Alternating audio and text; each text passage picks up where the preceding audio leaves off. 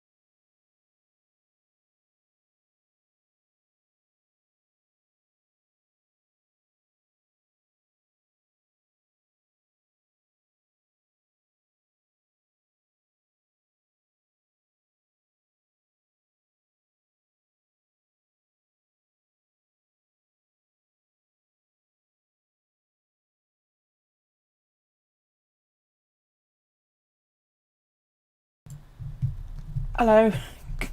Good morning. I was muted again, thank you.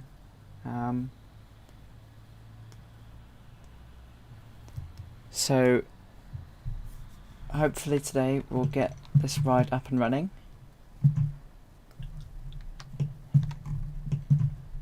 So first I need to,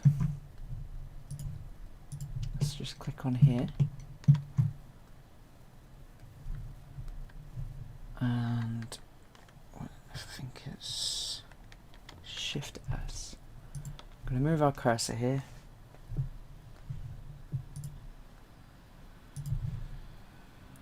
Back into object mode. So we need to add points for the arms to connect to. So I don't have to manually do it. I might have to rotate them, but at least they'll be in the right spot. And I know the rotation is a certain degree around, so shouldn't be too hard.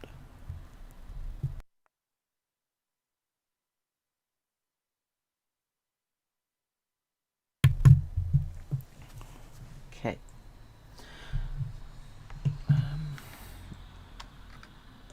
Nope.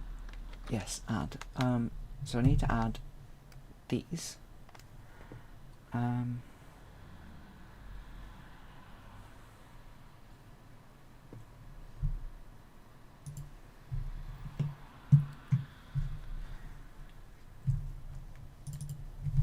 Socket.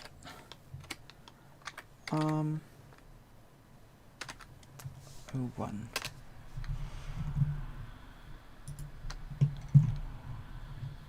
Now we'll make another one here. Move the cursor there.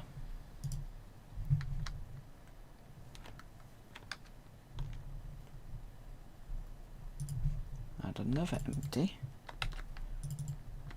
We'll call this arm 2. And we'll do it once more here.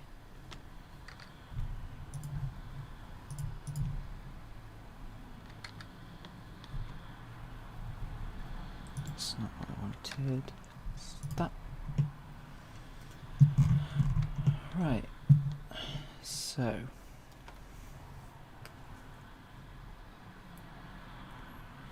got our 3 points here. Let's rename that to 3.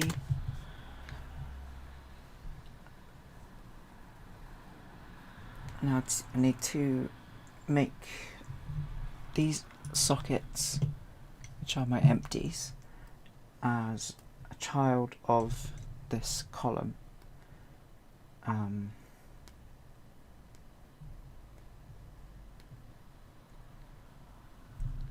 So if I click one, click this, and parent, keep transform, and do that for everything, for each one.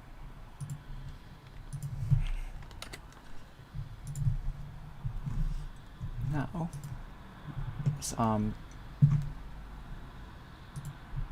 has the sockets inside as children, but they're a bit too high at the moment, so what we want to do is put them down to the center of this curve. So now they're all there. These empties are in the right place, ready to attach the arm with its origin point inside this curve.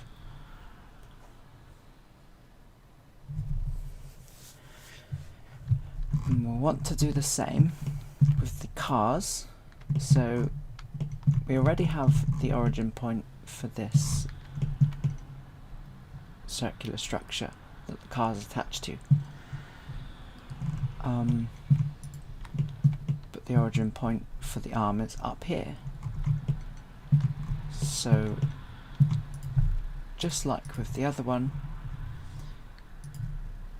we'll go here, Shift S, move the cursor here,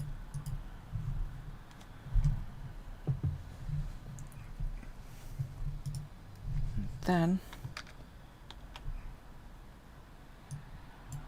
add our empty. We can rename it socket arm. Let's see, bottom. So name that there. Click this, Control P to parent, and keep the transform. Now we have a place for a socket for this attach to. So they'll be aligned correctly. And then finally, we'll need to do the same with the wheel itself. So, if we come in here. Last night I remember these needed to be done properly. So what we'll do now is just run over these real quick and fix them. So let's dissolve those. Inset the face and merge at the center.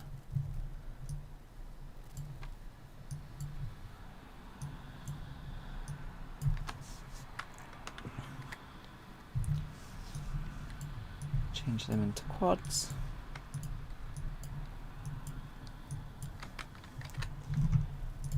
And we'll quickly do that for the rest of them. So let me just grab some tunes. Just noticed they're not going on. Oh. Let's see. Hold on tight then. Here we go. Yeah. Bit detonated to start off the morning.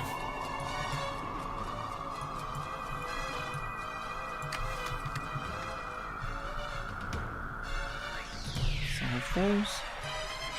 Get in. 5, 4, 3, 2, 1.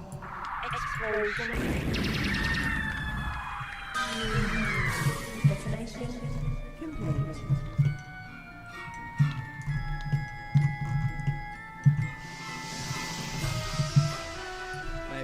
Positioning in the queue line. To ride the detonator, guests must be a minimum of 1.3 meters tall.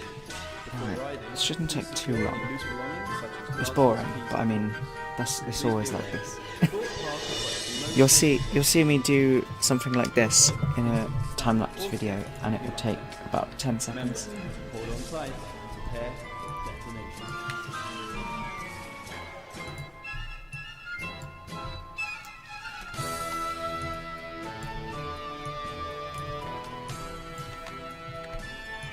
Ladies and gentlemen, whilst waiting for detonation, please ensure your safety belts are down and your safety straps are in place. Also, please place any loose belongings on the floor in front of you.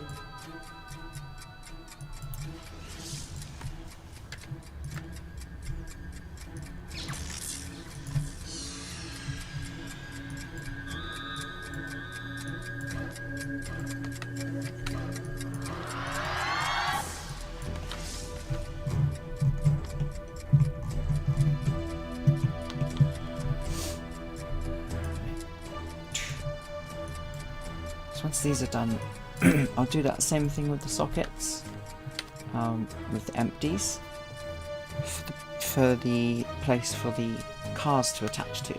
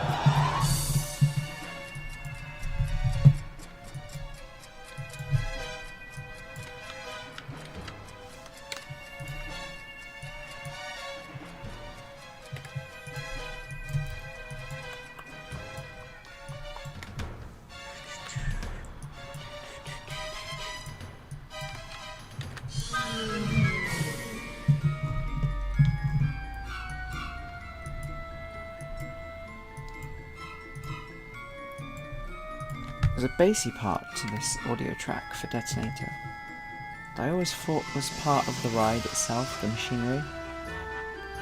But it was part of the music, apparently.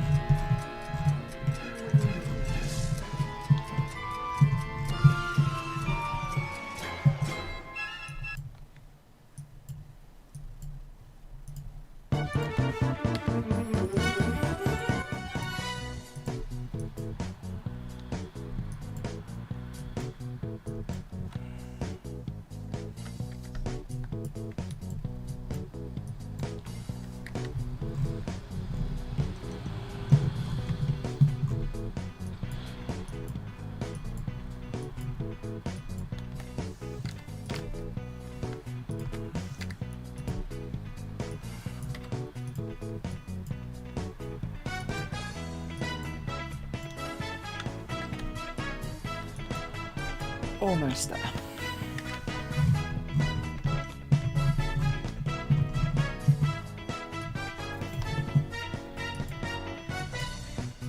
And then we will just go around adding the empties to be sockets for inside Unreal. And we'll move straight over to that and we'll begin to figure out how to make this work. Got all day though. So plenty time to work it out.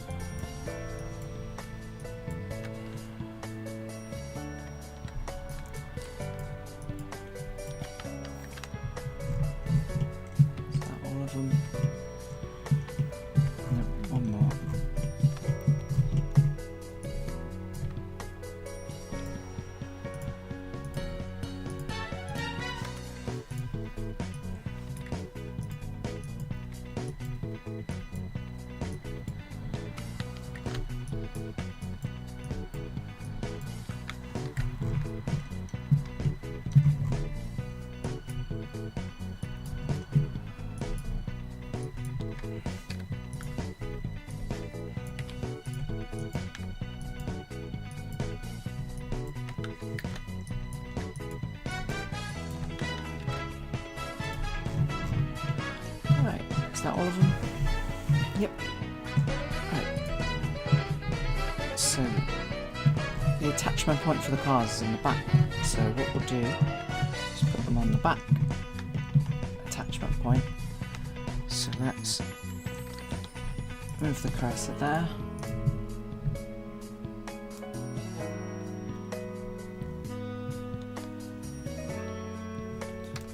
We'll add an empty. And we'll call it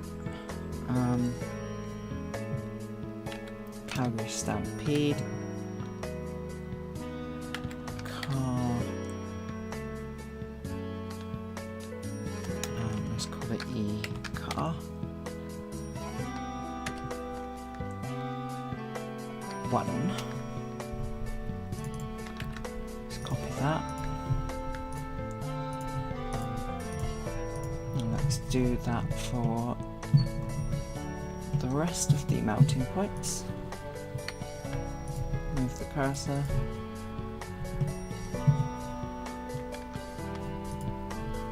Grab an empty. Rename it to.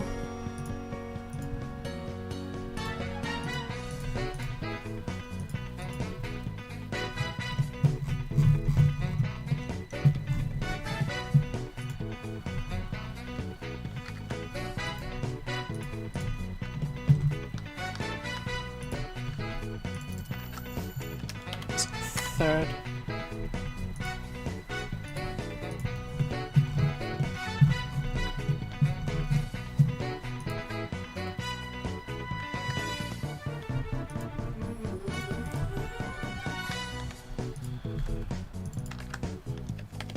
Our 4th mounting point.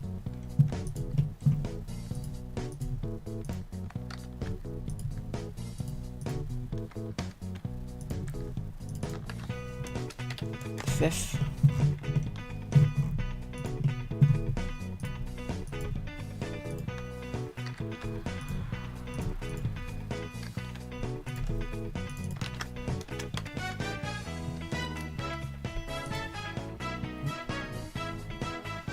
It's misbehaving.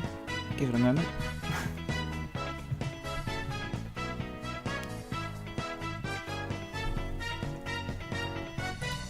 There we go. Let's do the last one.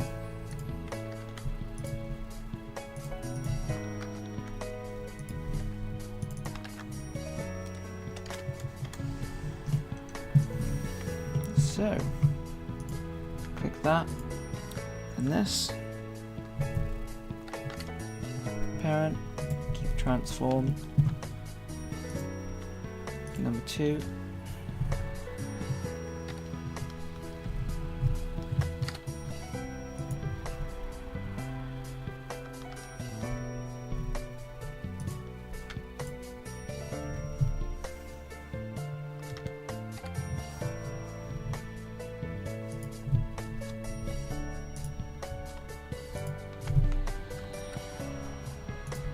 Parent each of those sockets up to the wheel.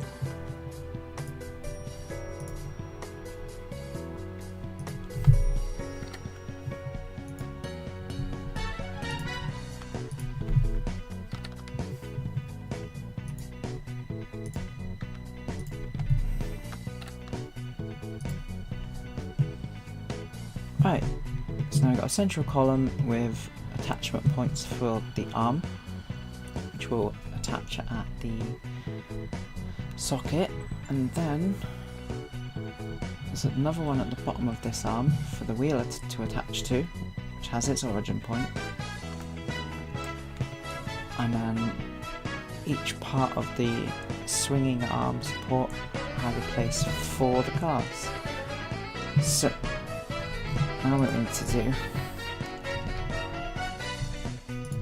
is turn off this, and what we want to do now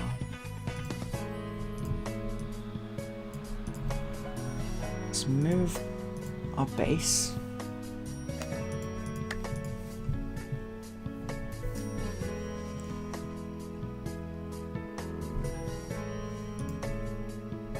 and then export everything.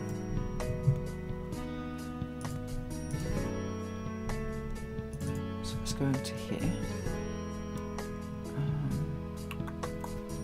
Let's make a new folder.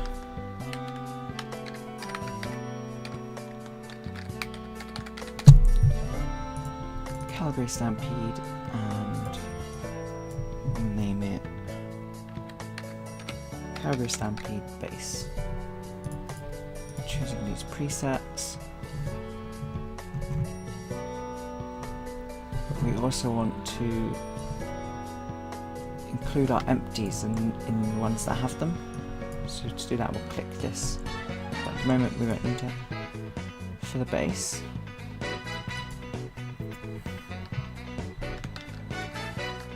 Let's move that back. Central column. Export that.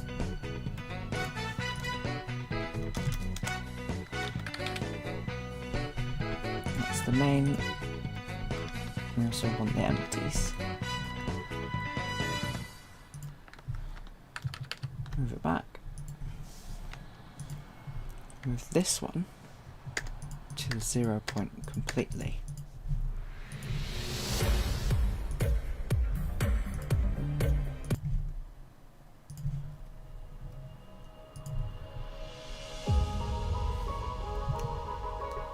I'm going to export that.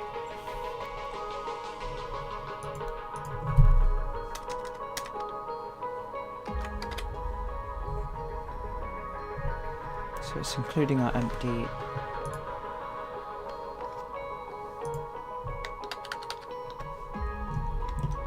We'll do that again with this one, complete 0.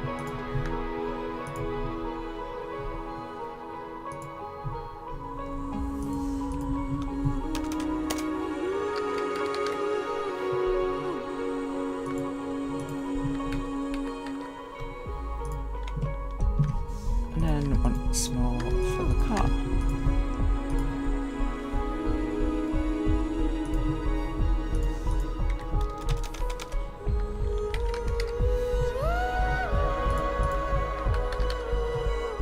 Move more back. Give it a save.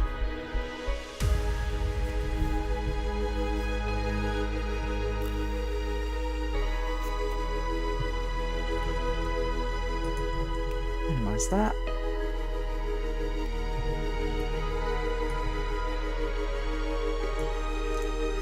Now let's bring them into Unreal. Let's bring that up on the screen.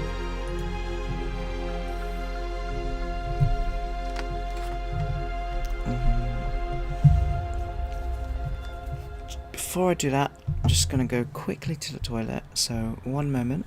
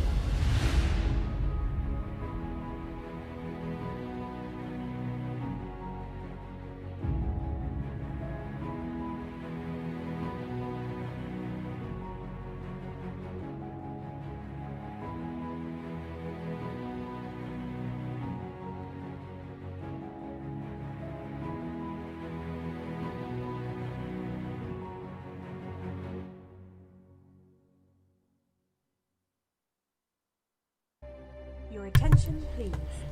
Before you Hello, experience a I'm back. rush like So, no other, you must be aware I've got to of make the sure following I information. import these This is an correctly. intense and exhilarating ride, where you will experience both weightlessness Let's have a and a look. force of over 3G.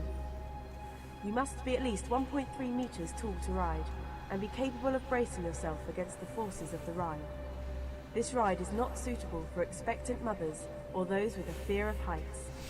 You must not Right. ride if you suffer from heart, neck or So let's back import problems, everything first or if you suffer from conditions that may be aggravated fly by sudden over movement and extreme to forces. Calgary Stampede. It is vital So this is what that we started bags with. and loose items are not taken onto the ride. Please prepare yourself for boarding by So if we ensuring can all find loose this. items are totally secured, such as coins, Right. keys and mobile phones, and by removing hats and glasses. Items which cannot be secured must be left in the boxes provided, but please remember they are left at the owner's risk. For your safety, please Let's do not bring sit these or up. stand on the queue line fencing, and for the comfort of all our guests, please do not smoke whilst queuing. Enjoy the ride, and remember, Exported models. size matters. Calgary Stampede. And now let's bring Your ride on Rush will these begin models in. shortly. Please note the coloured number you are standing on and proceed directly to your designated seat.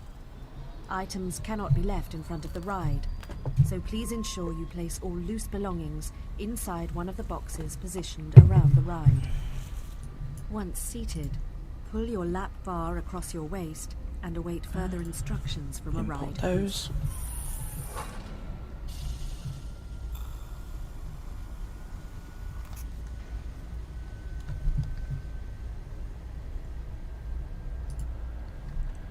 Right. In the outliner here, let's add a new section, new folder.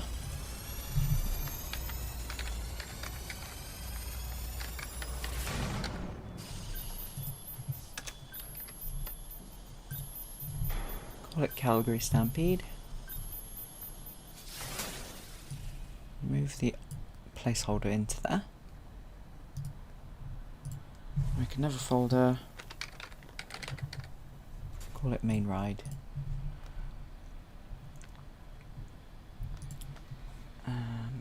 Instead of just throwing the models in, what we want to do, let me look at my notes.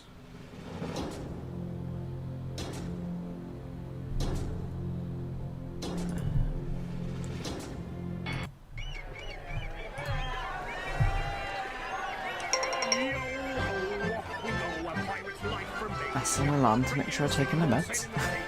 Well done. So in here, make a blueprint. Call an actor. Blueprint.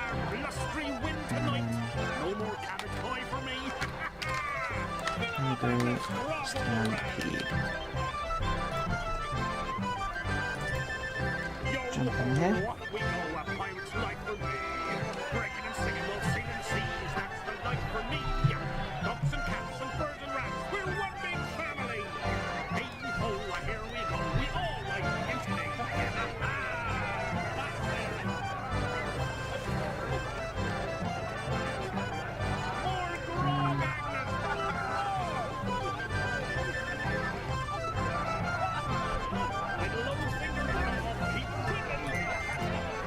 So let's add a mesh.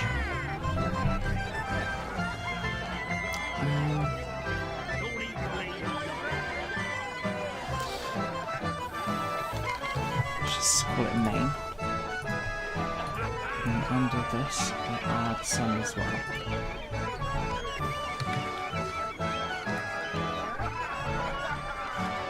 Just put it on one.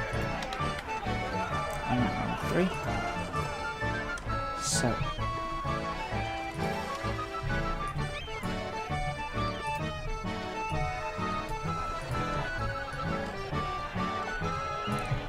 We want to use the main.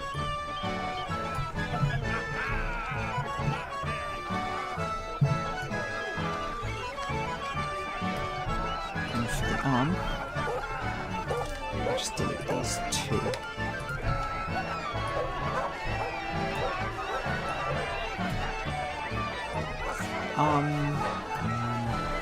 this out for the arm.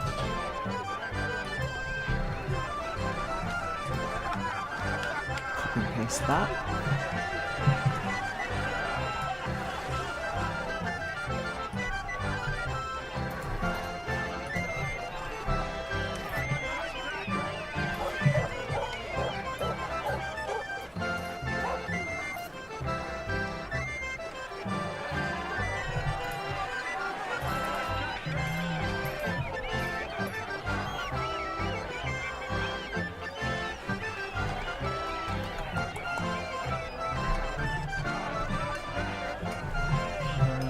So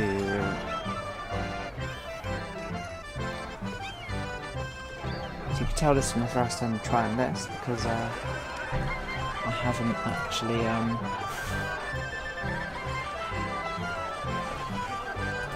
have no idea. Let me just quickly change the screen for you.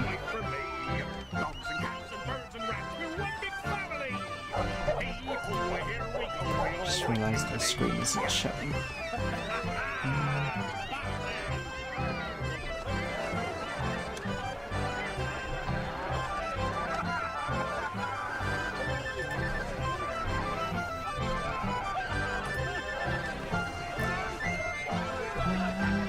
Window capture, Unreal 2.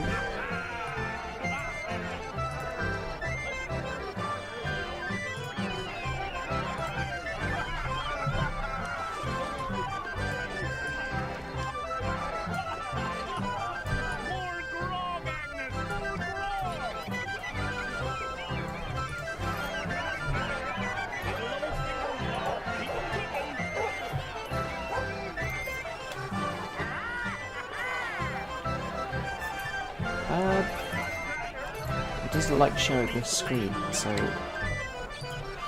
me just remove these and see the display. That should show.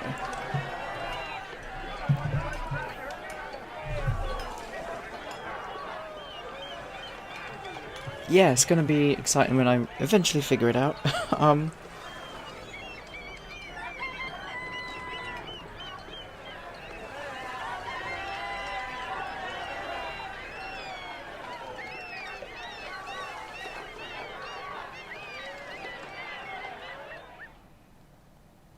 Let's see. Ready to go. Looking good. Heads back and hold tight. Get ready to launch faster and let it out. From the front to the back row. Heads back, face forwards, go! Go! Go!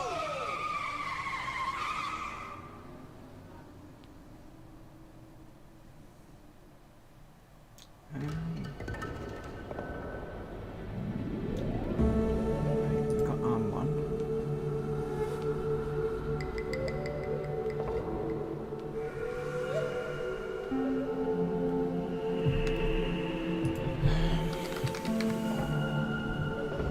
Transform.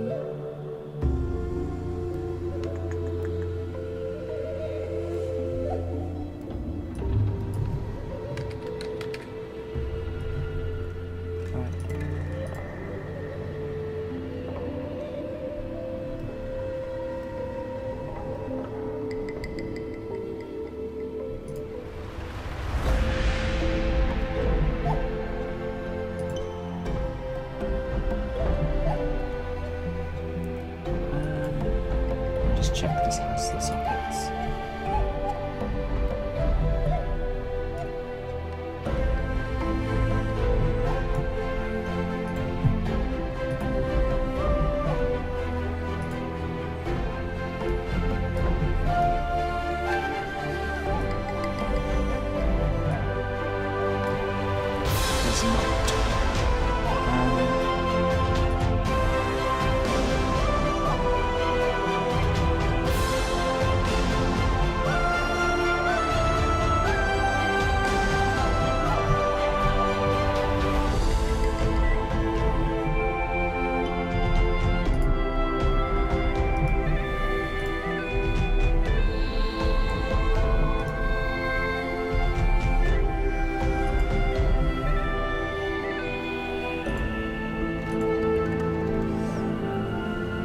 just double check the sockets actually came out with the file.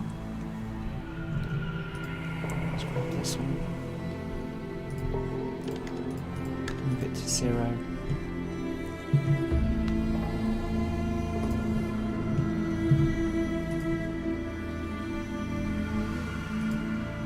Export. Be main. Empty. Seems to have. Maybe it didn't come through on the import. We'll try it again.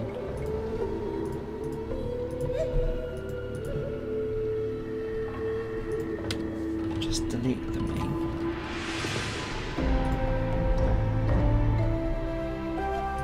Bring it back in.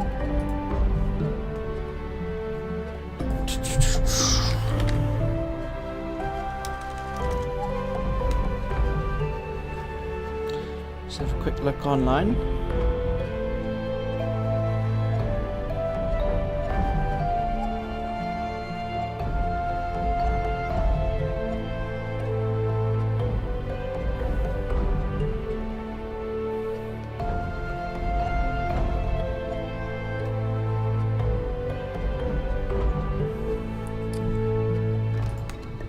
Apparently to prefix it with socket. So let's do that. So, we've got that one. Apparently needs to be all caps. So let's try that.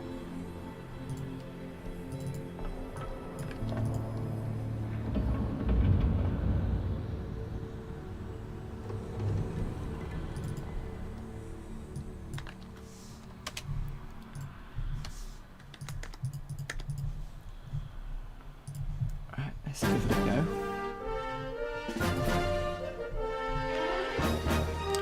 It's the main one.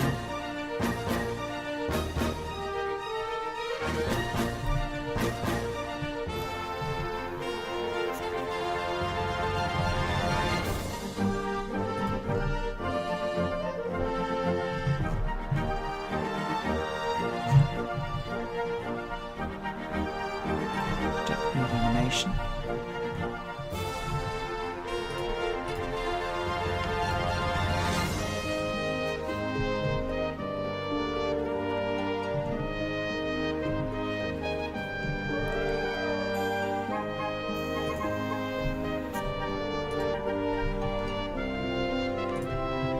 Let's try again.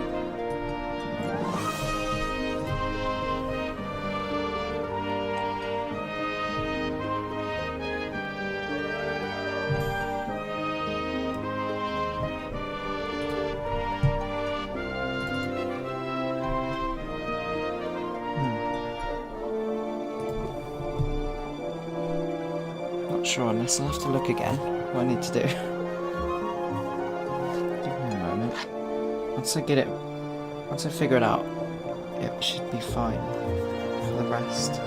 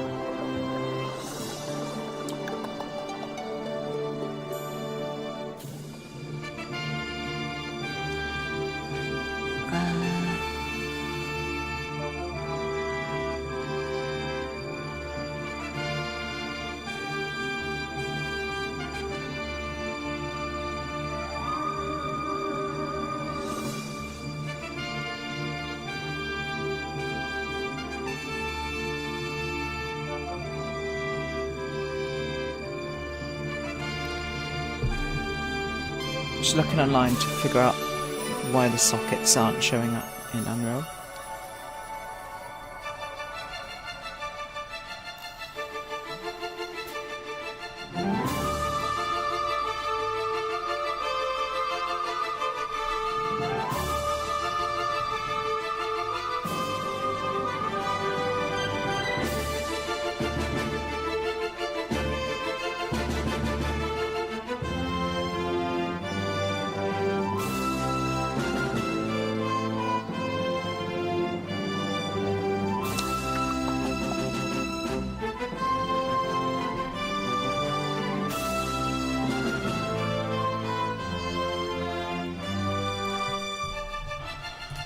Let's try this again.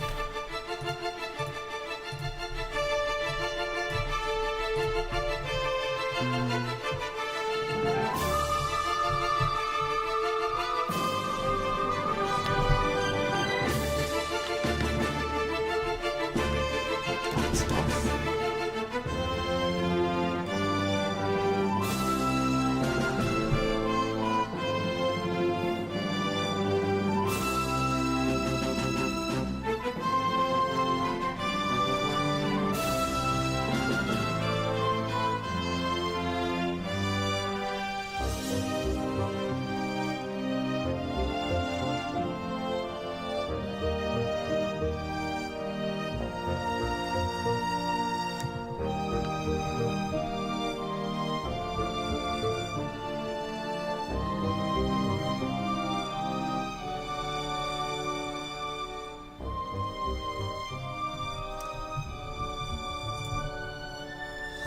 To open this just to confirm something. So I'm opening the model.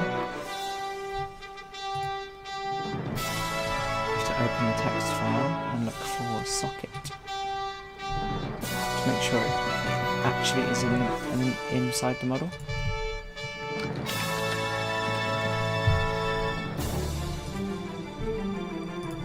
Couldn't find anything.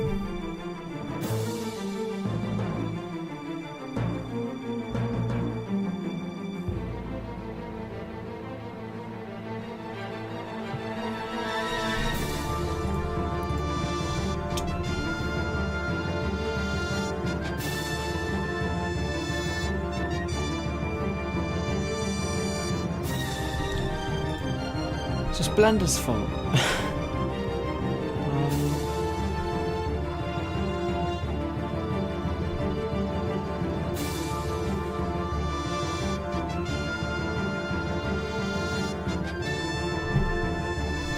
Let's try and export it again. FBX. Going for main.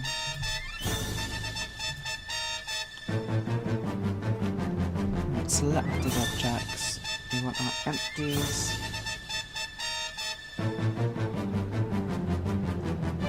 and the mesh.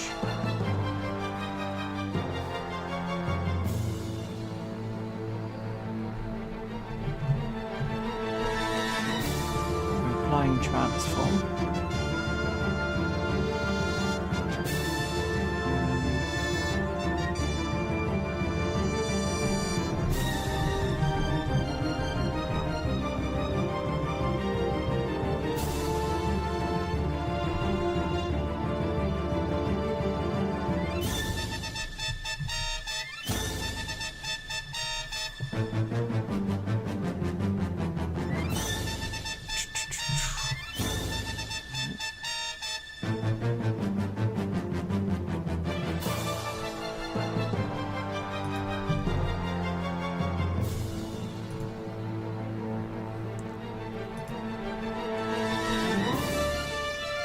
Don't need any of those apparently.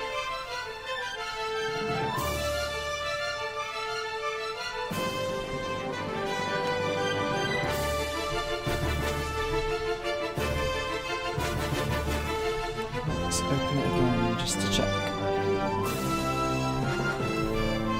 Nope.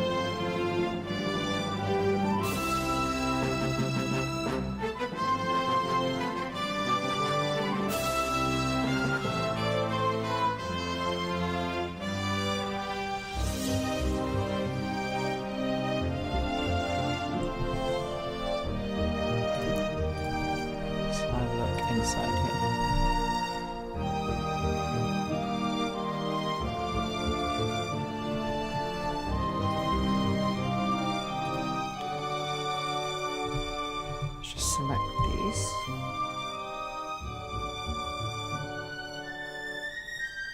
The music is very nice. I often listen to the music from the park.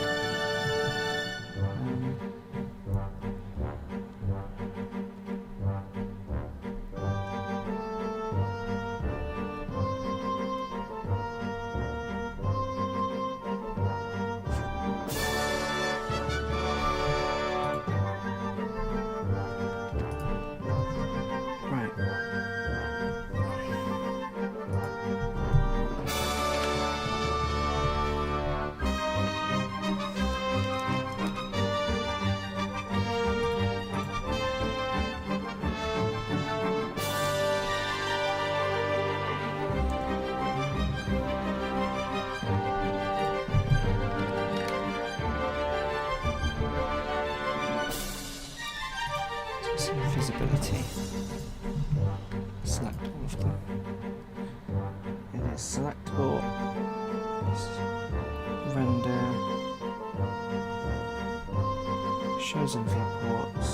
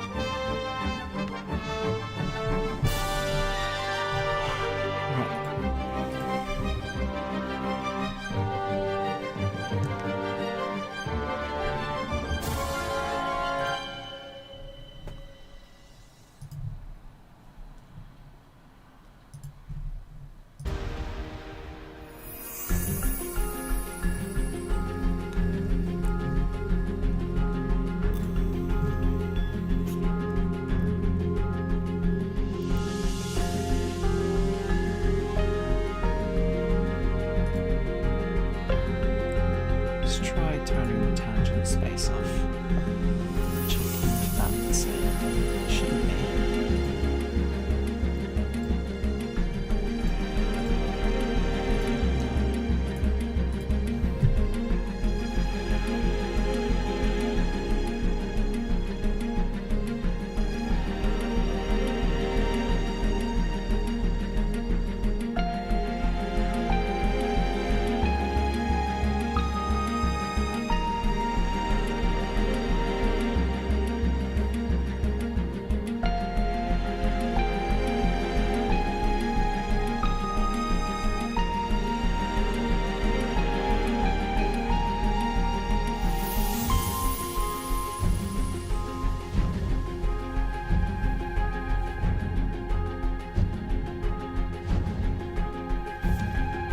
Checking some forums to see how I can sort this issue.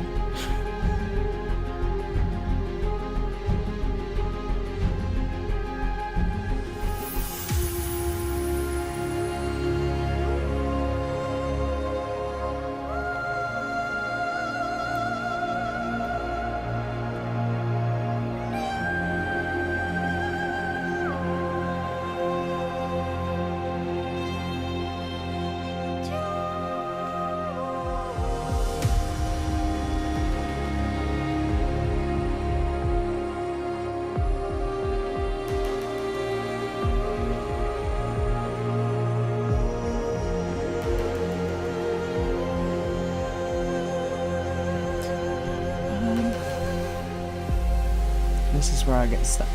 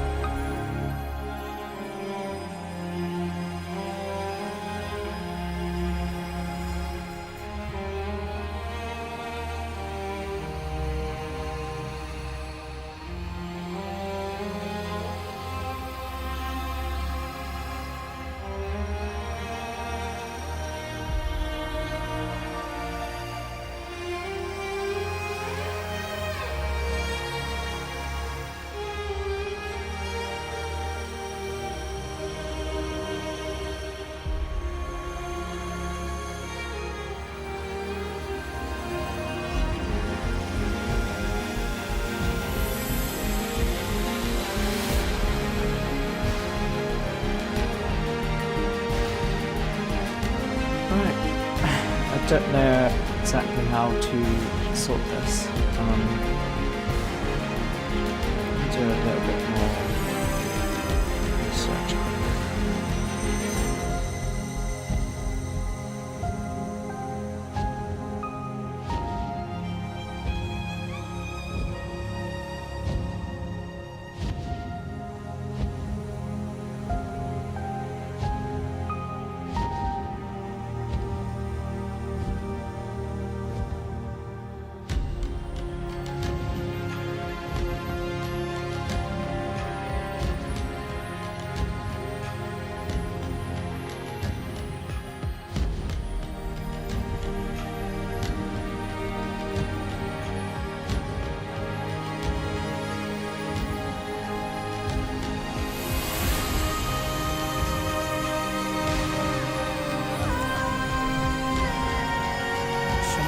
Let's just add them in ourselves. We should be able to get the coordinates from Blender, so if we just add some.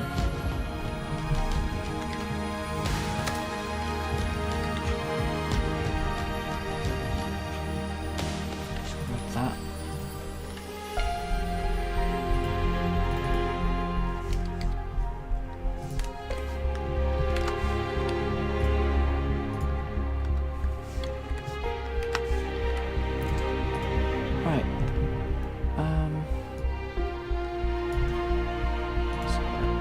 Jump back in here.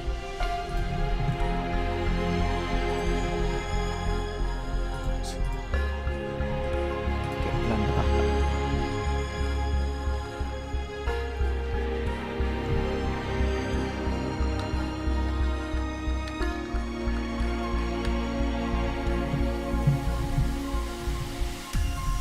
Open that.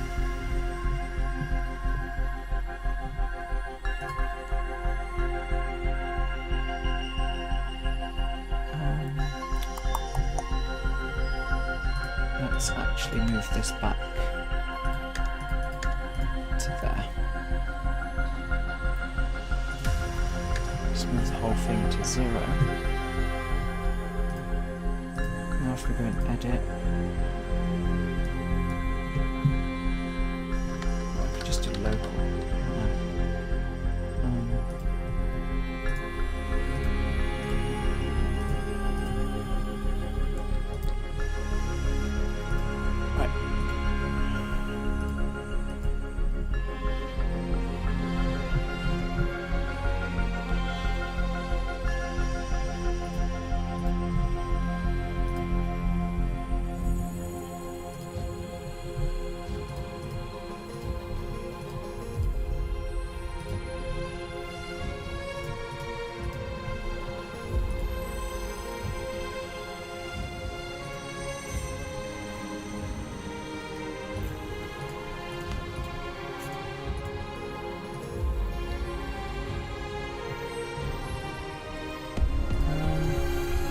Not changing any of these transforms, so let's do what I said and move it over.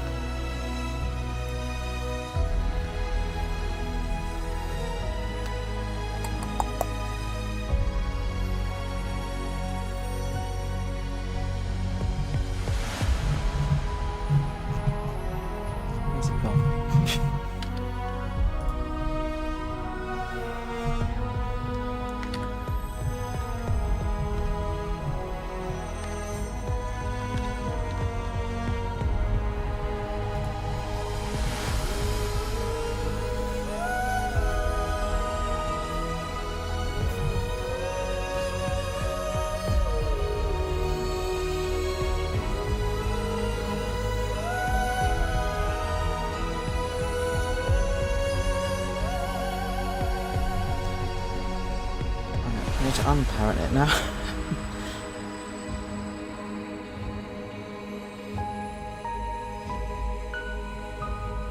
Alt and P.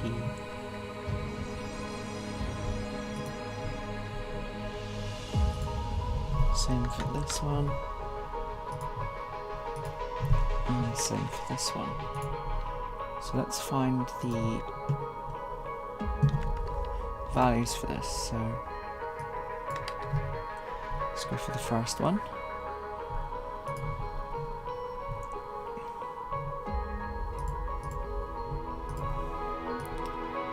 Let's just get the numbers roughly where they should be.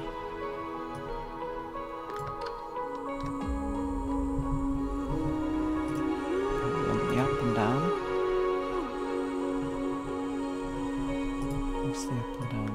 It's that bottom one. So they should all be this. So let's start with that.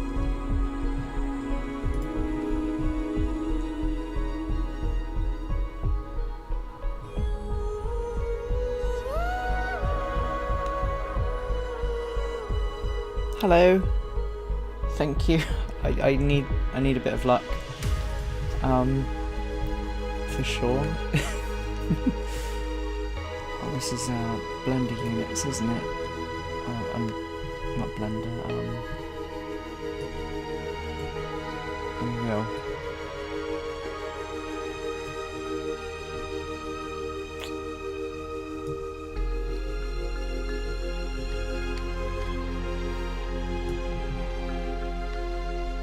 Let's see if we can find a converter.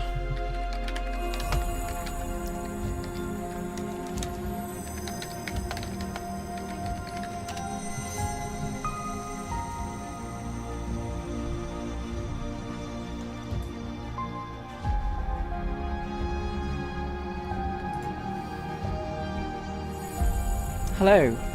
So what this is I'm making the theme park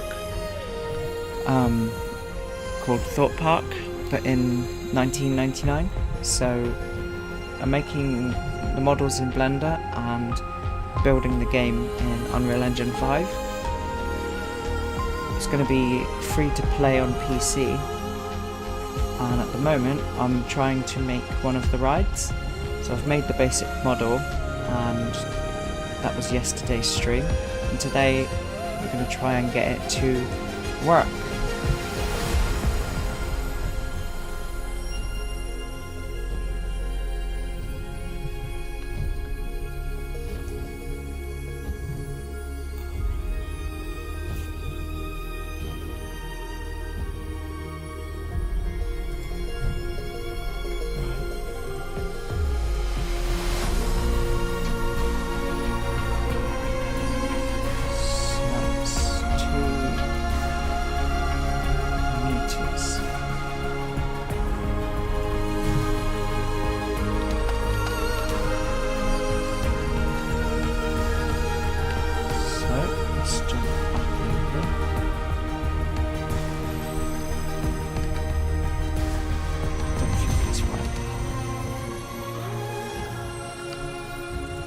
Divided by 2.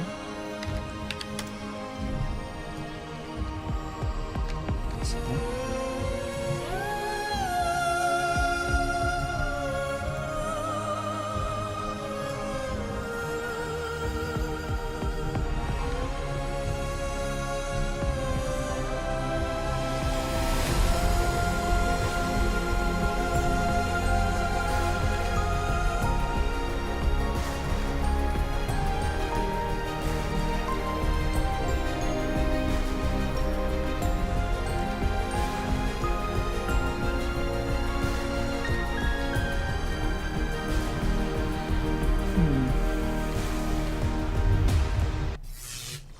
Tight and prepare for detonation. WWDP Radio. Place your heads back, face forwards. 3, 2, 1, go! Go! Go!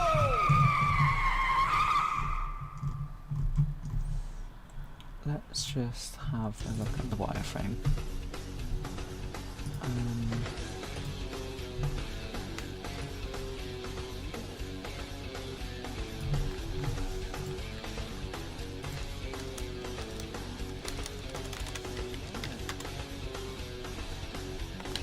Let's make all of them at 105.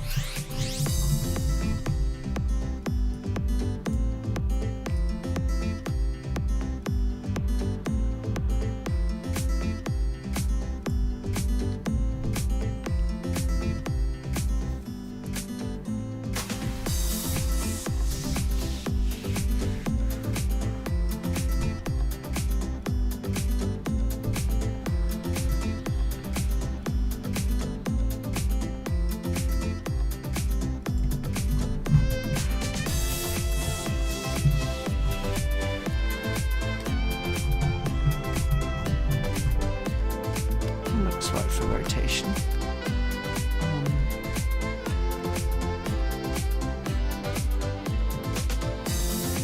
So when we do the others rotations, we'll just add a third into those.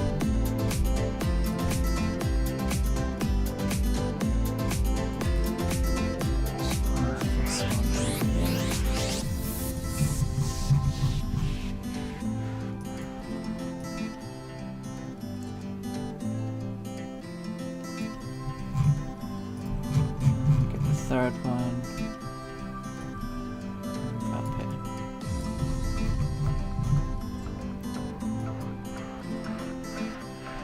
Come on.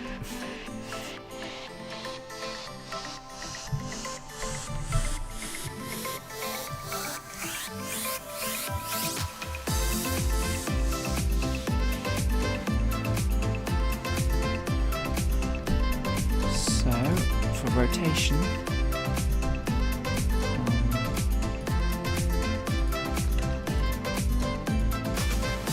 let's make them all that. And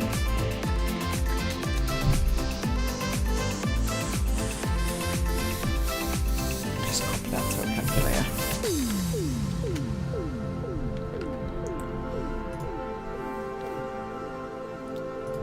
Add 120.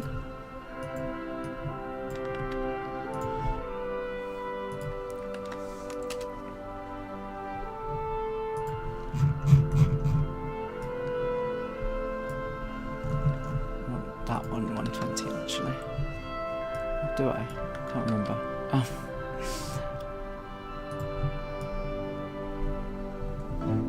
If the front is that way.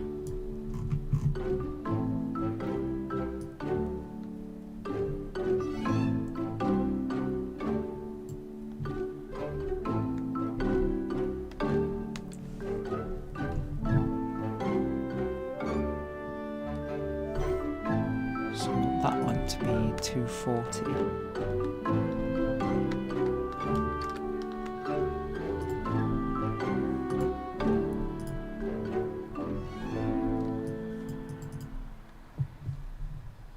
Give me a moment. Just trying to figure out the right numbers.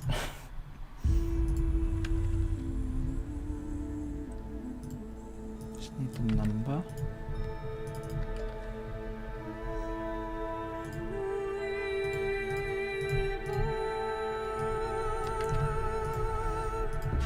This one should be that. That should be perfect.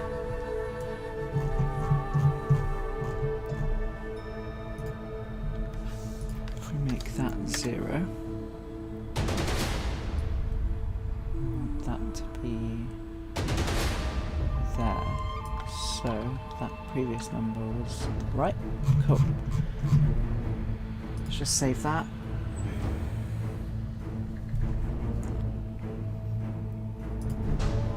Now if we go inside the blueprint,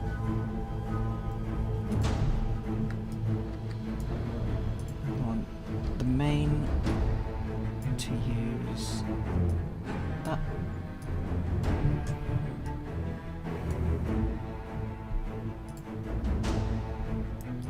On arm 1, to attach.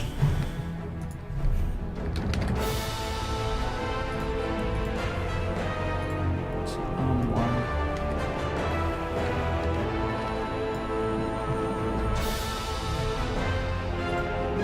Arm 2.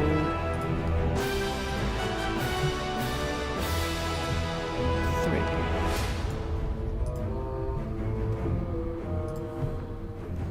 This one's positioned to be back to 0. So they're off by 90 degrees. So we need to change them back. So let's just quickly compile and save that. Let's back up again.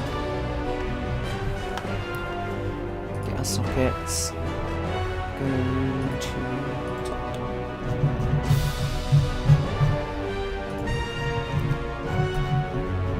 So we want back to motion. No one asked you.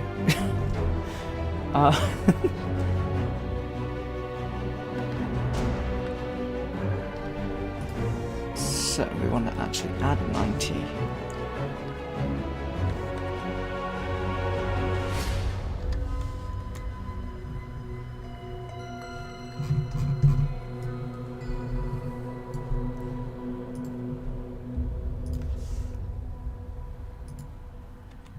So that would be 340.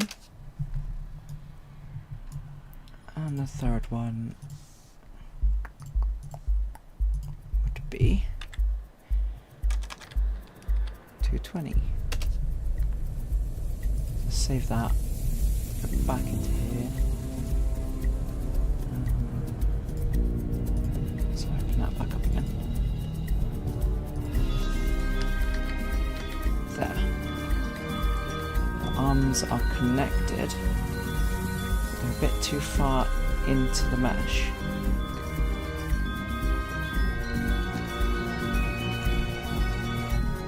That's okay. Let's just open.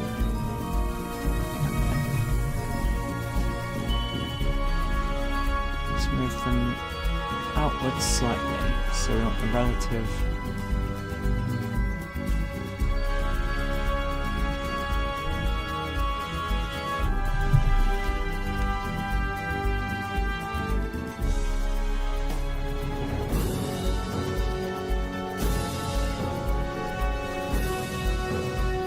Relative to the whole model, isn't it?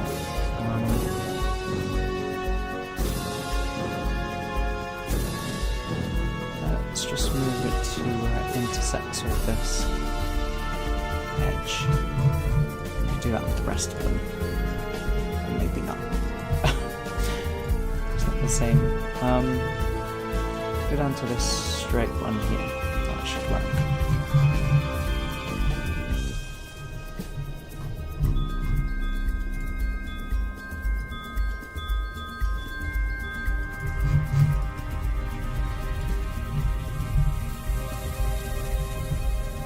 Hello, Davey.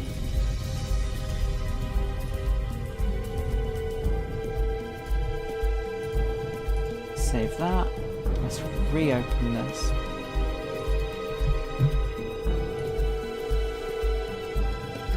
There we go. Now the arm is connected in the right spot.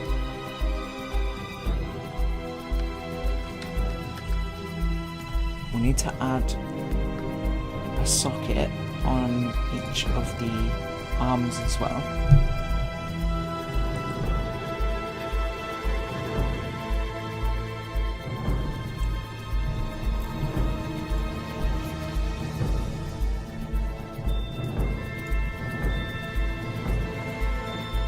Just drag it over here. Let's go to side view.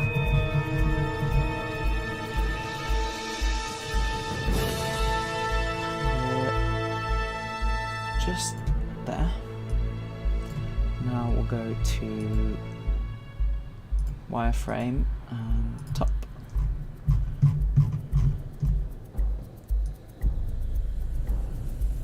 Make sure we've got it in there. We won't have any movement this way, so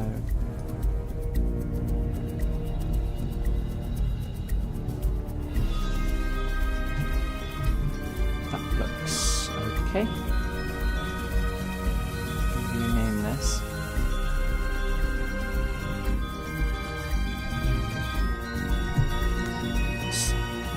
Just realised you can't see what I'm doing.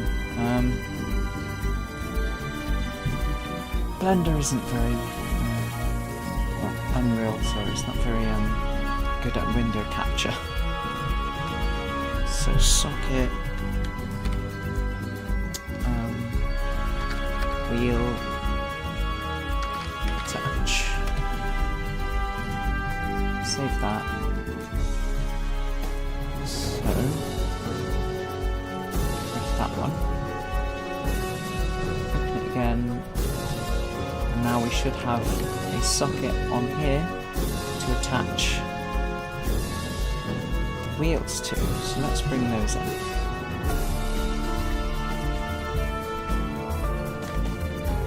So if we get another static mesh, we'll call this wheel 1. Copy it. Parent under each arm.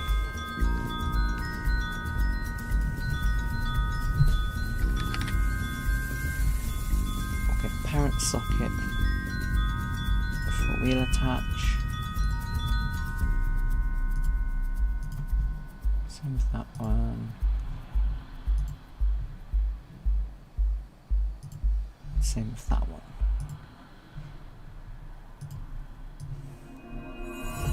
And we want to assign the mesh.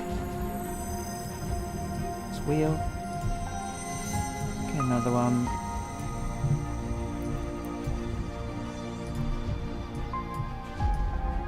And the third one.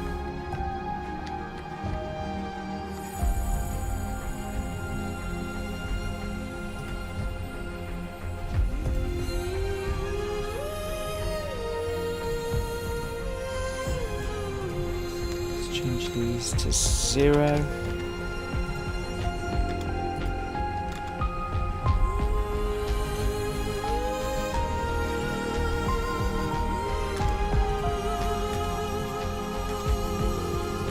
we go. So now we have the main structure of the ride. Let's give that a compile, save.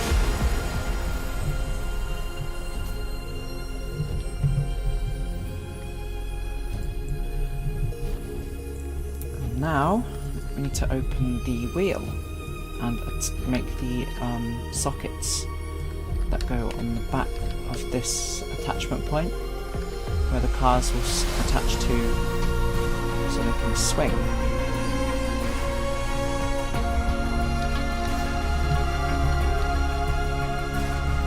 So if we go to wireframe,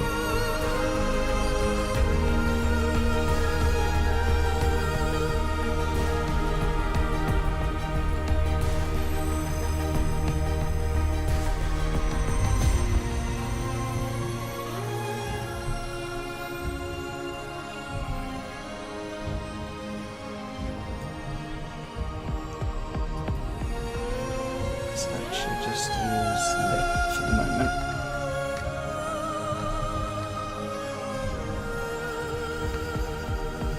Socket, car 1.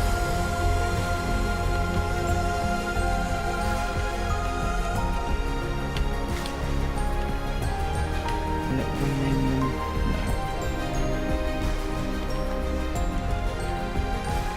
No. 7 sockets, 1 for each car.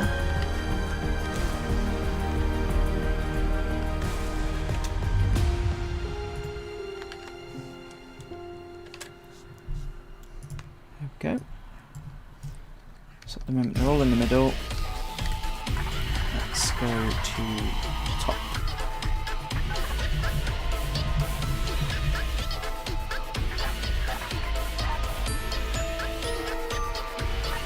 Grab number 1.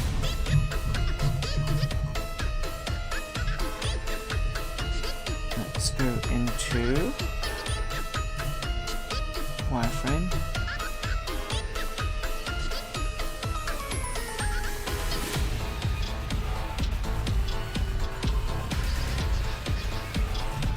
about there. And it needs to be in line with that.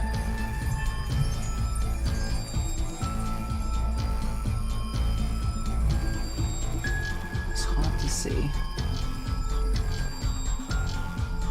Let's line it up with that instead.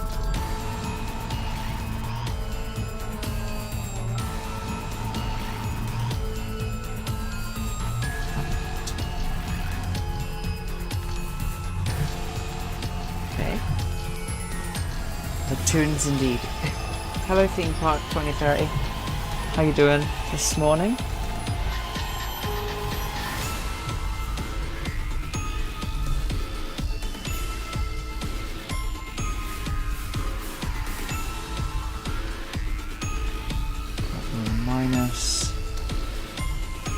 A fun way to do these is just say minus 45. I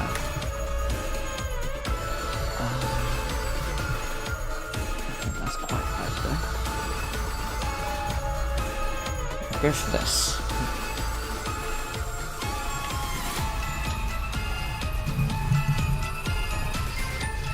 Right, so we've got the first one in. What we want to do then is move all these socket points around to where they should be.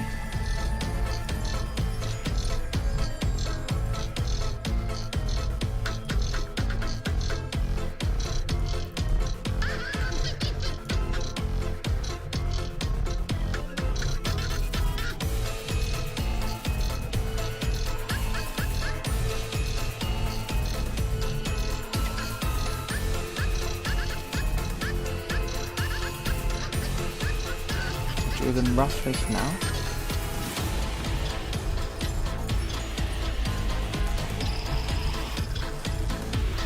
So, here's our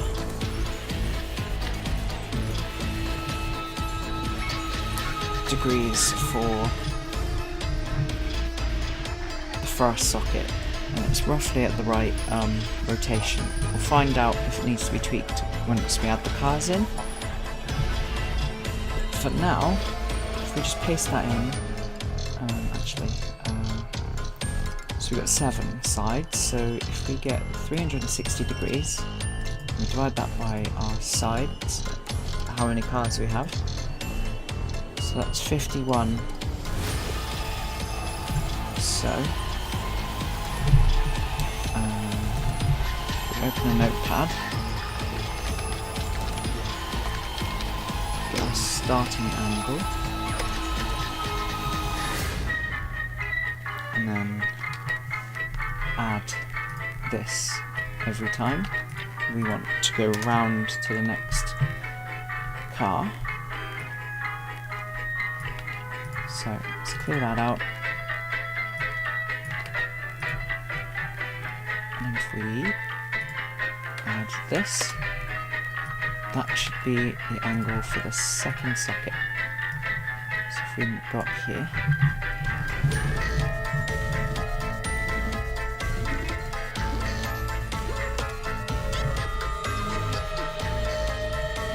now the arrow is pointing that way. So for the third one,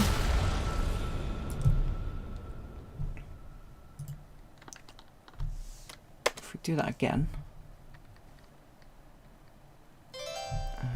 this is Big Bob Jones. I just want to tell you about the great holiday promotion they got going down at Bubba Grump's. Monday through Wednesdays for the next month, Bubba's invites you to sample good old-fashioned home-style cooking at one of their summer clam bakes. There's a choice of lobster, Atlantic crab, and crawfish buckets. Now we got the angle for the next piece. Recipe.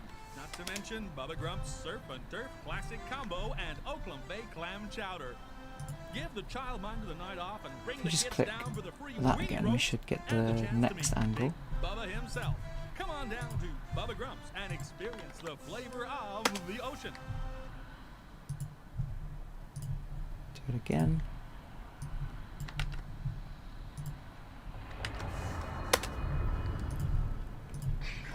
And again. Brace yourselves and hold on tight. It's time to face your fears. And one last time. Hold on tight. Great. Prepare So for now, detonation. if we just tweak the locations just a bit, try and get them where they should be.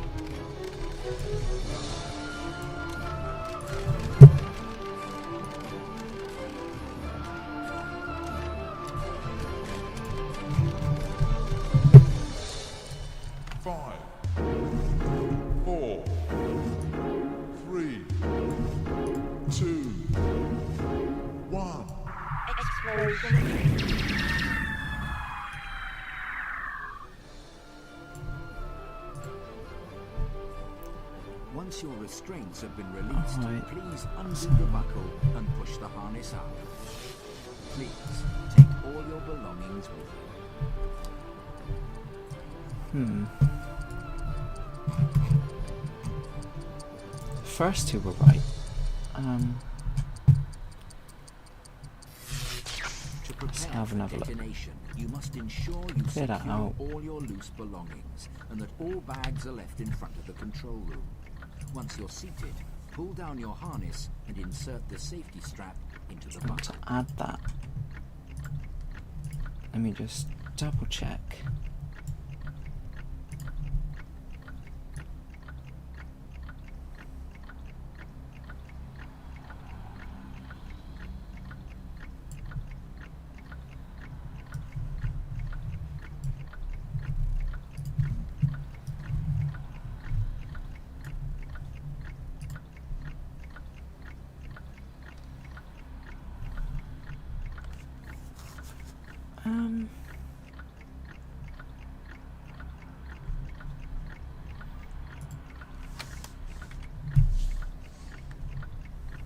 To prepare for detonation, you must ensure you secure all your loose belongings and that all bags are left in front of the control room. Once you're seated, pull down your harness and insert the safety strap into the buckle. Okay, so that's our starting number. So I did the rotation starting angle wrong. So let's grab that number. And then just add this every time. So that should be our second one. Let's double check that.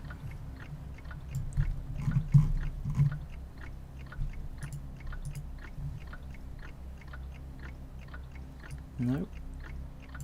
I'm so confused.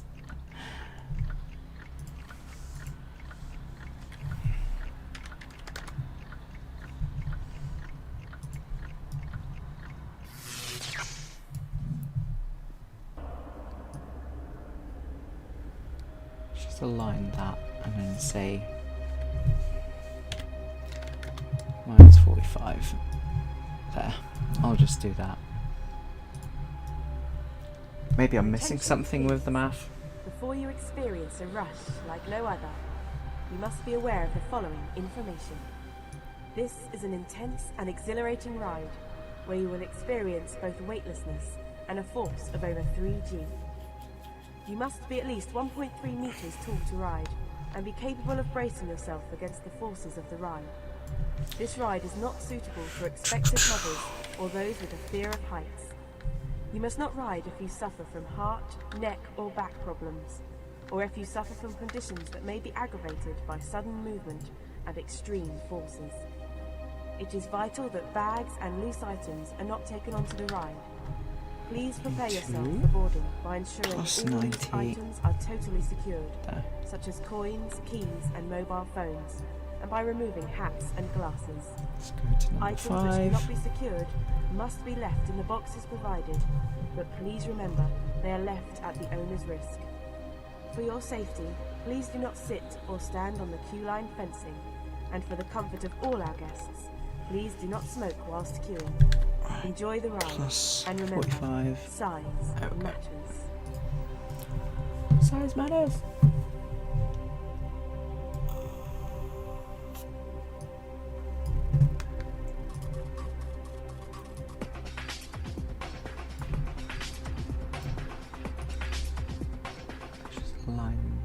that up. I want to subtract 45, and then for the last one, let's get it positioned.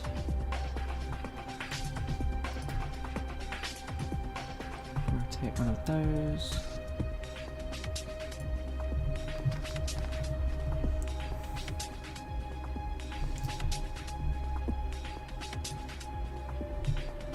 Rotate it there.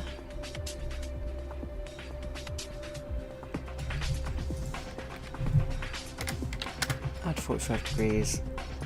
Save that. Save that. Reopen it.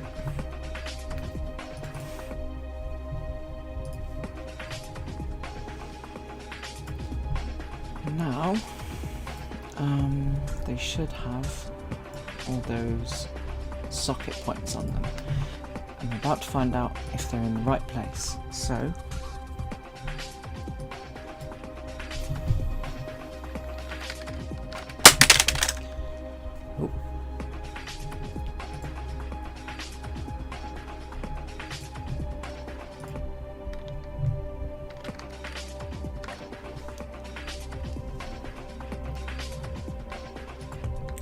car. We need to grab the car as that mesh.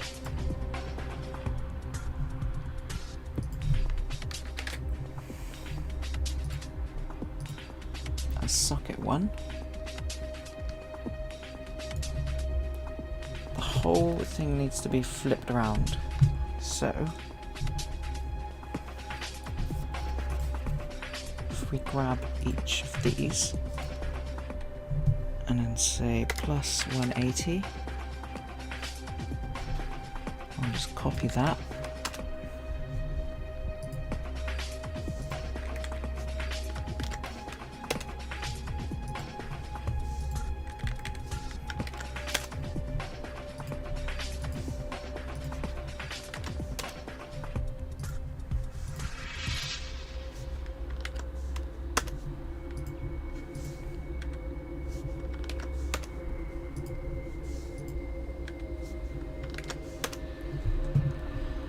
Save it.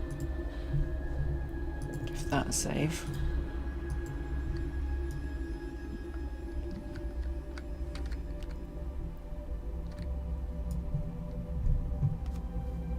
That's that.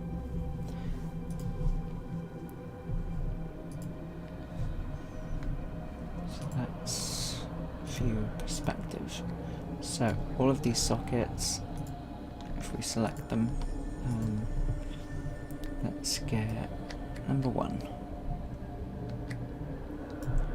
To move these down now.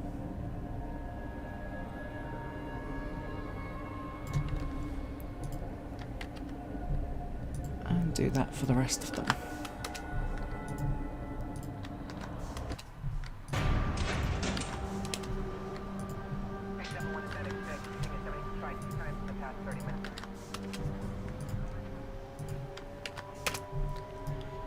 Now the sockets, you can see them red and they're all down, so let's save that, compile that, and there you go. The car is now in the right place. It's moved up just a touch, so we just make it minus 25. Let's see what that does.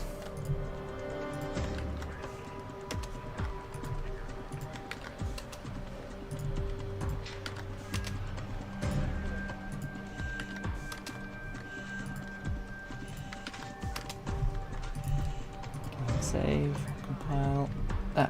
Brilliant. So if we now go back to searching for socket,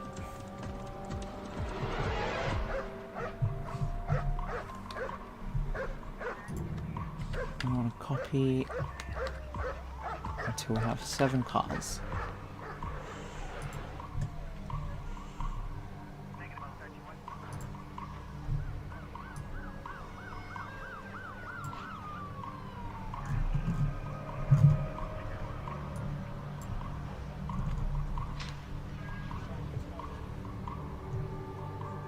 Why 7 is down there, I don't know.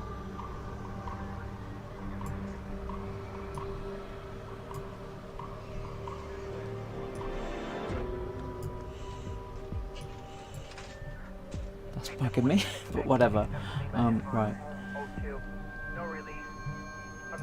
Let's just match the name to the sockets. 2,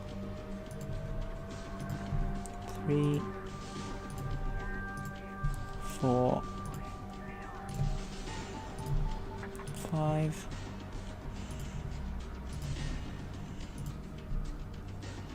and 6.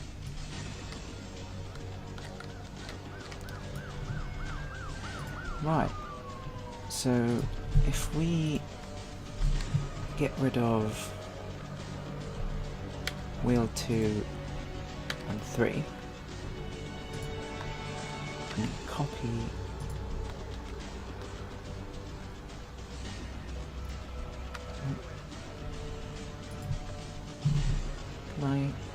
can I do that? Apparently not. That's fine. I'll just put more cars in.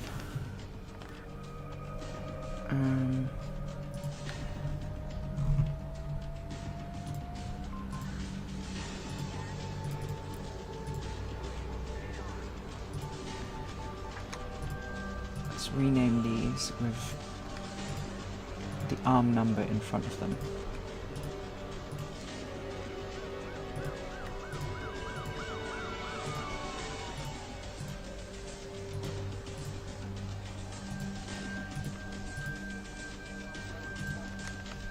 So we've got 1 car, 01.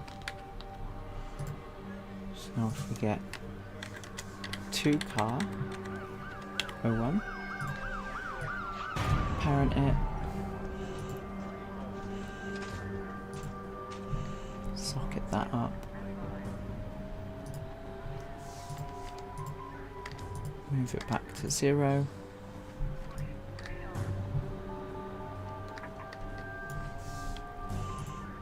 put the rotation back.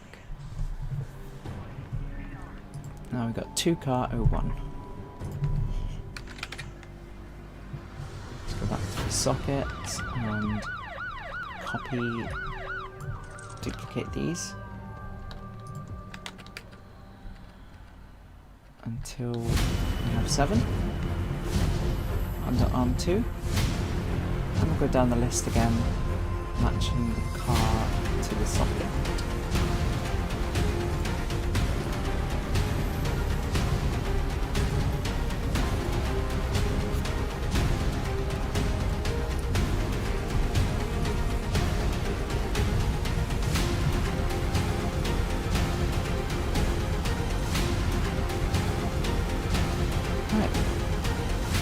So there's the second one. So if we grab 2 car 01, go into wheel 3, hook that up. We want 3 car. Let me rename you.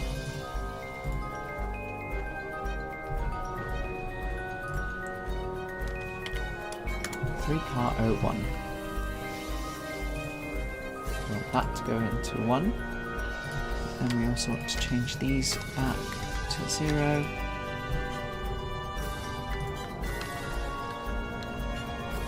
And once again, copy and paste until we have 7 of those. Grab the socket. This is car 4. 5, 6, 7, 3, 1, and 2. Let's compile that. Save this. So let's start putting stuff into the level, shall we? So we've got the base, we'll throw that in.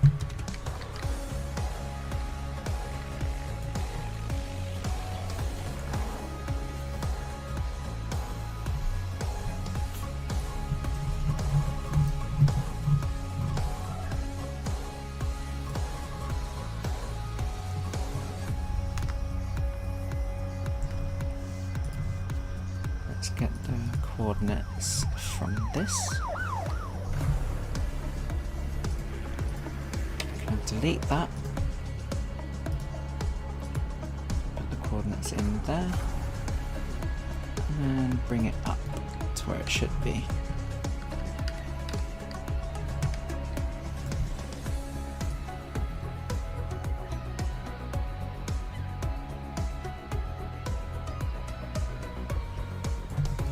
There we go.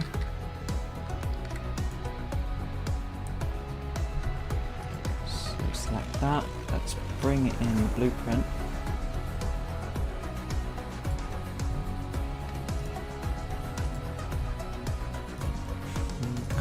Those from the blueprint.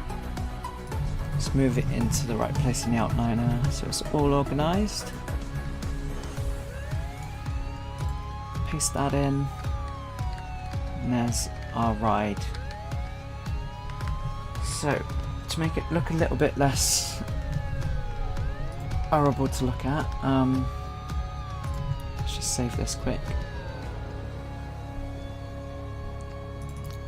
Let's one by one go into the details and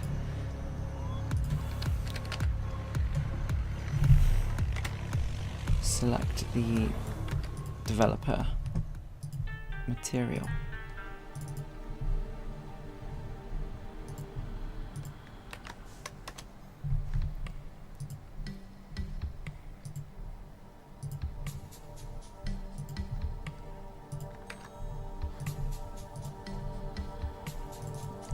Which you might recognise from Source games, if you've ever made anything for Counter-Strike, Half-Life, Left 4 Dead or Team Fortress.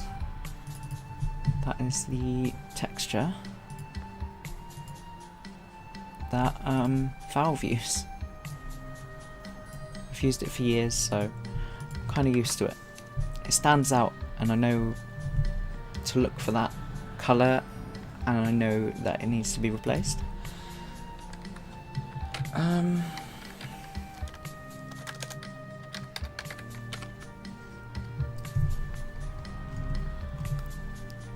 Let's just add that metal one for now. So currently in this build of the game, I have a lot of broken textures. This is because I was using substrate before, which apparently isn't the best, so I switched back over to the normal one. But that broke everything. You can see the grass doesn't look right. There's no river or lake, so that's no fun.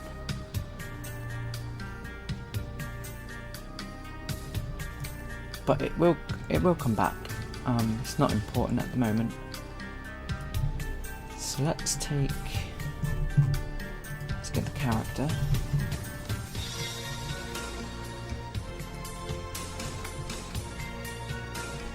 Bring that over to Canada Creek.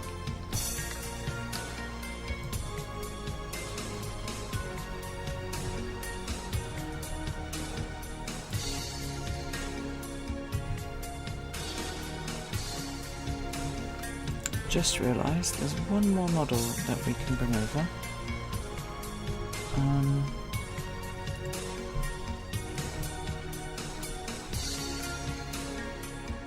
Before we do that, let's undo all of these. Move them back to where they were.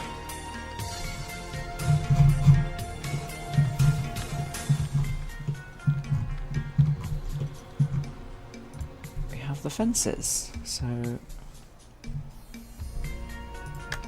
let's move those. Export.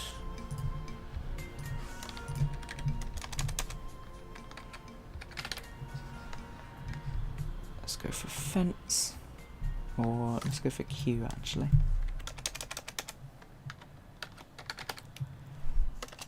Are you ready for the cyclonic forces of the raging vortex?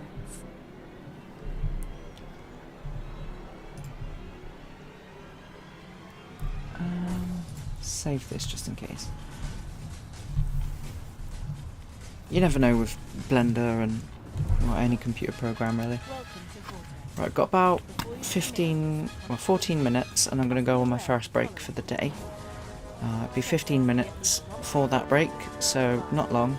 I'm just going to stretch my legs and have something to drink and eat.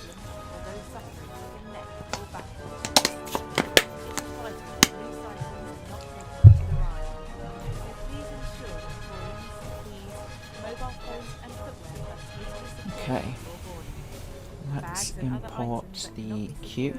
Must be left in the boxes provided in front of the control cabin.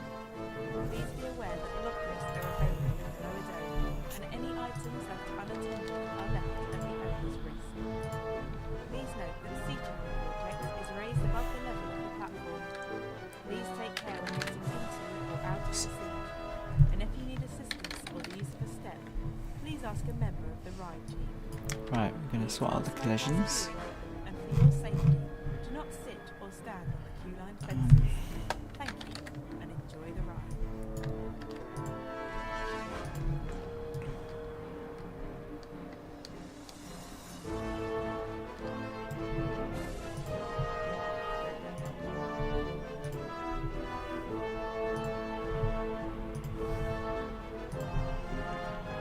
Do that for everything.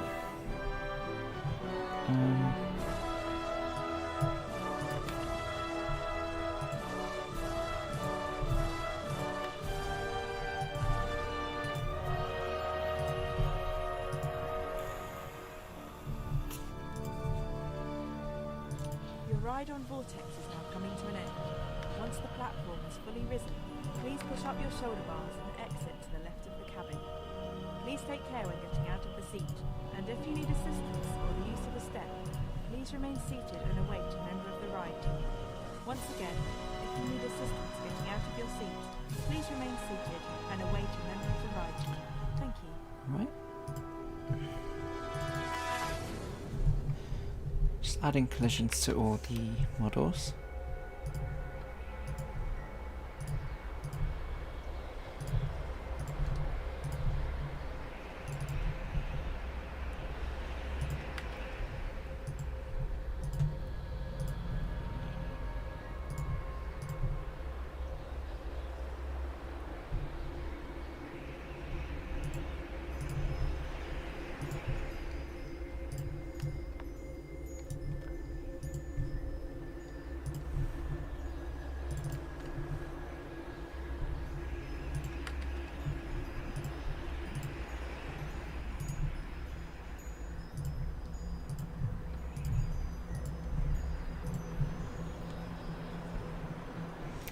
Right, let's turn off nanite on all of these. Because otherwise those collisions won't work properly. And nanite is a bit annoying. Just jump in, check it all works and collides and everything.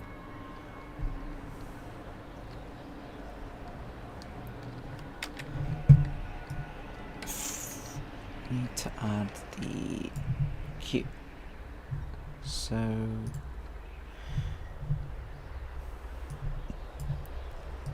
should be the same coordinates as the base. So let's throw it in.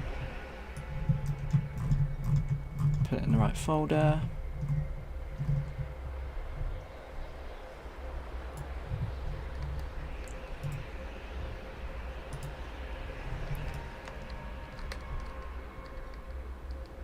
It's not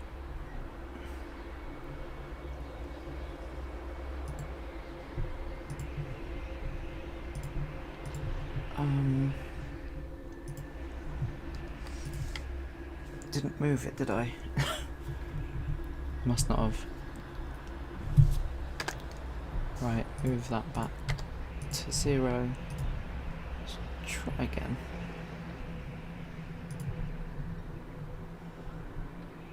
Export the queue, bring it back, and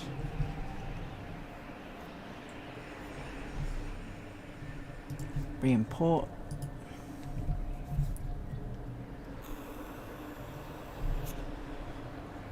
Okay, why are you being funny?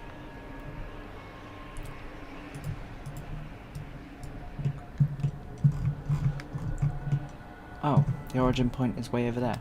Okay, so let's cursor to selected, put the origin to 3D cursor, then export. Now it will fix. For sure. 100%. Trust me on this one. There you go.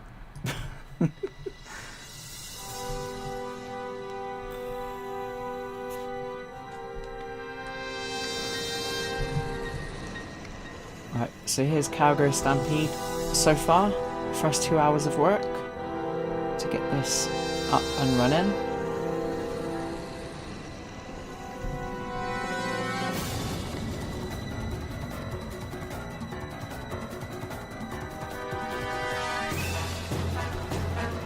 Don't queue jump, kids.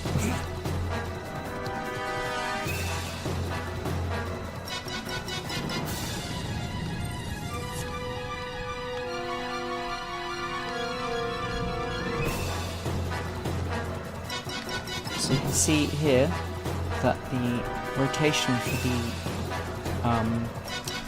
the sockets does need to change a little bit, and they possibly need to go more into the attachment point, which should be fine. But for now, it doesn't matter at all.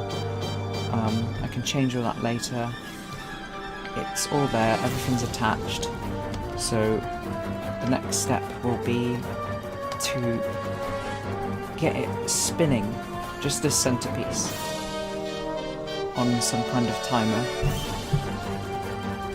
Get the speed to ramp up so it doesn't just stop, go from stopped to spinning, so it will speed up.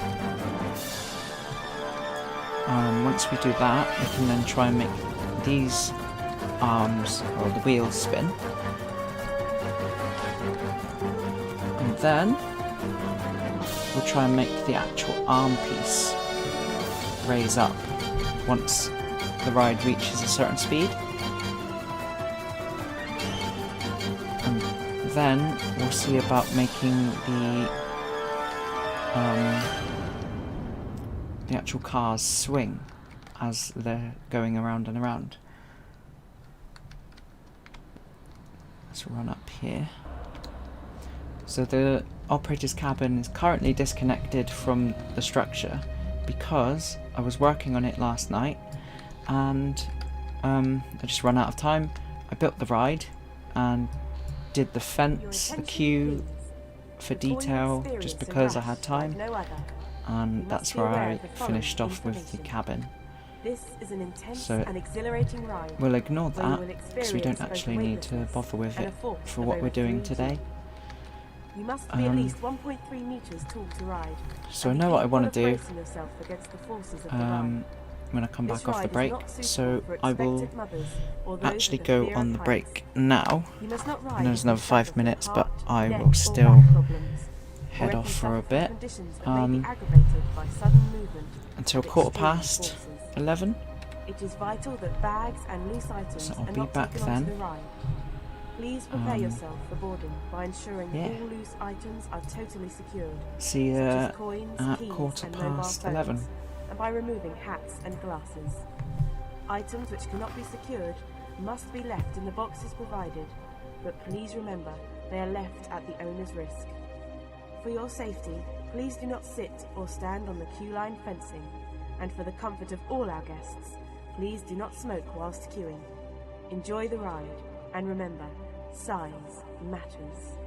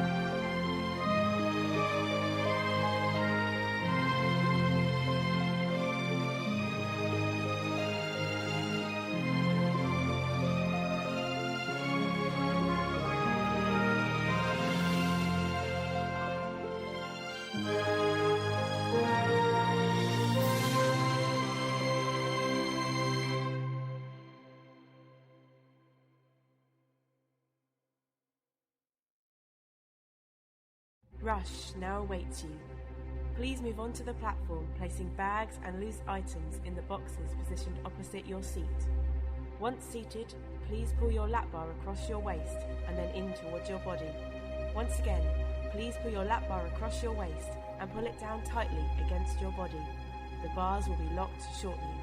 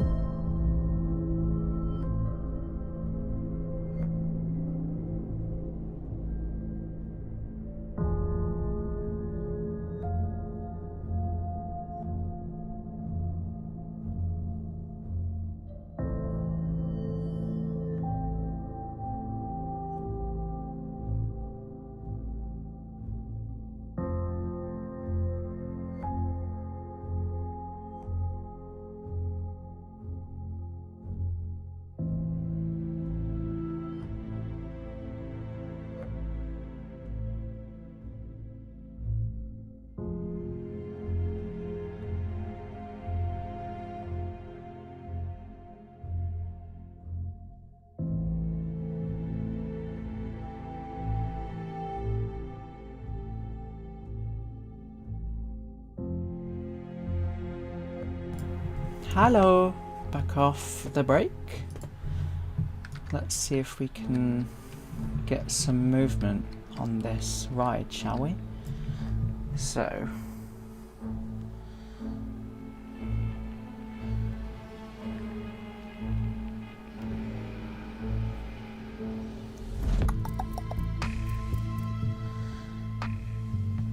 just going through my notes to find out the parts for making it move.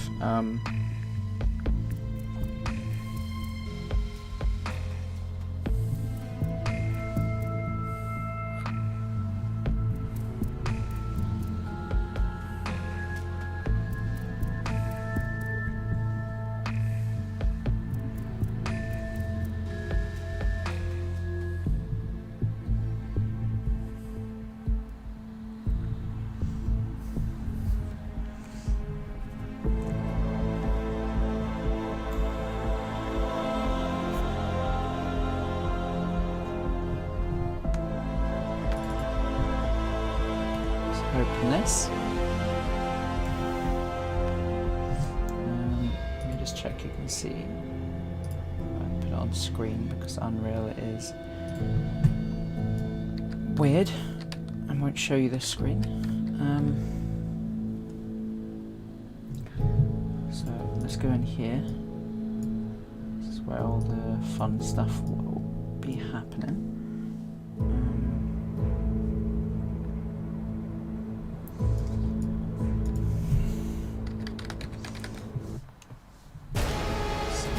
One of these.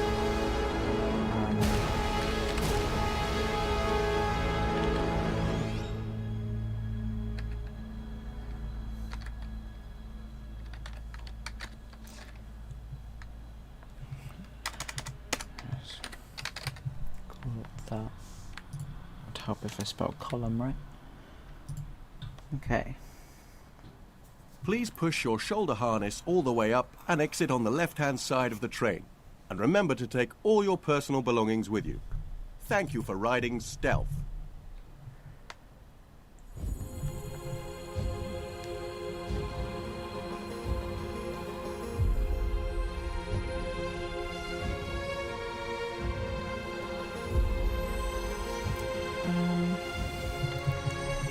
Let's have a quick look at one of the videos.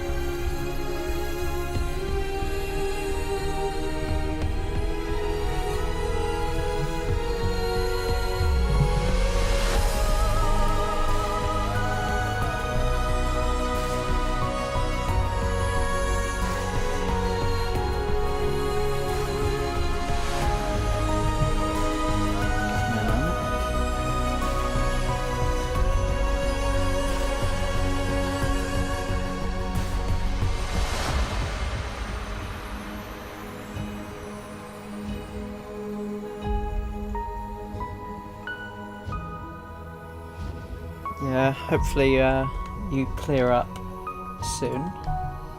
It's not nice having a leaky nose.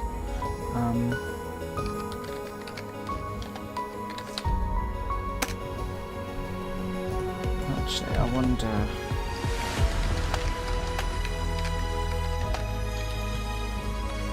if there is a video showing the full cycle. Oh look. Apparently this is the actual one.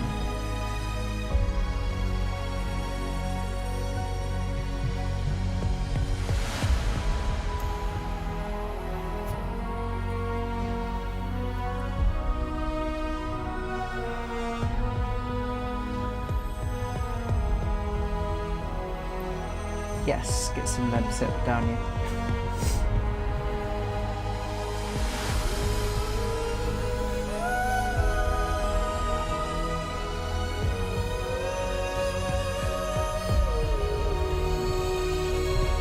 Okay, so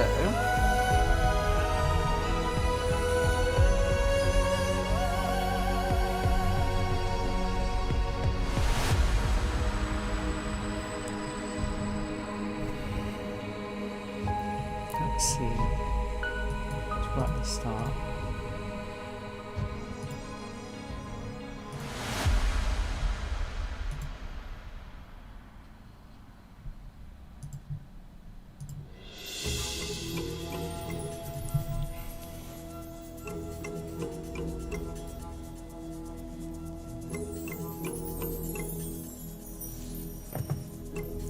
let's try and get the rotation right and get it to last for the correct amount of time. So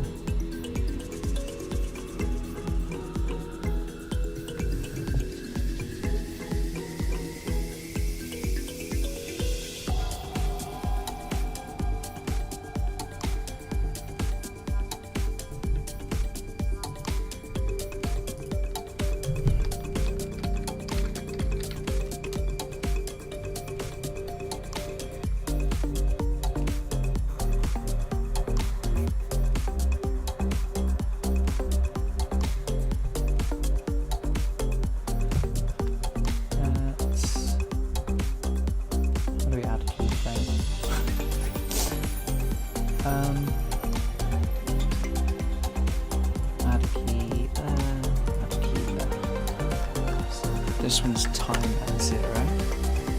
This value at 0. We'll put this one at 8. It's about 8 seconds. And this value at 1.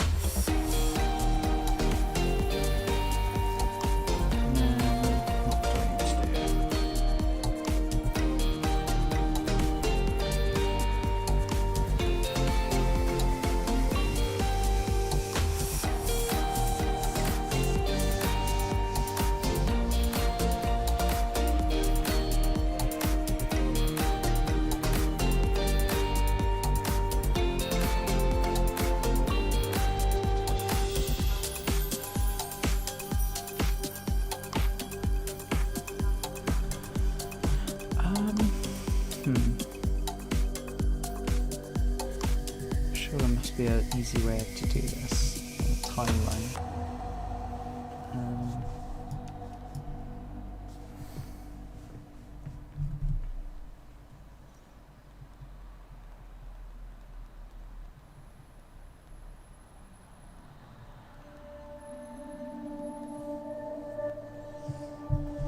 Let's have a look. Pretty sure animation might be a better way to do it, but I'm not exactly sure if I can do that with Blueprint. Let me have a quick look.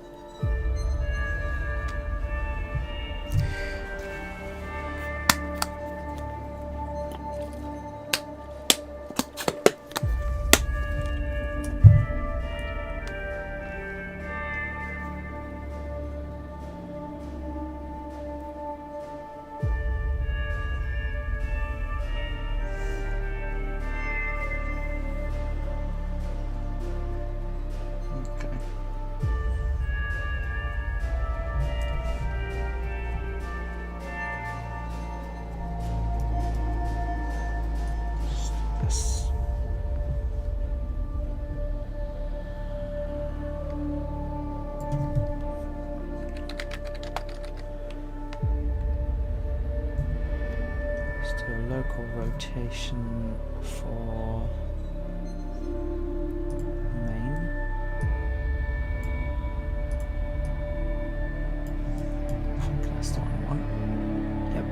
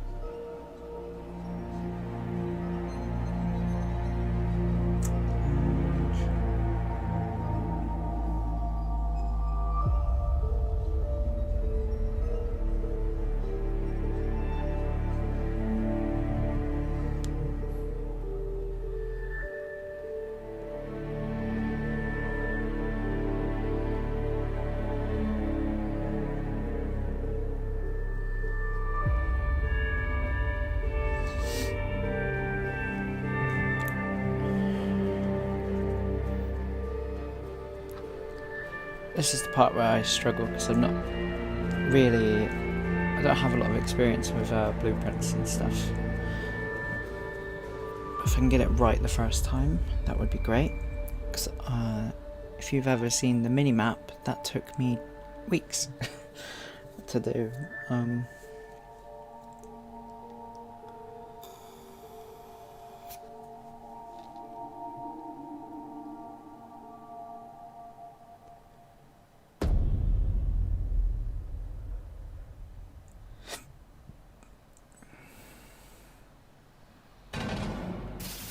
Vortex is an intense ride.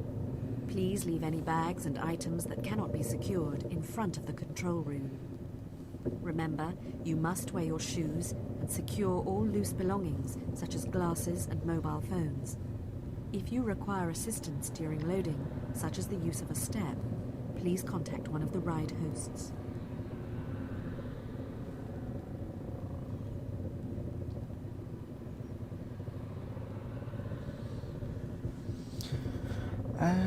Let's have a look.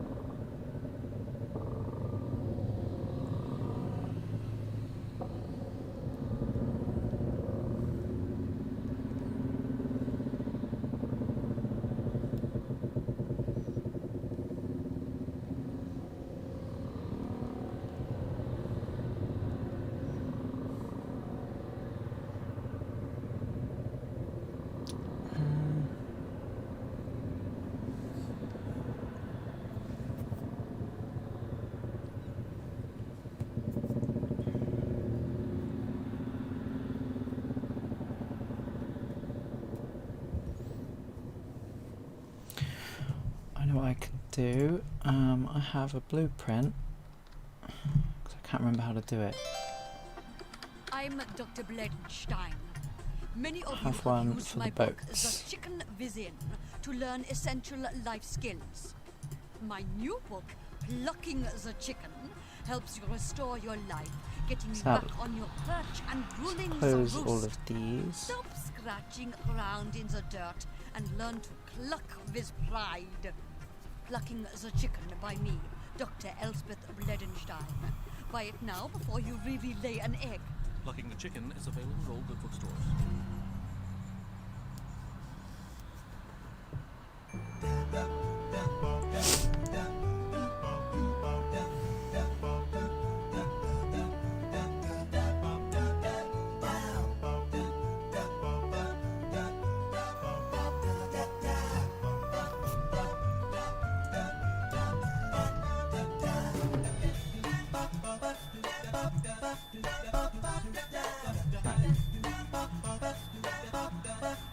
So here's the stuff that makes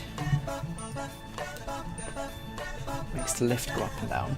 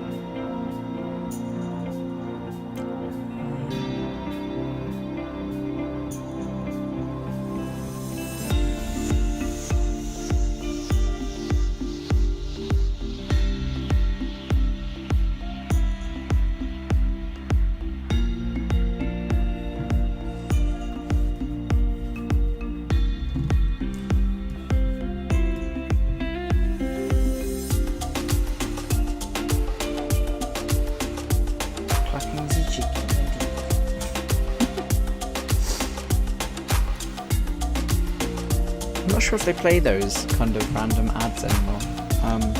We haven't stuck around any of those areas long enough for me to hear them. It's usually just playing music.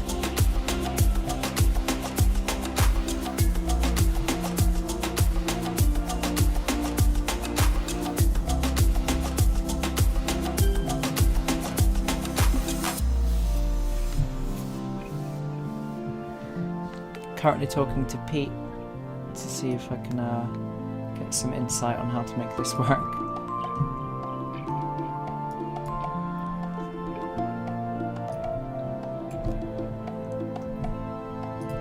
So up these first.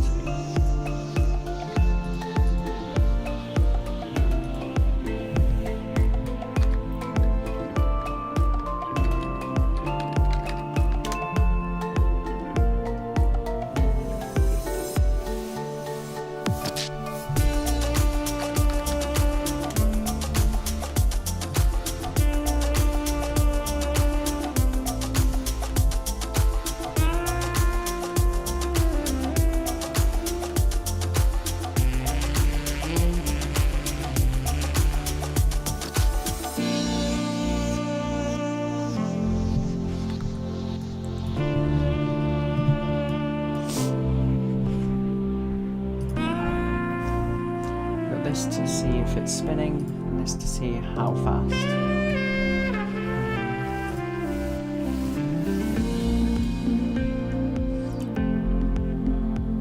And we can change that and make it so that if it's spinning so fast, to lift the arms, and then if it's moving at all, to not let the player in and out of the ride. So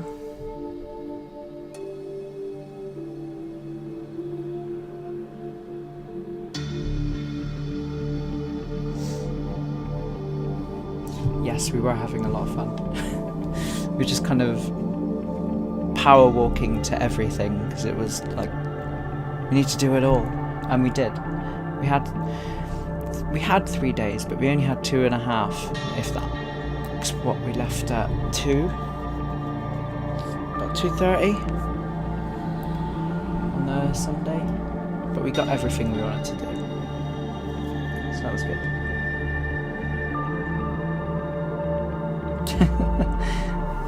Power and scares and spaceships.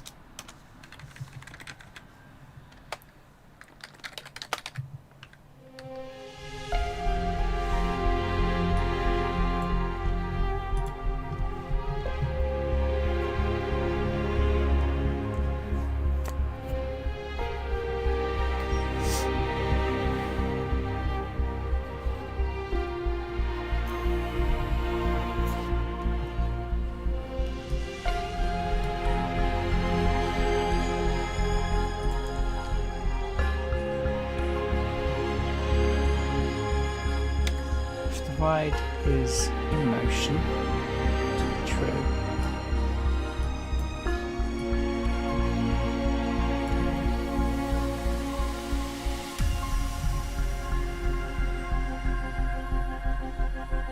To get this.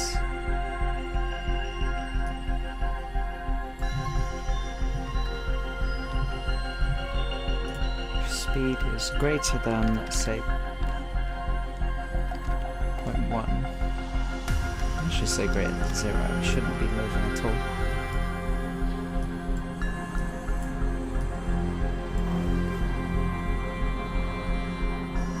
That's loud playing.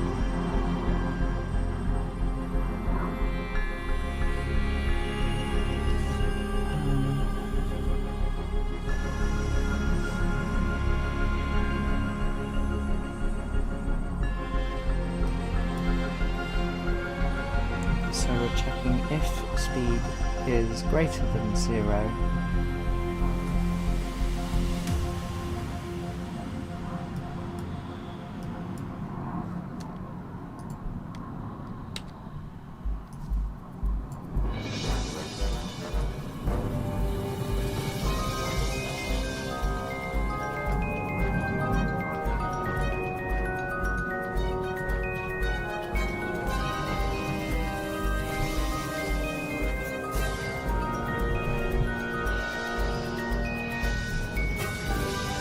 Speed is greater than 0. It's true.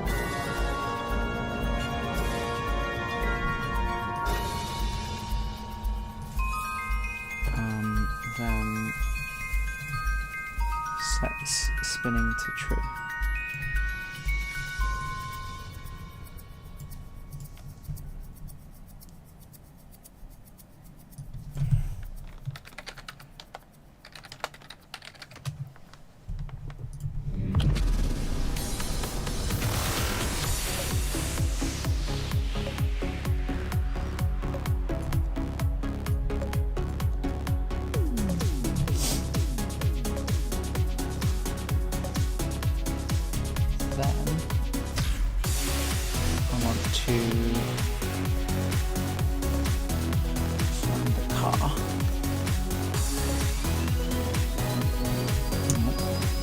Behave, Unreal.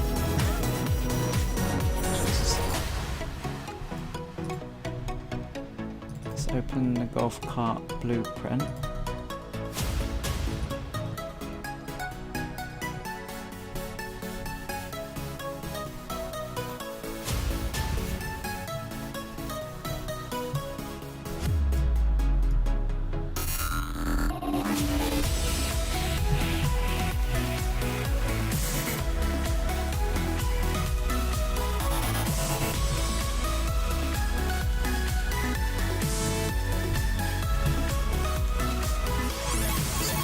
Event interact. The character needs to be possessed.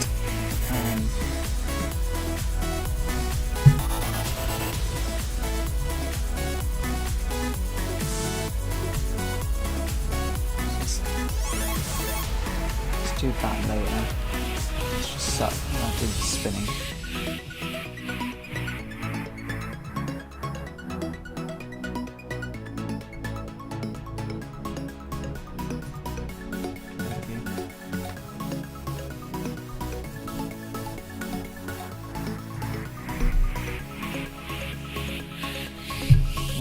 One moment, I'm just going to pop downstairs a moment.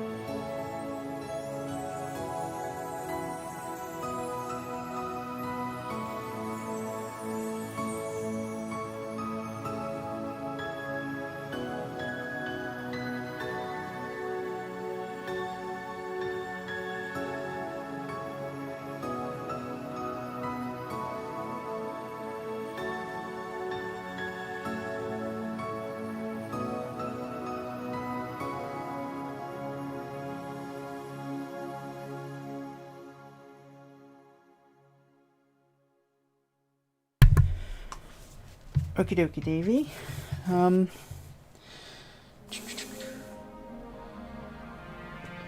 Right, so enjoy your lunch when you do go. Let's have a look.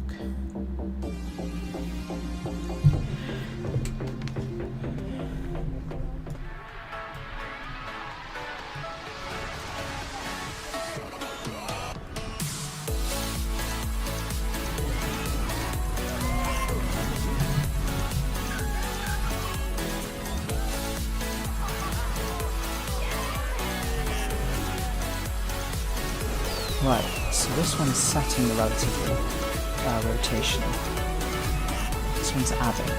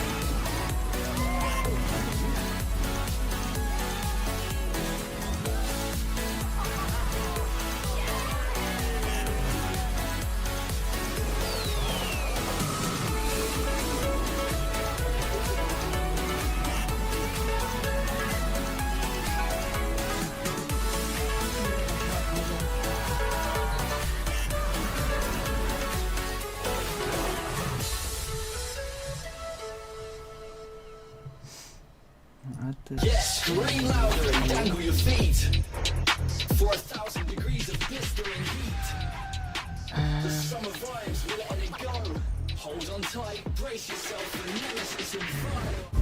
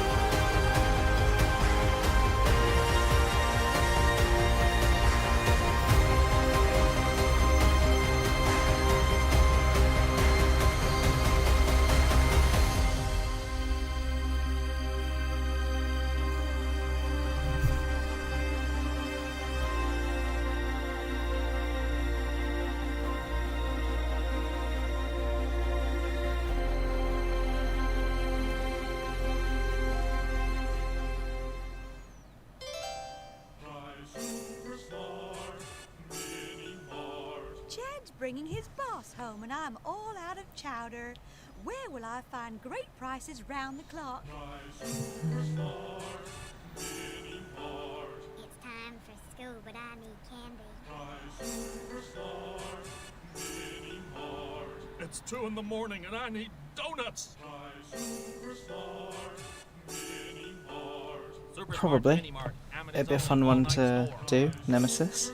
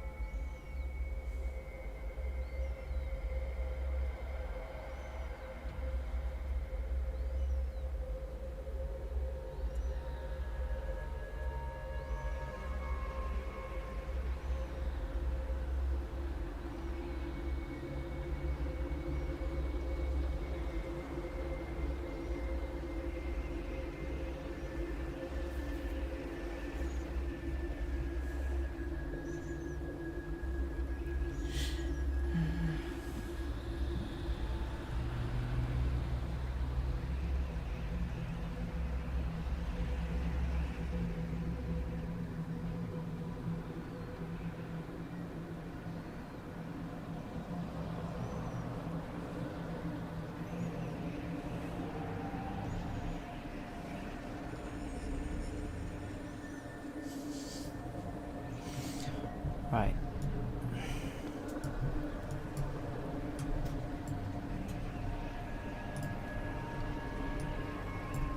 Let's just do that.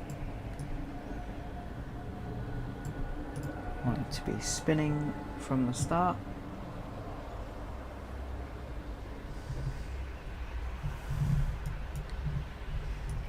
These can go away.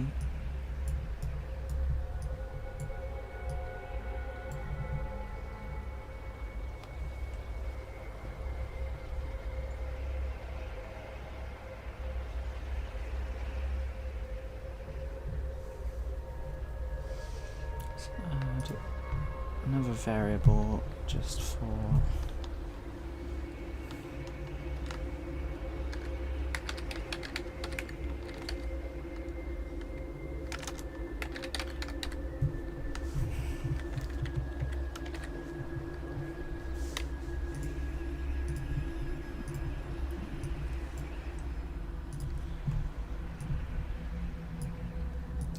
so at the start we're telling it that it's going to start spinning and the restraints are closed. You can set up the actual animation for that later.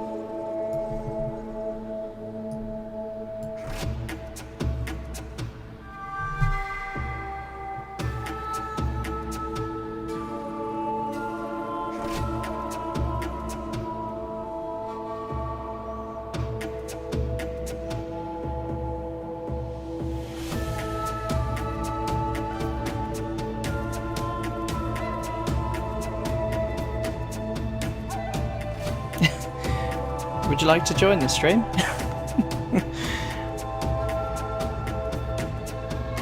Might be easier if I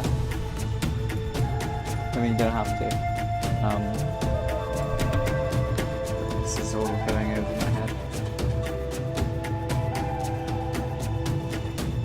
It took me long enough to make the roller table tilt up and down.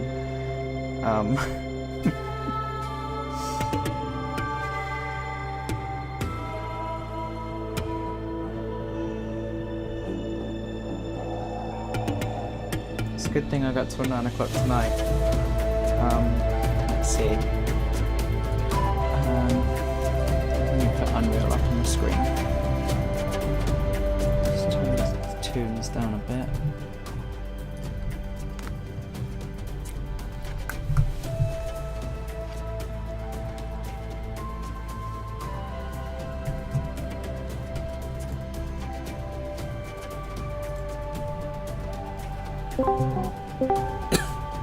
Hello.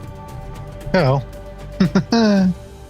Welcome, Pete, everyone, from VTO crew. Yeah. Oh, guest appearance of the one that has to fix everything. I'll stream to you so you don't have delays and such. Mm-hmm. 'Cause that's never fun. Right, so I'll close out Blender so we can have less lag. Save it.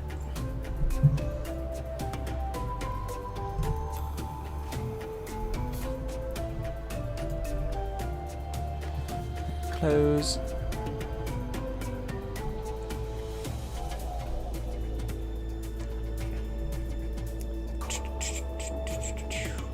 So infuriating seeing it's like such a basic thing takes so many more steps. It's like SketchUp, do this. Oh, it's so much easier.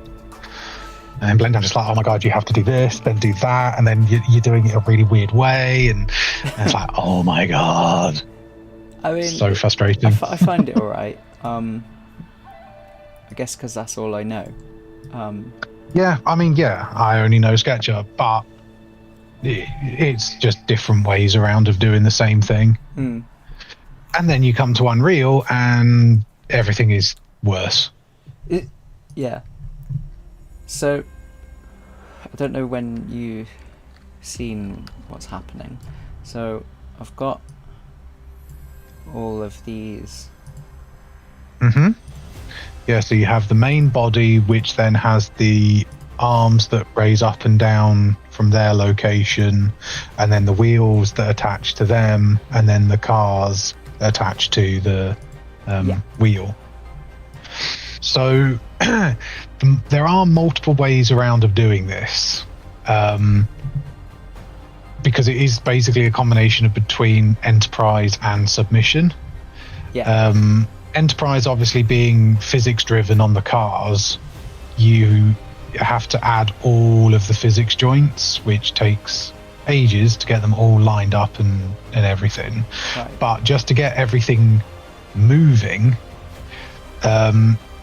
easiest way to get just the base going is do add component and rotating motion. So on the components on the left hand side, just do the add button at the top. Right. And then rotating, or rotation, whichever it is. There we go, rotating movement.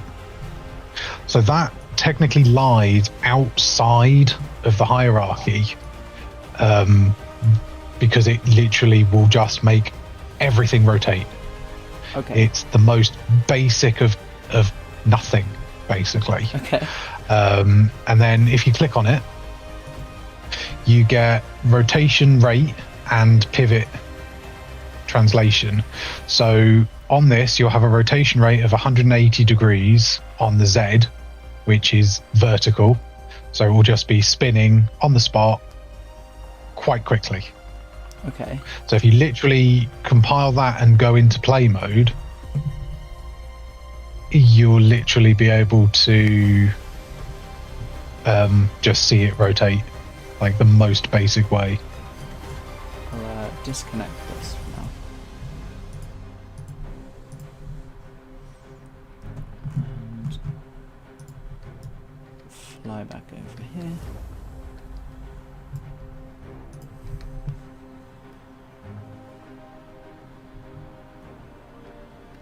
There it goes. Extreme mode. The operator fell asleep and pushed the wrong button. Oh my god, that is a little too quick. So what you then have to do is you can you can set again. You can just set rotating motion to, I believe that is degrees per second. Okay. So if you watch a video, It's 8 you seconds. could 8 seconds per what, full round? Yeah.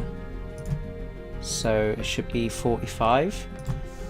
So if we do 45, that's the top speed that it should go at for So the full rotation. yeah. So then if you compile everything and then have a look.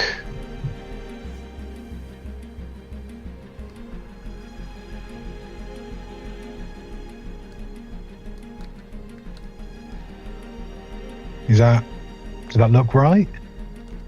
I believe so. Let me get up a video. I've got one here. Let me put it on the screen for people to see. Put it back to the start.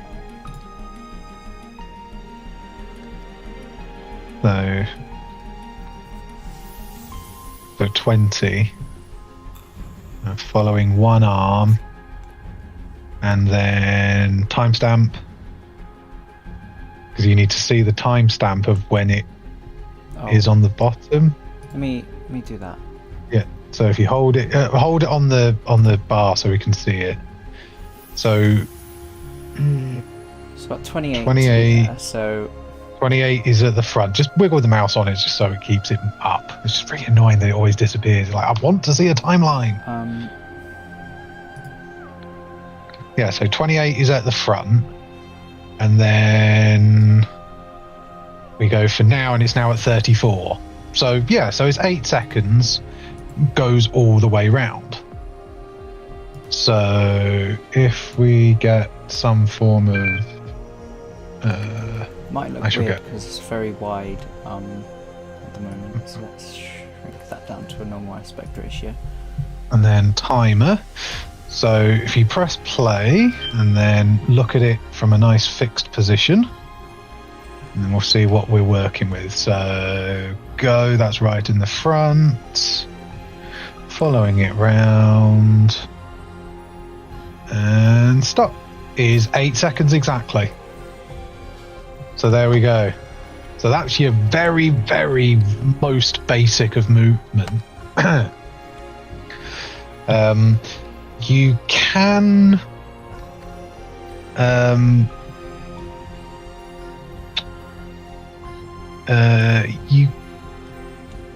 what ride do I want to look at?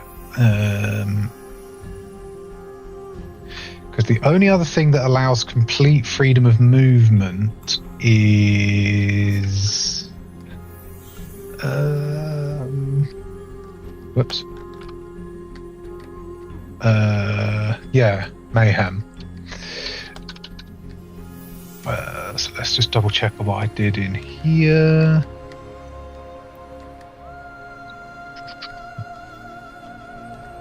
So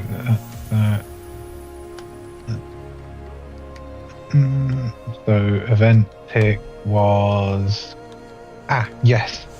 So the rotating movement I had set to other things. So how did I set the things that it moved?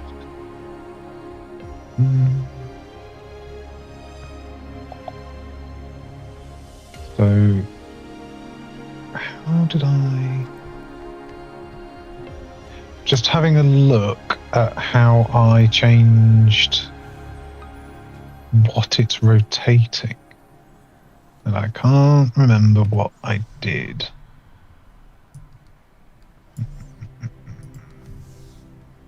Right, sequence is that's doing that. There we go. Right. Yes, so that's the second easiest way. So, where you've got your rotating movement, duplicate that 3 more times. And give them names. So you've got like base and wheel 1, wheel 2, wheel 3. So change the name of this one to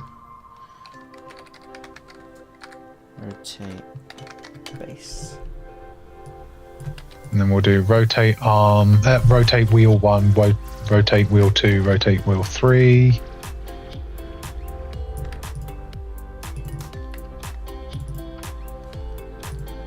Come on.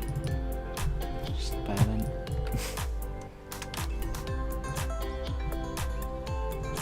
And then Push that one to 3, because otherwise it'll wind me up.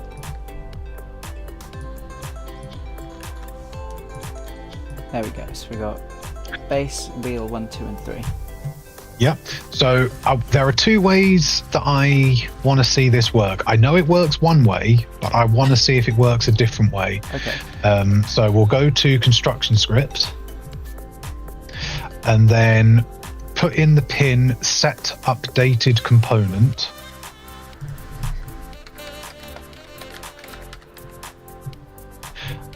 Yeah, wheel 2. Well, yeah, so because what we'll do is we need all of them. Okay.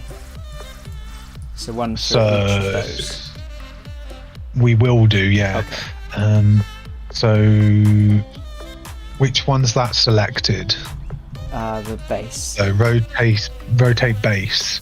So we need that to go in the updated component, and then you need to attach the static mesh of the base itself to target. I think. Wait, was it the other way around? Hang on, double check. No, that's static mesh. That's the rotating movement. So rotating movement is target. Yeah, no, that is correct. So put main under new updated component. Like that. Yep, and then that goes to component. Then do the same for wheel 1, wheel 2, wheel 3 with the rotating movement in the middle. So yeah, so you got rotating with wheel 1. Now attach wheel 1 to that one, wheel 2 to that one, and wheel 3 to the other one. I'm hoping construction script works. I've got it under an event begin play, which is weird because I'd rather it be done construction wise. So we'll see if it works. Okay. If not, you just literally copy and paste the exact same stuff into an event begin play anyway. So it's not actually any different. Let's line these up nice.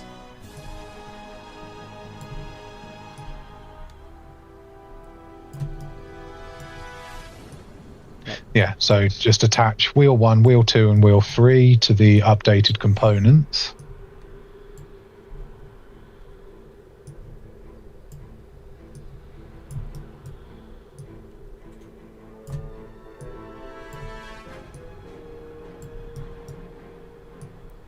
And then just connect all of them up in the construction script in a line.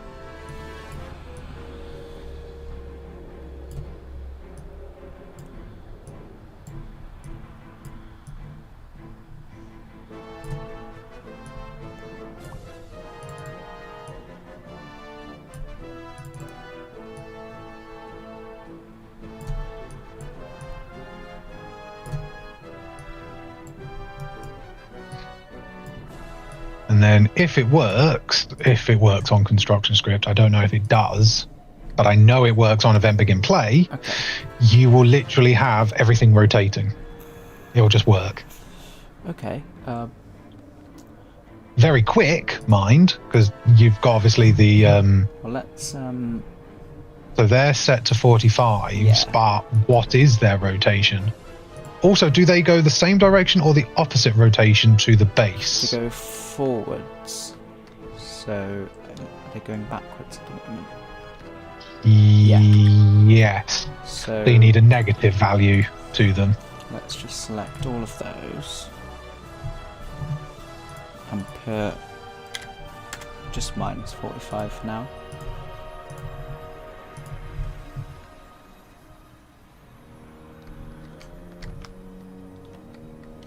So now, because they're obviously traveling the same speed, it means they're essentially not moving. Yeah, so we'll put it to 90 perhaps, so it's going in the opposite direction but twice as fast.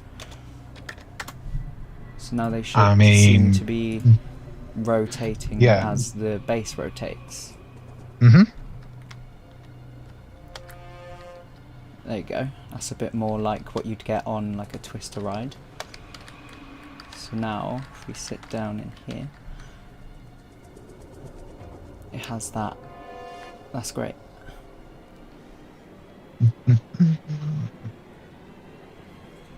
So speeds and stuff can be easily changed with that. That's great. Because what you do with the speed control under a timeline, you basically can change how fast they go. Yeah. There is a little bit of math to do with that because that has to be done under event tick. Easiest way I can do that is I'll just take a quick screenshot. So copy and then paste. Yeah, you like complicated stuff? This is where you start getting complicated. Oh god.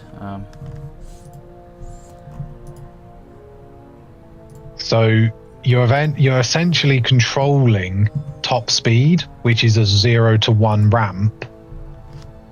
I believe. Is it a 0 to 1 ramp? Yeah. Oh no, it's not. 0 to whatever the max rotation is. So it's not a 0 to 1. But it the event tick controls the rotation, and then there's like complicated math to like lock it, and then you get your floating point error cleanup and acceleration and deceleration stuff, just to make it so it's nice and smooth. So for the column rotation, so if that's the actual column rotation timeline, which is essentially because they're all connected together, the ramp speed is technically the same. But you do get some weird math because obviously the rotation of the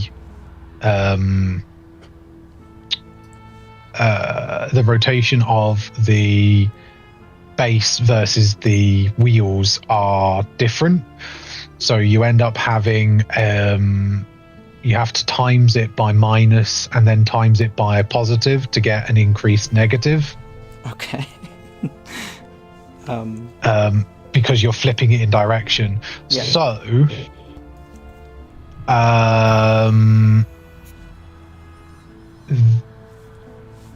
because yes, so no, the math is the same, because your wheel speed is twice the speed in the opposite direction to the arm speed. That's when you get the -1 and then times 2, because you're doubling the minus value. Okay. So the max speed is still going to be whatever your full value is, I think. So I've got it, so I've set that to 80. I'm just going through my so why have I got that as an 80? So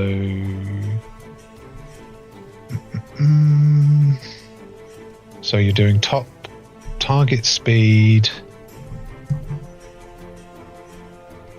is +1 divided by 2. You run false 0. Then you do the F interp rotating base. So you get the base movement. You interp from current to target speed, which is delta times event tick. Right.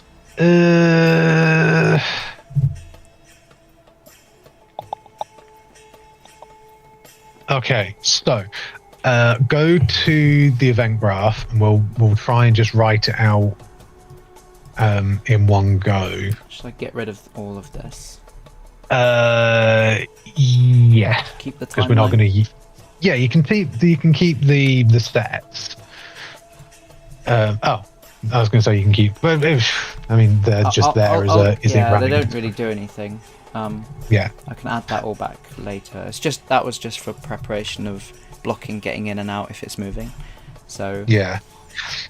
So we can still use that timeline. We just don't need two blocks. We only need the one.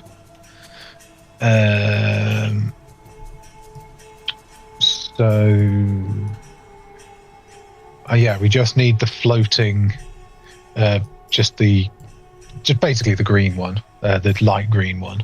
So you can go into the timeline and just delete the direction. Oh, wait, what?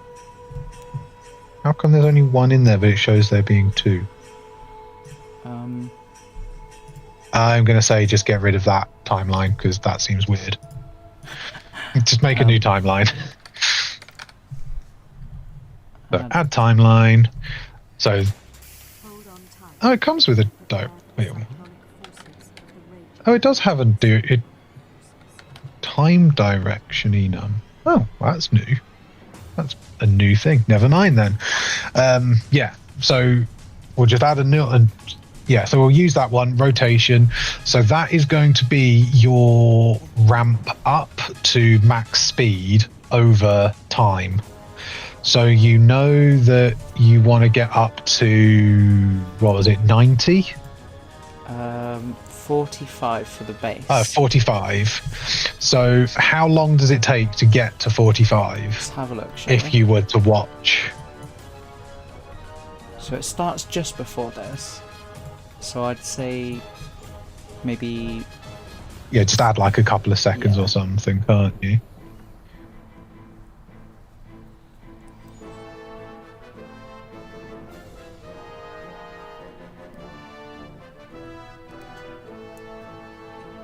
I think that might be it.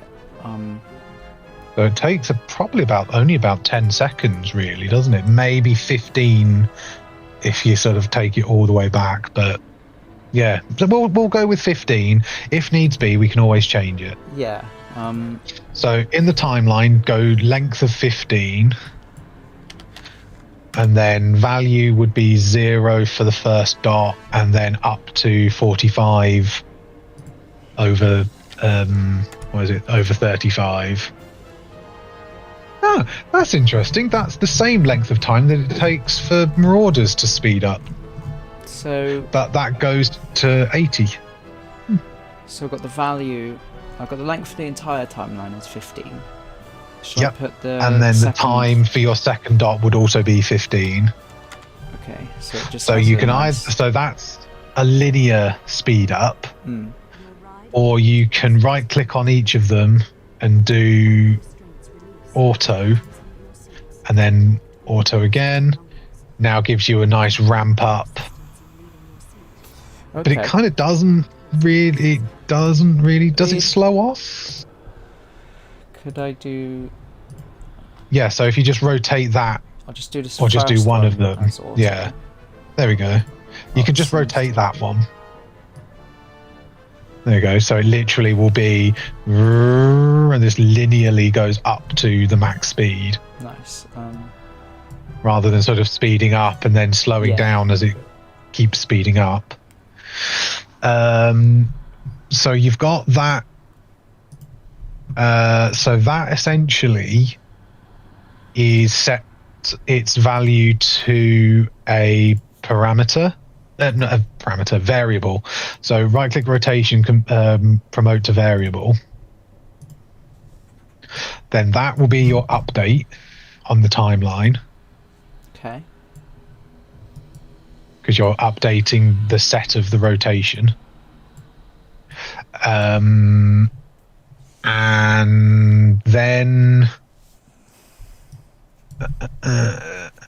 then we need on, so that one will be technically whenever you run the program. So what we normally have is custom events, so we can create a full-on program. Yes. But for now, we'll just do it the dirty way, which just runs. Yeah. So on event begin play, it sets the rotation. So we need an on event tick, because we'll be working with tick. Ugh. So grab this. Yep. So on that, we want an F interp 2, but that comes off delta seconds. Okay. Not. So we'll use that one. So F interp 2. So, yep, that one. Then that will be delta time, not current. Yeah.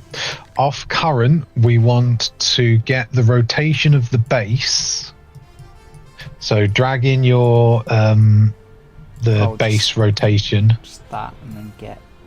No, the actual rotation movement. So rotating movement base. So the rotate base. So this. Yep. We'll get that, and then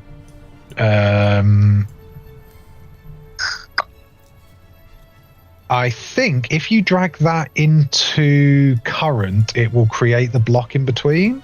No, it doesn't. I don't know what value. What box is that? Oh wait, is that just rotator? Rotate. Oops. Rotator. Get rotation rate? No.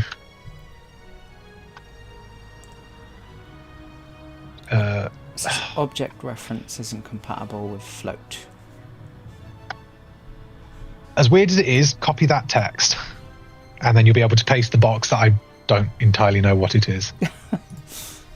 Brilliant. Because if you copy the whole message, it should allow you to grab it. You might have to download it. Yeah.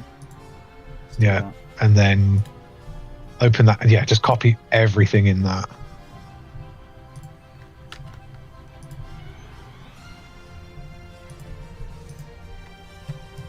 And then it will give you the box.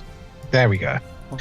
One little box. I don't know what that box is. Magic. So base, and then Z goes to current, because you're just working on a vertical plane. Then we want to get the target speed, which is your rotation. This one.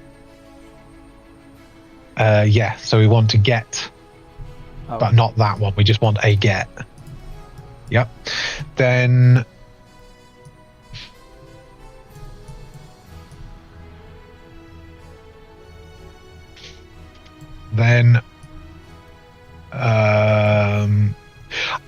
there is probably a reason why this exists. I just don't entirely know why, but we'll go with the whole lot, and we know it works. Yeah. So we want a plus, because we're going to make quite a long little line here before it goes in.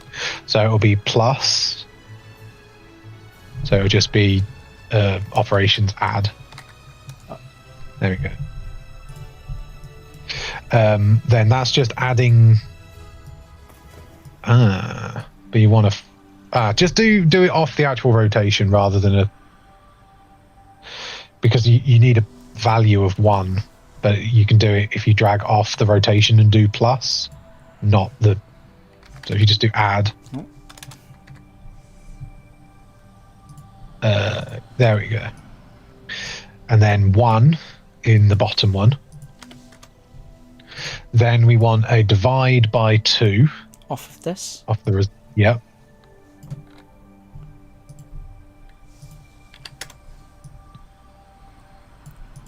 Then we want a select.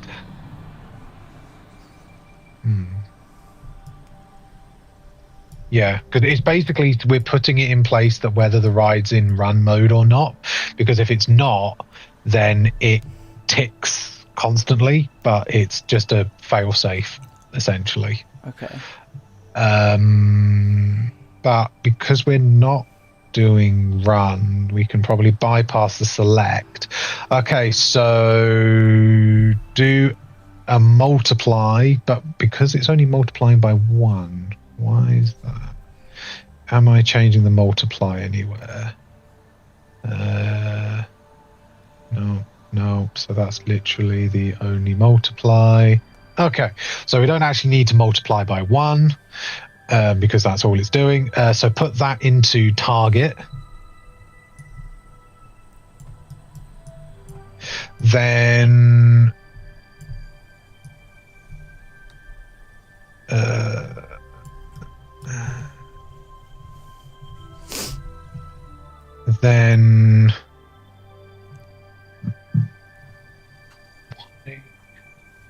so that's initial deceleration.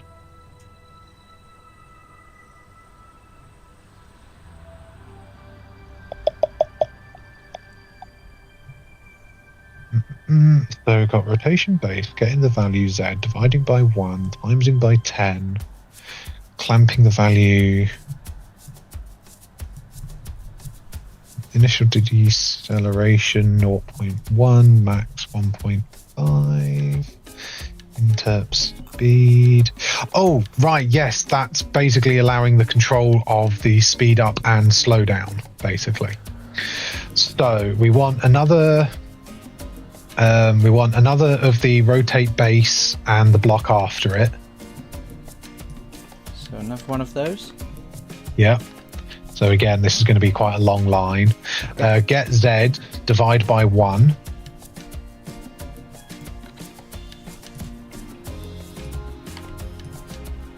Okay. No, it's the other way round. 1 divided by the Z. So the math is flipped. I don't know why this is all just stuff that's been made, so I'm assuming it should just work.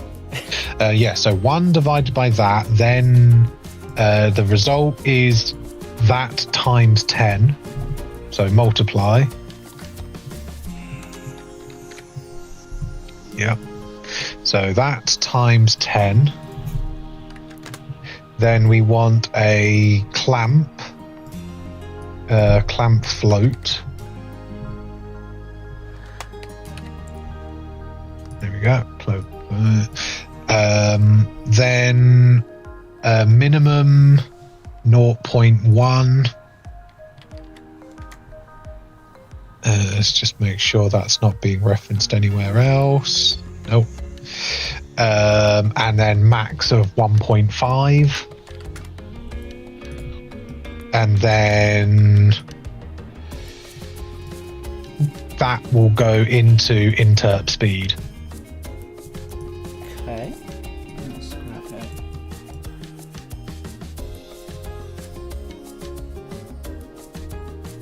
So take that above the top of it because we'll be dragging off tick soon.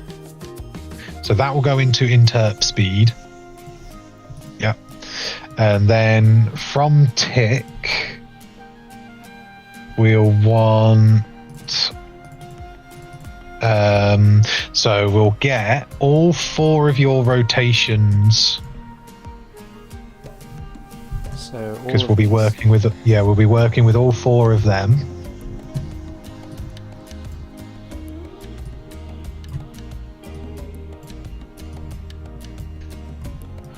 And then off that, do a set rotation rate.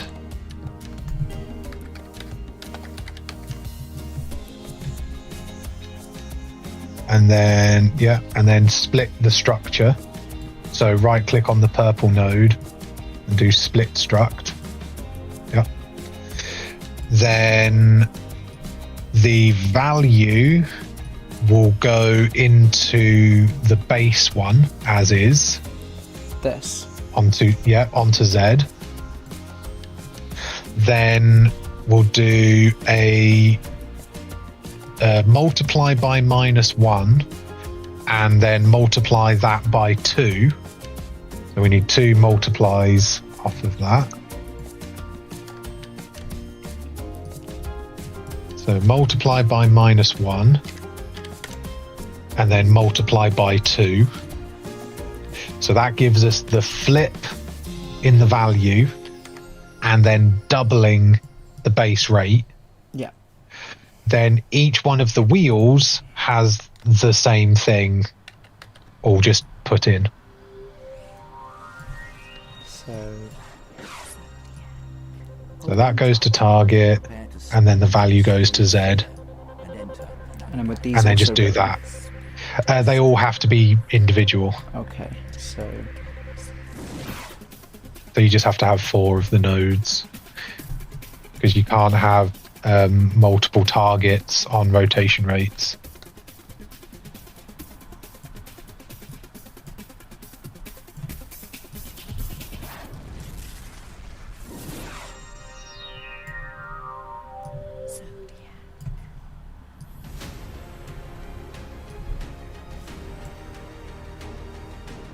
And then all of that comes off tick.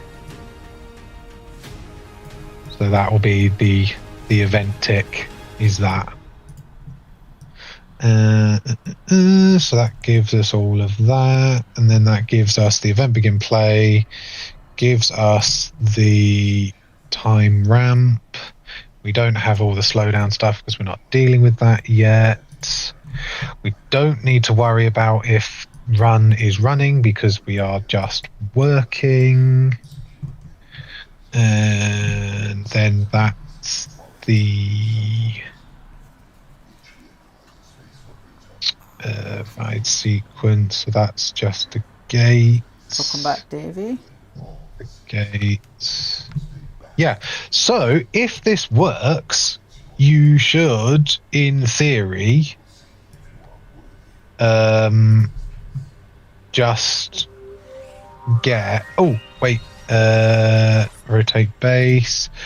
Set the rotation of the bases themselves to 0. So because you need to start with a 0. Yeah, all of them need to start at 0, because otherwise they'll have a value already in them. So if this works, it should have a nice slow ramp up, and it should just work. But let's get ourselves positioned over here. It's been a while since this was programmed, so there's no guarantee this will work, but it should. Please ensure that there are 2 guests per car, Oh. and that you secure your loose belongings. There we go. 2, 3, 4, 5, Please ask that you do not rock the car. 7, A ride host 8, will shortly be securing 9, your car. 10.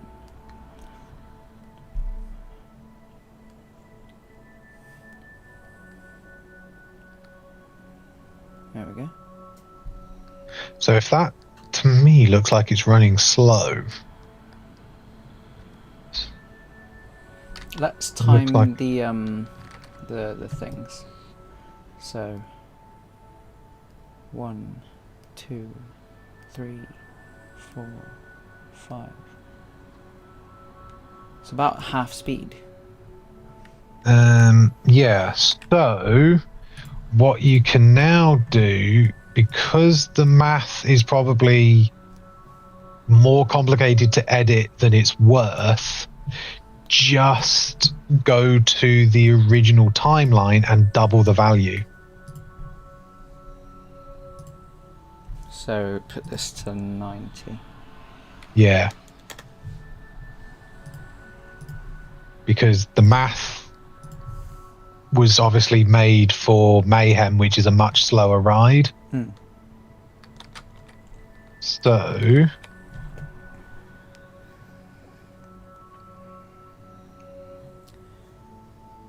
and then I'll get 11, 12, 13, 14, Right. 15. So time that.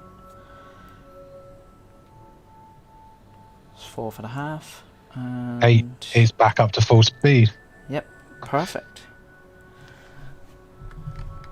So that's that. So now we can do the arm stuff.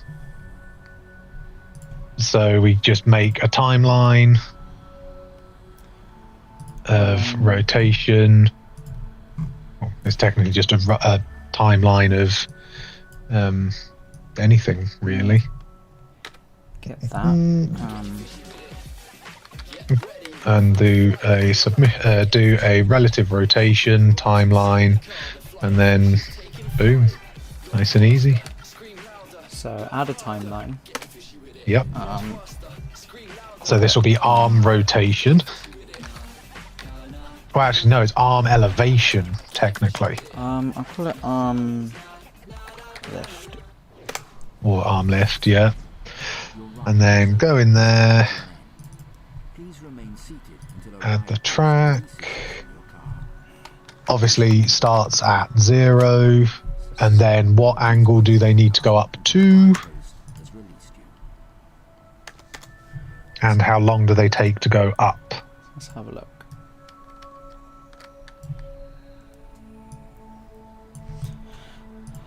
So, looking at the video, the arm top goes pretty much horizontal. So 45 degrees, like that. So let's grab that.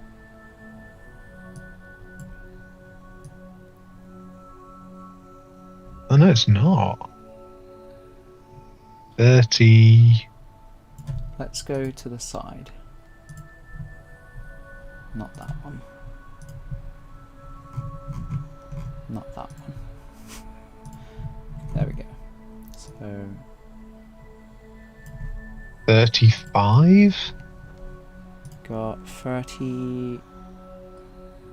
7. Put it to 35. We'll see. Was that a little bit too low, do you think?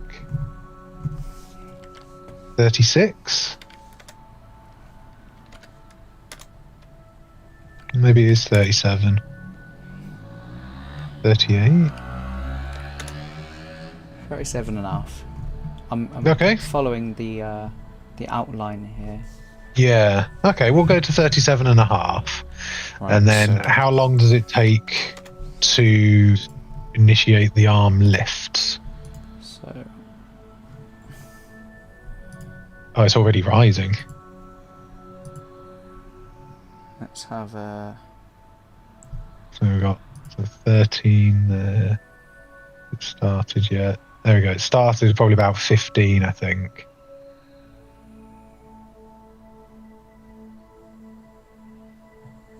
And then I think we're there. That's 10 seconds exactly, and I don't know how, but I pressed stop on the stopwatch and it's exact. That's amazing. And win a free meal. Right. Okay, so 10 seconds. Okay, that's pretty decent. So again, Just make that timeline 10 seconds. Add a key. End value 30. What was it? 37 and a half. Was it? Or yeah. Yeah. So again, just you can just have it as a nice linear. It just goes up because it doesn't need a ramp really. No, it kind of because it uses the pistons there. Yeah. So it just kind of jumps up a bit. Yeah. So go back to the event graph. Then you want a set relative rotation.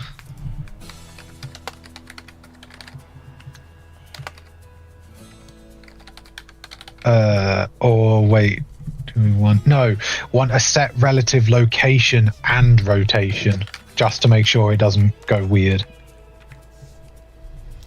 The rotation and location row 1, and then split both structs. Of these. Yep. Need both of them out so they're just easier to see. Okay. So the arm goes on the Y, was it? Was it the Y rotation you were doing? I think it was.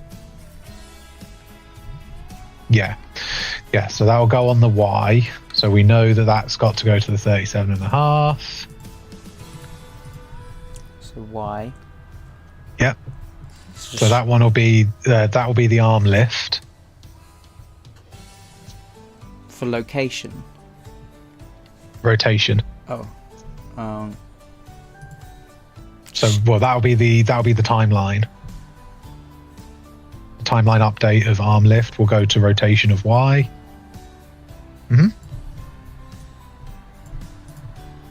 And then just straight in this box. Well, from the timeline. Oh, from arm lift. Yeah. Yeah, that will go into the Y. And then what is your car locations in relation to the base? Or because they have an offset, don't they? These, just the cars. No. So the arms. How come they haven't got a location? Oh, of course, because they're done by sockets. Yeah, I attached them to the socket. Yes, so actually shouldn't be too bad. Although you do have a floating point error of 00000 for some reason on the location. Just reset that to 0. I hate floating point errors. There we go. I'll do that. That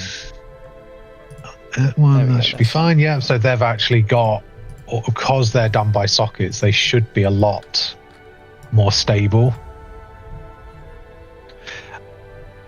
Oh, I just had a random rotation applied. Let me just check everything. Yeah, because they're all done by sockets, but so we'll deal with that. That's interesting. That's not got a socket. That is car 1. There we go. So now if I select all the wheels and all the cars, it should show zeros. Yep. Yep. Okay. Excellent. So relative rotation and location, because we're not actually having to deal with them now. You could just do rotation, but we'll just keep it as location anyway. Yeah. Do that for all 3 arms. Okay. I'm not 100% sure if you can do multiple. You have multiple in. Yeah, so you can actually just have all 3 arms because they're all doing the exact same thing. All arms can just go to that one set location and rotation. So just drag arm 3 and 2 in. They can just attach. I can just put them into this. Yeah, just grab arm 3 and arm 2, and they can all just go in. Just gonna move them down here.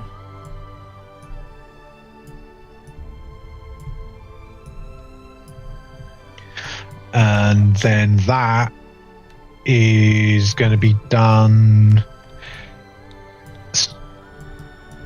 So obviously off event begin play, you've started the rotation. Yeah. But the arms don't lift straight away. No. There is a. Let's go for. Was it probably about? It was about 15 seconds before they start rising. Let's have a look. Because you've got your 10 to your speed up, and then about 5. Yeah, so about another 5 seconds. So what you can do is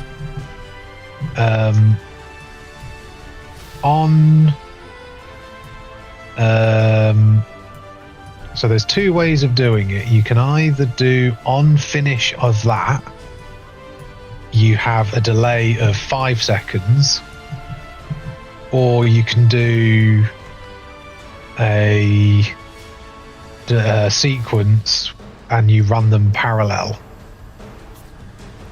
with a delay of however many seconds it needs, which would be 15.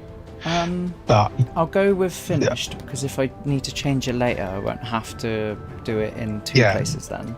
So so you just do a delay off of that of 5 seconds, and then that will be the play to the arm lift,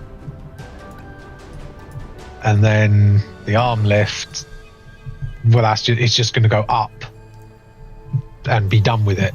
So this is still it's still very dirty because of the fact that it's all off event begin play. There's no direct control. Yeah. It just does. Yeah, I mean, I can add something later. Yeah. But the function itself is there. Mm-hmm. Because that's really all I'm aiming for today, to get it working, starting and stopping by itself, just in a loop. Yep. So, well, that's even easier doing that, because then you create custom events. Oh, there you go.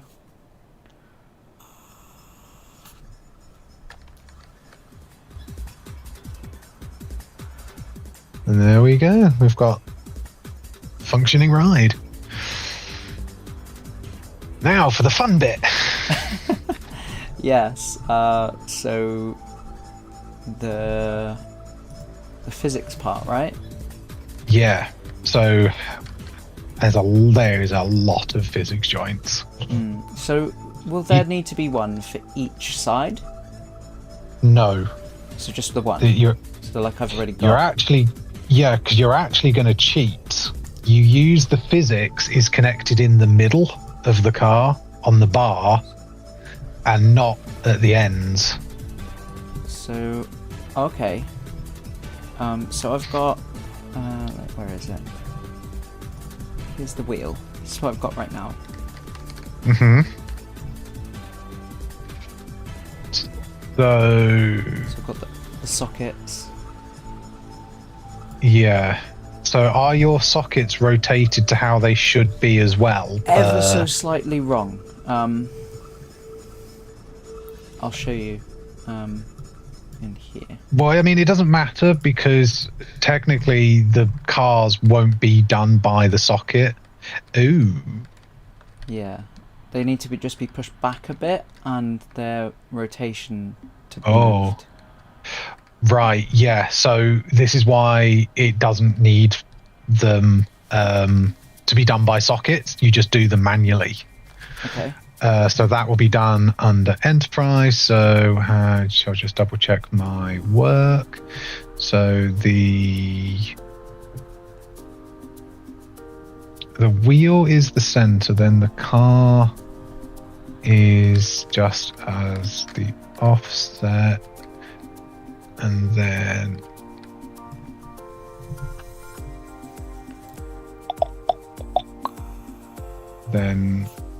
the physics constraint is car versus hub. Okay, yeah, no, that's fine. So, thank you, Zara. Peter's helping make it awesome indeed.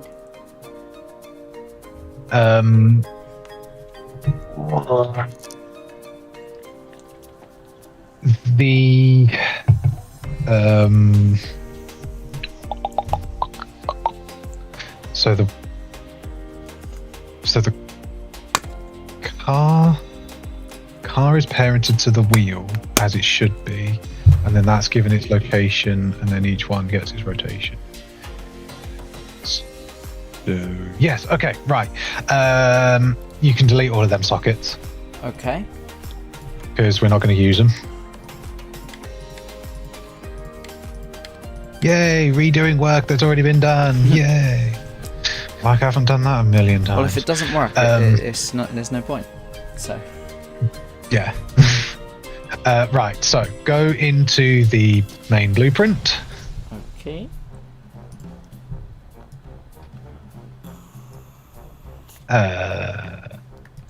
Why have they not moved? Oh, probably. There you go.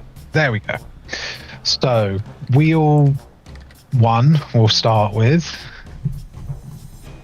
Wheel 1, car 1. So, you have, how many is it per thing? 6.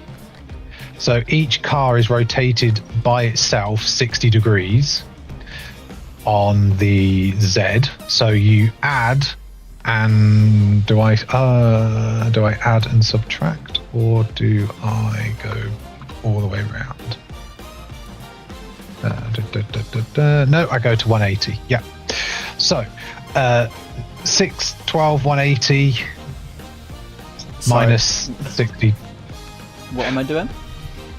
So, for a start, we need to rotate each car to its corresponding angle Okay. of each slot. There's 7 So cars, so it's something. Oh, 7. 1, yeah. 2, 3, 4, 5, 6. I don't know what 7 goes into 360. That involves math. There you go. Why? Why not 8? Whoever Why not 6? manufactured it likes odd things, like 3 arms, 7 cars. Oh, that just... Yeah, but 3s go into 360. 7s don't. It's fine. I mean, it's close enough, isn't it? So... Yeah, so each car will be... whatever that was, 51 degrees. So the first one will be 51 degrees. So that one... Second one... so where does that line up on the wheel to its 0 location? Let's go top.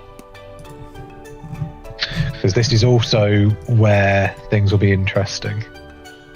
Okay, so... none of them. It doesn't... I think there was a... Oh wait, no, it's the top one. It's the top one. There we go. Not quite. Although that's still weird. So so think they that must means have your just- wheel Yeah, it wasn't... isn't built to 0. No. I think it's because they're rotated to these points or something. Oh yeah, I think the wheels weren't. The arms and the cars were. So open Blender and try and line up one of them. Yeah, we'll need a 0 point to work from.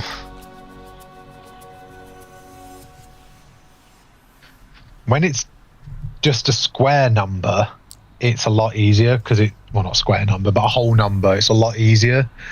Yeah. Oh, I'm still on Like, the screen. Right. What is it? 36. So,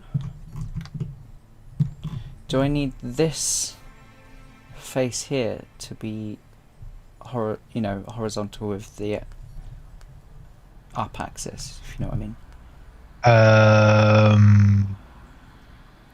Yeah. That should give the rotation. I think so. Let me just jump Yeah, in here. I think that's right. What would I mean? It technically not. Yeah, because it's based on the arm position. So You get the normal of it. Drag it out. like Enterprise, fun fact, each car is 18 degrees off the next one. Oh, yeah. So literally you add 18 degrees as you go round. Mm. So 18, 36, 52, whatever it is. No, 54 even. That's a nice easy number. It's Not whatever that is. 51 point something something something something. something. Let me just make a orientation. Drag that out. Fill the inside. Just trying to give myself a better view of the right angle that I need. So there.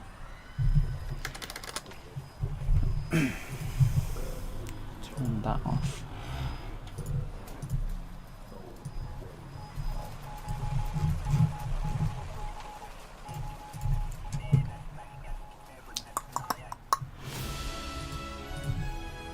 Top.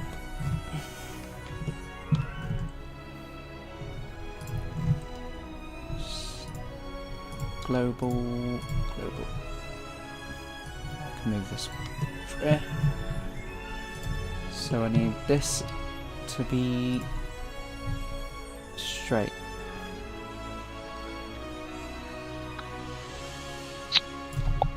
And if we go down here and then turn on X-ray.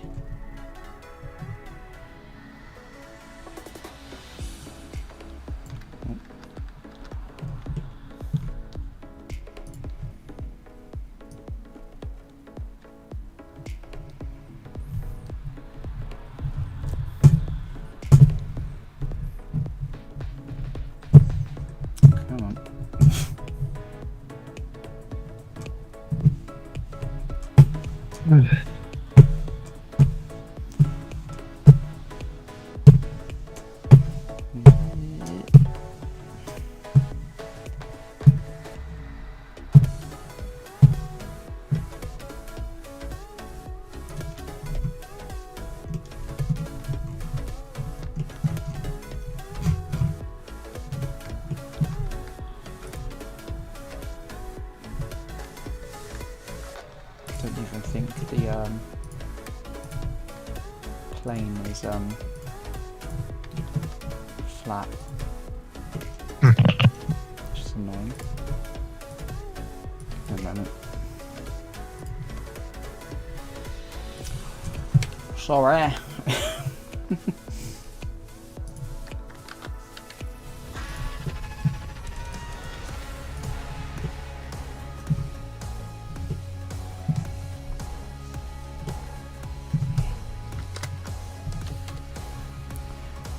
Remove that one at least, and then go back to the face.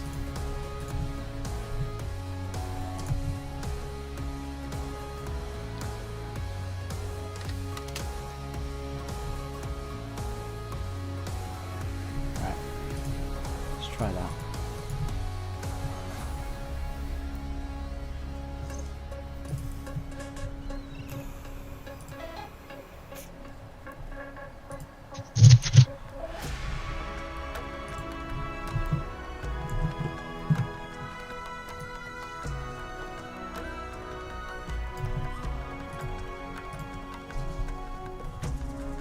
Where'd it go?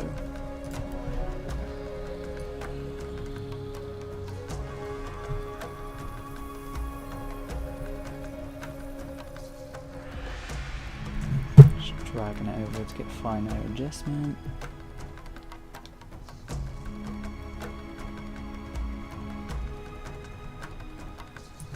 There. So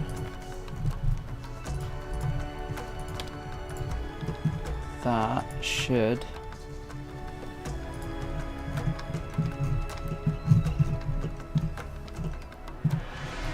that face now looks Yeah, down I'm straight. hoping this should work. So let's go back into object, bring them back, put this to 0,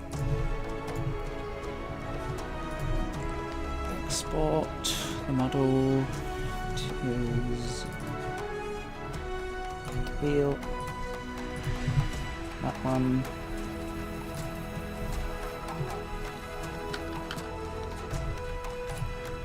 go back out, and again, re-import, bring that back, car 1,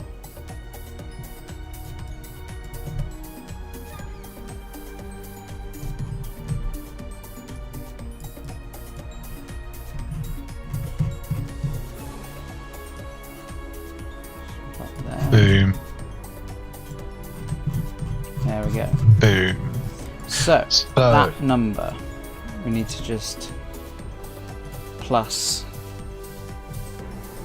itself. So there is another way of doing this, which would make it no. So we know that obviously has to have a location offset as well, but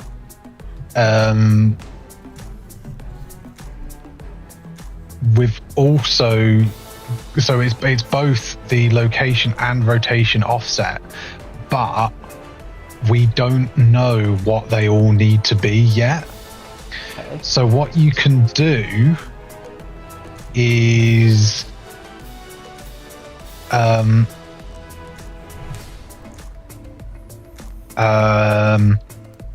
so it's a little convoluted, but it makes things easier because the fact that you've got location and rotations. If you, because they should be consistent. Yes, but we don't know what they are yet. Right. Because they are a really random number. You've got like you've got a minus 69.5 and a plus 268. There probably is the math that would go behind it, but even mine, like, it's not a consistent number. So what you do is move all of the cars to that exact, so copy the location and rotation off that first car, because we know that every rotation is technically correct.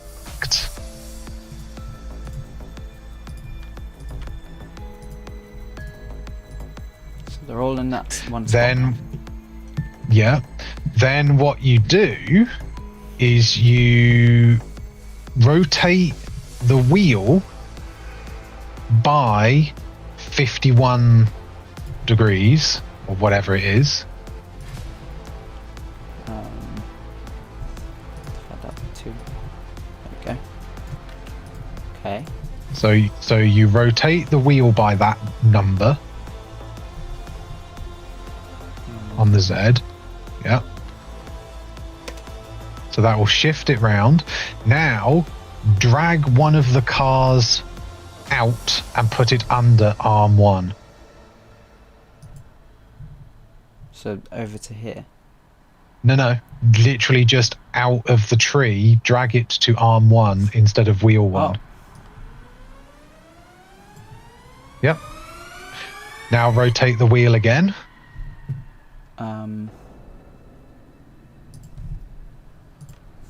So what you can literally do is do the math of just plus and the number that you want to add, or times 2.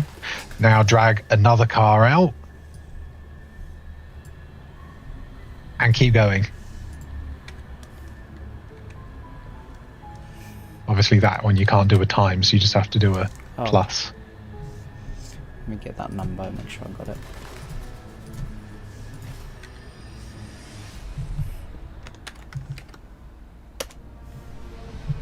And then car out, and then again, and again, and again, and again.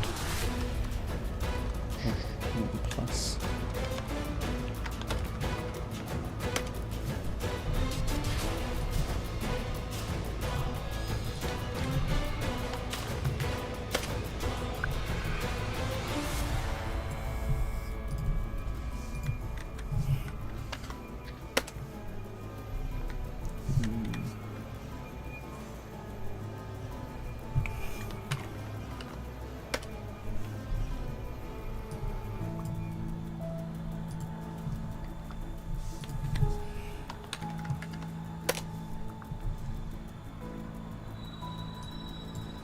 And drag them all back in, or?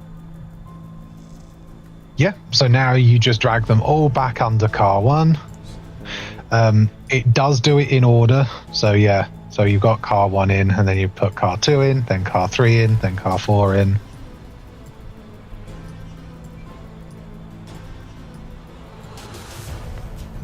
And now they're all in the correct locations. So now, because you've got a location and, well, you've got a correct location base and a rotation base for each car, you can then, when we do the physics joints, you've got a correct location for them to swing out of. Okay. So now you just have to do all of that for the other 2 arms. Brilliant, right. However, yeah. if you copy wheel 1 and all of the car locations, and then just move the location to a different socket, it will just do it all for you. So, remove arm 2. Not arm, just wheel. Yeah, just wheel 2 and wheel 3 in all the cars. Just delete those. Yep. And then copy that. Copy all of that. Under arm 2.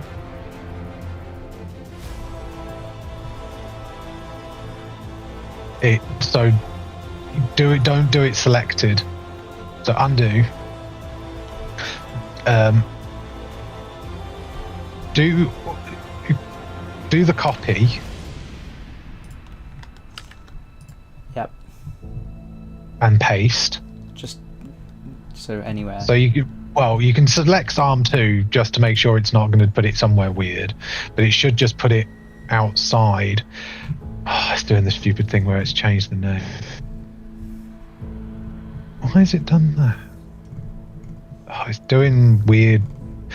Undo the copy again. Undo that. Compile and just quit that window because it's doing stupid things. And then go back into the blueprint again. Right. Select the wheel and the cars. Control C. Select one of the arms. Control V.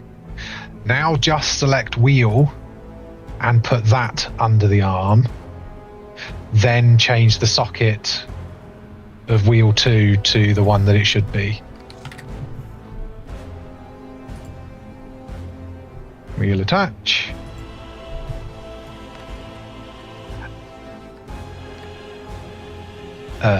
It'll just have, because it's got a weird offset, so just reset its location and rotation value. So they're just 0. And there we go. Awesome. And then just do the same again. Wheel, cars, wheel to arm 3. Change socket.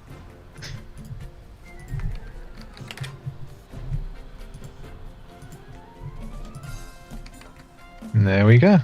Awesome. It's looking good. And then just compile it and then go back to the construction script. Yep. And then the components all got lost because they got copied. So just throw back in the wheel 2 and wheel 3 back in.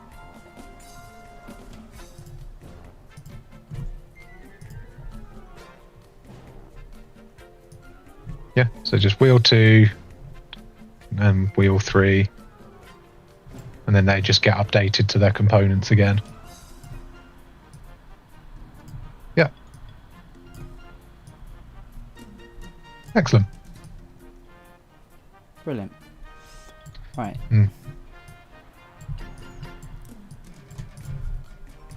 Compile. So that should just still be good. So they're higher than they should be. That's weird. Do they have a Z offset as well that we didn't see because we only looked at it from the top view? Yeah, it must be. Yes. So the wheel is in the correct place, but yeah, they just have an offset of something on the Z. So do it with one car because then it's probably easier. You can just find out exactly what you want it to be, and then you can just select all of them and just type in the value of the Z offset.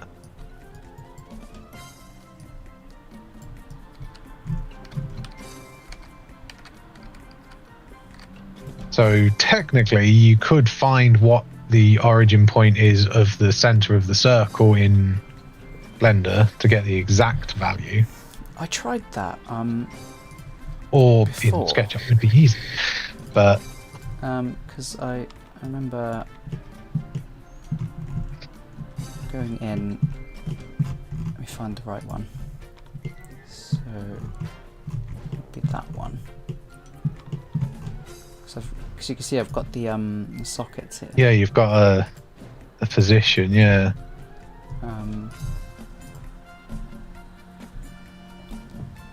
So Z minus 25. Okay. So what's that in relation to? The center of this should be. Because Y2. Oh yeah, 2.7 meters, 21 meters, and minus 25. Okay, so in Unreal, is it looking like minus 25? So go to Unreal, and then Z is, yeah, look, Z is minus 25. So if I... So you can just select all the cars with 2509. It's probably not even like that important. No. But yeah, just select all the cars and just type in that value of minus.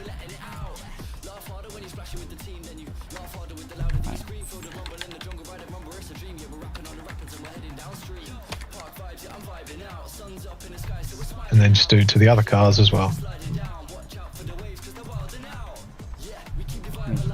Grab it from there.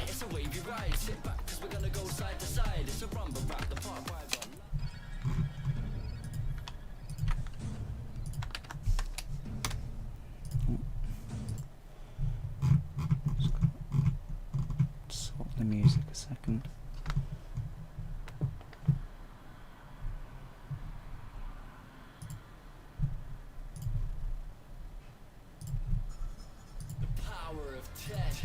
Alright, pilot, get out of there.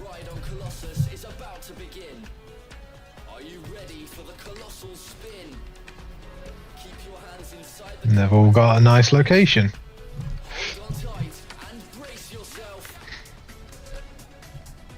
Looking good.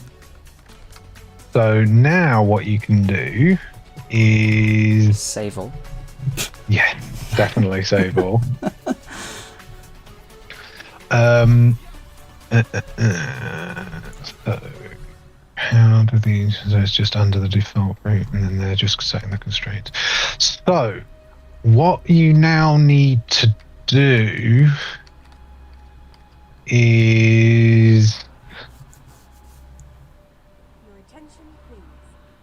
on on each of the cars, you need to put a physics joint. So if you do add and then physics joint, physics component, physics constraint. So yeah.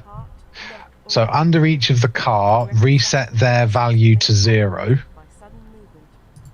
So the location and rotation just of that needs to be 0. Yeah. And the rotation.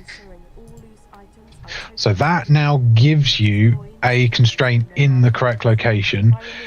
For the sake of it, just because it makes things more visually pleasing and also easier to work with, set the offset to halfway in between the car, just so it makes it more obvious rather than being at an end.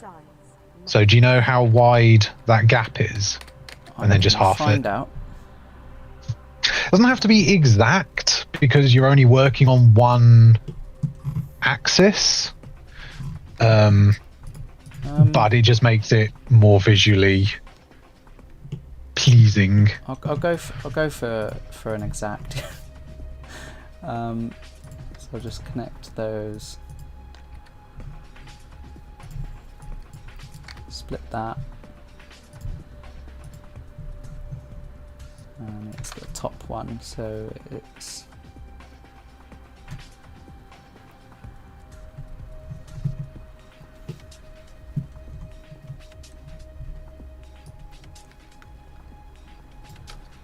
It's negative 112.93.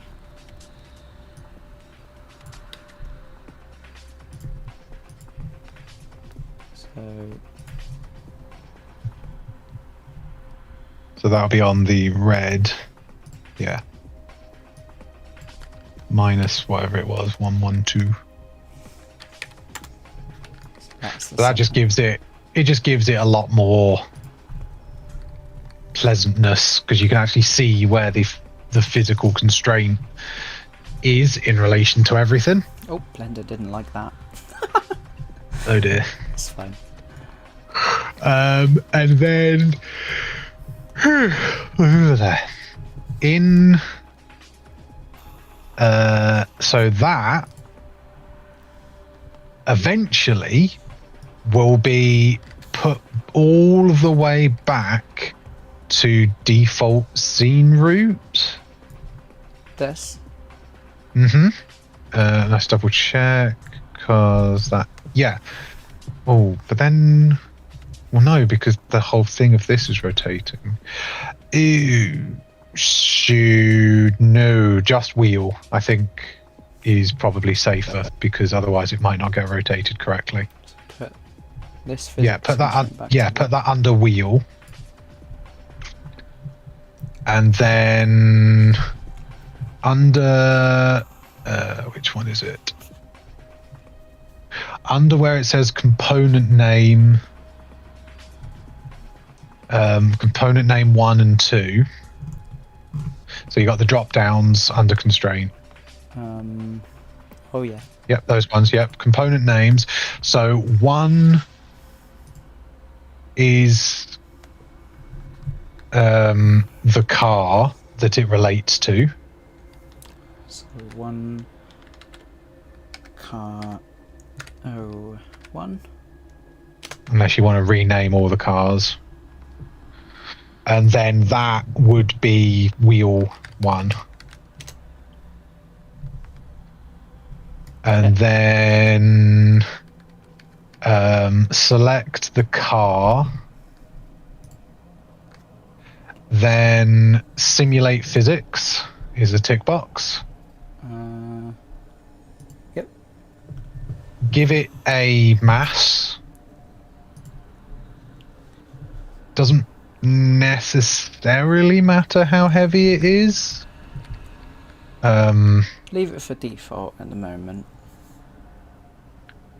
What did I... So, I had Enterprise at 500, and that is quite smooth. So, and then dampening of... And then just to smooth it out, I put them down as 1. Angular as well. Yep.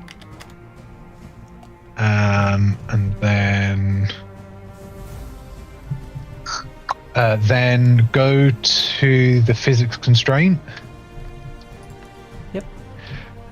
Disable collision. So top of the last box that you're in. Get that down. And then what else did I change? Ah, yes, right. So scroll down. Scroll down, scroll down, scroll down, scroll down. We want whichever one of twist, swing, and swing is the one we need. And lock the ones we don't need. So if you lock them all, yeah. And then you'll see, so I think that's the one we need, because it's whichever one is the correct plane. Alright, so if yeah. I turn that one off and enable that one, it would swing forwards. Yeah. Okay. But this way, this orientation, it's swinging that way. And then I didn't. Ah, so.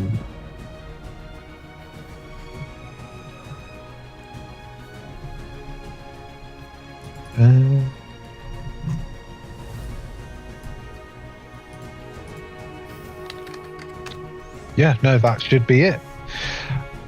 You can compile, make sure everything's saved, and then go into the world, and you will hopefully see one car will work. Whichever one it was.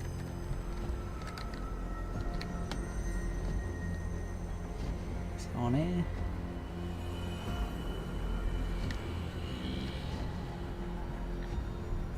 One car should be swinging out. Hopefully.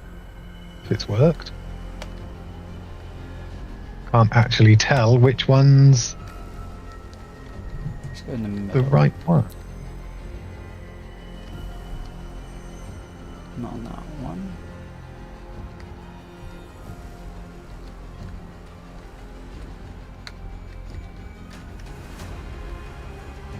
Ah. Now that's weird. Why isn't... Right, let's just double check what I... Oh! Right. So, what collisions do you have on your cars? Oh, it needs to be the other ones, does it? So if I open this, Yeah, it can't be advanced. so just Yeah, it has to be a simple one. So project default or simple. And then you need to basically add a box.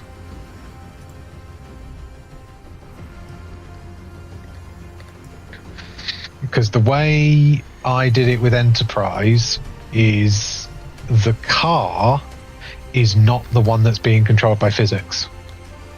It's actually a bar that runs inside the car. okay. Oh, look, there you go. It is that doing one. something. Whee! Let's try and get on this. Whee! Whee! So all of the settings to do with weight and dampening and all that stuff is what controls how much it will do stuff. So if you turned off dampening on the car, it would swing a lot quicker and violent. So if you reset them to default values or whatever, then it will swing a lot looser. Which I think for this is probably quite good because it's quite small movement that needs to be quick, whereas Enterprise was quite a lumbered rotation, so it needed to be nice and smooth. Yeah. Just finding which one it's on. I think it's that one.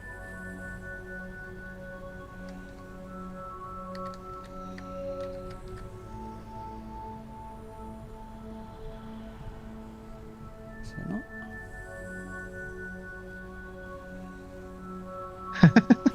It's so hard to tell. Yeah, I don't think it's either of them because it's not. Must be there. Must be one of them. We please ask that you do not rock the Must be. cars. A ride host will shortly be securing your car. That one. That's- It's this one. Ah, yeah. So that might be that the weight is wrong. So Or it'll also be right, so it won't be the weight, it will be the center of gravity. So the center of gravity on a physics joint is defaulted to 0. so it needs to be lower.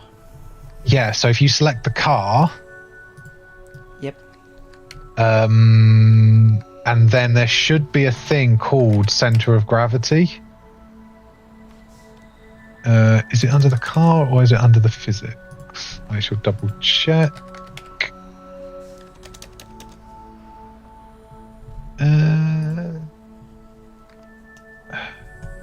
Oh, is it center of mass?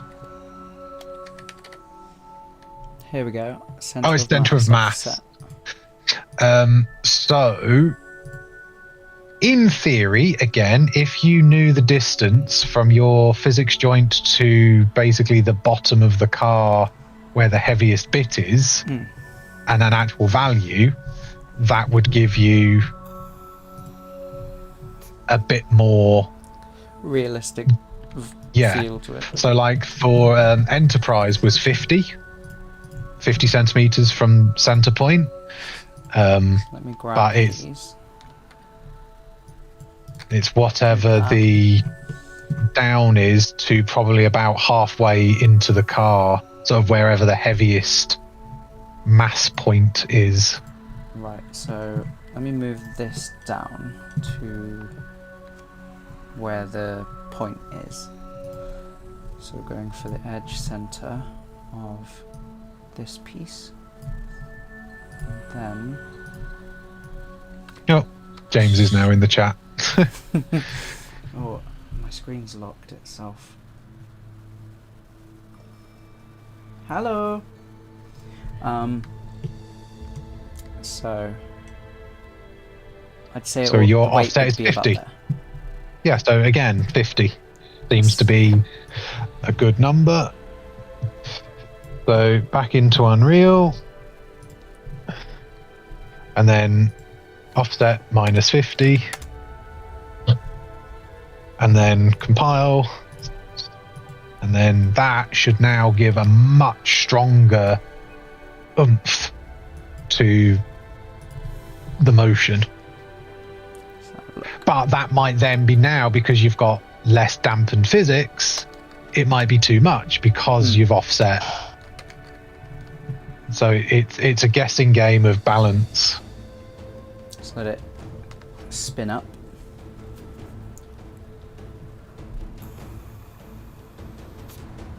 You even on the right one? No idea. I'm guessing not. I don't know. It's so hard to tell. Oh no, there it is. It's the other one. There it is. You can see it. Goes up, goes down, goes up, and then goes down. So yeah, all of those values can be changed after the fact for every car at the same time. So you've just got to do all of those physics joints. Looking at the way that they pretty much immediately, like, when they're on the outside, so it probably needs out. a lot less dampening, to be honest. You probably need a lot less dampening, and you might even need a bigger offset just to compensate. Yeah, so like how those really tall boats have the thing underneath. Yes.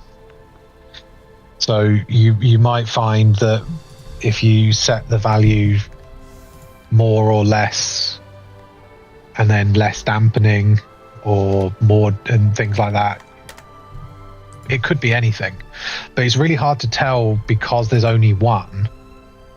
So your best bet is to literally do all of them. So let's give it that.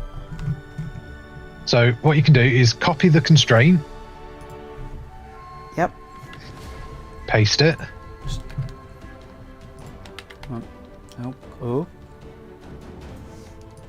Oh no, it's not going to like that. Just press escape.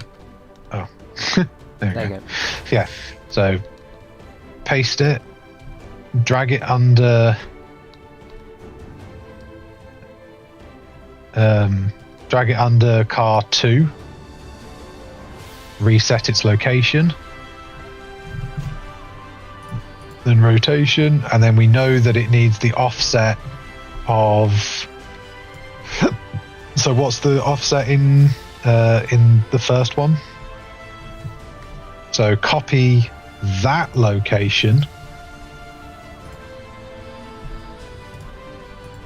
No. Because that's already been moved. So we don't need. So what did we say the halfway point was? 112 or something? I think it was 112 was the offset to the middle. I'll double check. So I've got it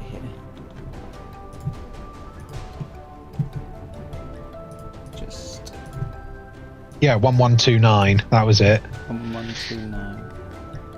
Yeah. So we'll need that. Hang on. What I'll do is paste that into our chat, so then we don't have to. We won't lose that then, because we'll need that number. I will just edit it. Convert it. To be right. Yeah. There we go. So that will be on the red. And then need to change this change to car the 2. car to now car 2. And then take physics constraint out of car and put it under wheel.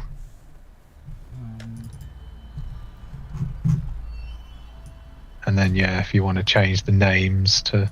I don't know why I didn't copy it. It's weird. Just drag it to wheel. Yeah, drag it to wheel. And there we go. And then it's just a case of repeating that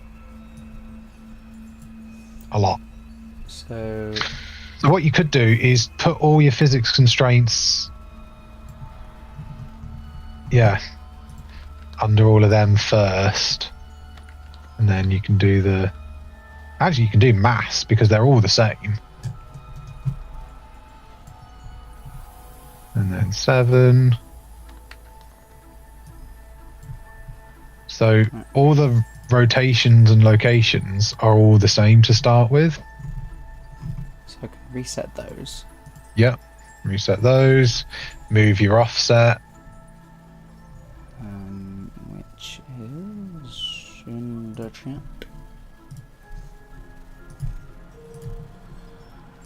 Red one. Then drag all of those out. We want and then to do and then you can reset 3, all of them. 4.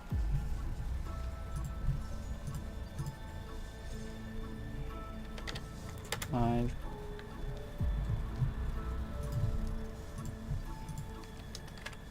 6. 7. And drag them all up to wheel.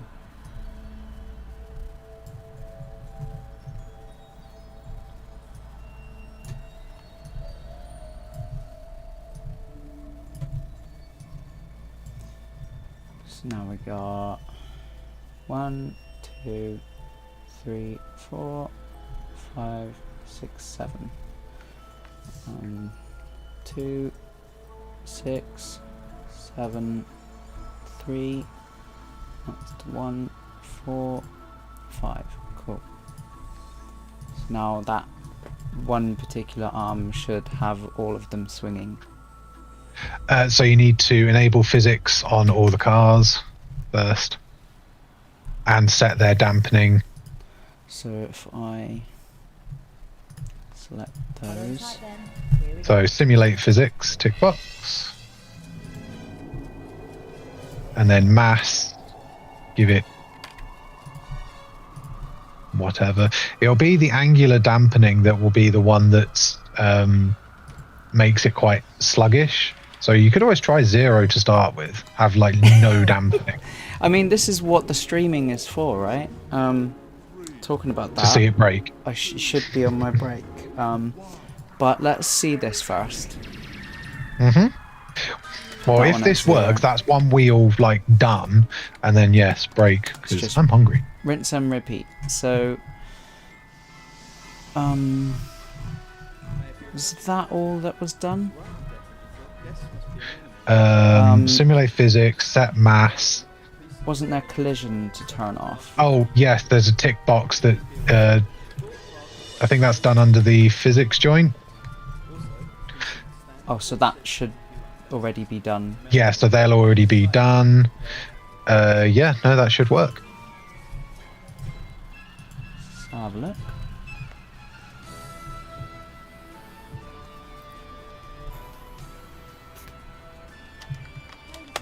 That's the one. Whee! Whee! Come back. Come back. Oh god. I'm just gonna restart that. Jump on before it gets moving.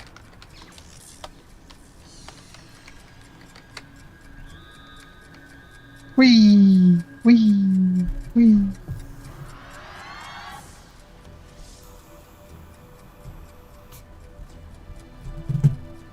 Try to rotate with it.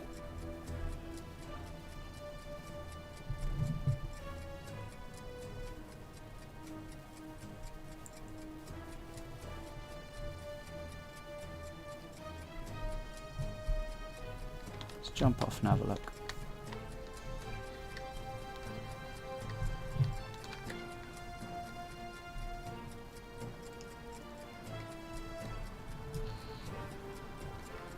Very floaty, so I'll have to fiddle with it because they need to be at this point swinging out to the side.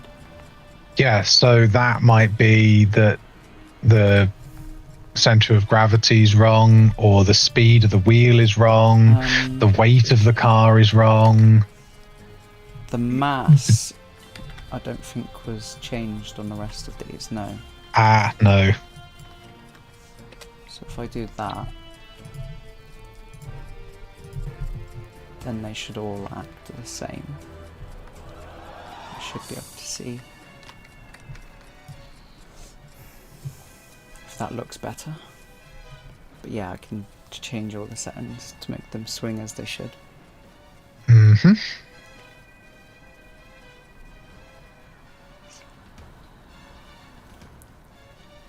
I might also push the center of mass to the slightly inside, because when they go in under the support, they like to swing to the left.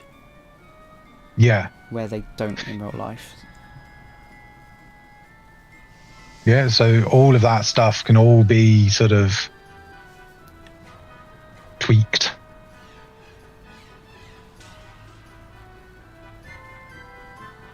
But it's working, it's moving.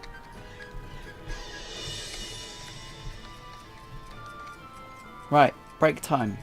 I'll have to push it back because yeah, I've gone over about 10 minutes nearly. So what is my time? It's supposed to be 1:30. I have 30 minutes. So I'll be back at 2:10 for another 2.5 hours. Well, 2.25 hours of finishing the rest of this. Since I know how to do that, I'll probably get working on trying to make it slow down and stop. Yeah, so that is basically you take the timeline and just reverse it all, essentially. Did you want to come back after, or quickly explain so I know what I'm doing? So what I'm saying. you've got the rotation. So you basically just flip that one to have as a deceleration. You just do the opposite, setting the value of rotation to the opposite of that. So that would go from the upper value to 0. So the start, the end would be 0, time 15, and the start would be value 90. Yeah, and you just flip it, and you can have the curve so it nice and slows, nice and smooth, and the arm lift you just play in reverse. Technically, the arm lift you could do as a, so if you did an event, you call the event to then play in reverse. Okay. So I mean, I'm not planning on doing anything. So I mean, I could come back and go through all of the advanced stuff. So where you do all of the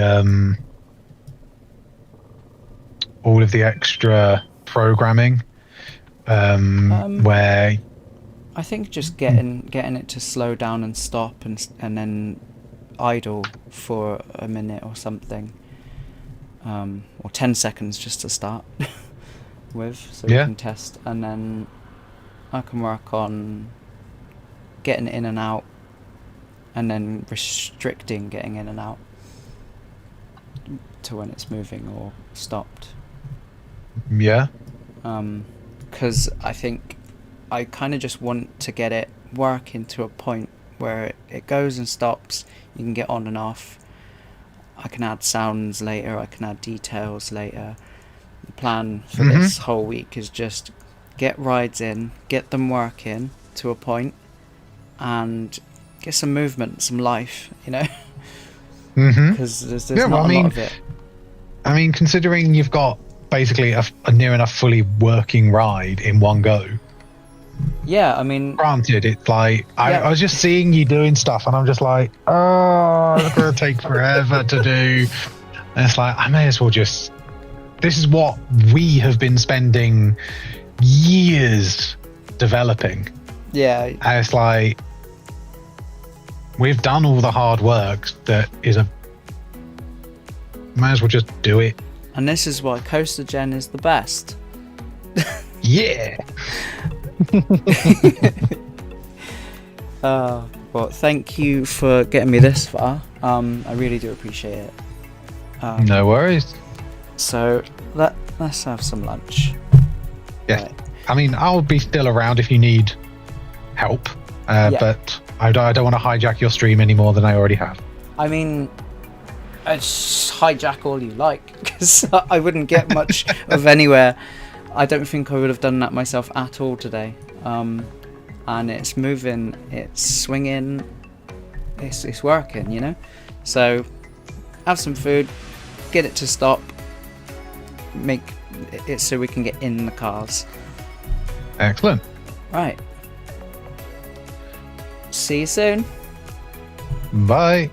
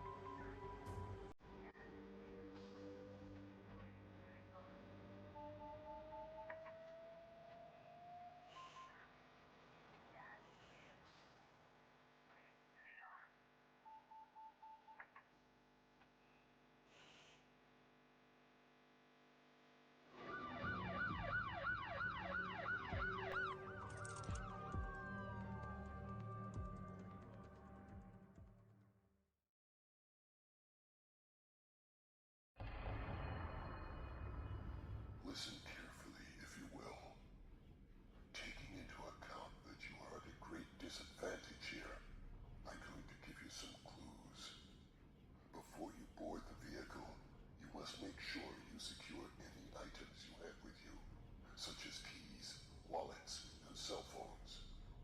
Each vehicle has a space for 8 of you, 2 rows of 4. Leave no spaces. Fill in all the seats.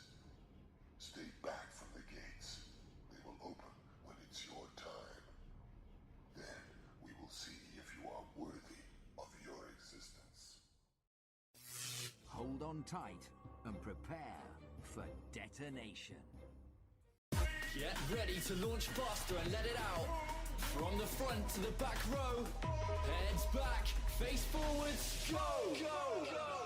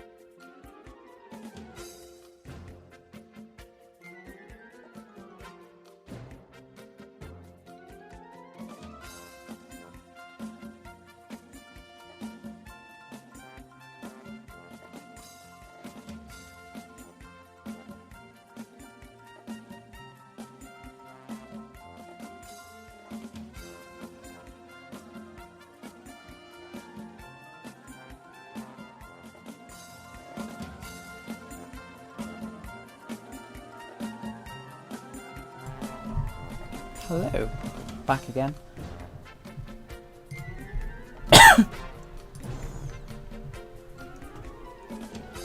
So, let's get going and doing the reverse.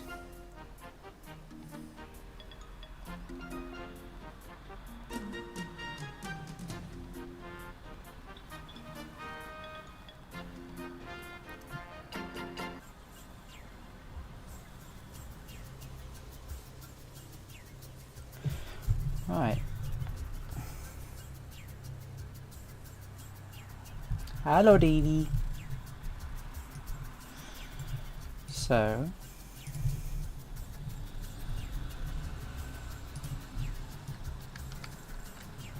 we need to put these physics constraints on the rest of the cars.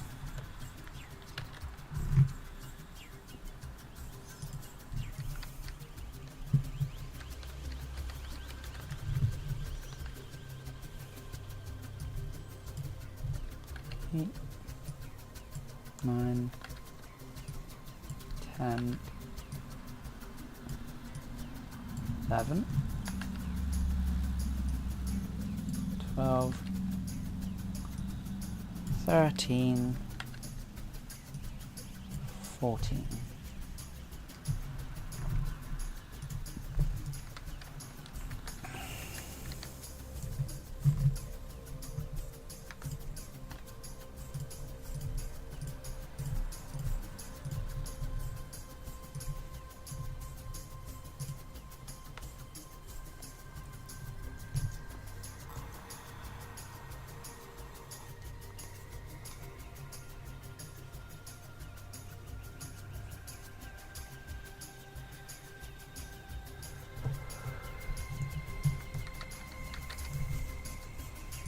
Reset those.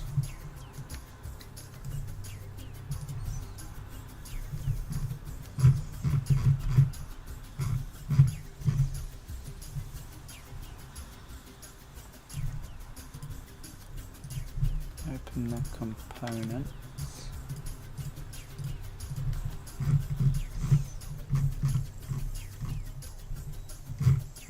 Where are they? Where'd they go? There, right in front of me.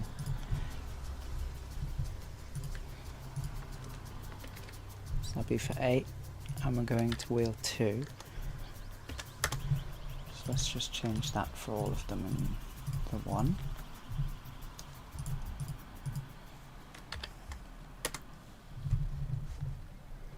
Wheel 2.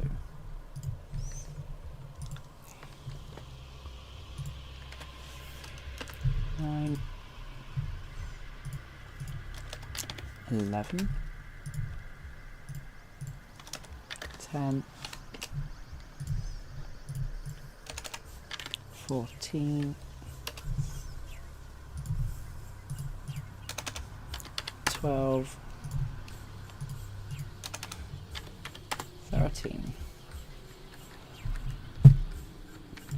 Now, I need to go grab that.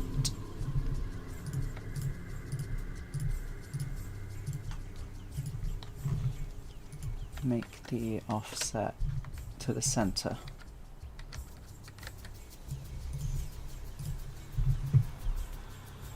And move all of these up to the wheel.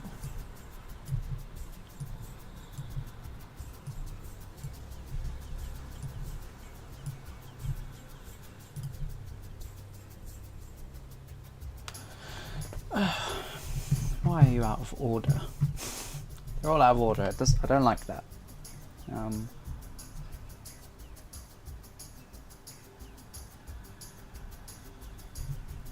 Oh well.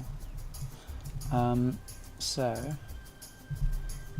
then I need to select all the cars.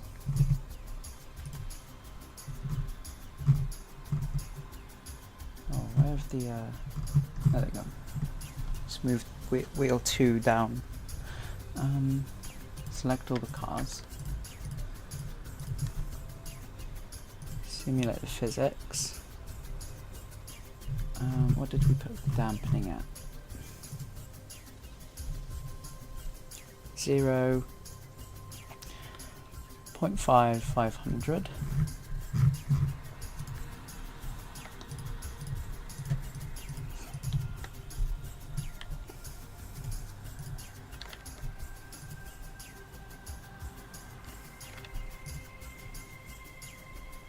Gravity's on.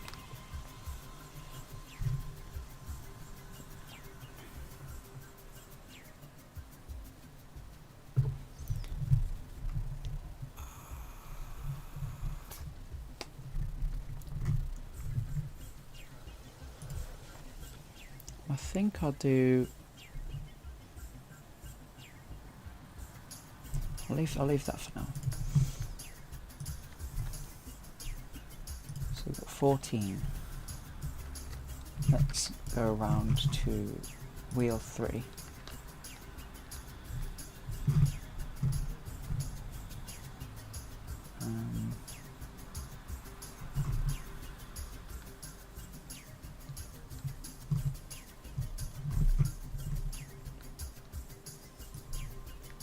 That's good there. 16, 17, 18, 19, 20, and 21. So reselect all of those. Put them back.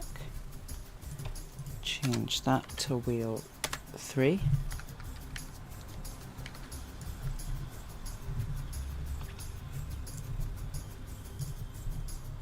Grab that again. Move them over.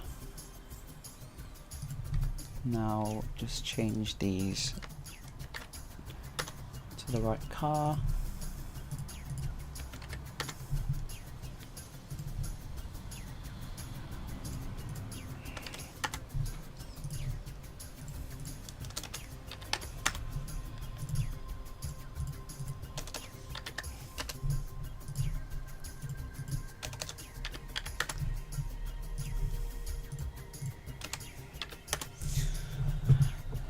Check those. It's 19 going to 19, 18 to 18, 17 to 17, 21, 20, 16, and 15.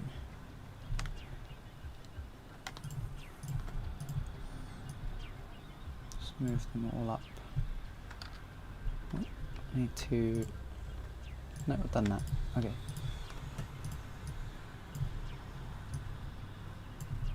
Move them to the wheel.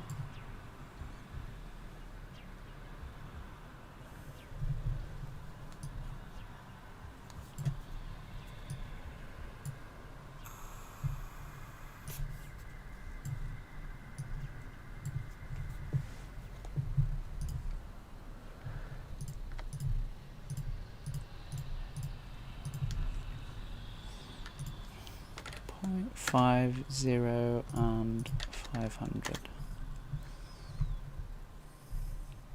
Turn the physics on.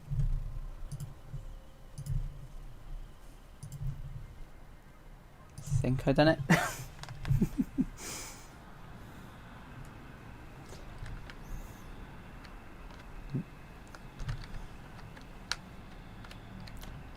Not quite. One of them fell off.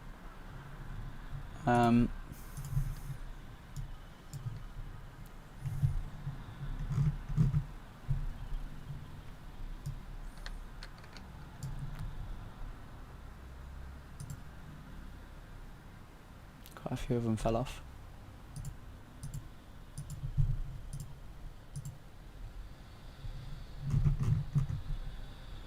Car 20.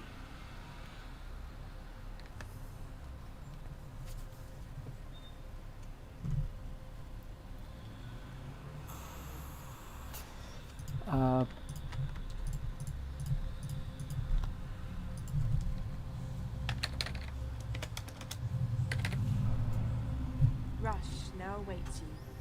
Please move onto the platform, placing bags and loose items in the boxes positioned opposite your seat. Once seated, please pull your lap bar across your waist and then in towards your body. Once again, please pull your lap bar across your waist and pull it down tightly against your body. The bars will be locked shortly.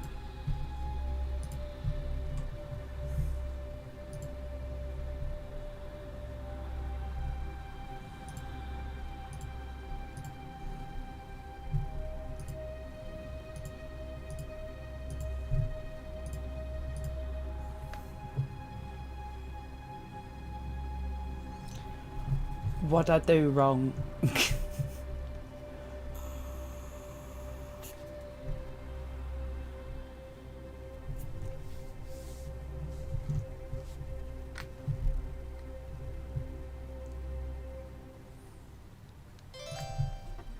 I'm Dr. Bladenstein. Many of you have Oh, used my book, Bladenstein The is back. Chicken Vision, to learn essential life skills. My new book, Plucking the Chicken, helps you restore your life, getting you back on your perch and ruling the roost. Stop scratching around in the dirt and learn to cluck with pride. Plucking the Chicken by me, Dr. Elspeth Bledenstein. Buy it now before you really lay an egg. Plucking the Chicken is available at bookstores.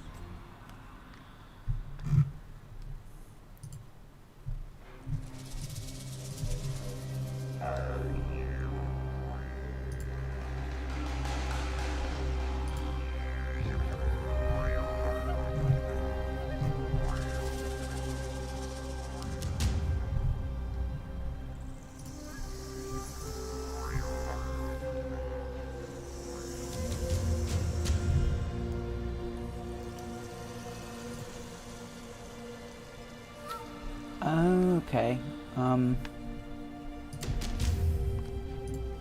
They got a 0 in front of them. That would be why.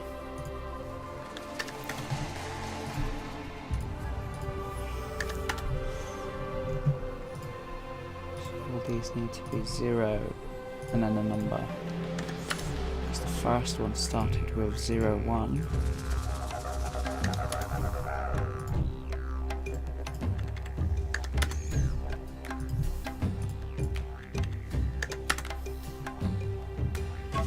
I will pluck the chicken.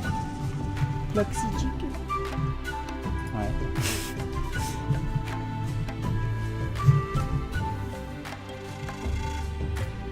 So that's why 08 worked and 09. And then none of these starting with 1 worked.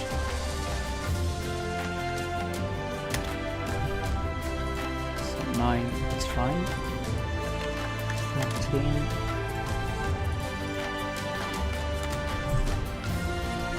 Let's have a look. There we go. Pile, save, jump in, let's have a look.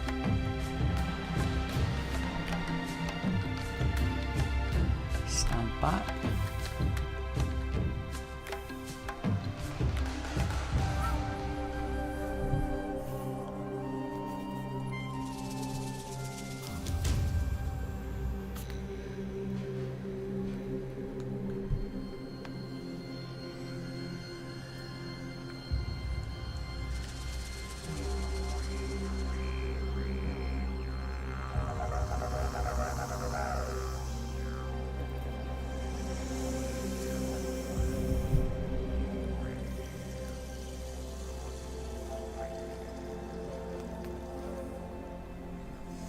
It's looking good.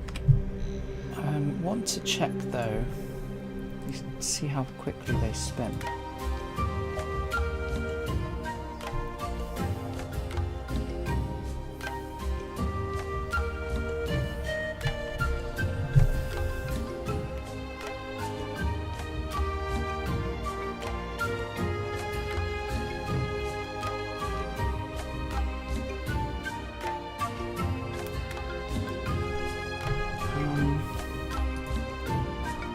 Figure it out.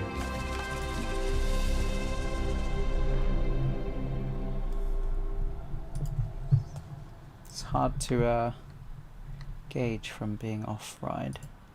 I think they spin a lot quicker than what I've got here.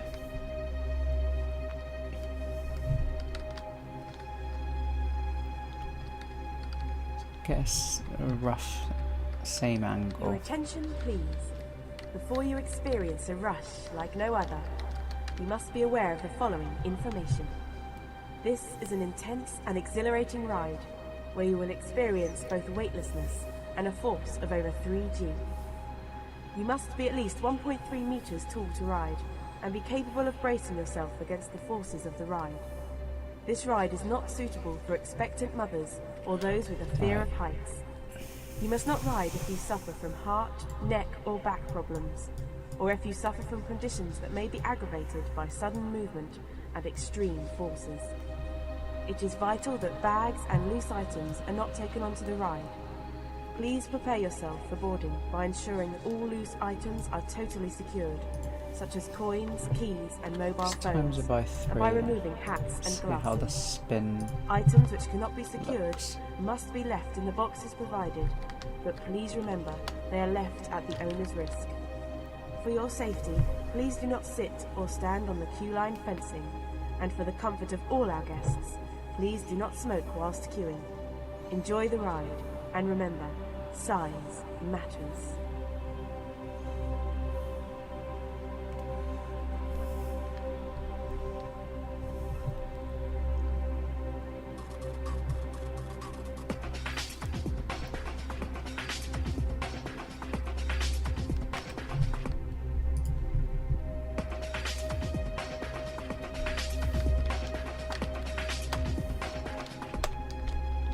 Come on. There we go.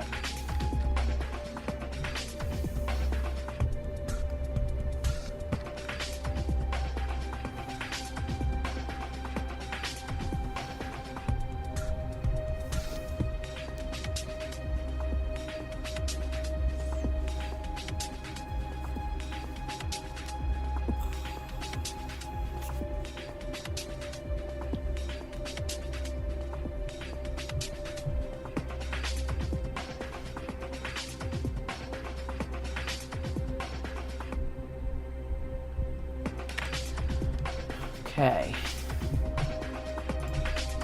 Try getting the swinging motion a bit later. So they're all swinging now, so that's fine. I just need to sort out the whole what do you call it? The cycle for the start and stop. So we got at begin to play to make it rotate.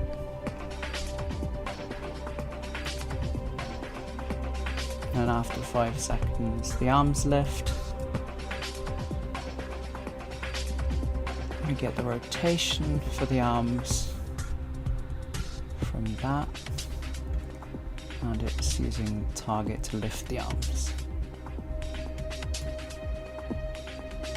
So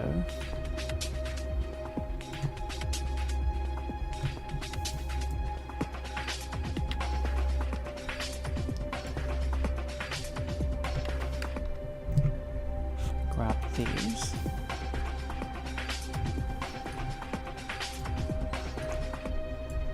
So I want to target them and move them again.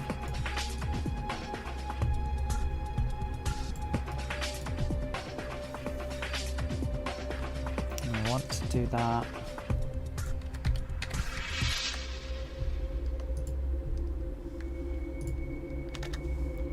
After 10 seconds for time being.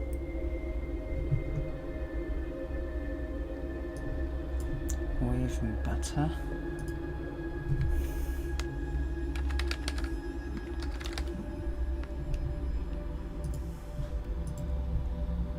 Let's get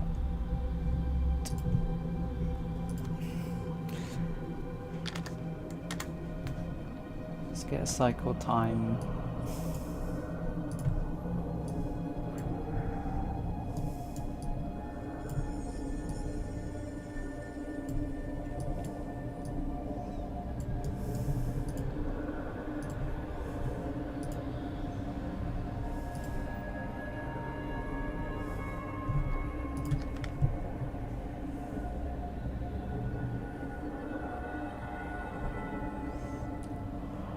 Well, at least it's back up. You know, it's a good thing. It was a shame that we didn't get to go on stealth, but I mean, we went on a lot and got front rows on a lot. So, all in all, it was pretty good.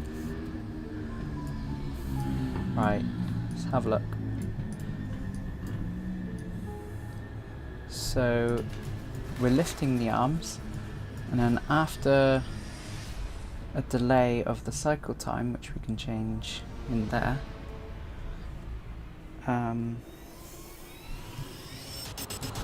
it's gonna then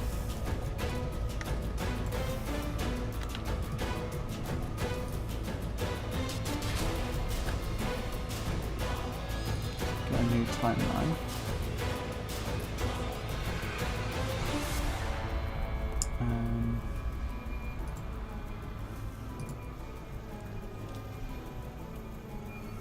Let's close that out.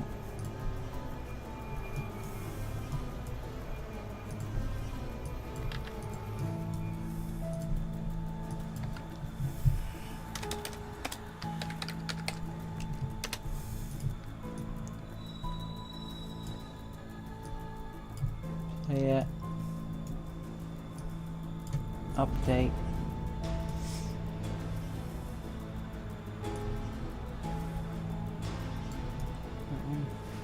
Pitch.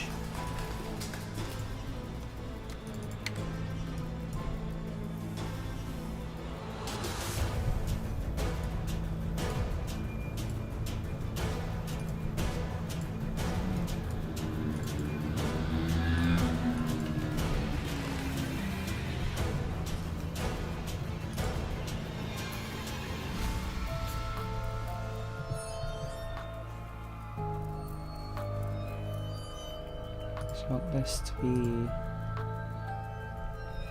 reversed. So what are you at? You're at 37.5.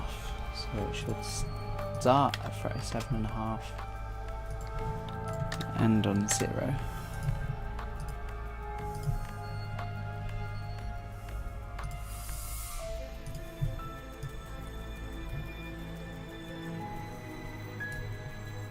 See if that works. See if I have any idea what I'm doing. So after it goes up, it should wait 10 seconds and then go back. But it won't slow down.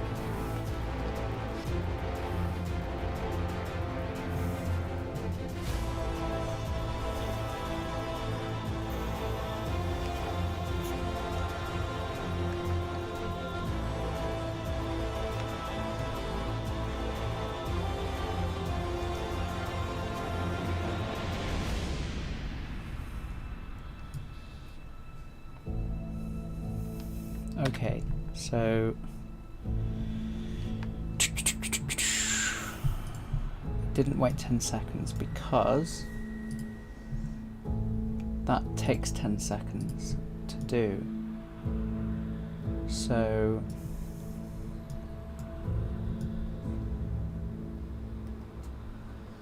what we'll want to do is just add an additional delay of 10 seconds in between the cycle time to give time for the rotation animation to lift up the cars. So we got it starting to rotate. After 5 seconds of it starting to rotate, pick up speed, the arms lift. That takes 10 seconds, as it says there. And then after, while it's lifting the arms, because it will just start it and then move on. We've got 10 seconds, which is the time of this timeline.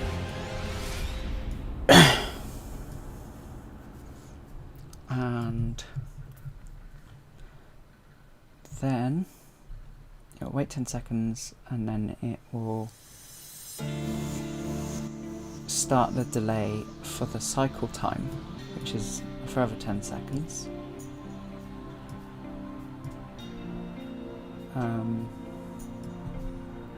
Then it will lower the arm. And it should just stay down. I hope so.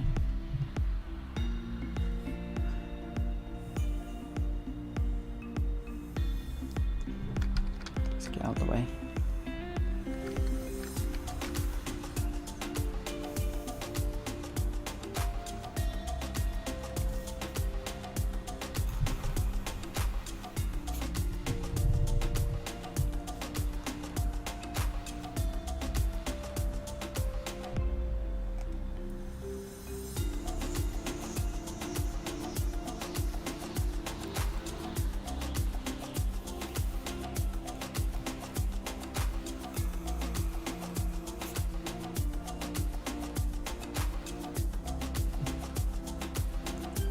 Going down.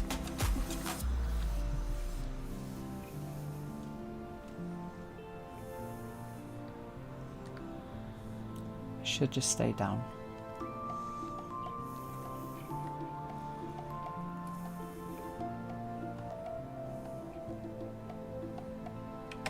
Yeah. Okay.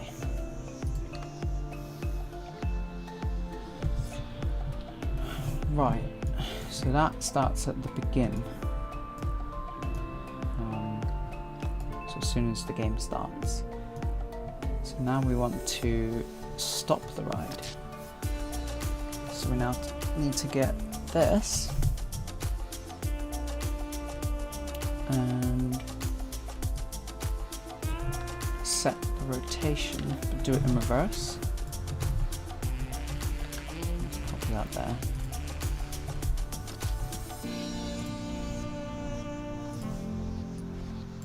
Let's rename this to spin up.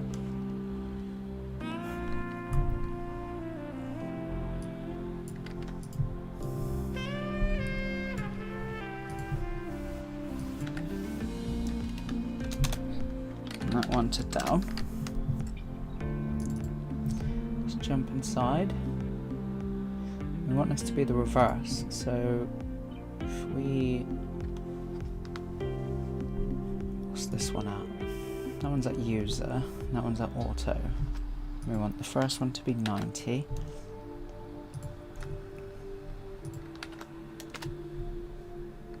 This one at 0.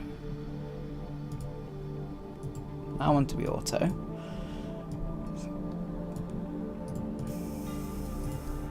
then we'll edit this one ourselves.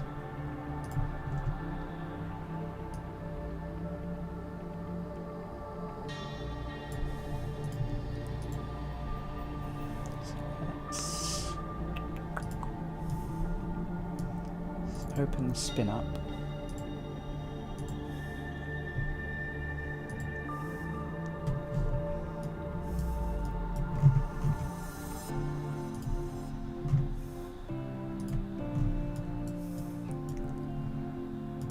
So that one at user.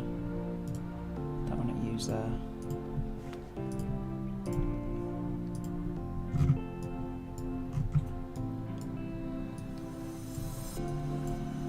To play.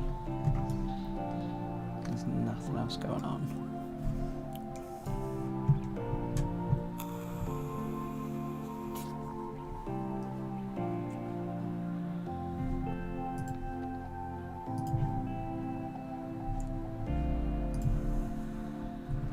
Let me open that back up again.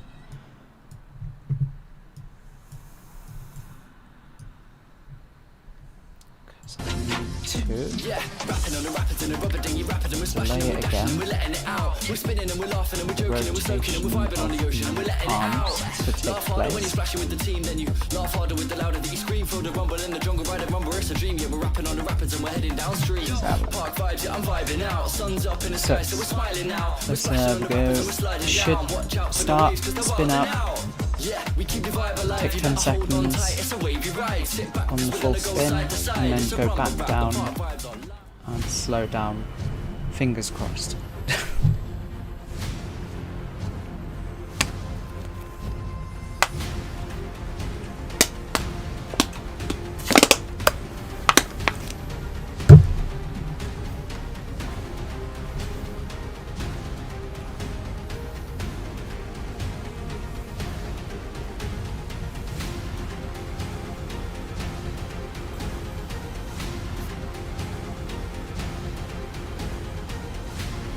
Go down. It should start to slow down.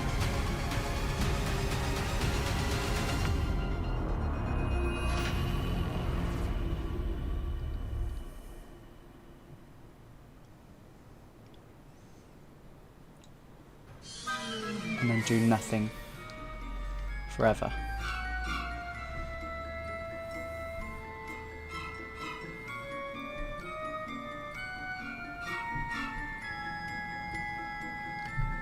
Still spinning.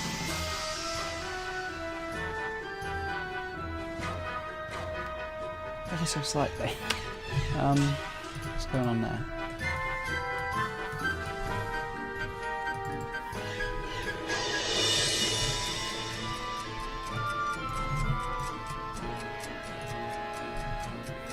It takes 15 seconds to do that one. That's just the spin down, okay.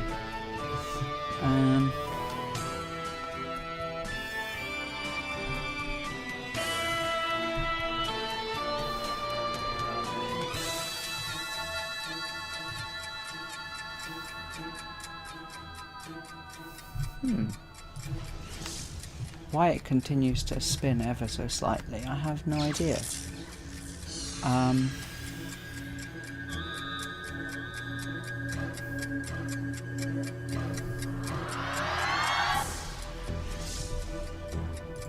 Maybe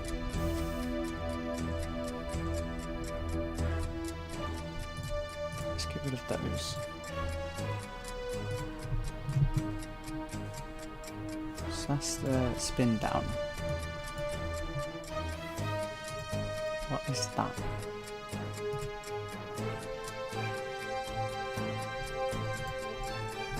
Is that why? Do they have like a little kick up at the end? I don't know if that matters. Let's find out.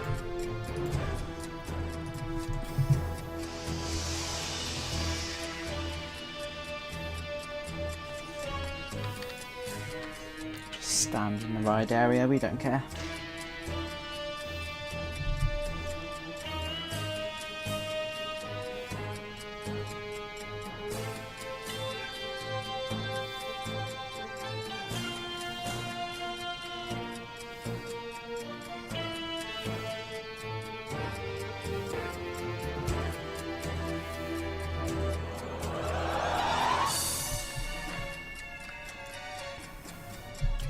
Guests be like, ooh, I dropped my phone.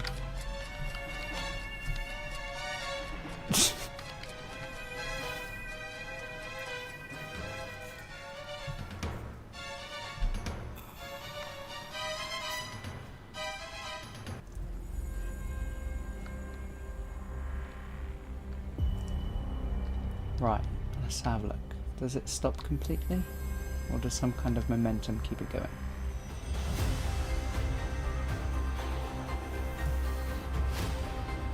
Doesn't stop. How weird.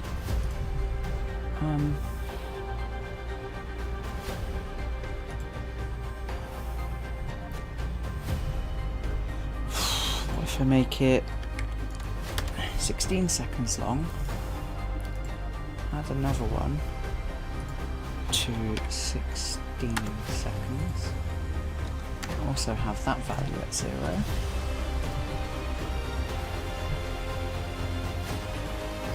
Just to keep it consistent, let's make this 14. That one 15, and make it a total 15.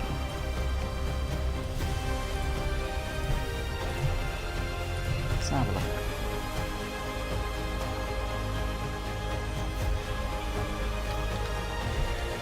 give it another go.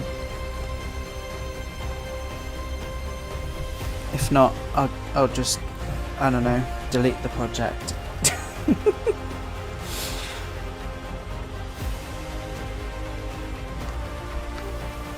Up it goes. The swinging of the cars aren't that far off what they need to be. Though they do need to swing out a lot more consistently, because they seem to wobble a lot.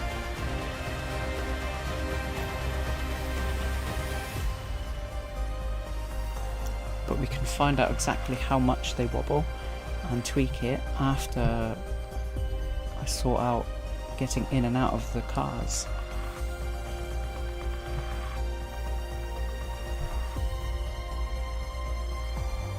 Very nice.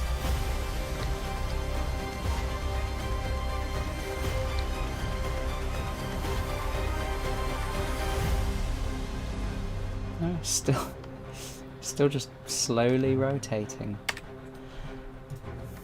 I'm sure that could be something that we'll be able to fix later. In that case, I'll just delete that one, put that back to 15. Save that, go back into here. So I want it to loop. I don't know exactly how I'll do that. What I can try to do is work on how we get in and out of these cars. So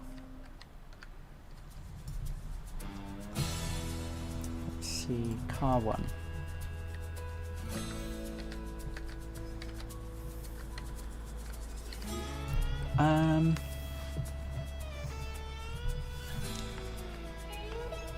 I think I'll have to do something like, where is it? Got the golf cart. Let's open that.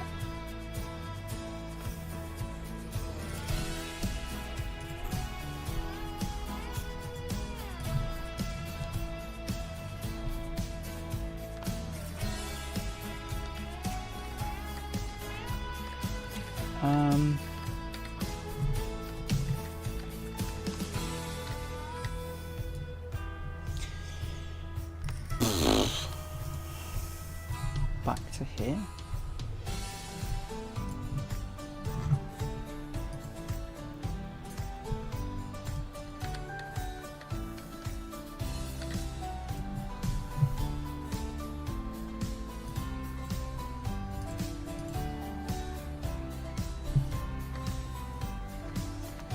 Right. Possession box. I don't know how this works because I bought this cart. So let's see. It's just a box collision. It's under the main mesh.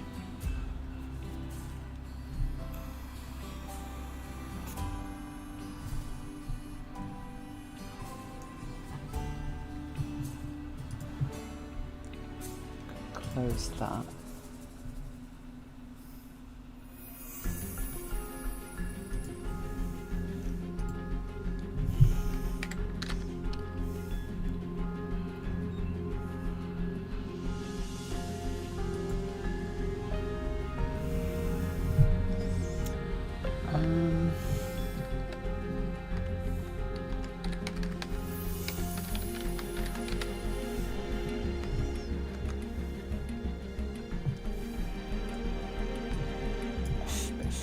Feels like I spelled that wrong.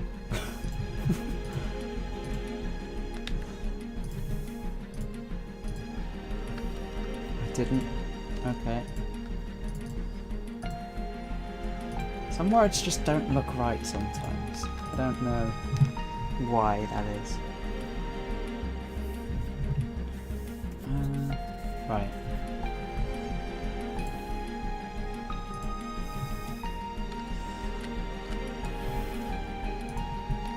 if I grab that again.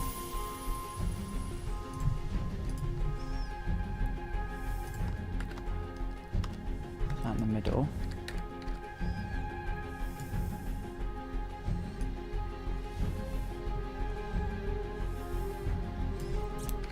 So anywhere you click in there.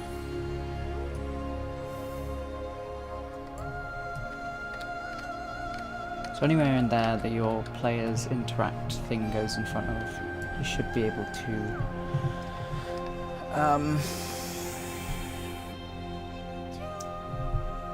have the thing that pops up and says you can get in. So let's make sure we got the same settings.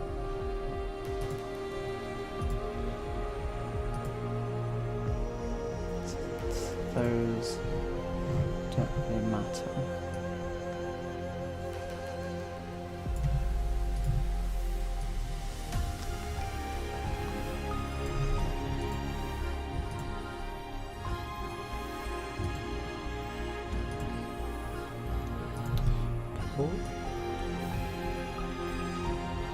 Collision, that's the one that I think I need to change a few bits in.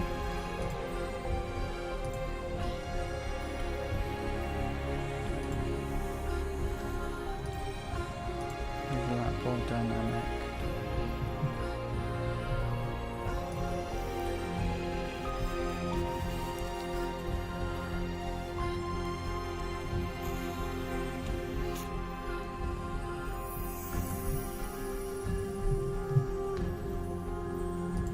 This one.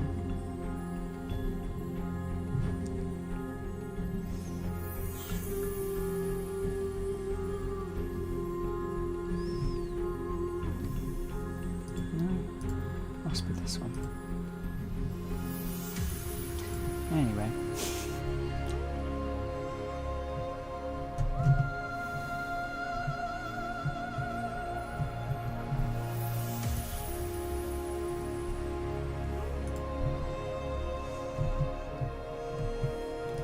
Here's the stuff to get in it. I think I need a camera as well.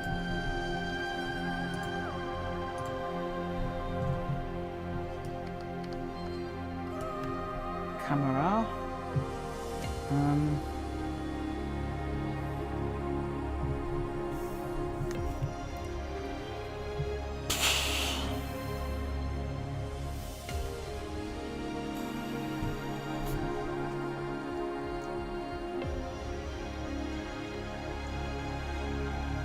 Pete, if you're watching, I faintly remember something about there not being too many of these, because it'd be a bad idea.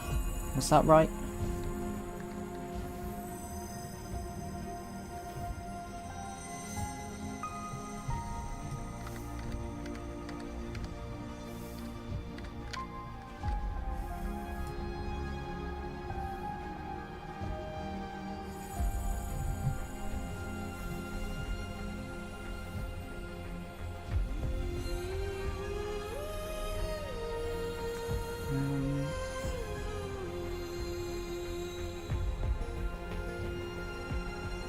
Don't know if he's watching. See if I can get a hold of him again.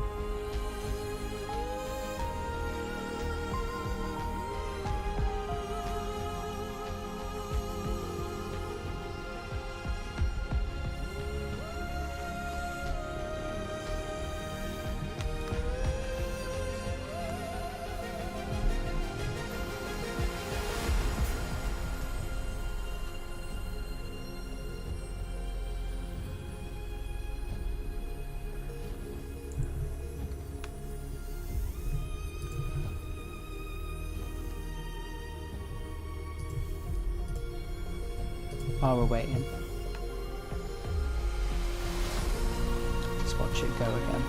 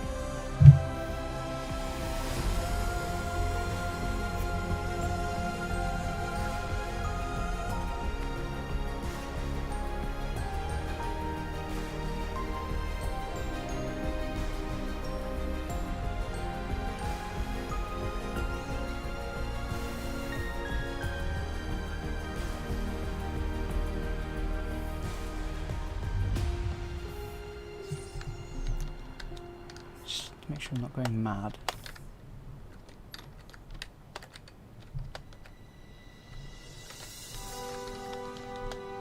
Oh, stop jumping over it.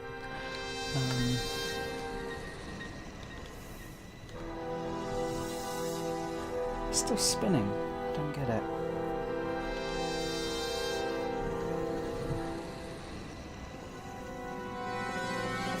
Like the whole thing's rotating. Like even those are still going.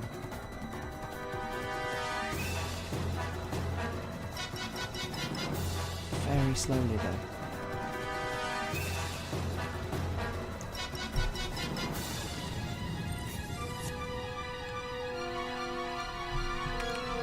Right.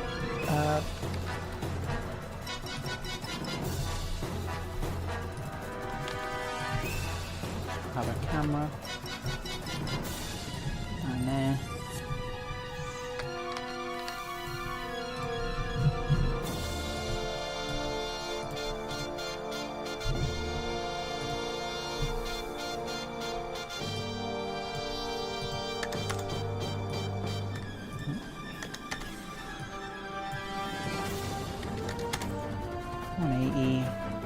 I'm gonna move it to about there.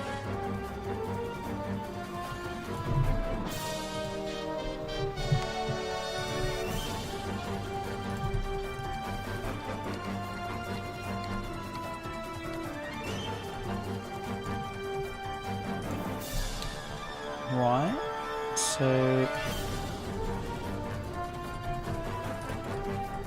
just so I know which one it is. A bit higher than the rest.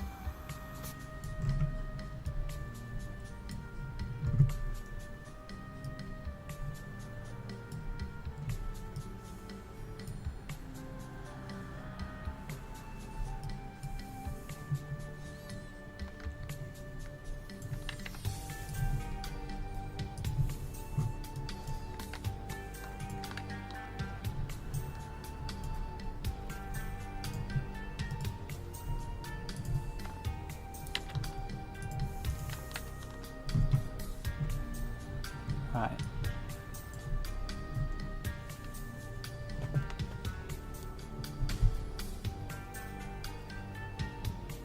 So that's for when you're inside and you want to get out.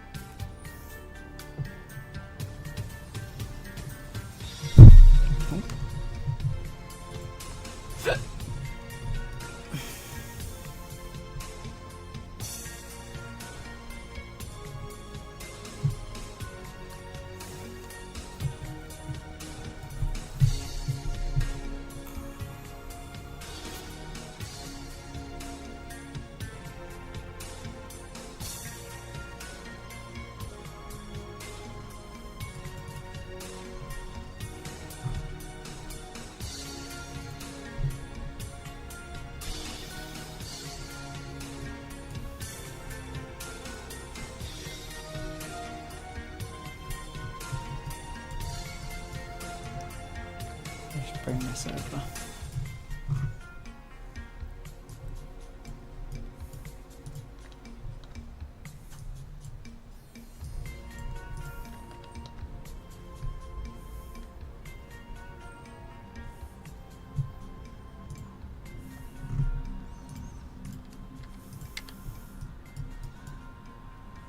Those end ones what to do with the cart sounds when you get in.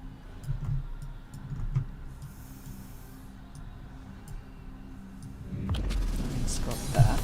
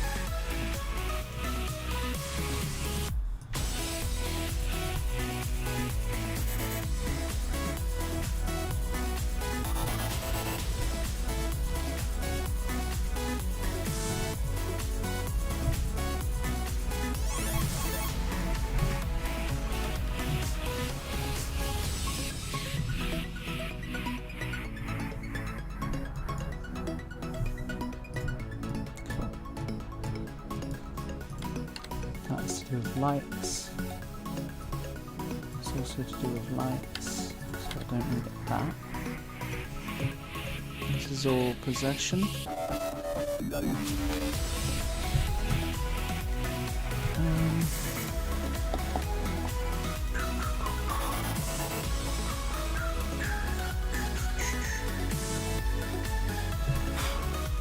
Two more hours indeed.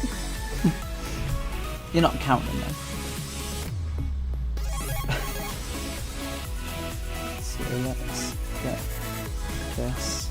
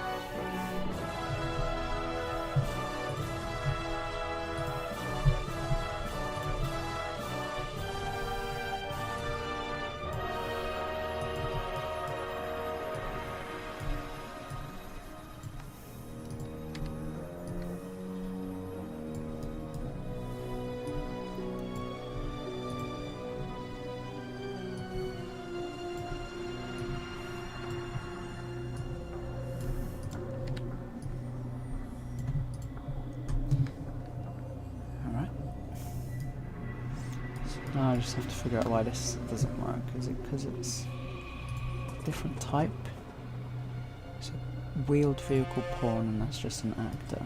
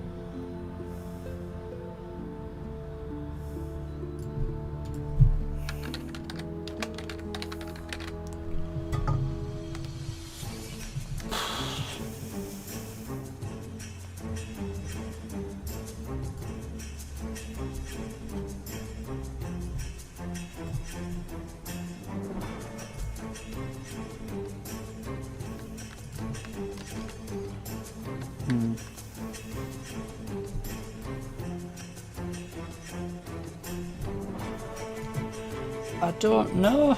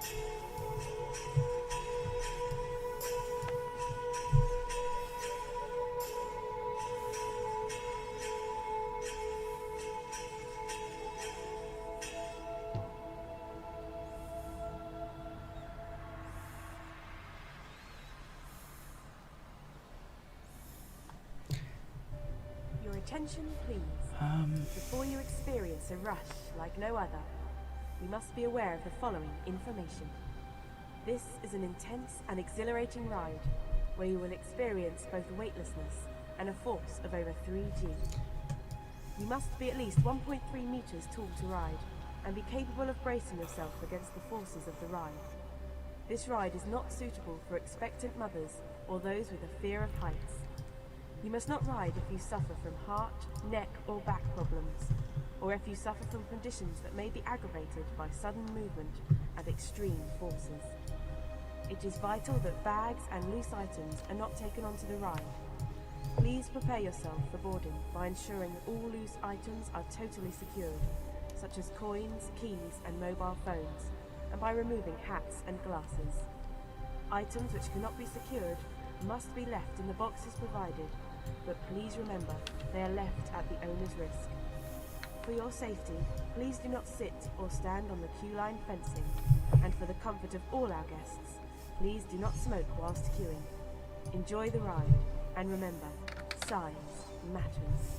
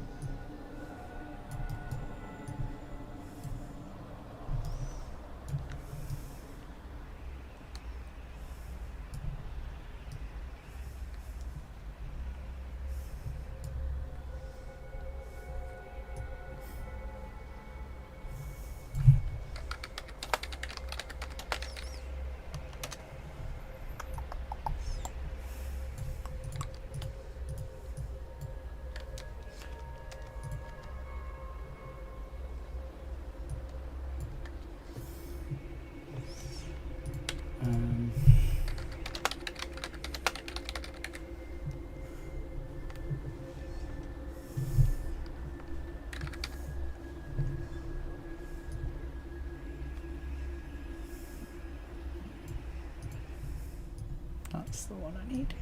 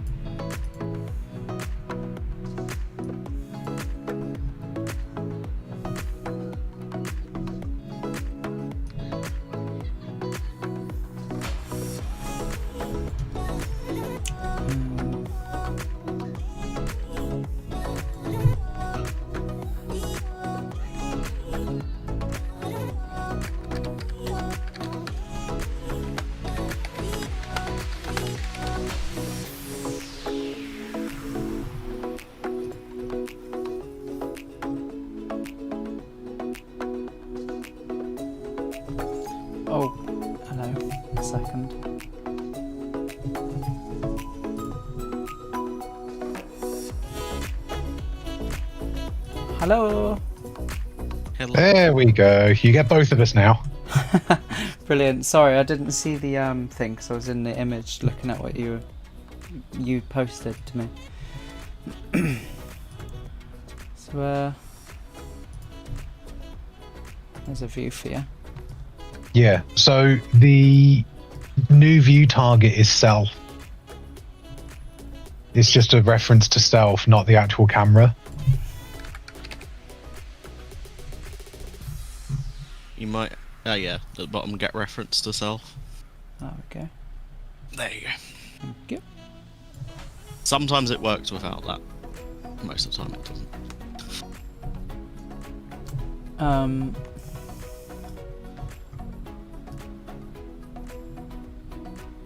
So this is all this other stuff. So this is the... So you're trying to do the whole possession thing. Yeah, just to get that same stuff that shows up with the golf cart, you know, click to enter and all that. But I don't know if that's too much for me right now.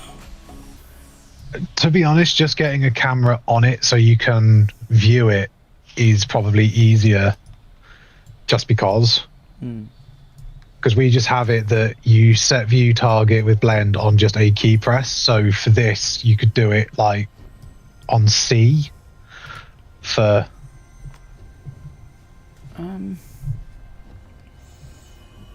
It's just the easiest way, because then you do a flip-flop that you set...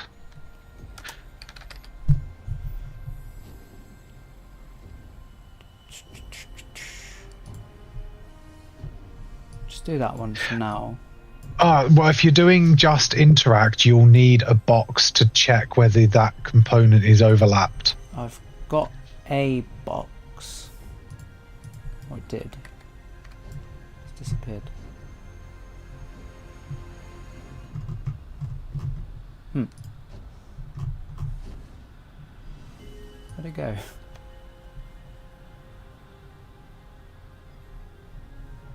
Oh well. I'm making a run.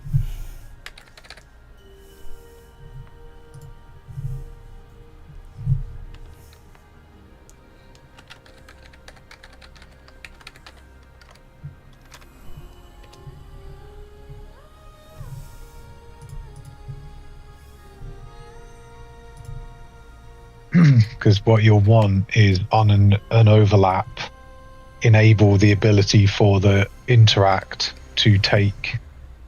Yeah, basically the same as with the vending machines. Right? Within reason, yes. But obviously the vending machines work on line trace. But you don't really need the line trace as much. Because if you just have it on... I suppose the easiest way, yeah, go into the vending machine blueprint and just take out. It would just be on overlap, enable input in that blueprint.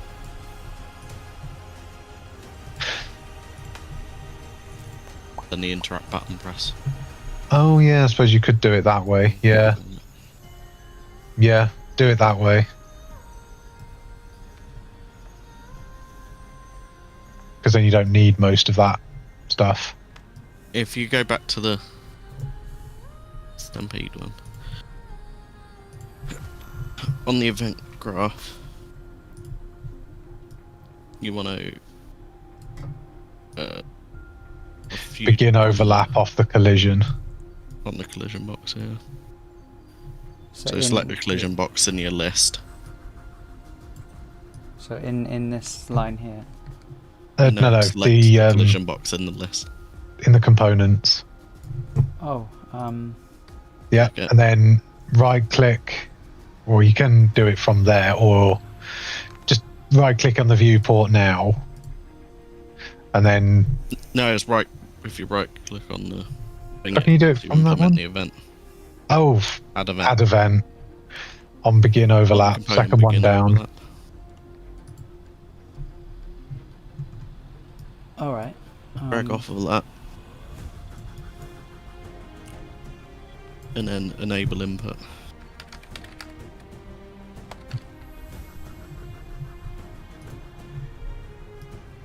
Target You just need the itself, player- that's fine, and then player drag off controller. player controller, and then get player controller. Yeah, being pasted. And you'll need to do another one. So same thing again, select collision box, right click and add an event for end overlap.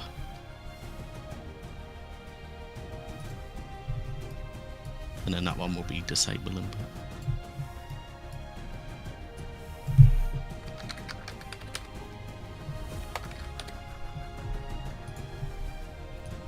And then same thing plugged in.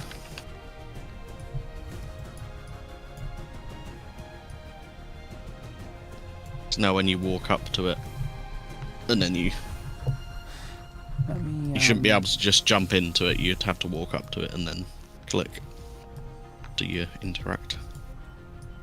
Let me put a delay on the start real quick. Just Well, give you don't myself wanna- a solid 20 seconds to find the car. You don't just want to keep running, No. hoping that you click in the right place. I have raised the car that I need, that I'm working on. I think it's...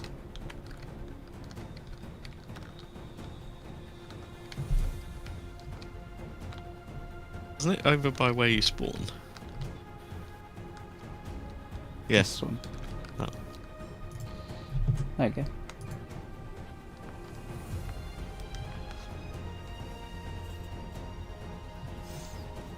So let me just double check which one it is before I move it back down.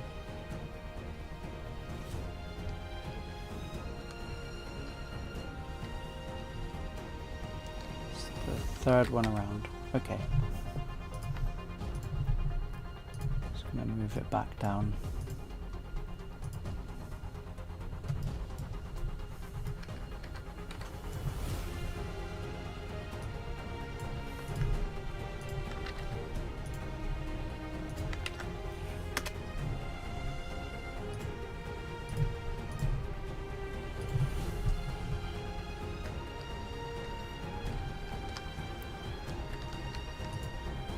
There we go.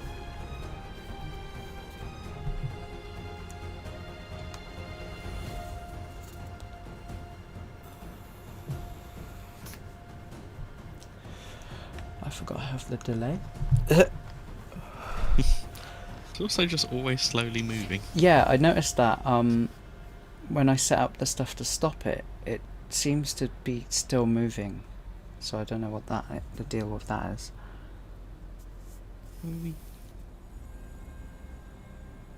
Oh. Oh. You may have hit your player.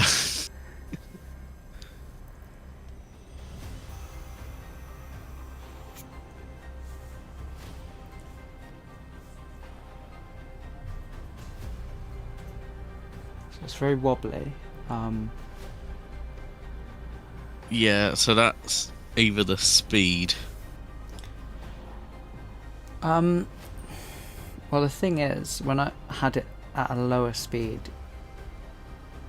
it was the cars were going somewhat upright when they should have been pretty much sideways. Because once it Yeah, I picks meant up is speed, the speed is still too low. well, it seems to be that. Or go into the physics of it. Just one of them.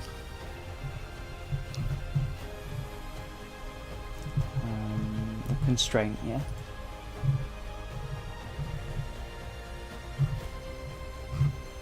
No, it's not in the constraint. The actual car. Speed. Yeah. There. It could be the mass is too high. Okay. If you dropped the mass down, it might. It should still fling out because the offset is still below. but there won't be as much gravity able to pull it back. Let me remove the... So it should kind of still keep it flung out a little bit. Let's give ourselves 5 seconds to get in. Run! Put your lap bar down. Go, go, go, go. Train will be leaving in 5 seconds before. There we go.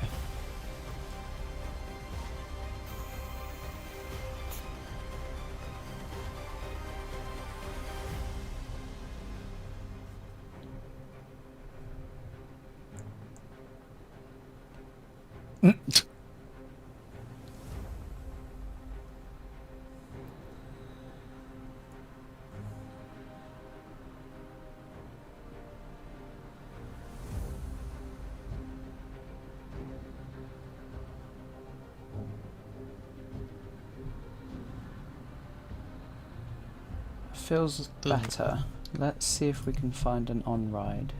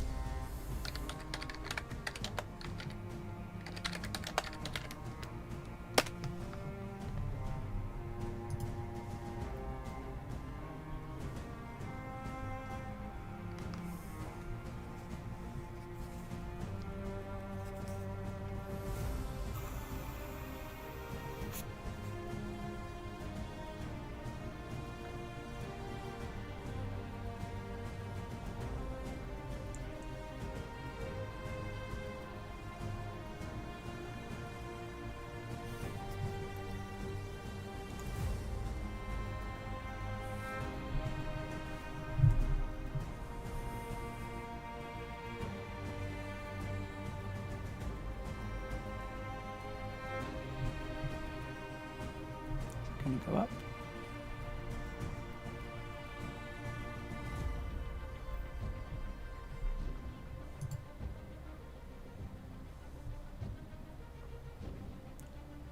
It does. You stay to up be fair. for a lot, but then when it goes down, you pretty much swing back in. So let's have It's a kind of look. what you did have, to be honest.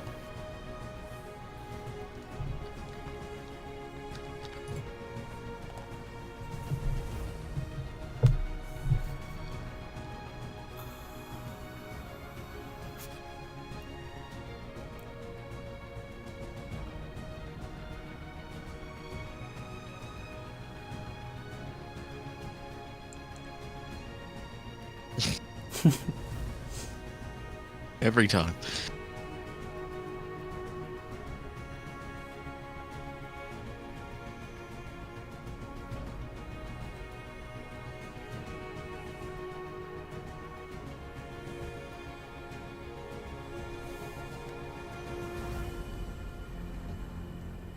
Yeah, I think as it was.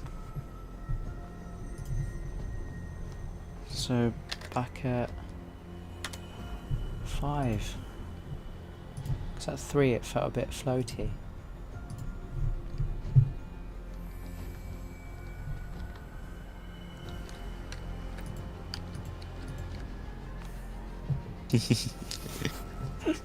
You're trying to get just far enough away. Yeah.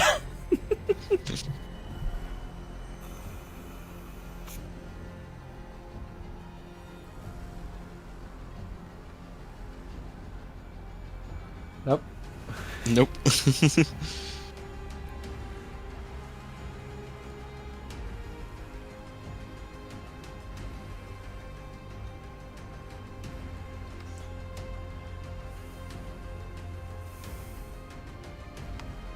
Tell you what I can do. Time the down points for a full rotation.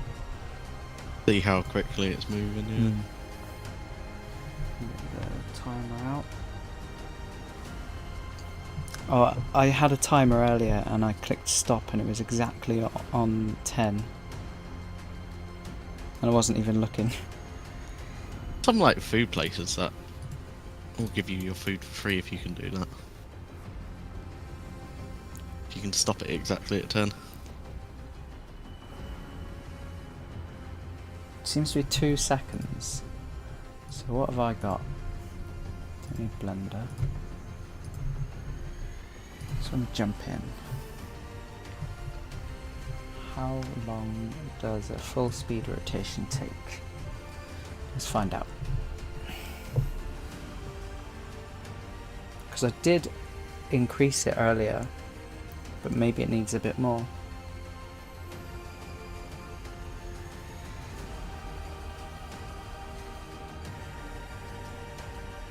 Oh, nearly upside down.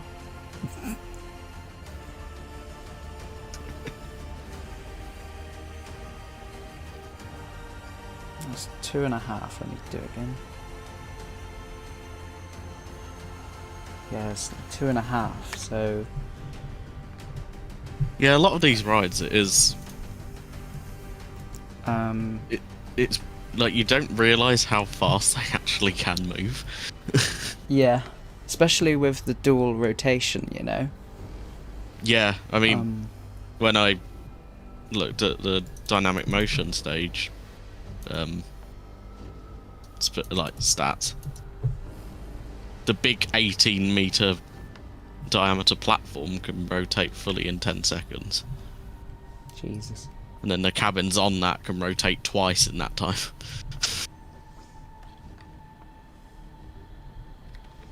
And they're not small things to move. No, heavy. I've sped it up a little bit, so let's see how that changes.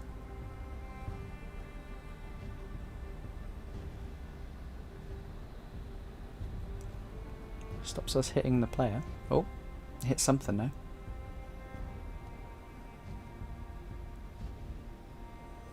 Oh god. It's just exaggerated it into that spinning. It's about Right, 2.2. So maybe a bit of dampening. Yeah.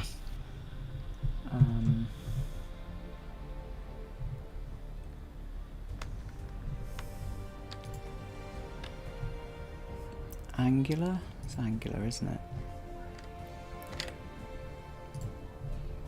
I think it is, but sometimes it is weird and it's the opposite one to what it should be.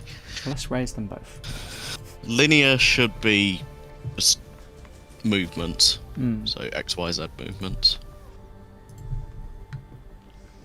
Because I think it needs to speed Angular up should be even more. rotations.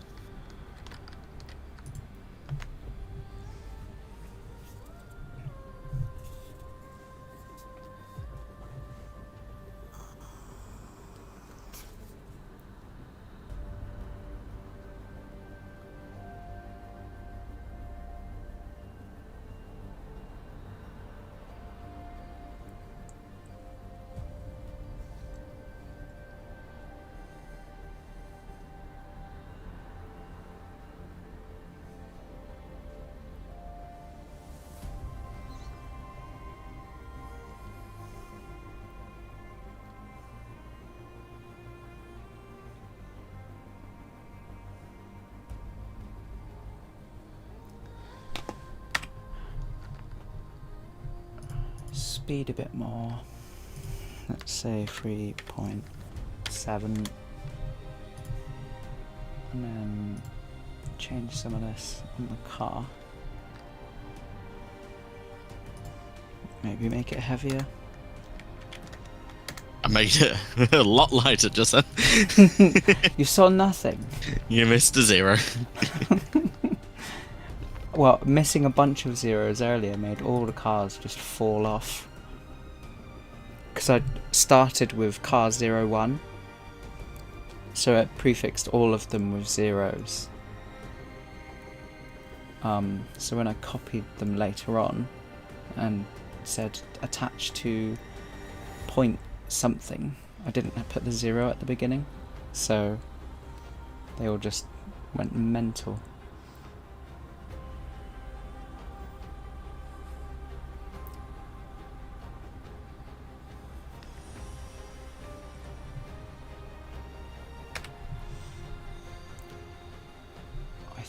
think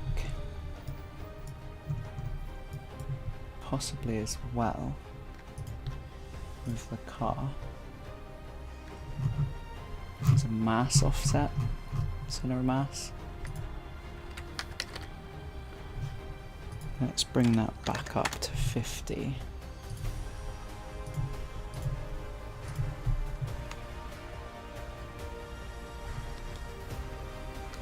See if that feels any less erratic. So the speed's almost right.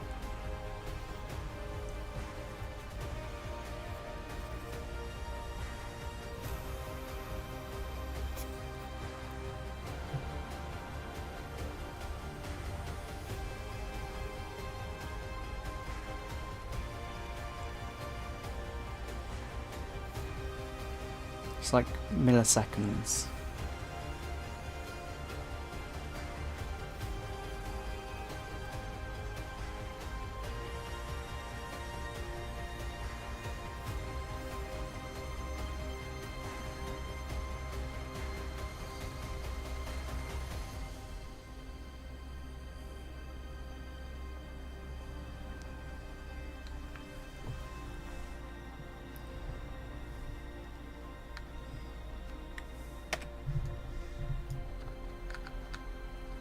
Right.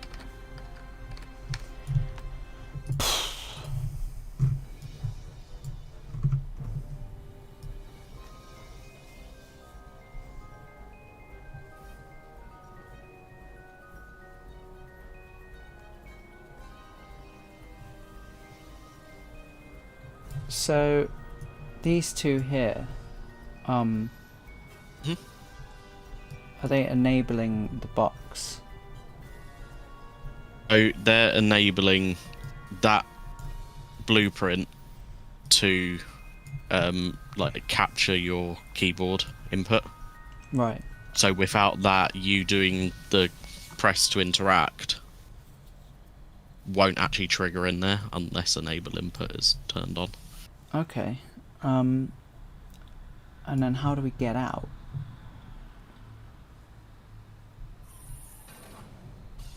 So the only issue you'll have with getting out... Oh, actually, yeah. If you got rid of the bottom one... That one? To get rid of that completely. So once you're on the ride, it's still enabling input. Yeah. You can then have another key press.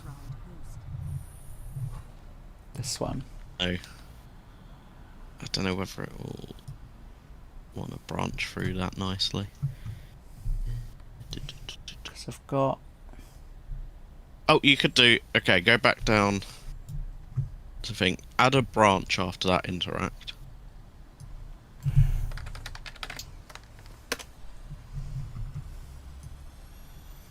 Then you want to have a variable connected into that condition. A Boolean one. Which is like on ride. On ride.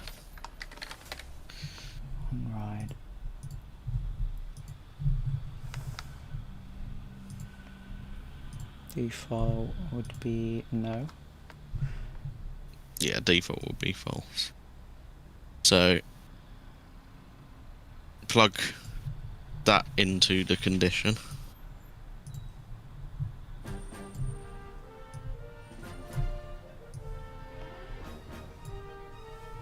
So your boarding one, so setting it to active, will have to go in the false instead.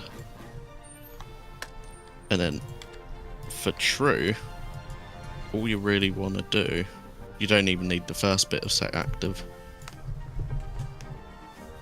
You want to set view target with blend.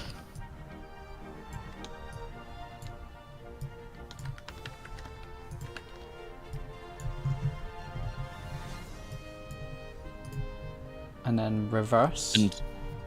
No. So new view target should be get player character, I believe.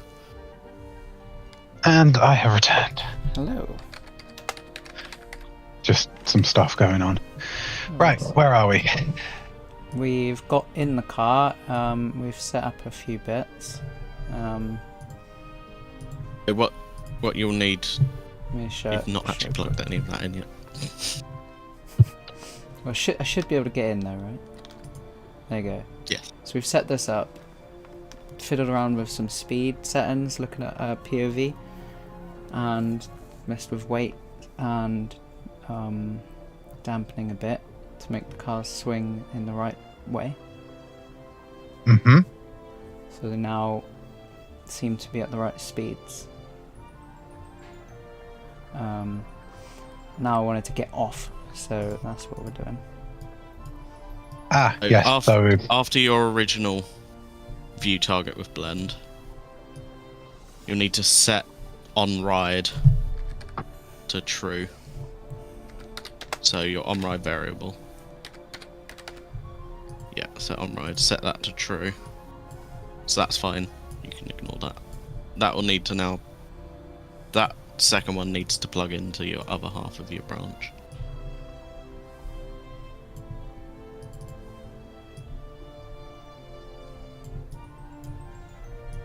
Cool. And then after that, you want to set on ride to false. So it'll let you get back on the ride. Yeah. If you can figure out what car it was. Hopefully you should go back to your thingy. Oh, and then after that last one, also disable input.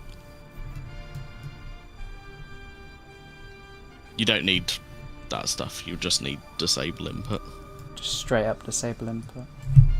Yeah, and plug that into the player controller as well.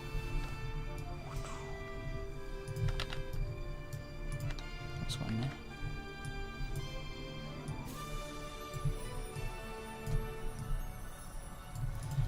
Right. So you should be able to jump in and out.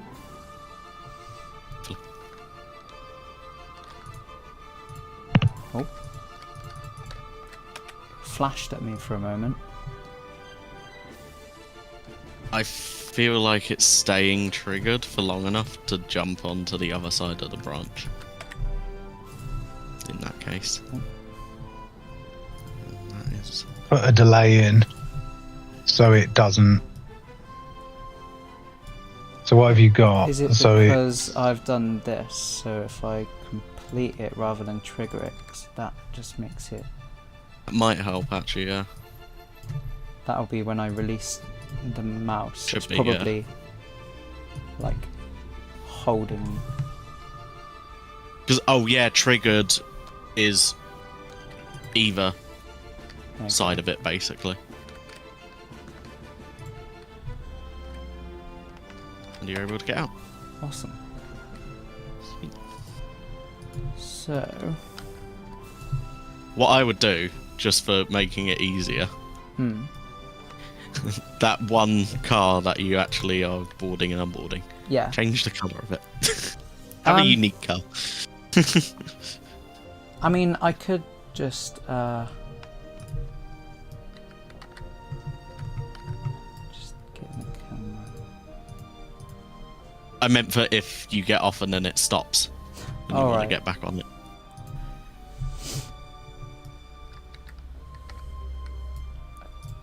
Because there's no guarantee it will still be in the same spot after it Is there stopped. an easy way to do that? just do it in the blueprint. Just change the colour in the blueprint. Yeah, select the car that you've got and then just change the yellow to not yellow. I've never gone into that kind of thing. Element 0. So just change element 0 to any other colour. So just select where it says dev or, and just choose literally anything. So choose a bright blue. There we go. Or a bright purple. There we go. There we go. Blue car. Thank you. It also means you don't have to worry about going, wait, which one was I next to? Yeah. I was thinking then, because the character gets in the way and gets bonked, can I like temporarily spawn them like under, like a meter down or something from wherever you're standing, and then when exiting, That is- spawning them in a fixed point next to the car. That's going into setting up the full character system. It's not a really easily temporary thing to do. Because I did it with the You can do it. golf cart because you'd bump into it, so I just told it to update the player to a certain place and leave it there. But it's tied to the car, so the audio still sounds normal. And turn off collisions. I say you can do it, but the way we've done it in Project is to kind of like set it up so that you don't have to do it per ride. The camera will handle it itself. You should actually just be able to walk your character away a little bit. I was gonna say, I saw my... Because you do still have control over it. Alright, so it literally just rips you... Hello! You can just... Bye. Just walk out. I also feel like you are colliding with, like, the fence or the floor, potentially. Yes, I noticed there was little bits. Yeah, I think it's when you're at a certain angle, your collision boxes are slightly too big. So it's just kind of clipping. That should be sortable, because... The thing is with the collisions on a physics object is they don't actually need to be the object. You can just make it a cube and it's enough. It doesn't have to be accurate to it. Well, the thing is, I have no reference for how low down it needs to be, but I think it might be higher. So I could just change the height of just this. raise the whole thing. Because let's can that if you not be in that way? just double click one of your cars in the world, you'll be able to edit. Yeah, you'll be able to edit its rotation. You should be able to. Now your preview boxes got in the way. One here. How did you make that camera preview so big, by the way? I don't know how to change it. Because mine is always tiny in the corner. It's annoying sometimes. Is it this? That might. That's is it your settings in top right? Maybe.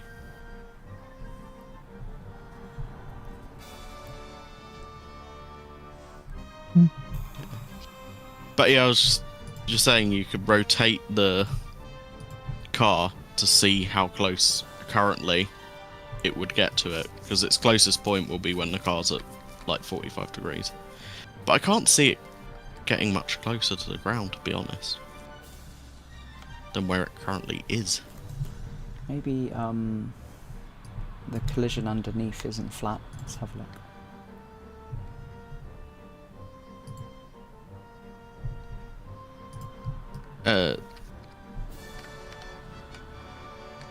Looks fine.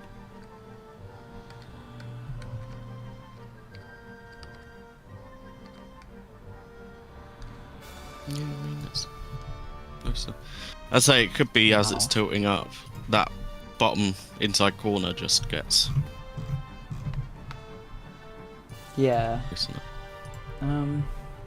But it might not. Depends on... Don't want that, do we? I turned them off.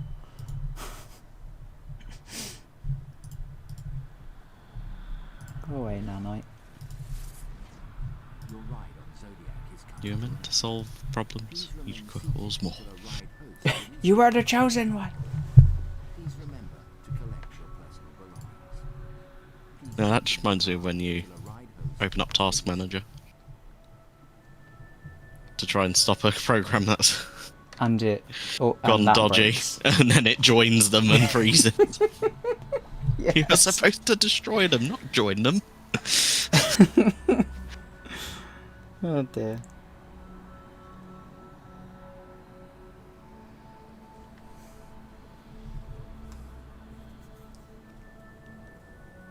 Yeah, I think it is just getting a bit too close and catching. Let's have a look from down here.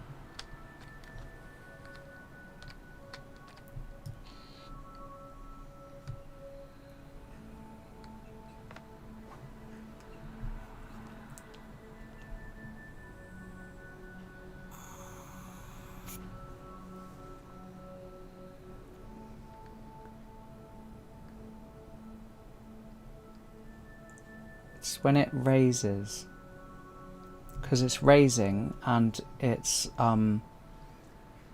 obviously the pivot point pushes the inside down just enough for it to clip the floor at that's a very specific angle of it raising up, about there. So I could just delete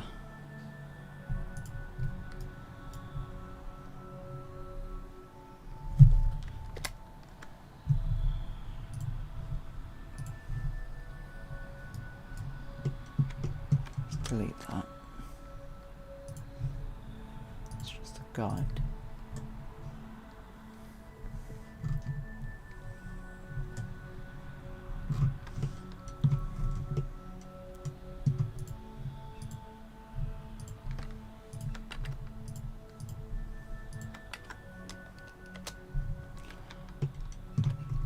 So if we just raise this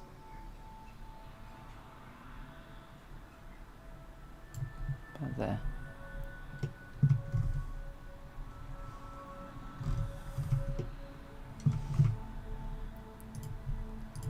And then set origin to the cursor.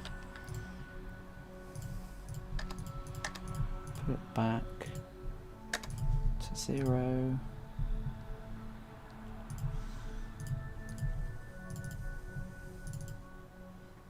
Going for the main.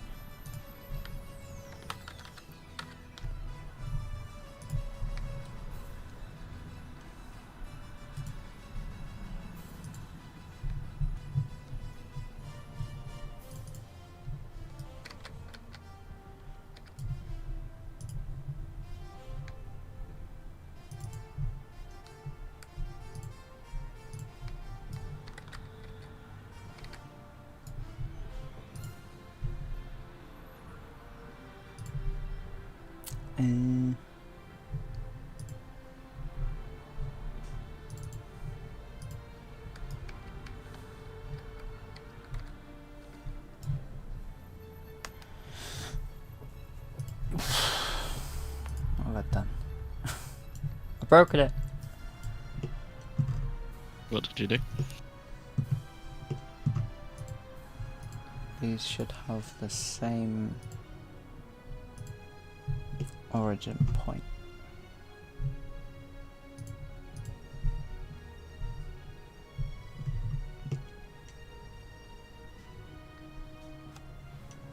It doesn't seem to.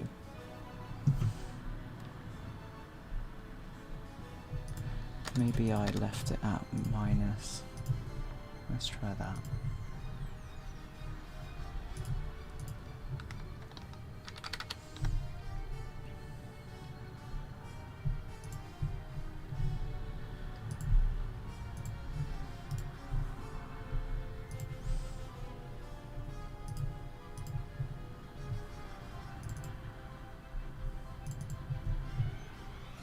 It's better.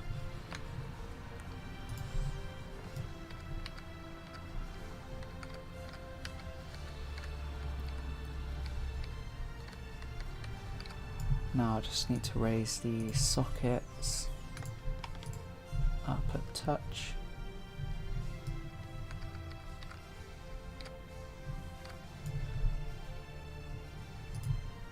Let's go to one of the sides.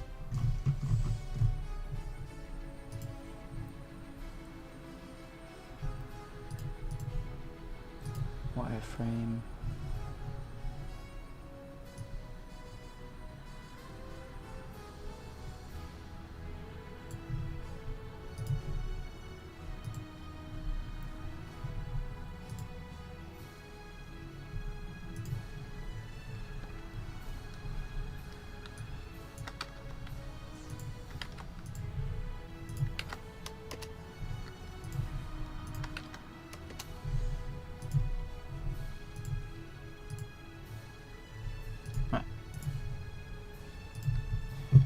everything slightly that raised. helps.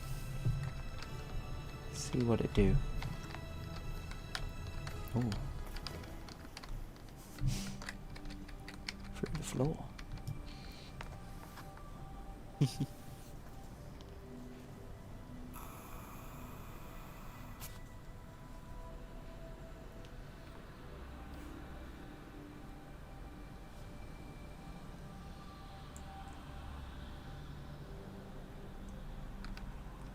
Seems to be alright, but let's jump on.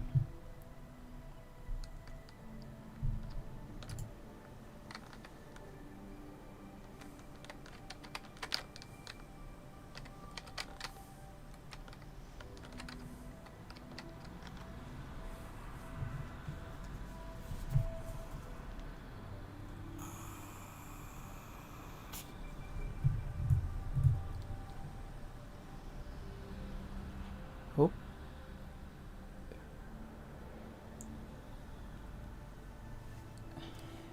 It could just be when it starts the movement is a bit too abrupt. Thinking, yes, this. Yeah, because the arm raising didn't have any dampening or smoothening. Yeah. So select them both your things, and then yeah, auto them. I did the other one anyway. Save that.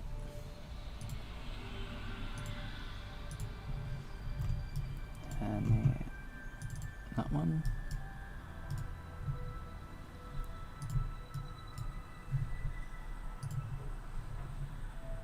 Let's have a go. I think it needed to be higher anyway, because there are some random things underneath that I have no idea what they're for, but they poke out.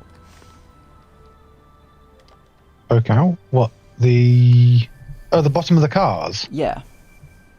It'll be when it's at... There'll be... when it starts up, the arms will raise ever so slightly so it's not on the ground. But then when it stops and goes to 0, they will actually go to the ground, so they can't flip over. So it's more stable getting in. Alright. They're basically just stabilizing feet. Yeah, if I get my photos. Album.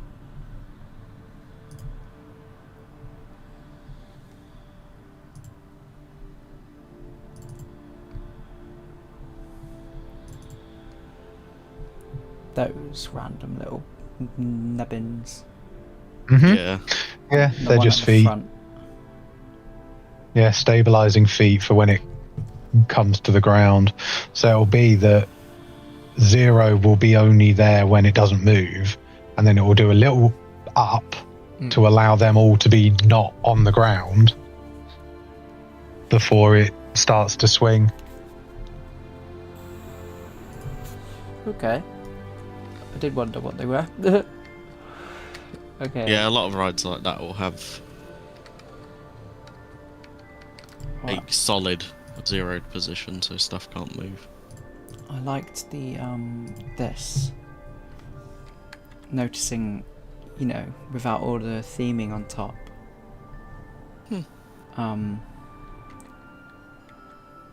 It's just that, you know, normal fairground ride.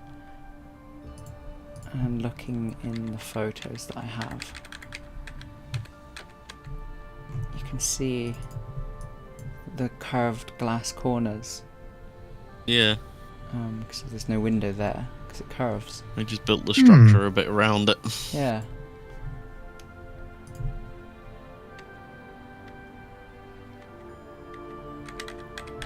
They've basically done that with Samurai. Unless I'm wrong. But isn't that just a travelling one that they've stuck down? Yep. Samurai... believe might be... They did make travelling and permanence, but I'm not sure which way round Samurai was. I believe that might be one of the park models, because it is ever so slightly different. Okay. I only think so just because it has the certain type of floor, you know, like Yes. this up on stilts kind of floor, which you see in travelling rides. But I guess they make them maybe a bit more sturdy for a permanent one. Right.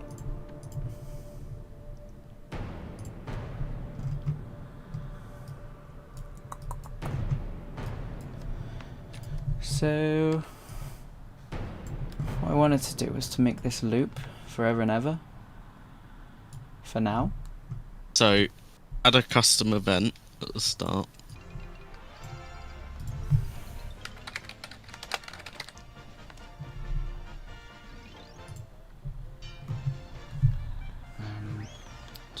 Will I restart?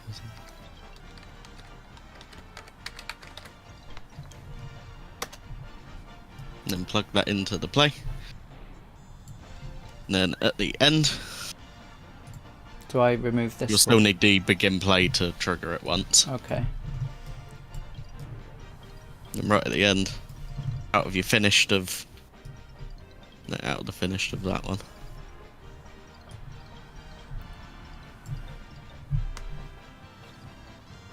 You want to call that event, so CS _ restart. So once it finishes that last one, it will call back to the start and start it again. Awesome. You could add in a little delay if you want it to. Yeah. Wait a few seconds. So wait.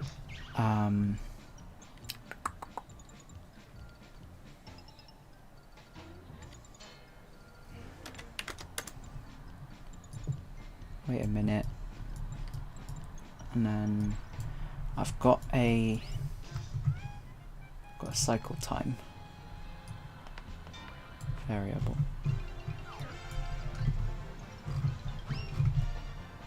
So I can change it later. Just seconds, so 1 minute 20. Oh no, like 2 minutes, sorry.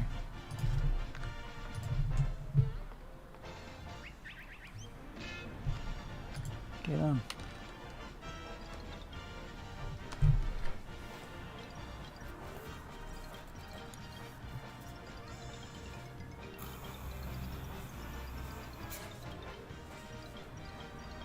Oh. I think my player was still in the way. Let me just make sure I get the character out of the way. And yeah, little lag spikes as well can cause. Oh, it's very likely. I have Blender open and I'm streaming. It can cause the physics to go like that. Just a little hop.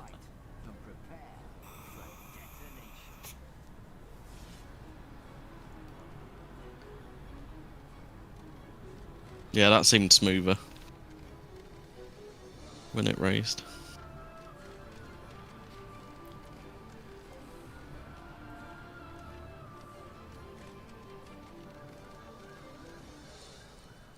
Need to change the dampening and all those settings for the rest of the cars.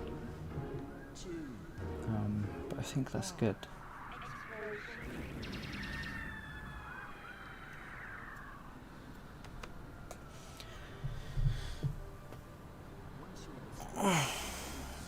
It's a shame they didn't really use a lot of their, they didn't make a lot of music for rides back then. It's all, licensed stuff.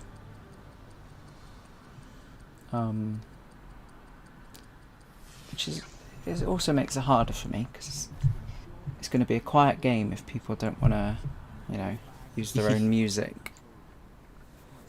So what I'm planning to do is to get some kind of solution where you can drop some files in like a certain folder, and then it will use the music from there and play out certain speakers. Yeah. Because I ain't paying $4,000 for one song. Are you mental, Sony?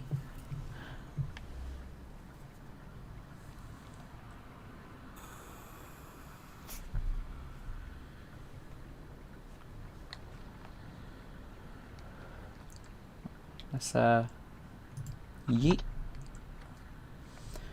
Right.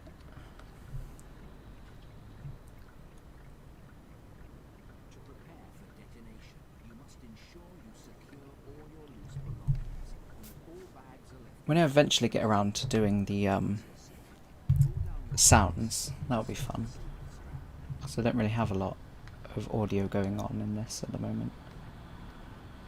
Yeah, so like that with the engine hum and the changing the pitch with certain speeds and wheat stuff like and that. stuff.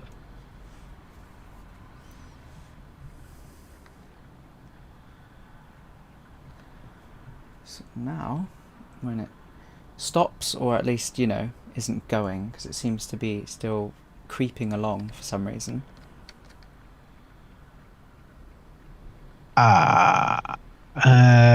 Oh, that'll be probably due to the rotation floating point error. So you basically interp it down to make sure it's 0, and then it turns off tick, basically. There's like... Oh yeah, we had to just enable and disable tick because, yeah, floating point has error. Where would that go? Is it after these? So you would enable tick just before your first timeline. So in this? Before that. It would go in front of the play. In front? As in the event begin play will enable tick. So that would be... Well, technically, because you've got the restart, it would also have to go before that, because you'd disable tick at the end, and then you'd have to re-enable it. Off of event begin play, just do an enable tick.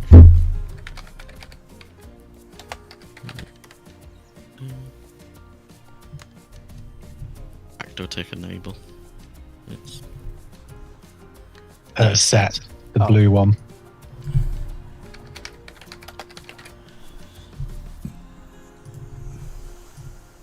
And then plug your restart into that as well. So through there. Yep.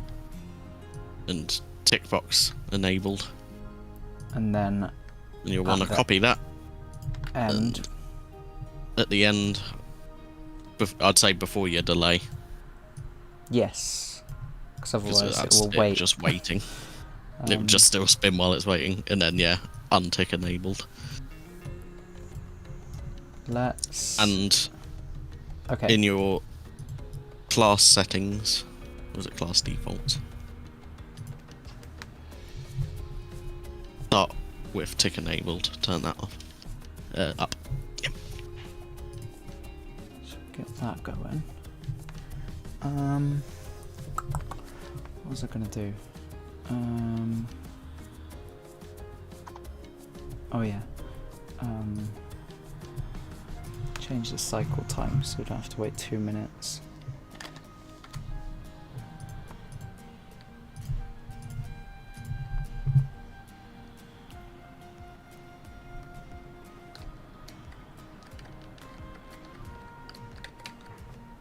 Oh, it just had started. I was about to say that's still spinning. Yeah, because it immediately starts it, doesn't it? Yeah, because it's on the event begin play. So that's what I was saying, like you can create the whole thing to be an event. Yeah. And then you call the event when you need to, rather than it just being on the event begin play. Like if I want to go up there and press the go button. Yeah.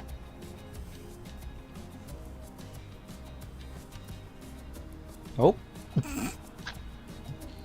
Whoa, whoa, whoa, whoa, whoa, whoa,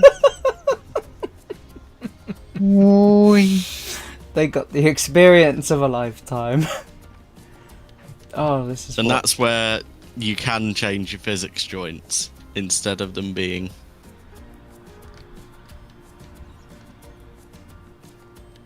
Is it still turning?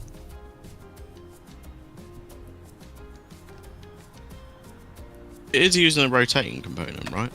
Yeah, it's using the exact same that we set up for... Yeah, with tick disabled, it should not be able to do that. The Mayhem. Yeah, once you set tick off, it should stop.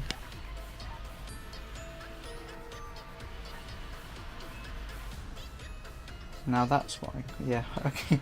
Yeah, that would be, I mean, what I plan to do is, you know, you could put whatever music you want in there.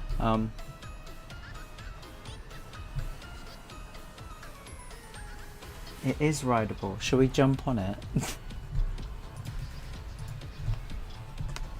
It's got till 9 o'clock tonight to get this done.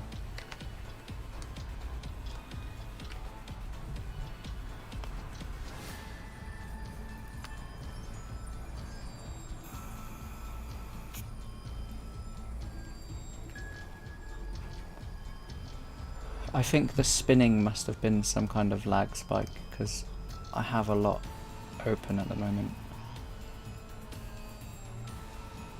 And the frame rate is chunking at the moment.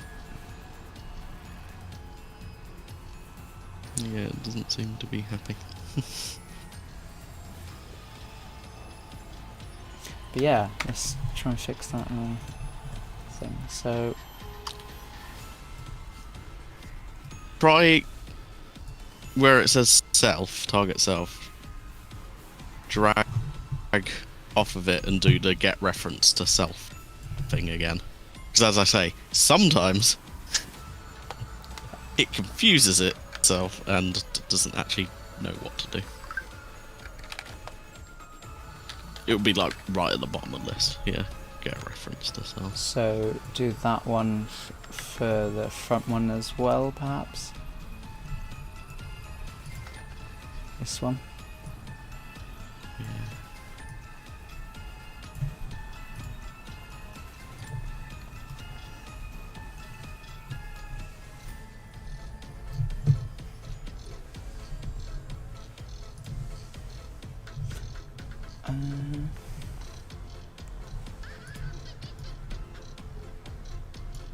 Let me do this.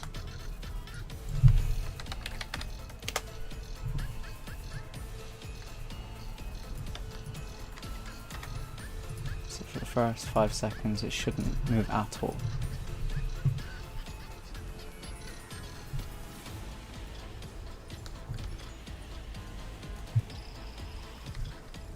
Although it might just not be moving because it started at exact 0.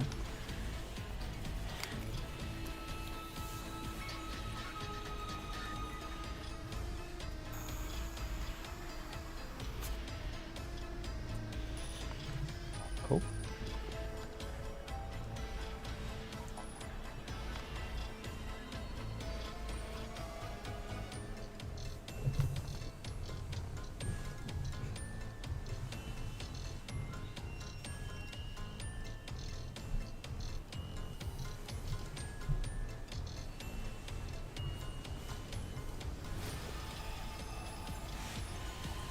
Right, here it comes.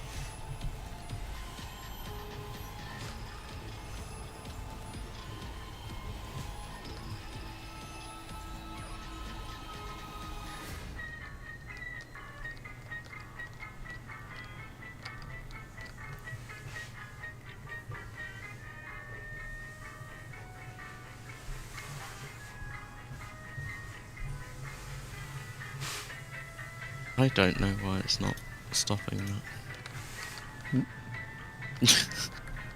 Whee! Yeah, that's why sometimes you don't set the physics joint to 3.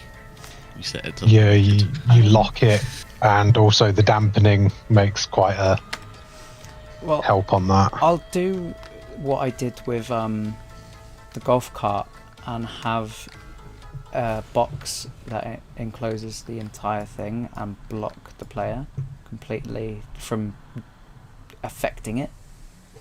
Yeah, easiest way to do that is attach it to the wheel put a collision on the wheel that is round, like lots of cubes. Oh, yeah. right. Could I not put a Because cylinder? if it's round, it would go really high. Is there not a cylinder? No, cylinder collision? should work. Yeah, just like There isn't. Oh, yeah. There is. It's not in. It's just not in a physics asset for Skeletor. Yeah. Annoyingly. So what could have done with that? I don't know why it's not. Just a test. Turn off the tick box on that first one. So invert them. No. Just test it now. The ride shouldn't be able to work. It's able to work. Then it's not that's causing the issue. No, it's not working. Stopped because it's not ticking. It does have a delay. It's just not disabling it then. Or it's not setting it to 0. It shouldn't matter, because if the actor's not ticking, the rotating components can't work at all. Oh, yeah.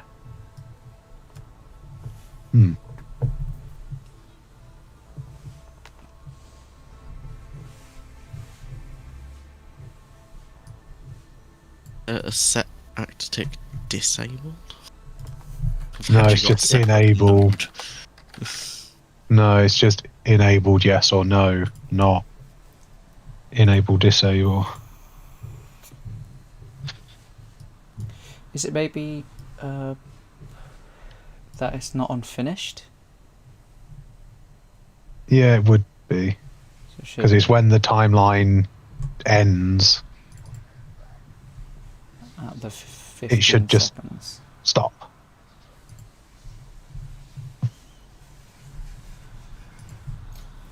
I mean, you could force another update of set rotation to 0. Yeah. Or through here. When it's finished. No, once it's done the disabling the tick. So set rotation to 0. Because then it would it's telling it to be 0.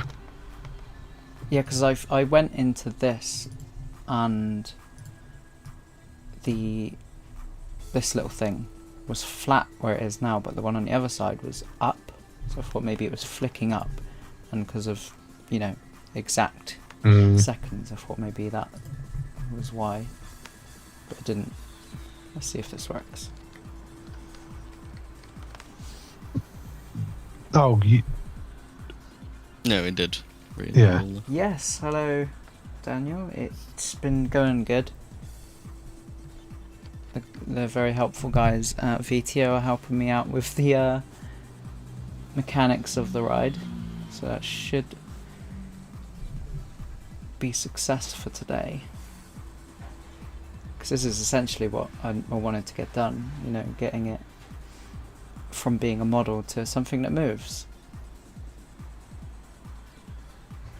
Got it moving this morning, and this afternoon has been figuring out the jankiness and getting in and out of the car and making it go and stop. And at the moment we're just trying to figure out why when it stops it still creeps along ever so slightly.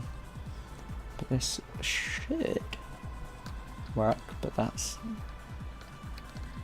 see.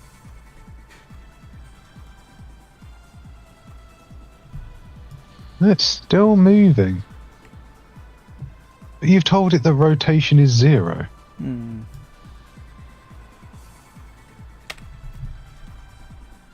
Didn't I mean, the only we have other option is you earlier rather that than you said to do a minimum of 0.1.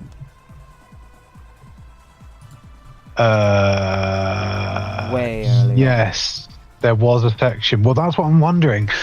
If for some reason the math is like, I mean, what's weird is that is the exact same math. It's on the upper bit. Yeah, or it's all of that. This one. Clamp the float to point 1. What does that mean? Well, that's the interp speed. So it shouldn't... It can't go up and down too quick. I mean, the other option is you force the rotation of base and the wheels to 0 as an extra thing. No, look. But what? On event, your rotation says rotation +1 divided by 2. You're always plussing 1. So yeah, I did wonder that. Set it to 0. Yeah, I wondered why that was there, because it's always gonna add 1 to that's it what. for some reason. Why does ours? Oh, that's what the extra runs for. Because we haven't told it to not run, because you've not got the variable of run in. It's what we have in ours, which bypasses that. There was the extra branch, but we couldn't put that in. I don't know why it pluses 1. I don't know why we have that there. Shall I just remove this +1 temporarily? Bypass Yeah. it, see what I do. The only issue is if you then set it to 0, you're going to get a hell of a lot of errors coming up in a second. Oh, that was why, because 0 by 2. Yes. Of course, that's why it had to have the +1. Why? Because you can't have 0 divided by 2. Why am I dividing it by 2? Again, I don't know. That one was probably just a quick way to slow it down. So now you need to... Your speeds are going to be double now. Yeah. What they were. So go... yes, remember we said it was really slow before, and then we doubled the number in the timeline. Yes. So... It's further down, isn't it? Yeah, there. So set that to the number you actually wanted it to be, which was 45. And the same on the rest. Yes. So there's probably some reason that it was done that way, but I have no idea why. And would that be the same for the arms as well? And the rest No, because those ones we set just as is. Okay.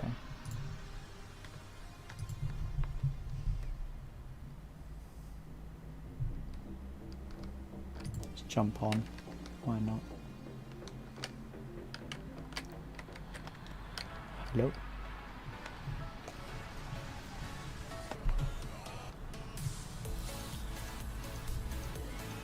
Fun, happy music for the ride.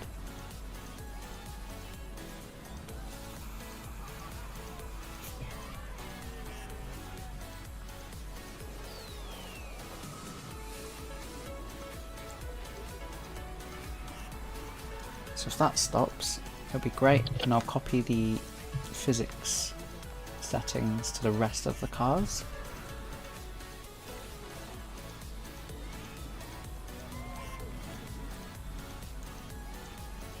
Yeah, I definitely think they might need some dampening again, but not like I've loads, added it to just the one enough. that I'm in because I was trying to match up the movement with a POV. Yeah. And then... Hey! Yep. 0. It is still confusing to me how, when you disabled tick. Yeah. Because rotating components need tick to work. Rock, bye, baby! Try pushing your blue one. How does that... Yeah. So there's a lot more. Yeah, that one's a lot better. So More stable. let's do that then. Is there a quick way to copy like certain settings in a group, or just one by one? if you right click on so what are you wanting to copy? All of physics? Mass and center of mass. Yeah, pretty much. If you right click on physics, copy all properties in category. And then select everything. Select cars. And then paste it.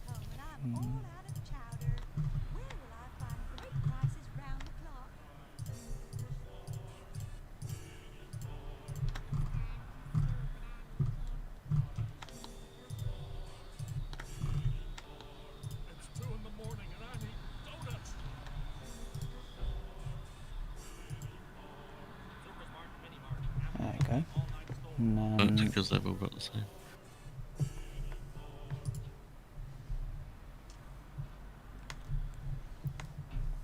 And all of them have the same linear dampening. Apart from your first one. So that was 0.5. Yeah, because it was that angular was at 0 and linear was at 0.5. Yeah, so all of your other ones need angular dampening of 0.5 because I don't think they had it. Yeah. All of them are angular 0. Oh, because they're 2 different physics categories, annoyingly. I think. Alright. Was it because I just searched for mass before and it was only showing... Maybe, yeah. It was only doing... So I'll have to just do that again. Oh, you've copied a value of 0.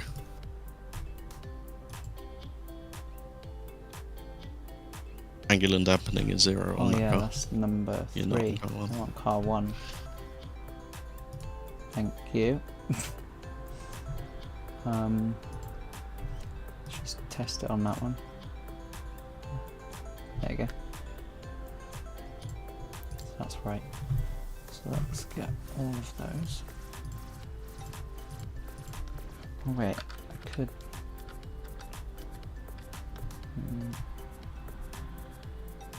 No. Just select them all.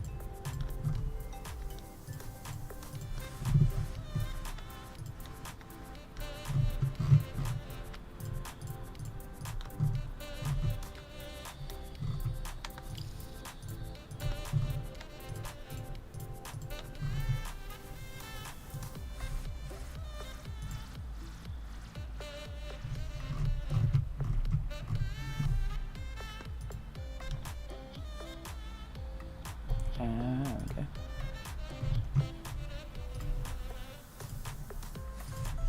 So now when I run up to one of these, it shouldn't...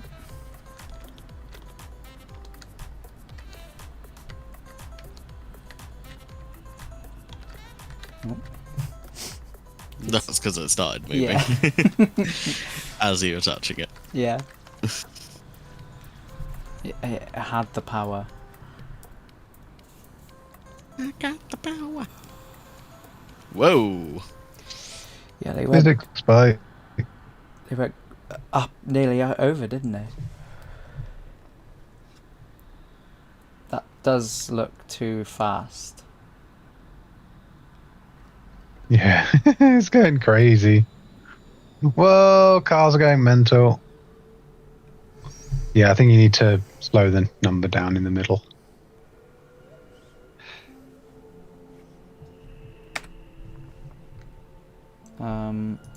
What one? Sorry, what do you mean? Oh, is it the middle spin that's now wrong, or is it also the math that we're doing for the cars? For the wheels. No, but it shouldn't be. So it should just be rotation. So it should just be that timeline. Oh, times 3.7. Oh yeah, we needed to change the rotation for the Yes. wheels So now to be we've got the other faster. one going faster. That will now need to be set back to slower. Okay. Because it was... So you're not dividing by 2 anymore. So it'll probably be It'll be half that value, so divide that by 2 if you just do slash. Does it work in here slash as 2. well? Oh, brilliant. Yep. 185. The one joy of Unreal, pretty much any text box you type in can actually do maths. Because these, when it's at full speed, it takes 2 seconds to go around and back under the support, the arm. Hmm.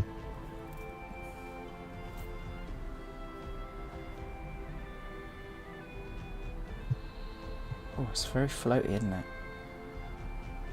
Oh! Whoa! Woo!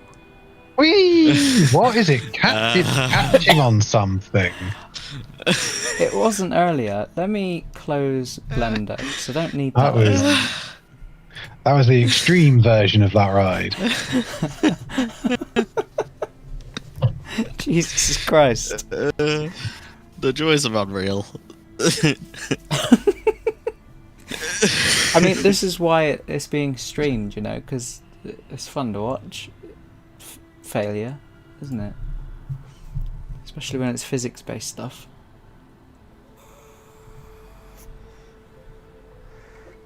Like, everyone that's played the alpha is enjoying the physics-based objects that are currently in it, like the Loggers Leap boats and the depth charge boats, because they're fun. Got a pack of crunch creams and a cup of tea. Sounds good. I need a cup of tea. Something to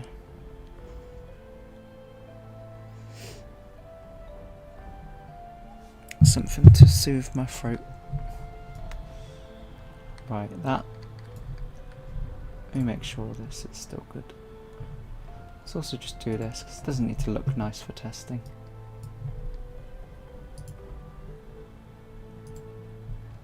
Just shadows so we can actually see the difference between everything.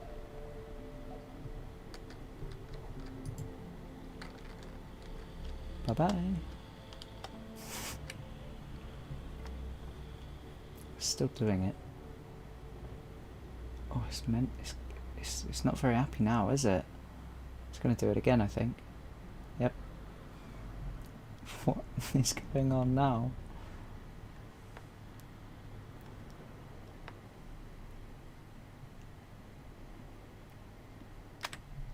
Let's have a look.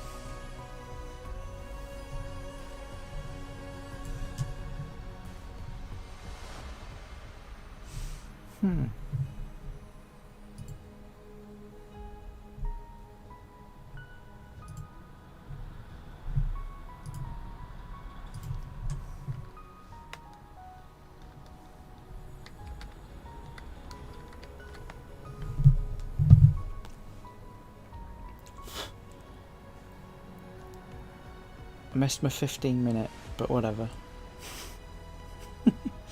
5:30, be going for the dinner.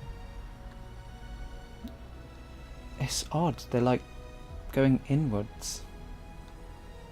Physics is all mental now. What on earth is going on? Let me change that thing back.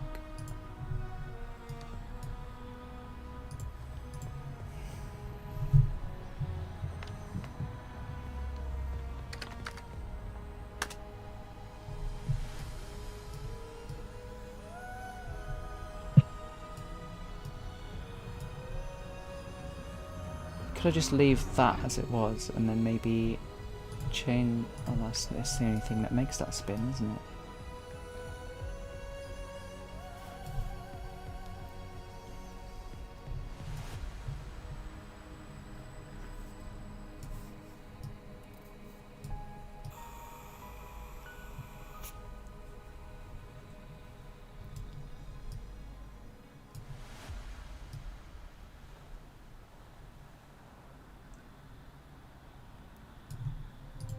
See if it's alright when it's still at that speed.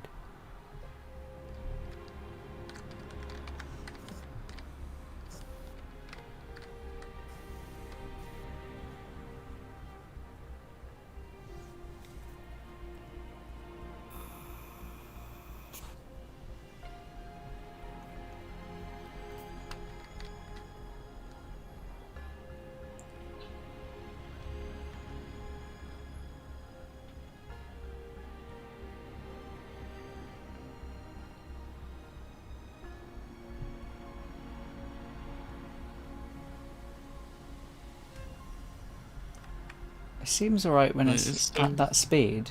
Nah, it was still doing some weirdness. Well, it was, but I think bad. it's literally because of the way that these are angled and that these are being thrown as they go under. Because it does that on the ride, but not as extreme. So when it's like double speed, so it's maybe have that speed halved again. Try halving the weight of the cars. Let's give that a go. So that they're not as heavy and don't want to get kind of thrown back under themselves.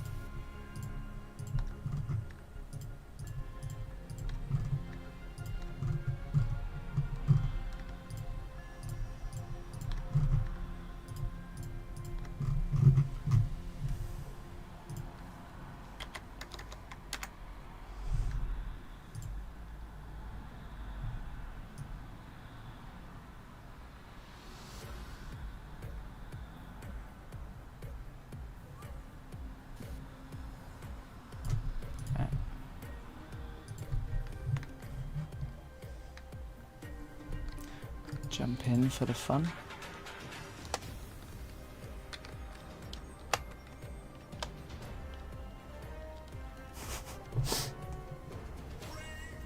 Look, they're going in, look.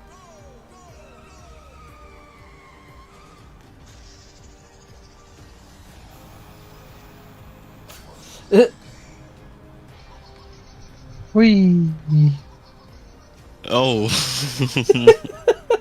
Whee! Yeah. What the hell is going on?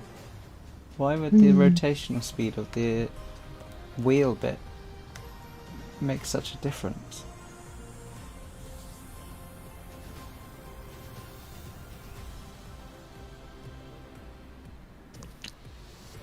I don't. Oh my god.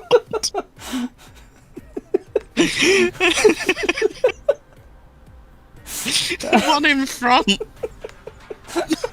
It's just... Let's jump on the middle just to watch it go around, you know.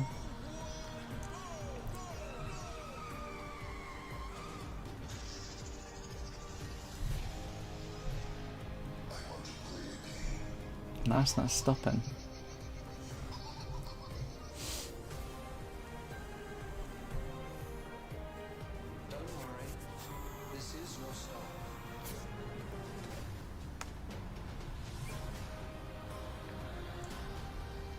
It's not stopping now.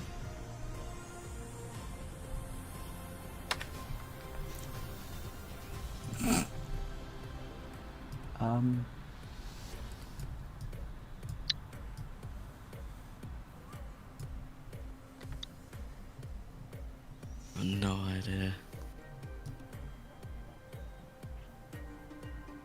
Then it's not just the one in front, it's all of them. It's very, very good.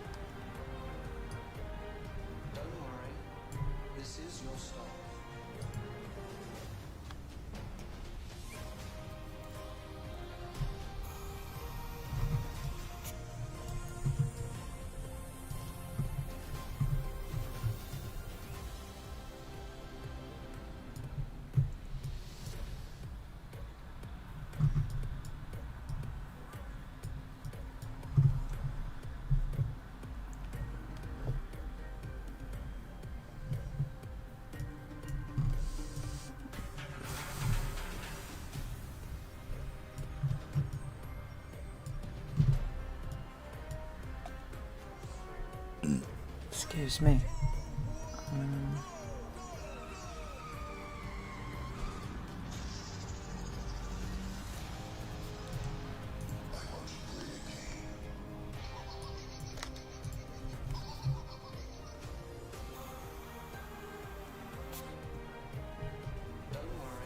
What I'd do is up in your event tick bit, before you go into doing your rotations, so off of the white line, put in a print string.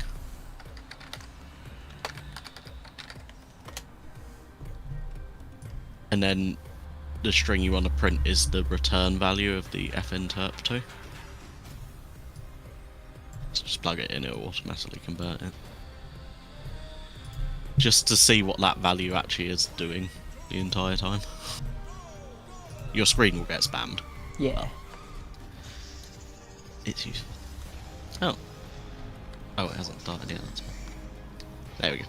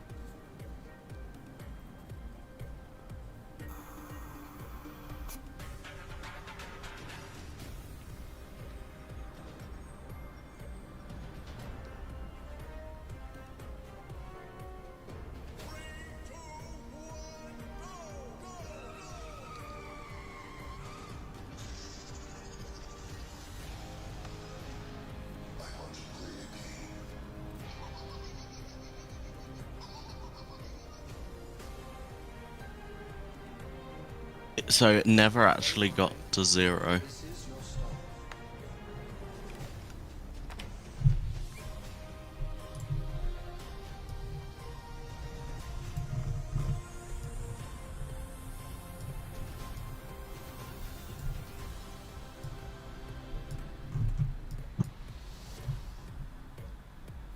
Even with that set rotation to 0, it didn't.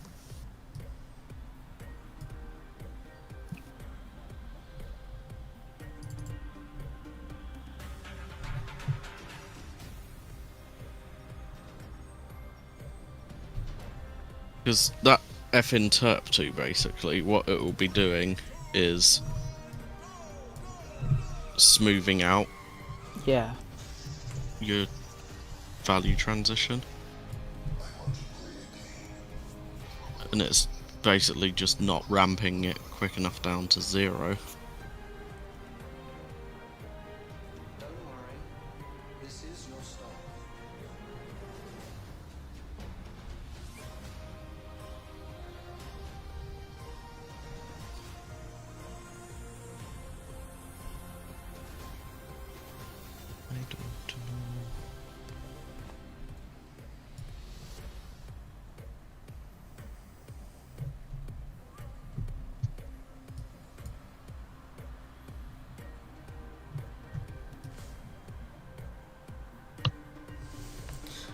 See, the only reason we really used that was just that entire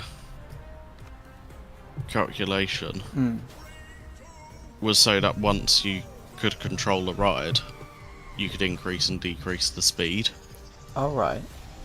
Which you can do on Mayhem, but a ride like that, because you need it to be running at a certain speed,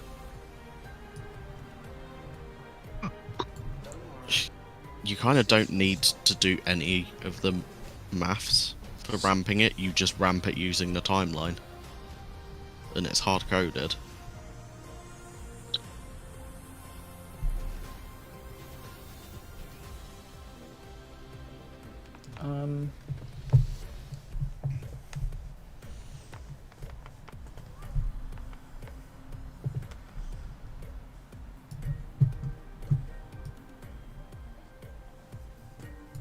So like with this stuff, to get it. So you wouldn't use the F interp basically at all. So like none of that. And it would just be rotation is plugged in directly.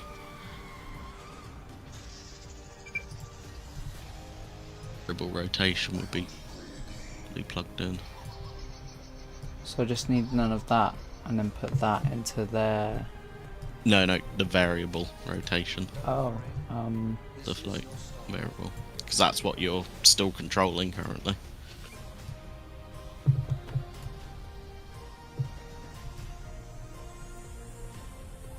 So you see, if you did the control and move what's on F interp 2 down to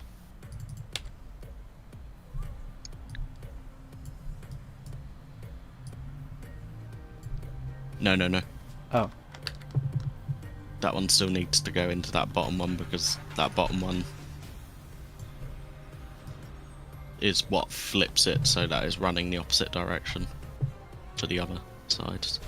Oh, so there. Yeah. So all of your ramping up and down will purely be done in your timelines. So remove that. Yeah, none of that should be needed.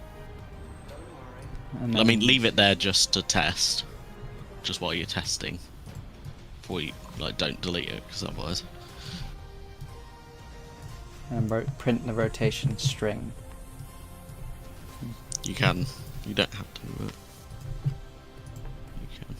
It will speed up and slow down probably a lot quicker now than what you had before. So you'll need to alter your timelines.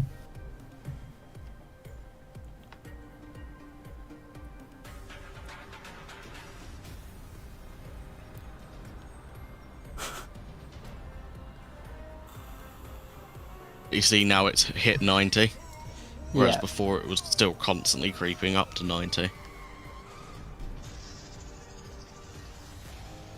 Your speeds are fine, it's just the physics is freaking out for some reason. Yeah. Like, ever since Hopefully it should now stop though. Ever since we changed the, where we took out that, +1 thing, it's been doing that.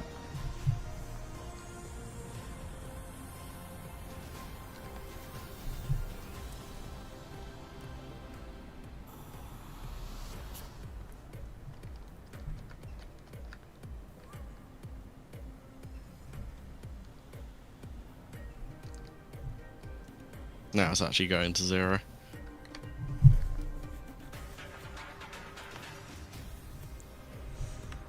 Oh. Immediately springs back. Oh, you need to do play from start, not play. When you're going into your timelines.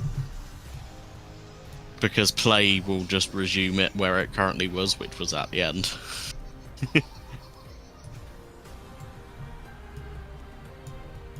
As play from start will reset it before it carries on. It just pinged. Yeah, in terms of physics, I don't know. It's very weird.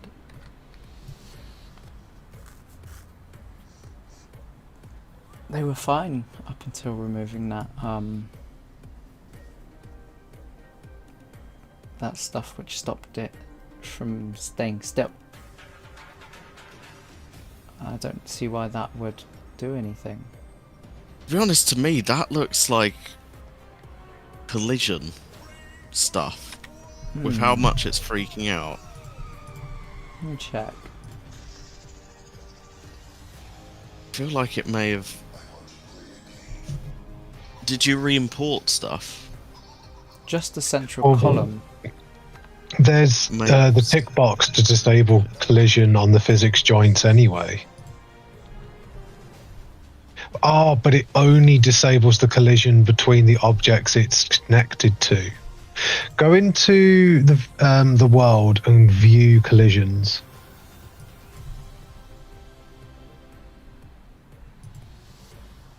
Lit. It's under the lit. Yeah. Player collision. Player collision.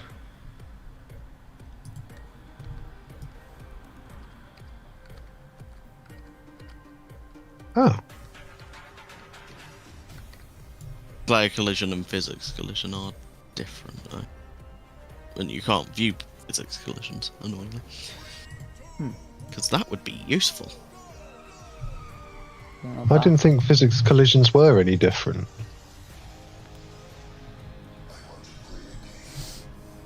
Yeah, because there's an option you can set where it only affects player collision. And not physics collision.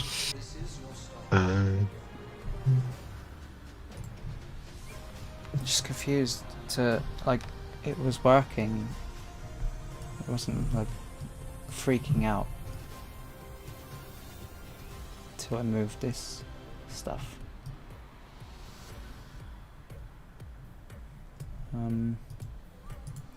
So your actual... Overall, your speeds actually haven't changed.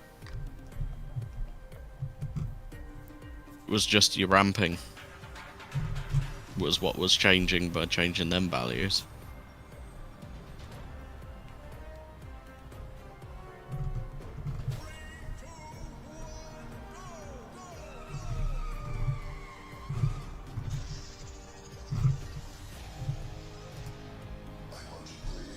What has changed is all of them now have dampening. But the one that we were testing with, the blue one, that was fine. Yeah, but now that they're all having to do the dampening calculations... What if I just make them...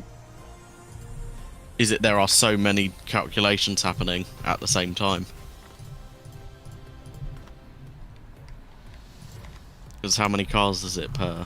It's 21.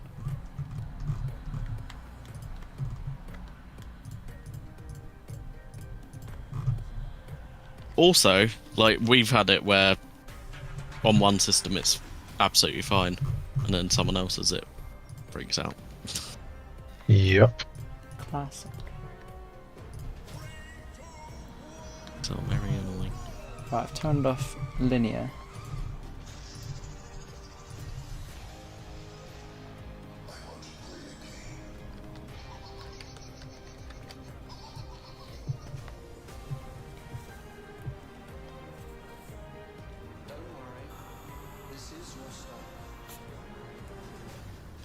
I think it's not that.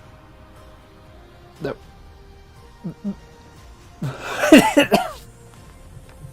Wow. Look at him go. But why is it only doing that on one of them? Because he only changed linear on one, I'm guessing. I changed it on all of them. It's on the first set of cars.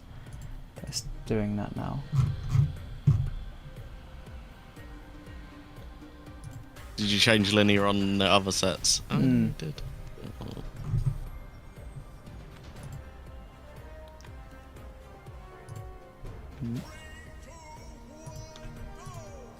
I do not know.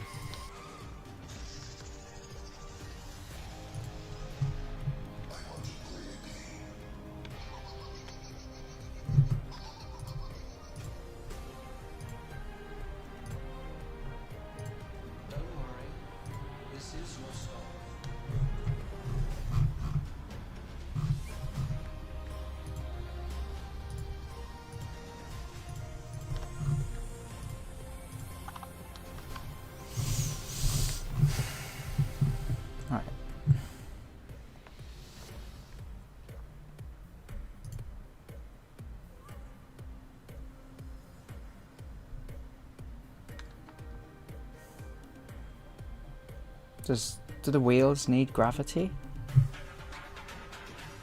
No. And the arm? No.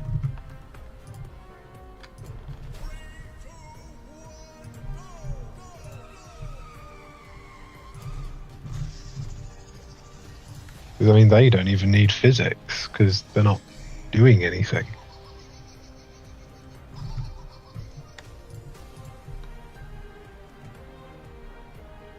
Don't worry, this is your stop.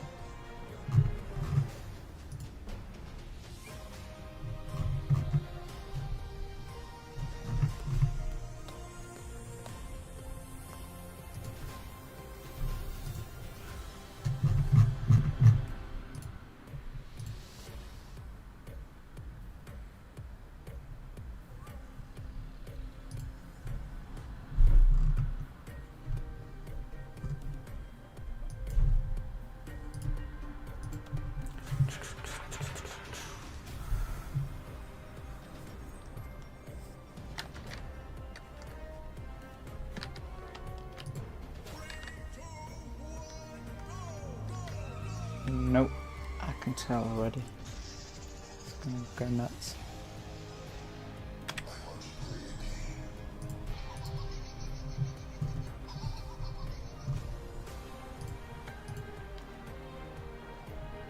Don't worry, this is your stop.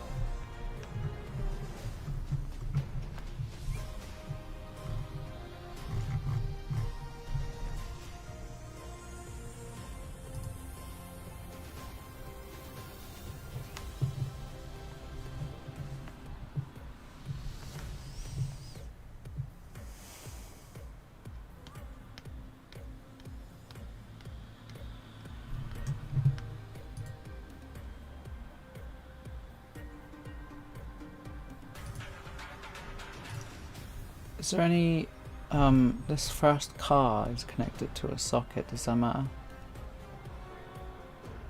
No, shouldn't be. Is this other one, the rest don't? Oh. I mean, it shouldn't make a difference because a socket is just a Yeah, because we connection. deleted them, didn't we? After we put the physics constraints in. Hmm.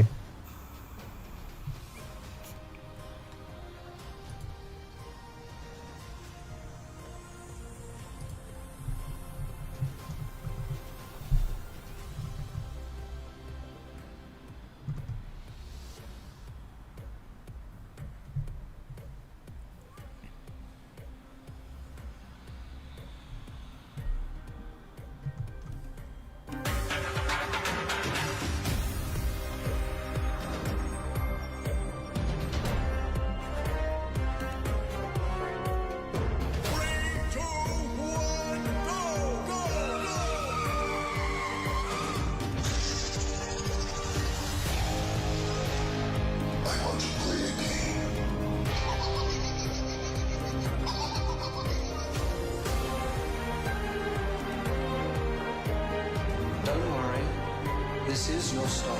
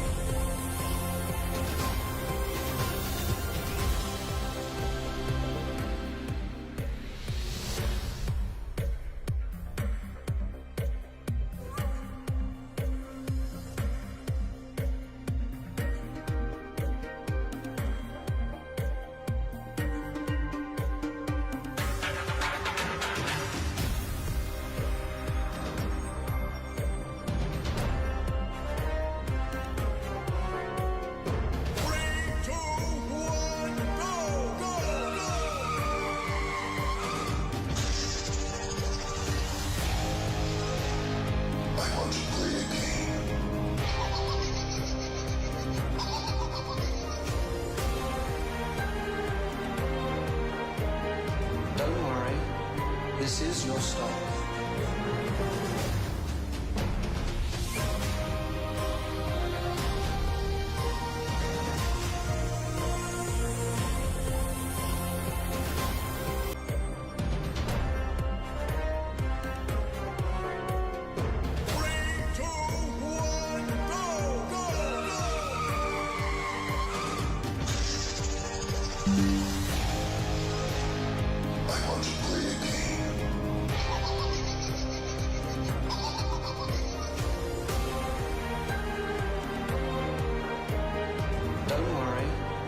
This is your stop. Ooh. There we go. That was weird. It managed to have made 2 different calls. Yep. Discord.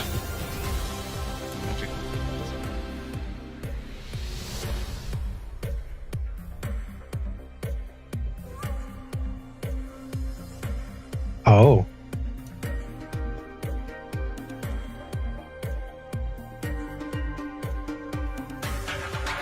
Huh.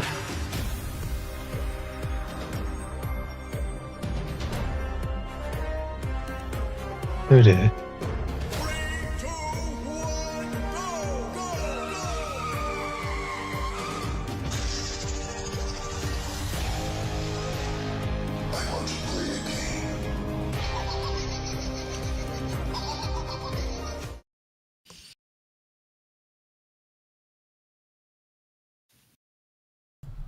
There we are, we're back. Hello.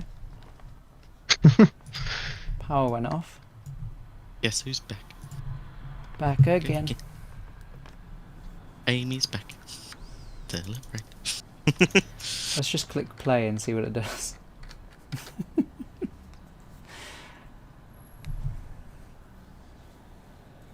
It's gonna go mental again.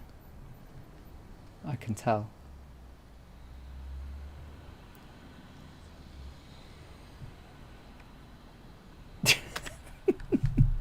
Jesus Christ.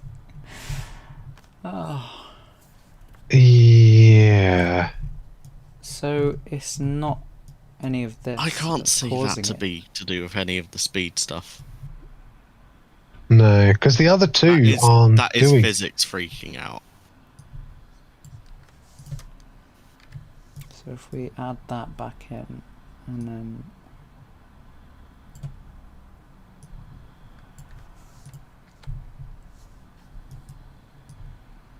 that for monitoring.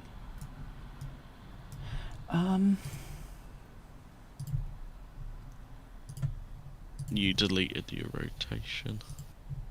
Yeah, you're not actually rotating a value anymore. We're having to watch obviously on the stream, so we've got a delay. Oh wait, let me share you.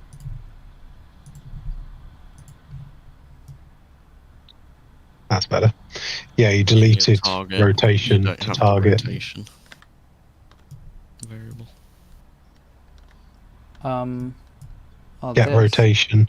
Yeah. There just needs to get rotation from the one that's being done by the timeline.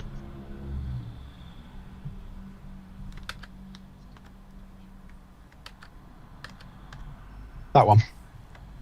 That just needs to go into there. Yeah.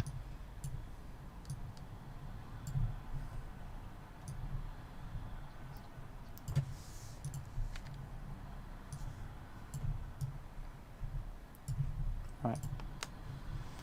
So something to do with these.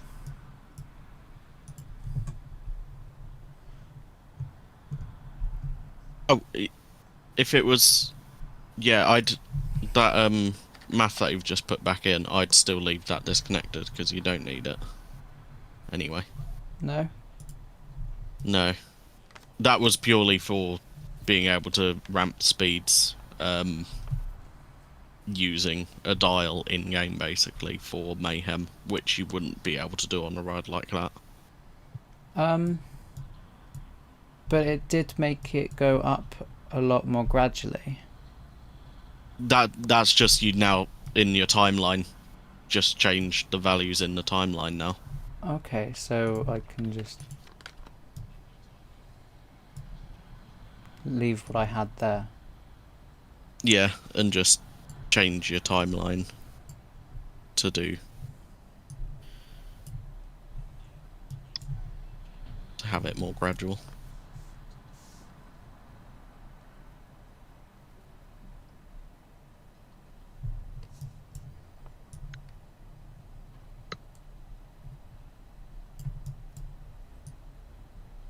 Move that obviously out of the way. Right.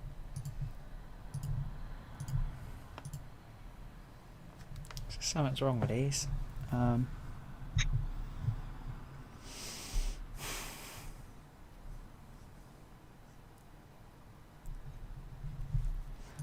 if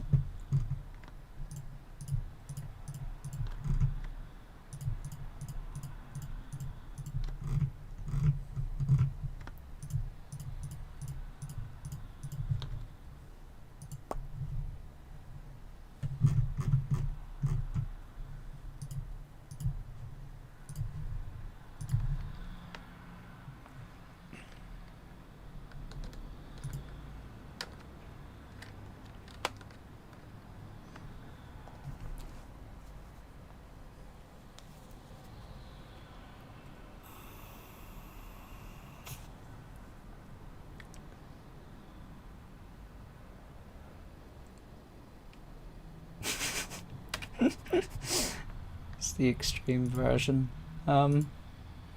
Ooh, you know what you did do? You moved the center of mass up again a bit, didn't you?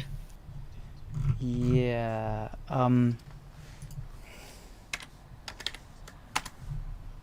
You mean down? No, No, we moved it moved down it earlier up. to 70 minus 75, but then I moved it back up a bit when we were doing all the things to try and get the swinging motion right. Oh, right. I feel like it happened when I copied the physics stuff over. So maybe there's like references to something and they're all like connecting to something that they shouldn't.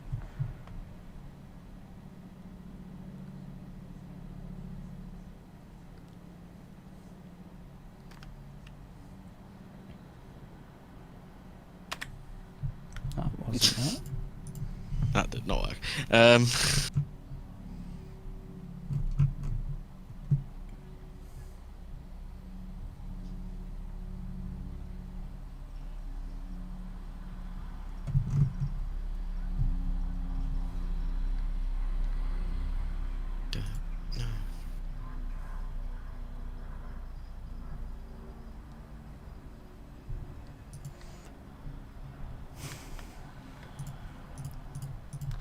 Let's real quick.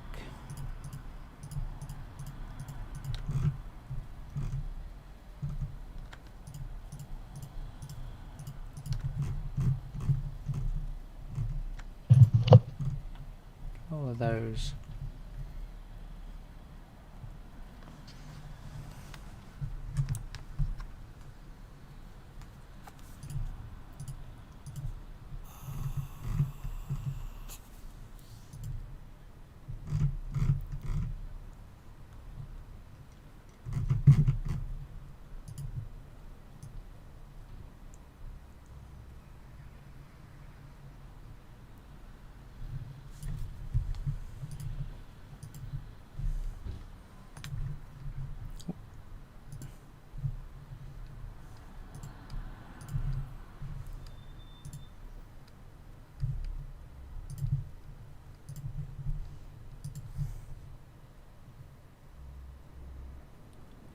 Thank you, Ozaki. Sorry, I don't look at the chat very often. If the car tilts to the left when it goes on this next inward swing. Yep. Whoa. Wee. Wee. Wee. I mean, it's a fun ride, is it not? I mean, one thing you could try, but it might be very jerky, is under the physics constraint, you can lock it so it doesn't be able to go over 100 and, well, just basically only like 90 degrees, maybe? If you scroll down. So where we did the free locked and things on the constraint, so down, down, down, down, down. Just making sure that nothing's messed up when I copied stuff earlier, you know? Because I might have copied something by accident to... So there, change twist motion to limit. And then it should only go to 45. If you go close to it, you actually can see it. There'll be like a little green disc. You'll be able to see what. I was thinking 90 because it goes pretty much like but you'll have, you have to do to- the angular rotation offset now so that it can. it's the correct 90. So the But box currently below. you can only do it on the inside. So if you then change whichever one, I think it'd be Why? the Z. Let's just drag No. things. No, it's not Z. It'll be either be the red one. There we go.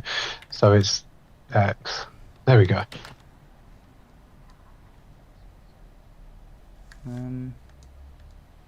So that would be correct. The 90 degrees is correct. Okay. So it can swing 90 in. Or out. Let's have a look.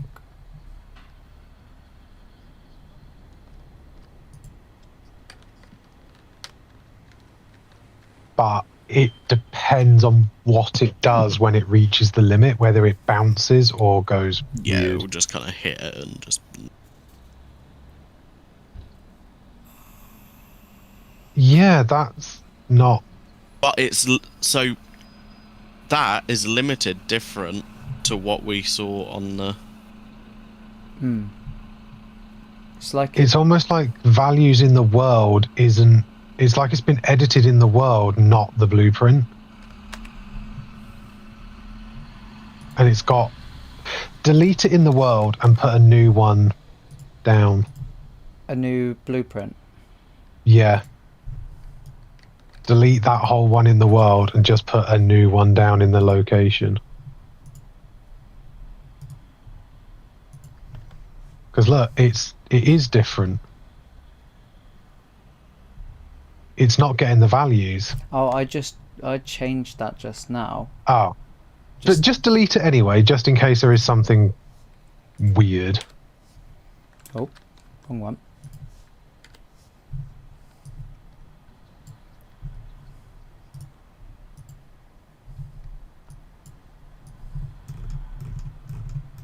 Although, I don't see why it should have had anything, but...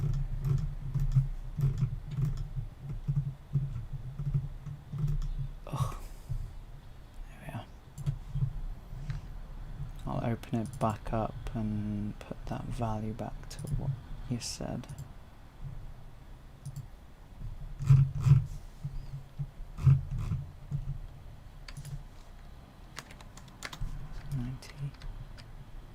Yeah.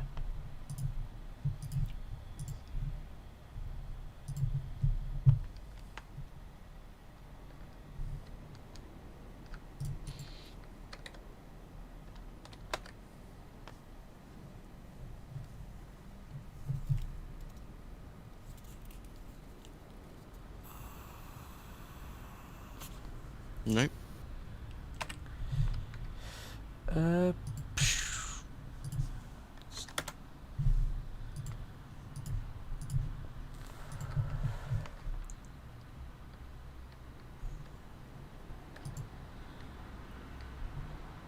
Oh, character's touching it.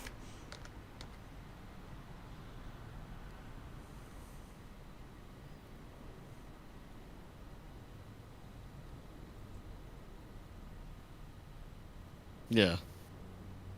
Yeah, you can see it's hitting the limit, but then it's... On the... When the car... Let me jump into... Jump on here. When the car goes in towards the support, it swings the car this way. Towards Well, technically it would. But like excessively. Yeah, it shouldn't, but it would, because obviously you've got the rotation of the arm would force it the other way anyway, so that is correct, but it is a bit mad.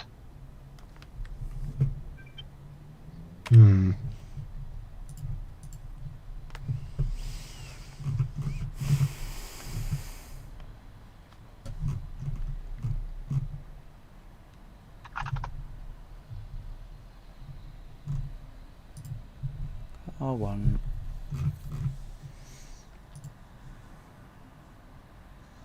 Let's put back to 1.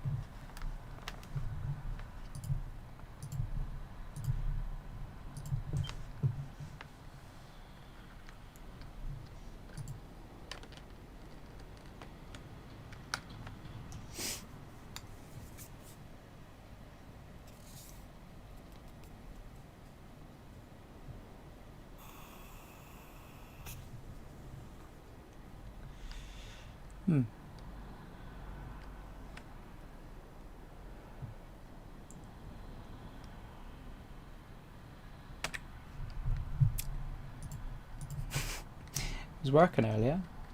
So confused.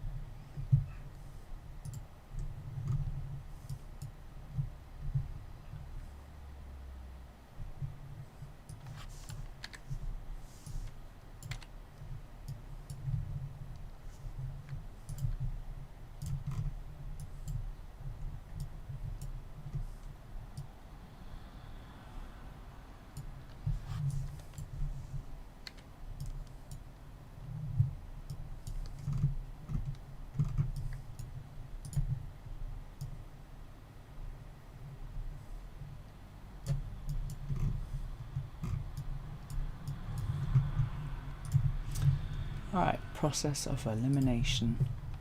We got the main central bit, 1 arm, 1 wheel, 1 car.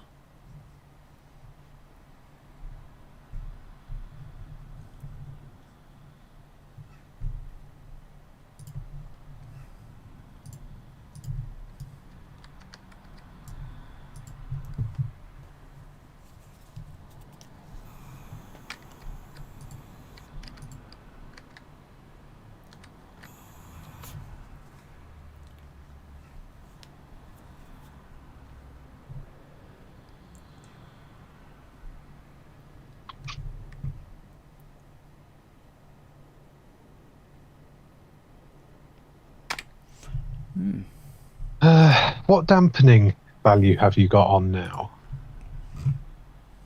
1. That was working fine earlier.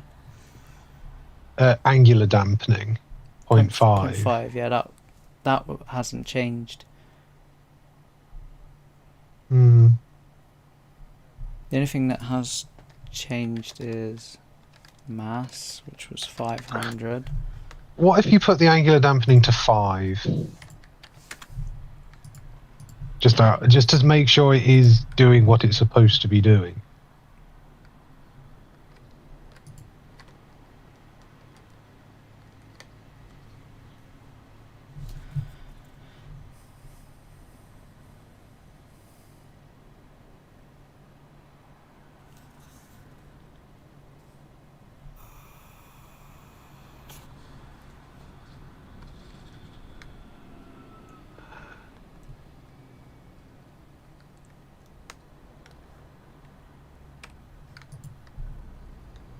Like, there's just no dampening, and it's Weird. Let me do the timer again.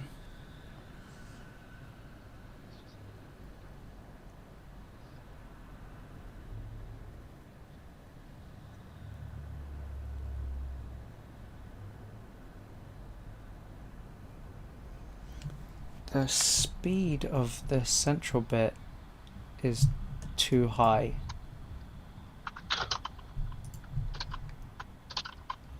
This wasn't it.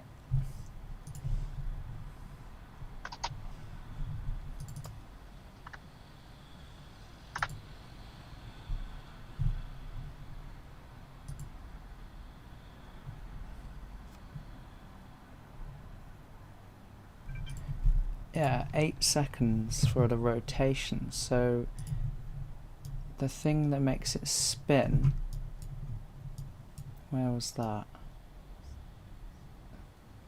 That's the thing to make it spin, that's all in the what do you call it now? The timeline, isn't it? Yeah. So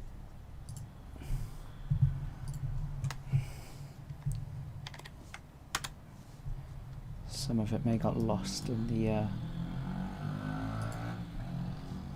Yeah, so that will slow it down.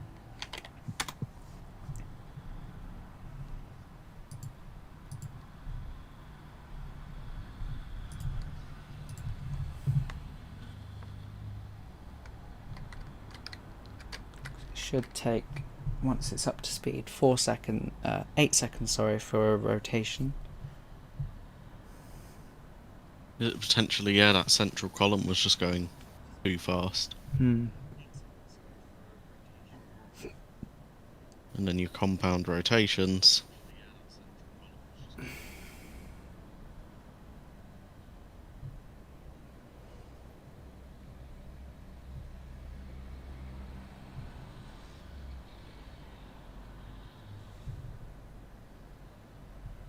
That's about right.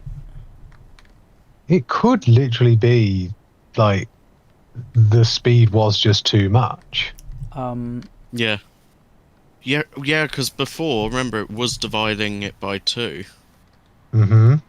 So yeah, your central column rotation. And this one,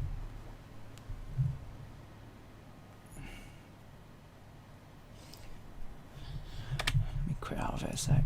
Let me go back forward.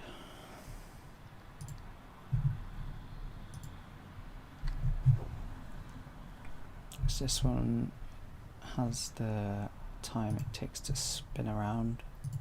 That was about every 2 seconds. It was like 2.2, Yeah. I think. Yeah. So Although I find it funny, it does actually have a metal bar on the inside to slam in case. There. That Yeah. shoe at the bottom, that is in case it slams into the bar. That. In case it goes a little too far. Weight distribution in the car. A little too far and snap your neck. Right, let's time this. It slams into it. Try and fix that spin rotation, and then I'm going for my dinner. Yeah, I need food.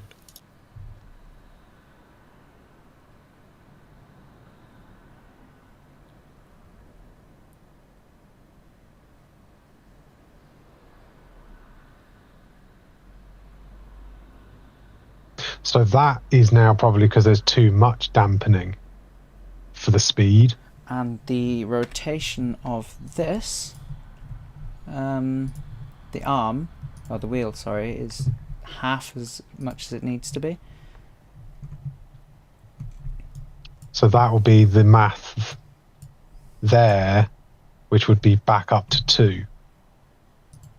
But you had it at 3.7 before. Yeah. Because you needed it to go faster. Yeah, so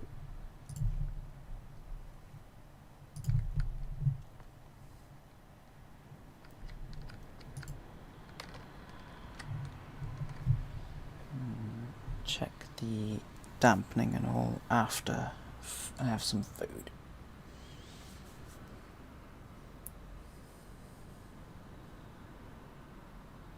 That looks a bit better.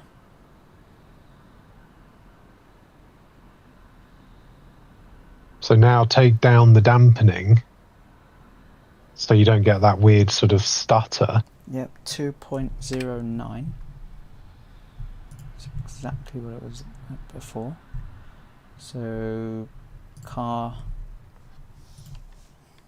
put it back to what it was.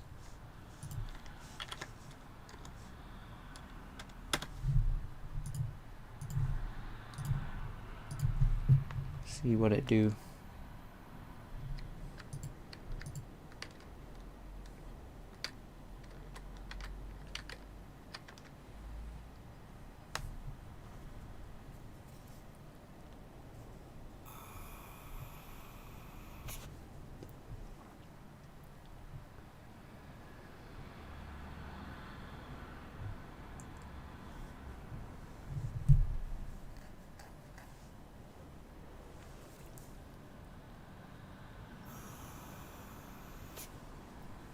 So that's now hitting the 90-degree block again.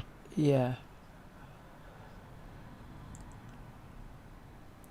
So add some dampening and take off the lock. Though, before...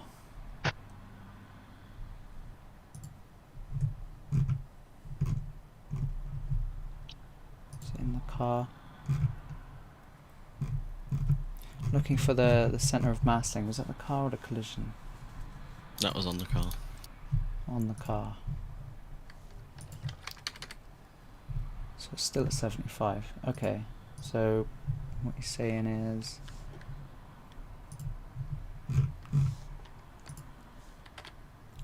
add dampening.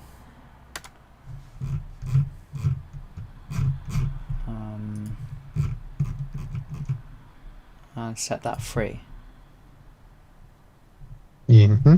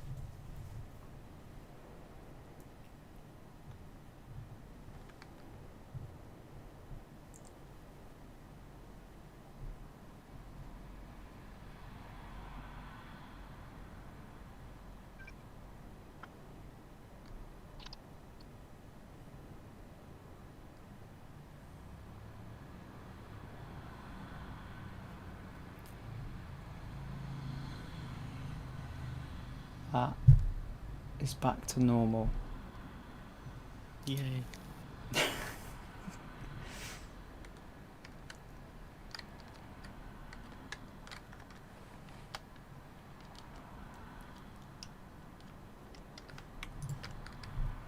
Right.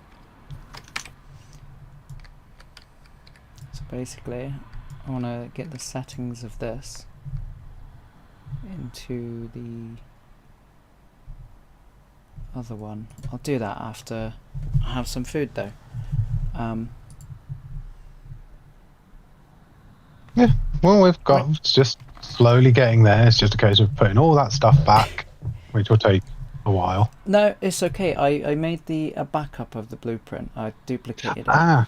Just so I could delete everything, so I'm focused on one thing to make sure it's not everything being like a build-up of issues, you know, like calculations.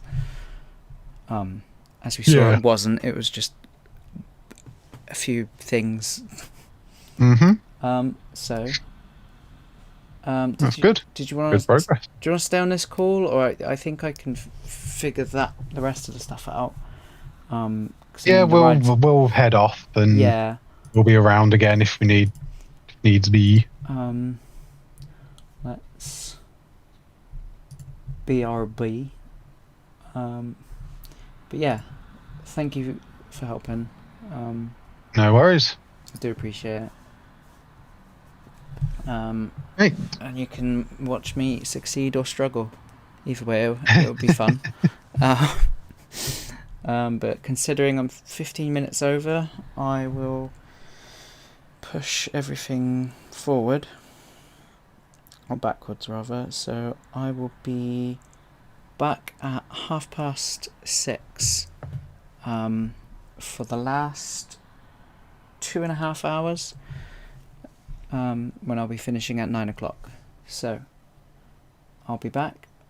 See you later, everyone. Bye. Bye.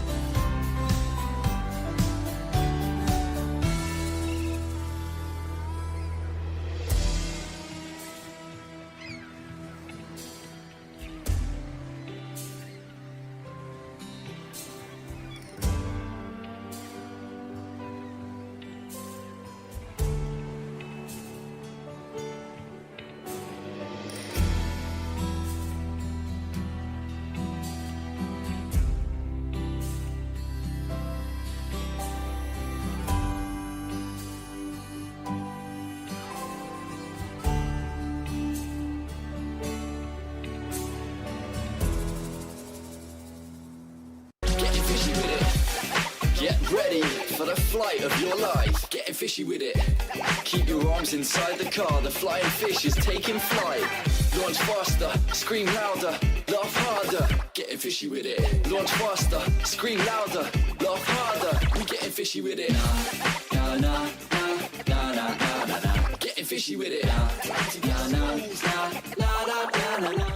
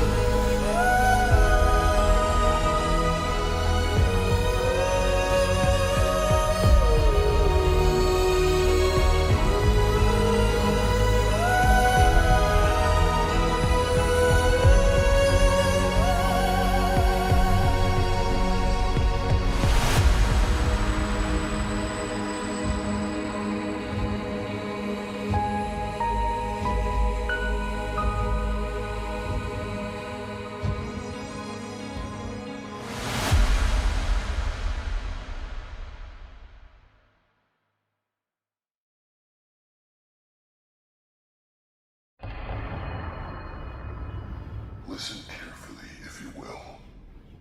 Taking into account that you are at a great disadvantage here, I'm going to give you some clues. Before you board the vehicle, you must make sure you secure any items you have with you, such as keys, wallets, and cell phones. Each vehicle has a space for 8 of you, 2 rows of 4. Leave no spaces. Fill in all the seats. Stay back from the gates. They will open when it's your time. Then we will see if you are worthy of your existence.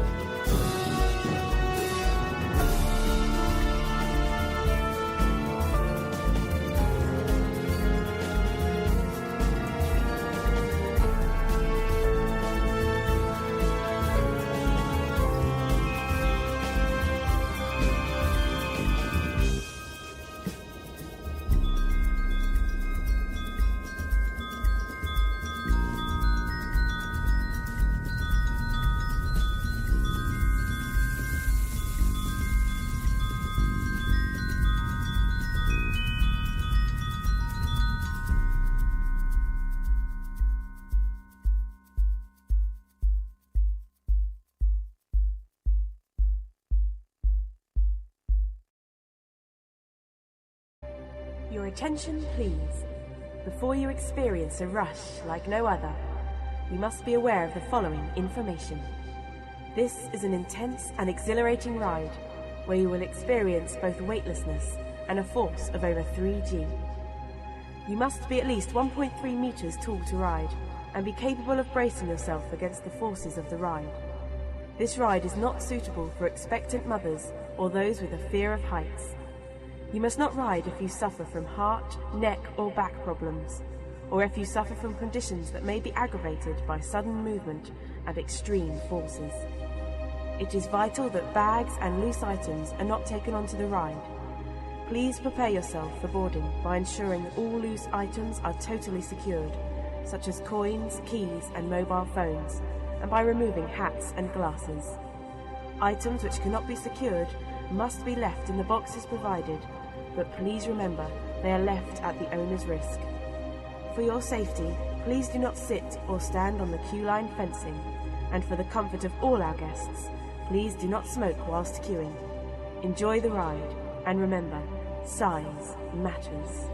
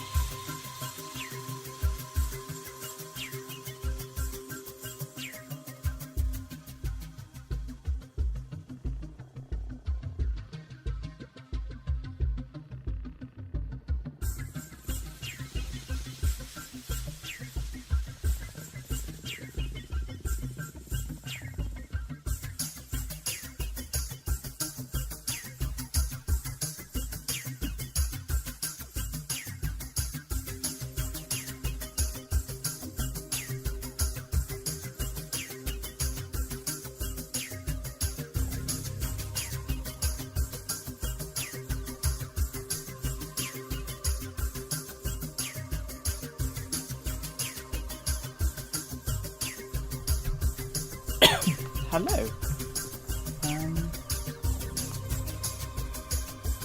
Right. Let's get back to it. Hello. Oh, hello. It does Halloween sounds now. Halloween sounds? Yeah, Discord plays Halloween sounds when you call and get notifications. Alright. Yeah. Interesting. Would you like to see the screen so you're not waiting? Or are you doing something? Okay. I can see the screen. There you go. There you are. Yeah. Ooh, looks like cheese. Big wheel of cheese. Right. The wheel of cheese. So, there were some things that messed up earlier, but it seems to be working now. Does it still go upside down? No, it's okay now. I'm just gonna double check. There was a discrepancy with the speeds of things that happened when we changed some things. So now it seems to work.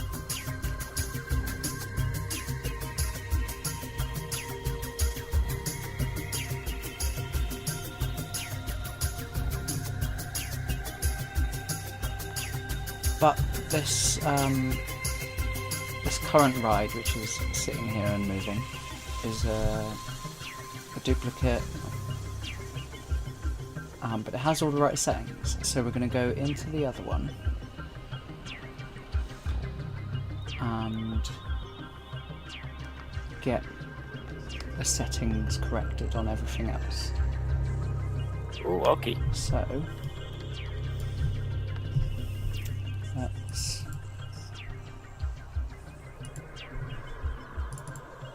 This is the one that's working. So we want to get the duplicate to have the same settings.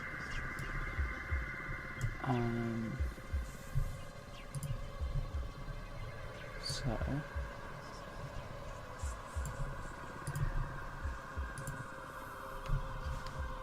think it's in here, all this stuff.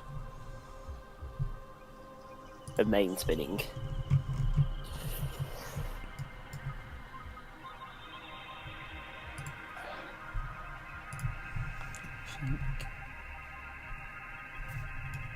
I think it was in this, so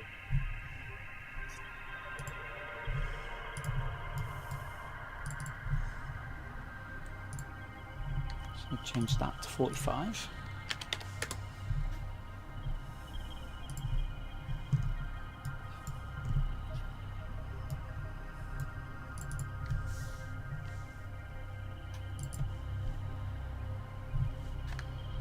That's the arm.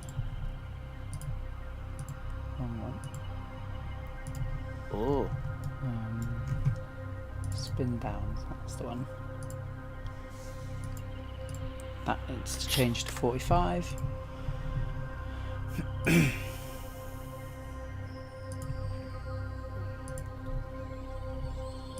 Then Yeah, that green TARDIS dude in the VTO server said that Hyperion was sparking and it's dangerous. Sparking? Yeah, even though it wasn't, it was just the lights at the top of the lift hitting the train. Oh. Yeah.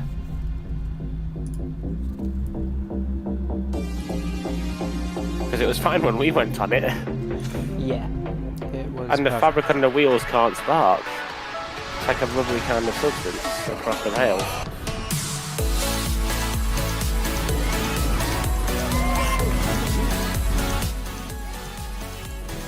Right. So we need to go into viewport and get the settings from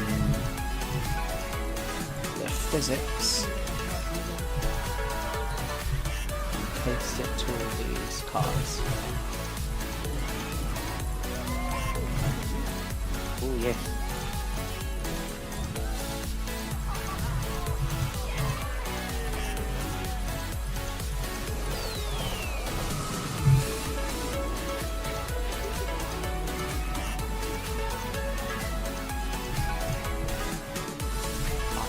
think that was it, but then we'll just double check.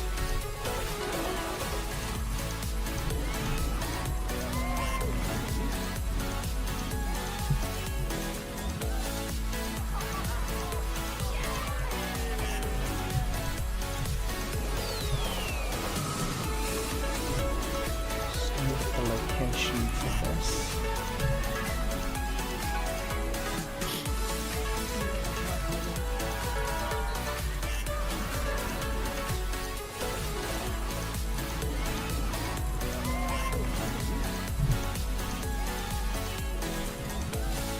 Delete the normal one.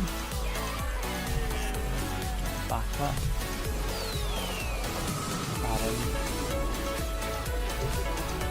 There's this constraint which needs to come off. So I'll select all of these.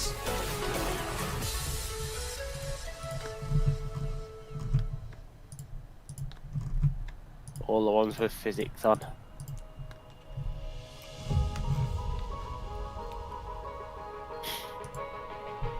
Need to be free.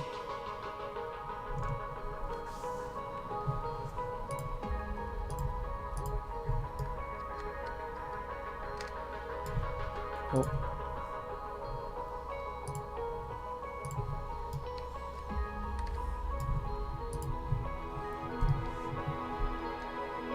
I think that was all that needed to be done, but let's have a look.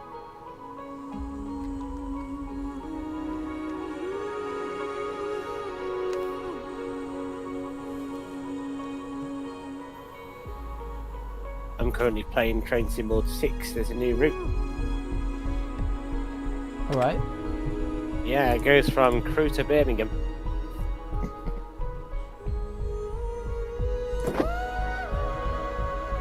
Sadly, there's no green trains. That needed to be doubled.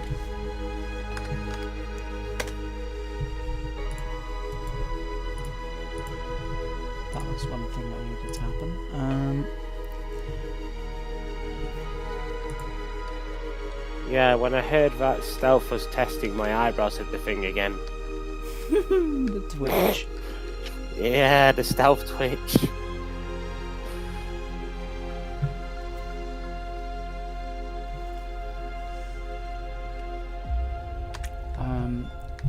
There was also... what was it?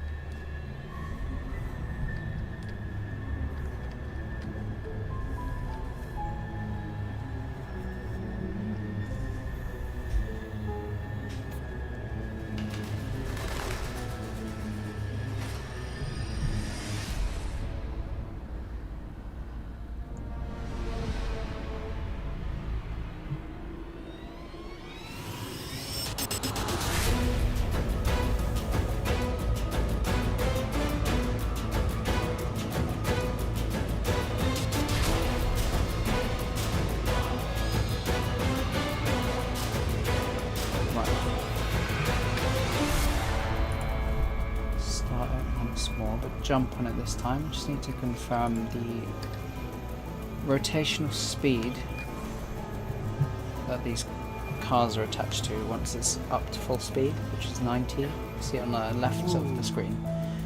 Yeah. It should be close to 2 seconds. Nice. So we're at 45.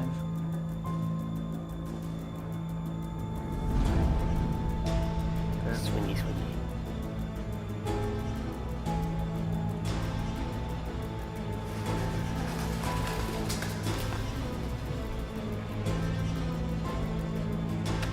Right, need a bit more dampening, I think. So select the cars again.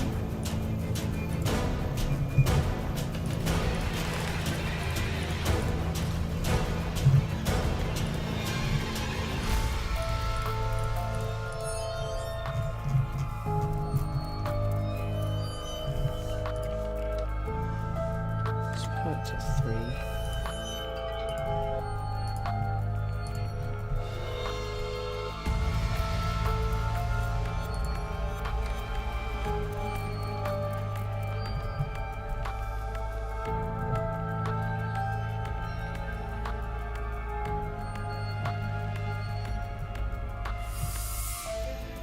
So top speed's actually 45. So now, yeah, it's 2.09 seconds.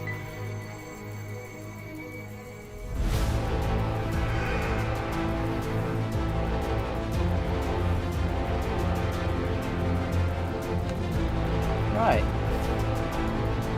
it's back to normal. So we'll delete this one here.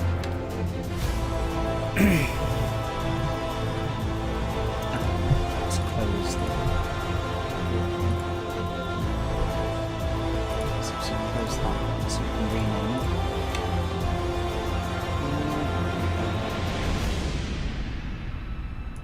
Yeah.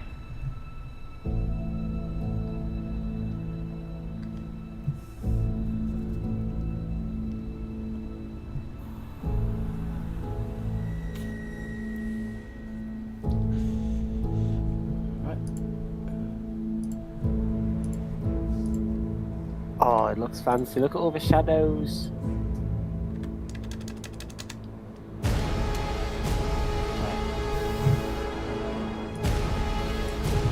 So let's move it back into the right place. Oh yeah, I've noticed when Pete was talking about the pod cam being bigger than theirs, it's definitely a bit bigger. Yeah. Because theirs is like a little square, like really small in the corner.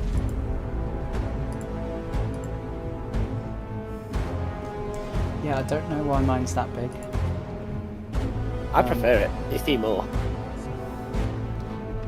Maybe I'm running 4K screen, but I'm sure other people in the VTA crew are as well. So I don't know. Yeah, who knows? I think it's resolution that changes the screen size of it. Because I've noticed, like, sometimes if you go too low, everything becomes extremely big. Maybe it's in some kind of preference. What's this? What's the window called? Do you know? Resolution, I think. Some kind of preview.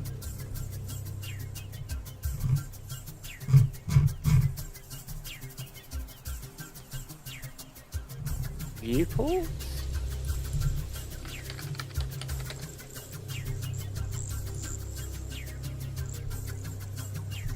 There's so many tabs. So many. I'll leave that. Yeah, too many tabs. You don't want to press the wrong one. Right. I've never seen so many tabs. So at the moment, the ride will start and it will stop after a certain amount of time, and then it will have a delay, and then it will go through the cycle again. So just to make sure that happens still, let's watch a full cycle. Oh yes. And get a big screen so everyone can see it in action. Nice. Let me stand back so you can see the whole thing. Yeah.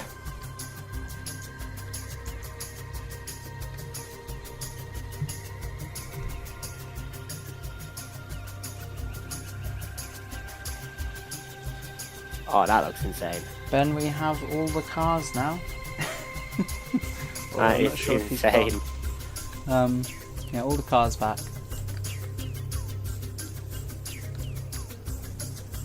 And they're all staying in place. I like it. They're not freaking out. More I importantly. did notice towards the start, before they started raising up, they were a bit swingy. Something happened when I looked away. I think that was because shaders were loading in.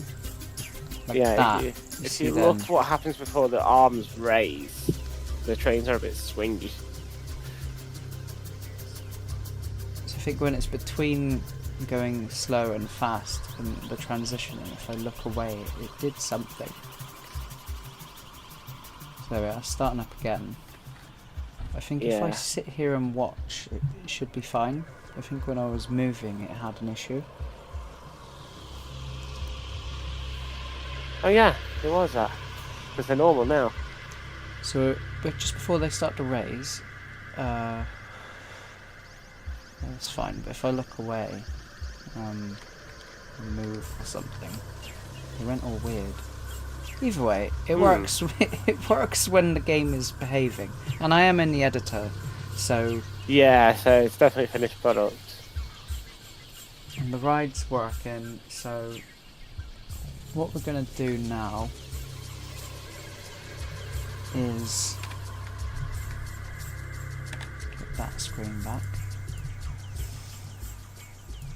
So we're gonna make it so that when you get in the car. So we've already got this to say that you're on the ride or not. When you get in, because you can get in and out whenever you like. But I want it to say up here, this kind of stuff.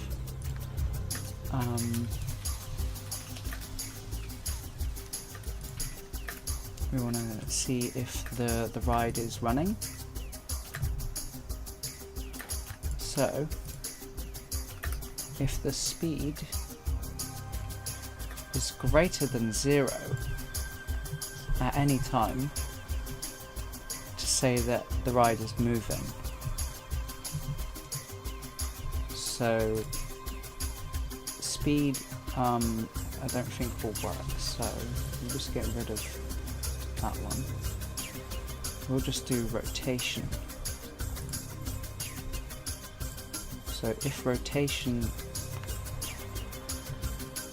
the rotation is greater than 0, which it will be as soon as it starts moving, you won't be able to get out. Oh. So when the ride is in motion, you shouldn't be able to get out.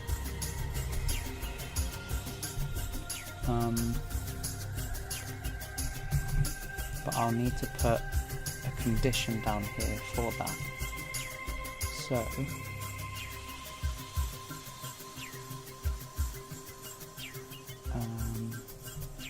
where would I put that?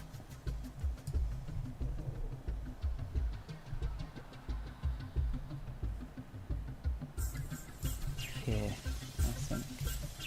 In this one. Interact. If you're on ride, true, then do all this stuff and put you back into your player character. But we want to get another branch here that will look for the condition that if the ride is in motion. So is spinning. Is the ride spinning? If it's false, then get out.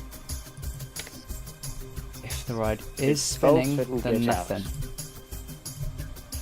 So let's give this a go.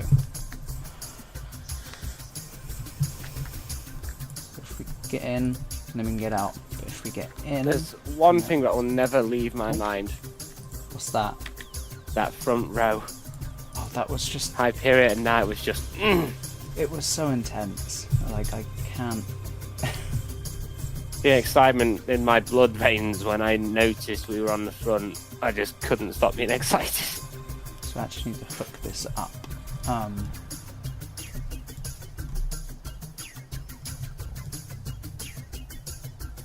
And then obviously we also had Samurai to look forward to. Yeah. And that was intense, I loved it. Like the fact it would just go forward, back, flip you upside down. It's better than Toxicator. That's saying something.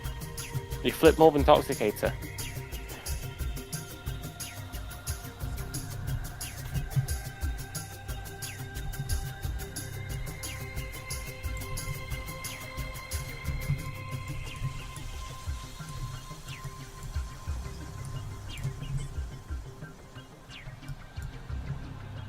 Right, I know why that layer wasn't working. I have to install a certain train pack to activate said layer. Okay. Wait there, I can put that logic in where we have the animations and stuff. So let me just grab this. Take that.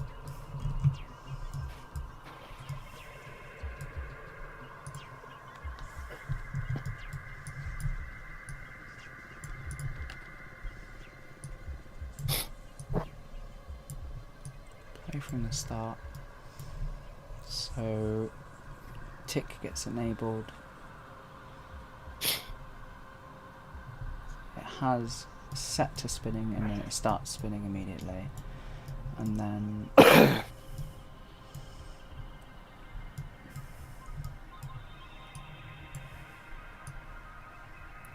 there's the delay.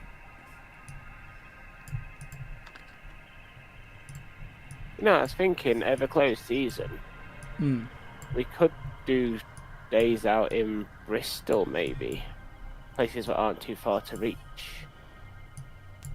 What goes on in Bristol? Not too sure. I've only ever been once, I think, which was to see Take That. Okay. I mean, I went to Bristol not too long ago. Yeah. With my friend Roxy, and we had an explore. We went to the Yogscast offices. Oh, okay.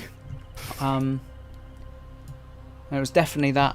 We're definitely in the right place because it said the Yogscast on the wall for the building directory.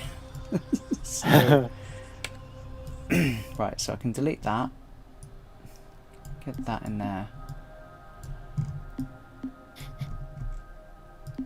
This stuff is to display that.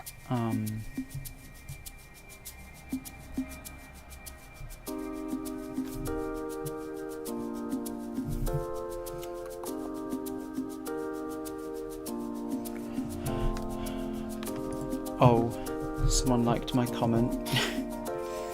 Oh. Let me bring it up. So let me just put Unreal on the screen for a sec.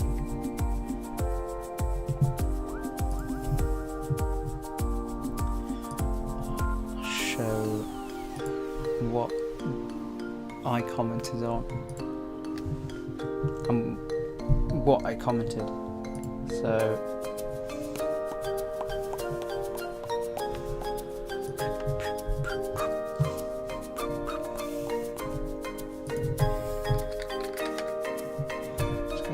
Park official sign page. Oh yes. Alright, so here you go.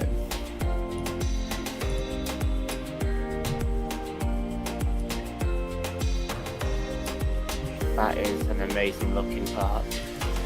So it said, name a better view than this. And I said, I got one. The view from the park, from the top of Hyperia at the front row at 9 PM. And their reply says, did you find your feelers at 9 PM? Yes. That's a reply. Of course we had fearless. We're the ones who were striking fear. We wore makeup. We endorsed for fear. Would you like some fear? Oh, we have plenty. We have makeup on.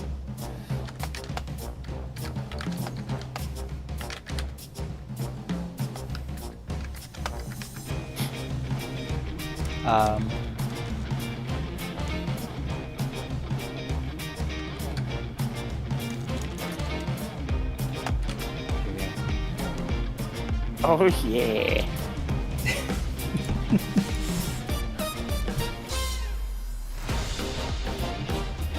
Right.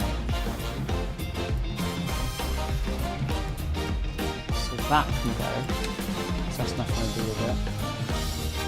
So now what we want to do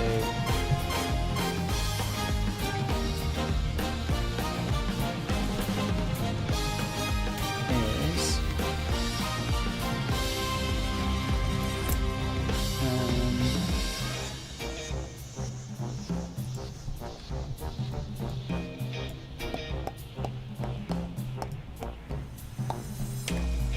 delete that.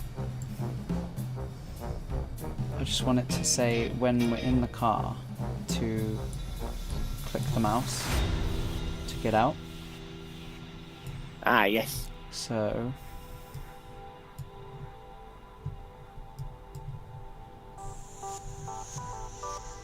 if on ride is true,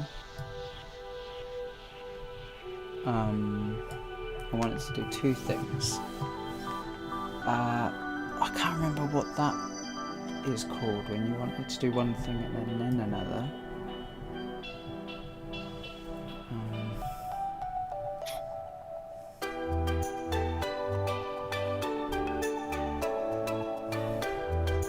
I guess I can just push that through there.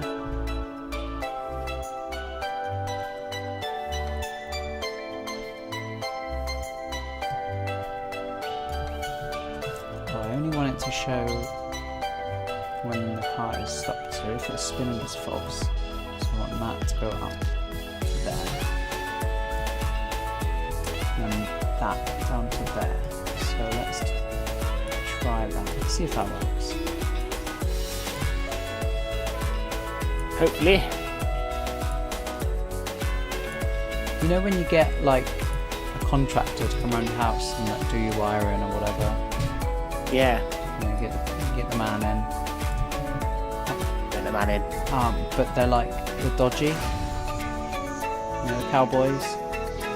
Yeah. That's me with this game. Like, I have no idea what I'm doing. Like, half of an idea of what I'm doing.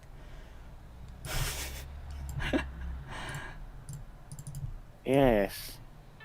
Cable guy.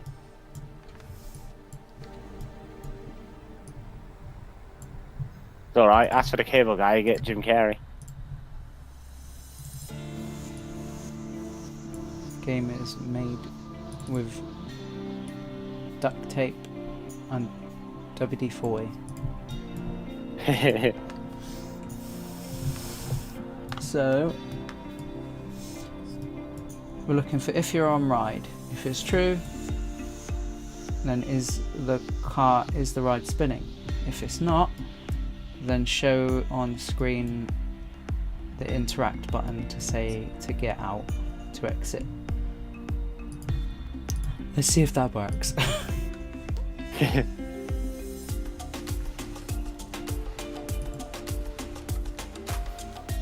No. I got the wrong things up.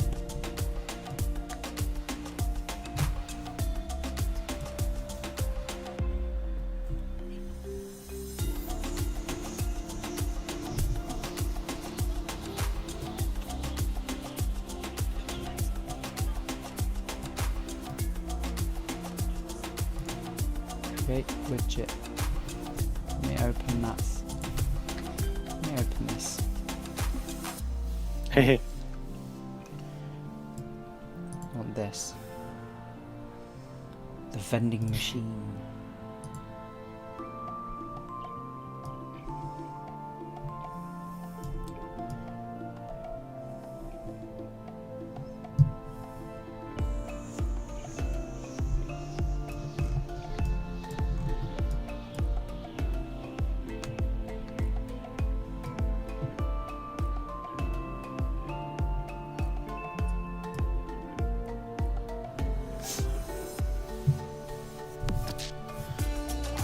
Needs to charge. Uh-oh. Get the dongle. Keeps locking. So chat Get the dongle. I got it. It's on 18%, but it's on like that low power mode, so it's like keeps turning it off.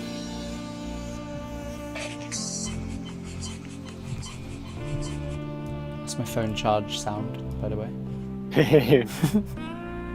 The next stop for this service will be Wolverhampton.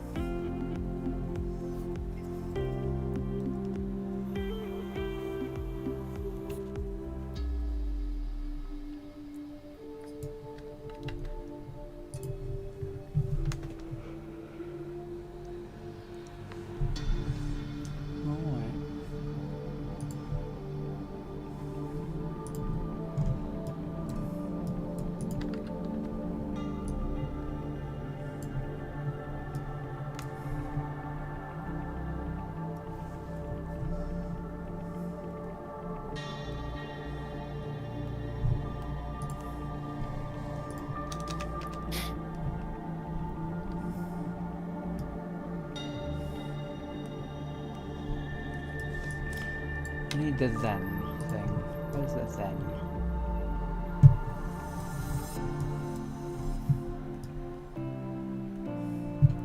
How do? How do? It's in the golf cart. Let's go to the golf cart.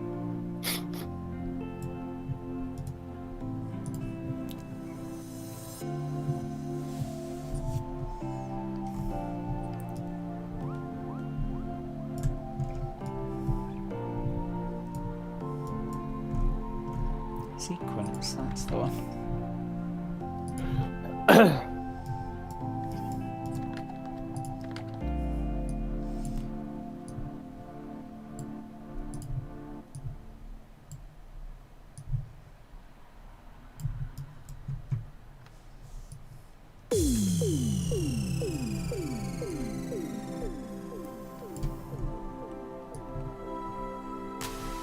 So I want it to show the thing on the screen,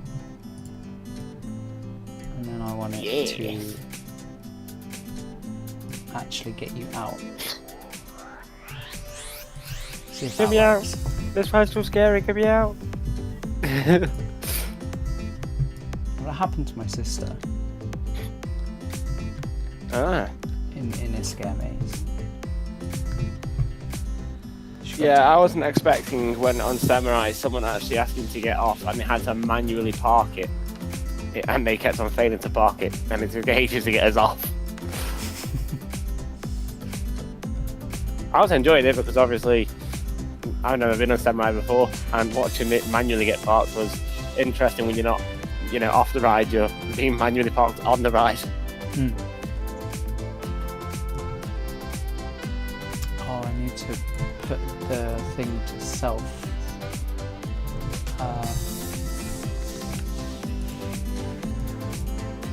Will it not work like that? I might have to get...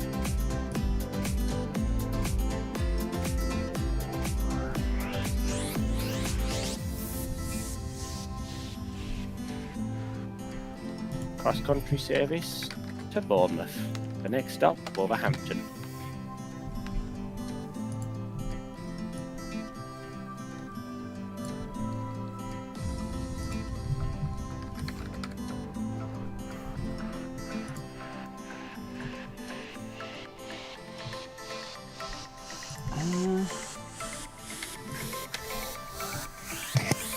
This should work, but it's not moving the player, it's just moving your view to a different camera. Oh, interesting. Which is a problem. I'll just remove this for now.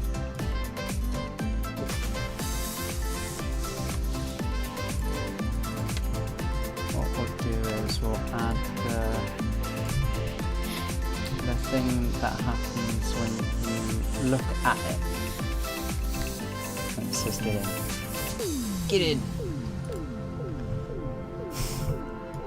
Get in the car!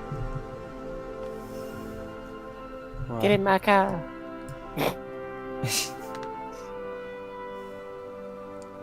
On component begin overlap.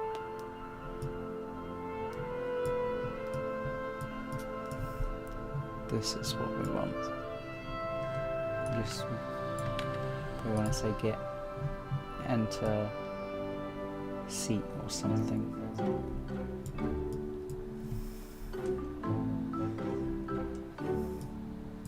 Put your head back, hold on tight and brace yourself. So are we on ride? No.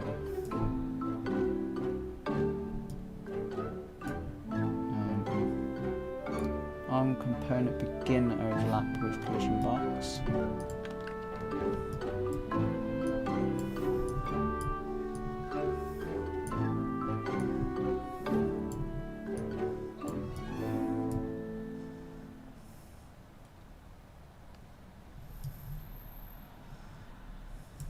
Are you ready for the cyclonic forces of the raging vortex?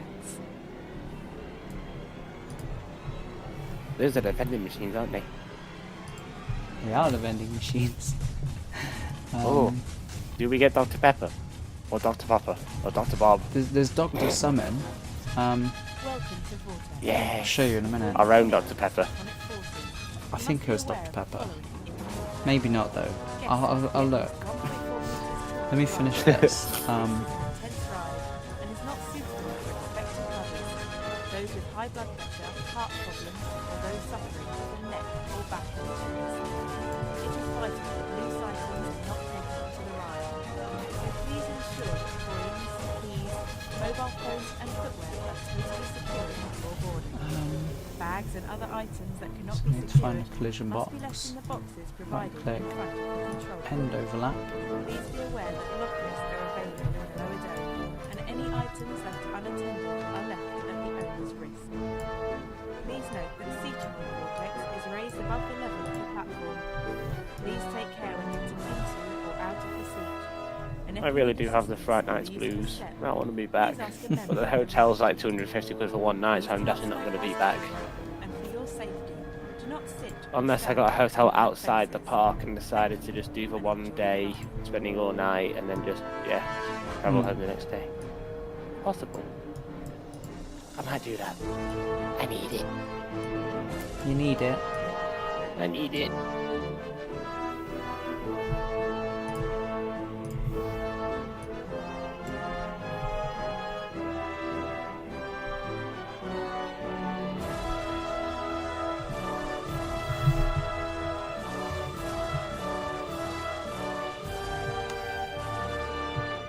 But then again, it's not like any of us others are going back to Friday night, so we can all wait a year together. Your ride on Vortex is now Yeah. coming to an end. Once the platform I'd rather is actually fully save visible, money. The please more I construct your save shoulder over guards and exit to the left the of end and cabin. close season, Please take I care can when already getting have out money of the seat. prepared And if you need assistance or the use for of the the next step, year ahead. please remain seated and await a member of the ride team. Once again, Just if you realised need you can't assistance see what getting I'm out of your doing. seat, please remain seated and await a member of the There we ride go. team. Thank you. I'm still first place, I got like 500 XP on the chat.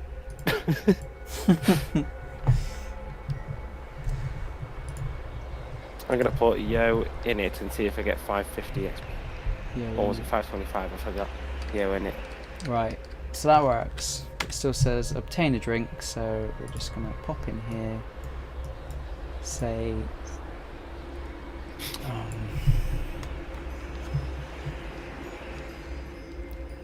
what would I say?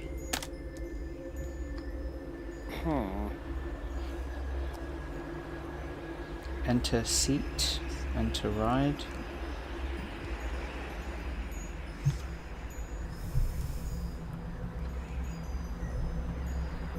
Enter. Sit Yeah. down, get out. Yeah, I'd say sit down and get out.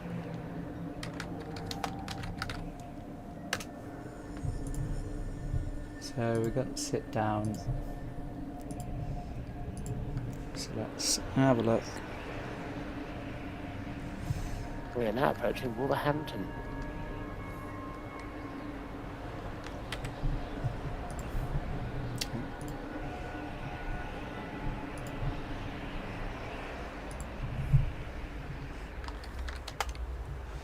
To sit down.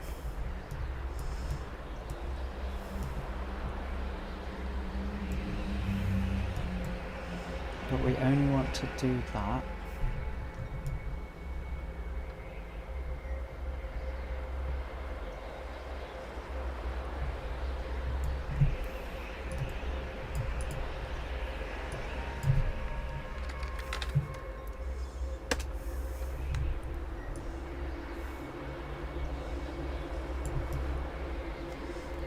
when it begins at the overlap. We want to look to see if it's spinning.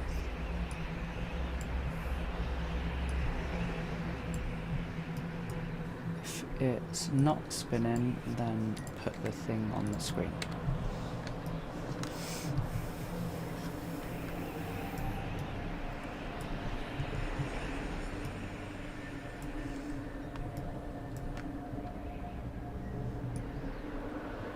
Then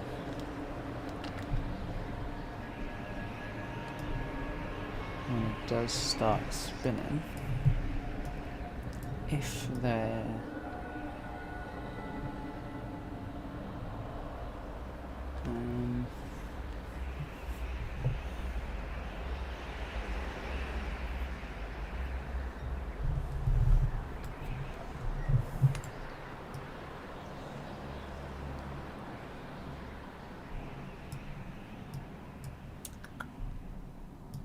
if it is spinning, then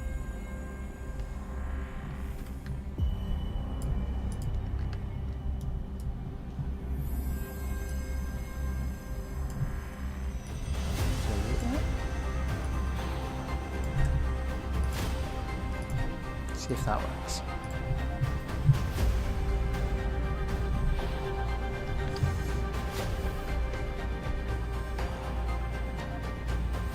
There you go. When it moves, it doesn't pop up and say sit, click to sit down. Nice. The ride has begun. You Let's cannot get sit down now. in.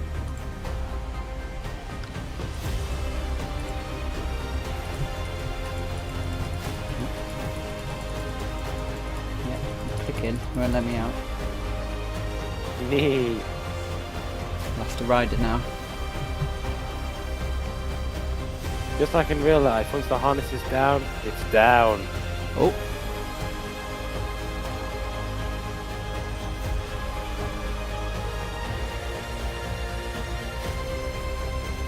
There's actually no harness yet. Yeah, if you fall out, it's not on us. You've signed a waiver to understand that there isn't a harness. Yeah.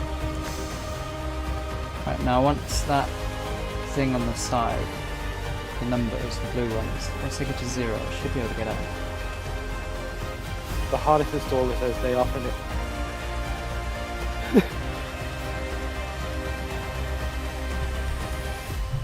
There we are. Well, it does spawn me back in my character, so if I go... Oh. That's because it started moving again.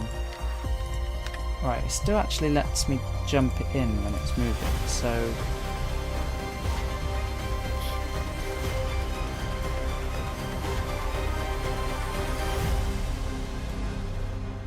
So I want to put that behind this.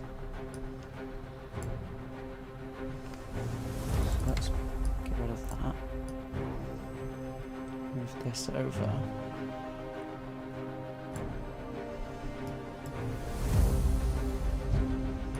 Move that into there. So is it spinning? No. And enable input and do that.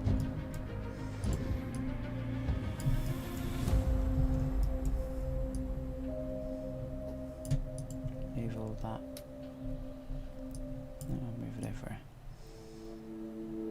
next to these ones. I will put a thing there to make it neat.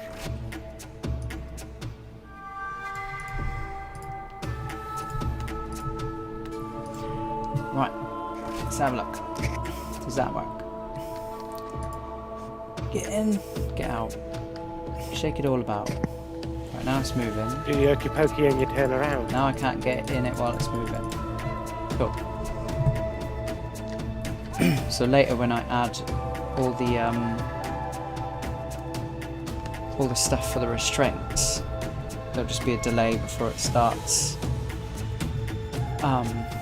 the cycle.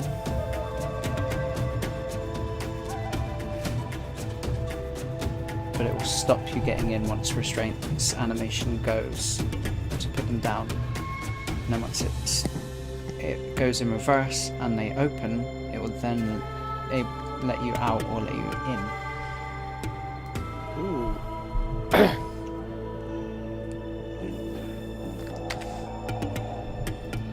Right, the stuff... Yeah, 525 XP. The stuff to do with the thing on the screen to say exit. I still don't understand that.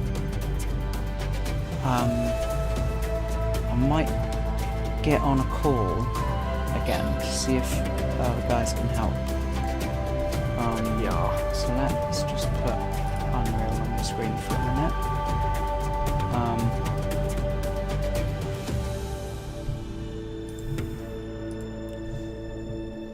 Let's jump in the DM.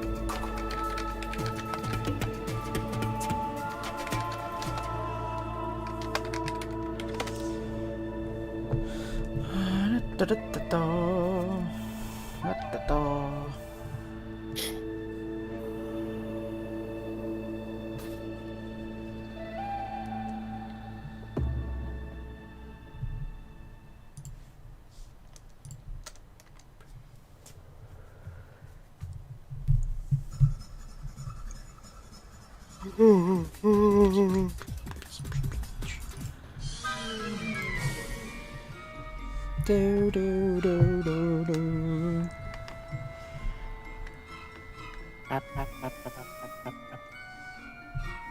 While I wait to see if Pete can lend a hand again, I'll just leave this run its cycle. Yeah.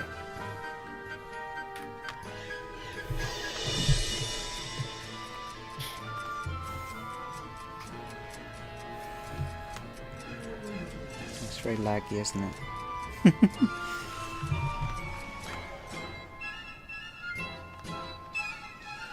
It doesn't like not being the active screen, so I guess I'll leave it there. I'll just use my phone. Yeah.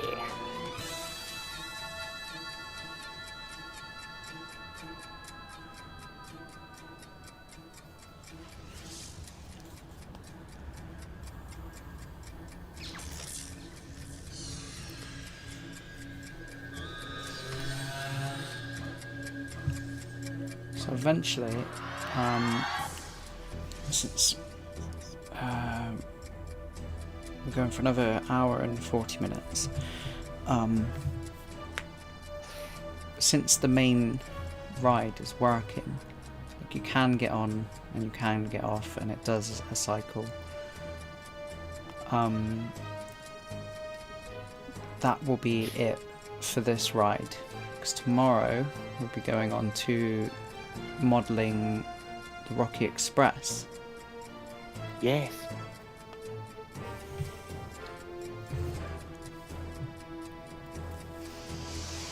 So that will be fun.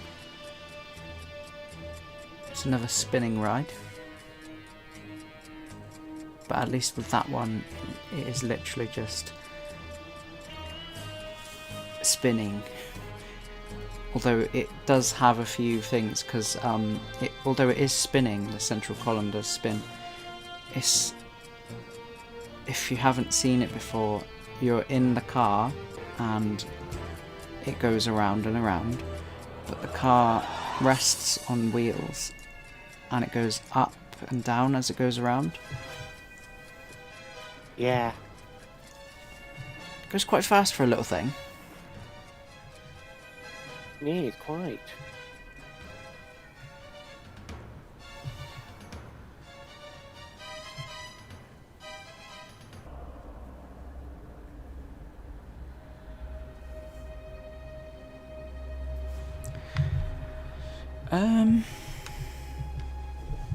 Pete must be busy, so what we'll do... Your attention, please.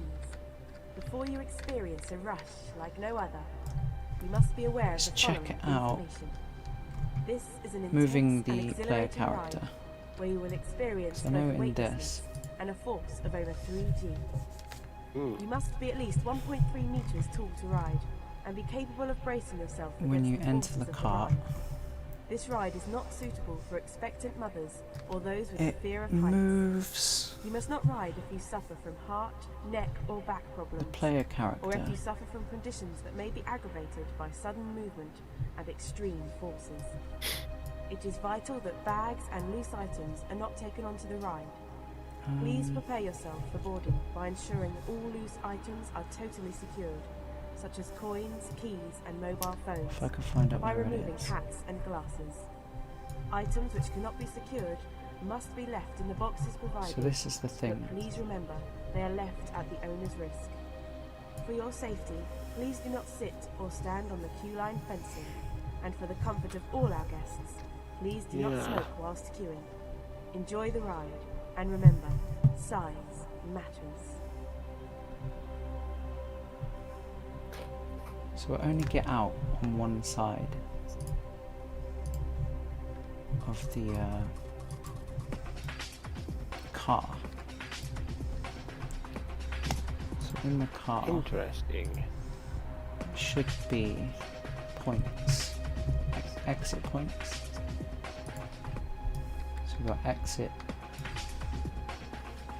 arrow component. So I copy that. Actually, let me get the right side one.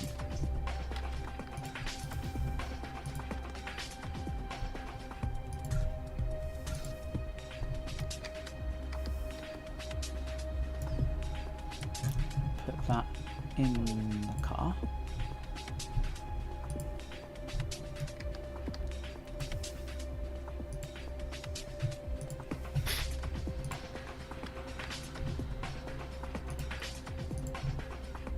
Want to get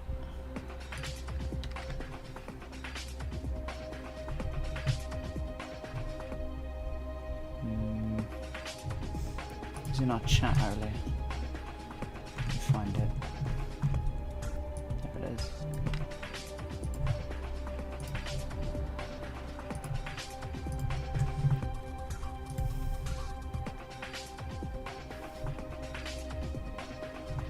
Exit place. Keep that. Put that there. Negative. Is that the wrong one? It's the red one. Again, it needs to be negative. Cool. So that's the centre of the car. Let's move it over.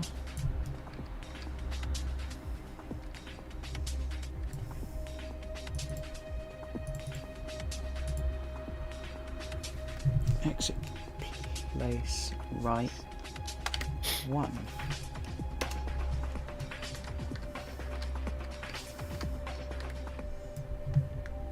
Alright.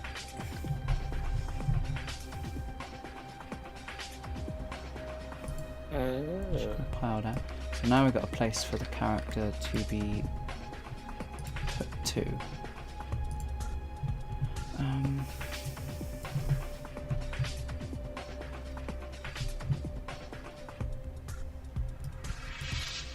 Now we just need now we to can move. Move the character there.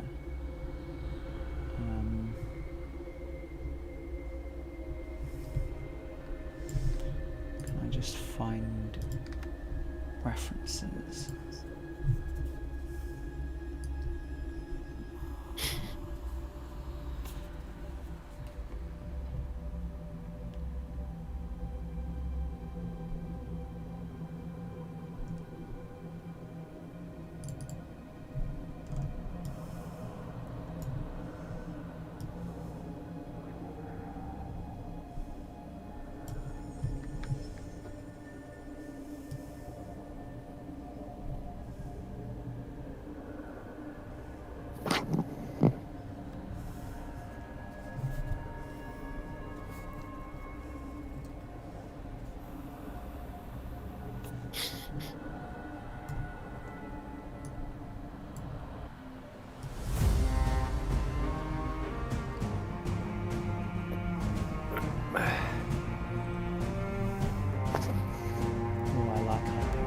music.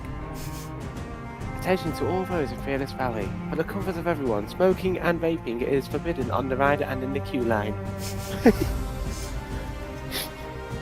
mean, I kind of want the announcements, you know? Yeah.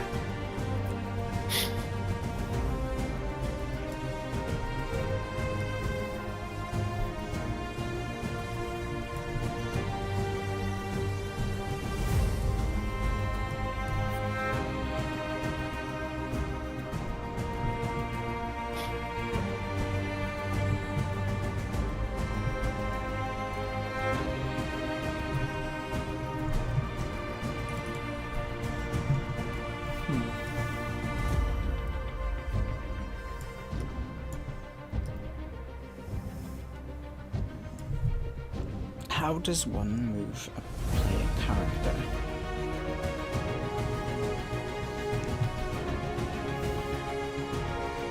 Let's ask ChatGPT. Oh, yes. How do I make a player character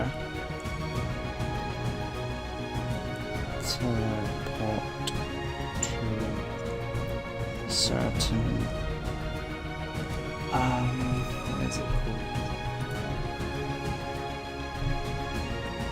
Component.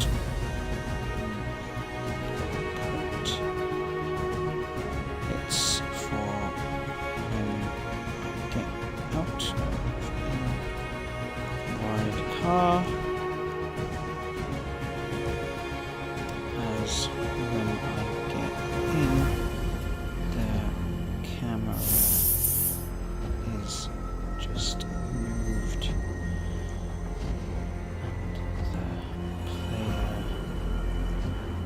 actually stays in place and is controllable.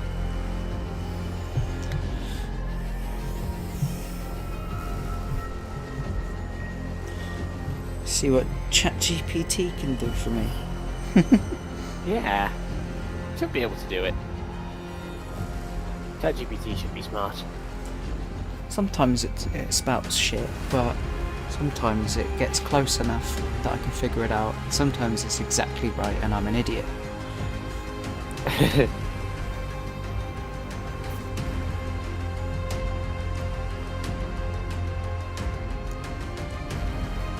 I'll wait for that. Just have a drink. Yeah, kind of sweet.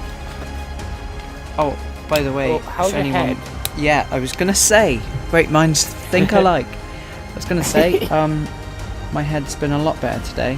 I haven't felt nauseous. I still have a bit of like pain where I got hit when I touch it and just in general, but I don't have that nauseous feeling, so that's brilliant. Let them know and say I can have a Hyperion fast track for the next date. Like, I bashed my head viciously on your ride to Colossus, and I was wondering on my next visit could I get a Hyperion single fast track? I'm not sure if I had a concussion because I'm not a medical expert. But like, I tried the I did feel dizzy. I'm not sure I felt confused, but like I have the pain. I felt nauseous. But the one thing I checked was my eyes. They looked dilated. You know, my iris. They looked dilated. The same. Because apparently, if they're not, that might be an indication. And I shined a light onto them, and they seem to do the same thing at the same time. So, but I don't know if that, rules it out. Yeah. Right. You can teleport your player to a specific spot on the ride blueprint. Clean ways to add a marker component. Yep, I've got that. Then on exit, move the player to that marker's transform. Bags and items that cannot be secured in front Add of an the control exit room. marker. I've done that. Remember, you must wear your shoes, and secure all loose I've belongings, called it such as glasses, exit. mobile phones. Let's change it to If you just require assistance exit during place loading, 1. such as the use of a step, So not right, please contact because one it's of the always going to be ride right. hosts. Place and rotate it where the player should reappear. I can change the rotation later, because it might just spawn me directly looking at the car, which I would want to do. Store the player reference when entering, optional but handy. When you get in, cache the character.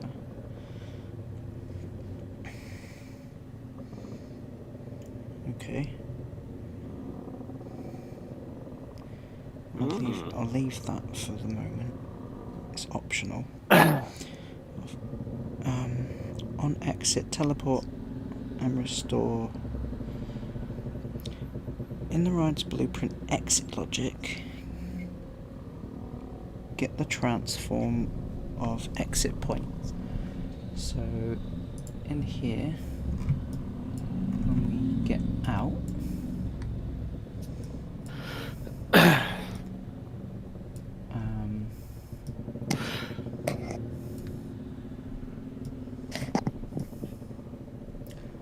where do we get out? Yes, make them get out. This one. That's where I get out. Because on ride would be set to no.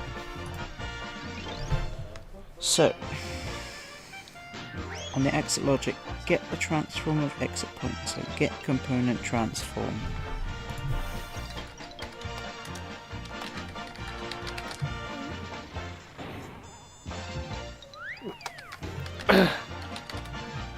So we need to get component transform.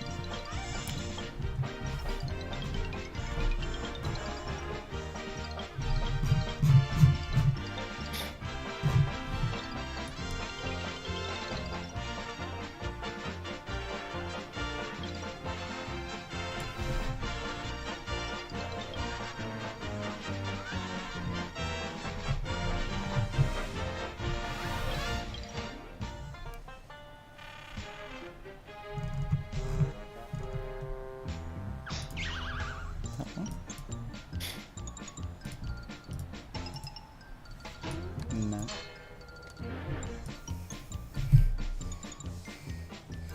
Need to ask it.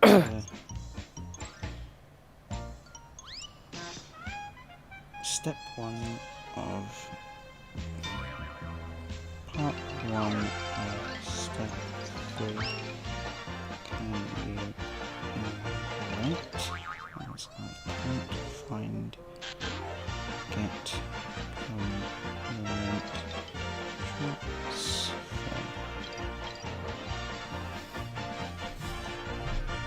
Unless it literally means here.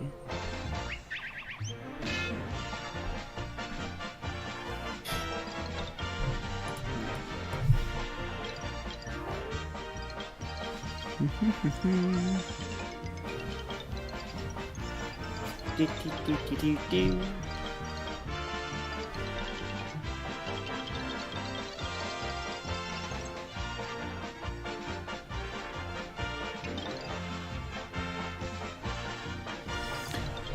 Search for exit place 1. But Mikey's changing his entire room up. He's moved all his gear around. Who, sorry? Mikey. He's Oh. completely changing his room about. Hold on tight and prepare to spin into the sphere of Nice to fear have a bit of and a enter. change. Gets you to clean up Yeah. a bit while you go. Yes, he did. So search for component by name. Type exit point. You see a blue variable node enabled exit point. I think at some point I'll get a second monitor to go above the original.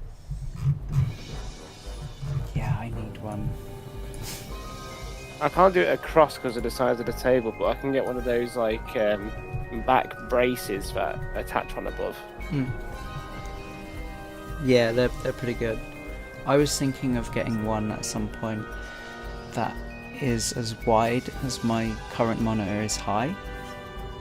Yeah. And then rotating it so it can be like a chat box or small video thing, you know, just somewhere to put something. Like when I'm recording videos, it'd be nice to have the second screen to have a visual to see what I'm recording. Yeah. Because a lot of the time I'll have to, you know, I'll get too stuck in and forget that I'm not recording what I'm doing because I've moved elsewhere. Yeah. Or the camera's too far away. I've had a few comments about that. So drag off this and search get world transform. There we go. So there's that. Then split those. It says.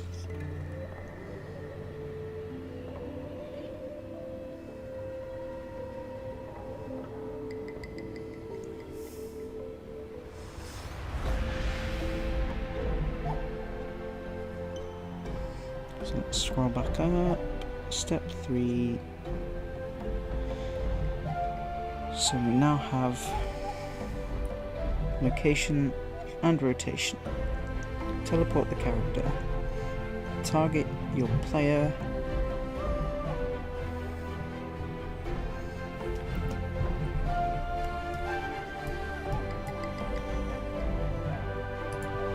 So get player character.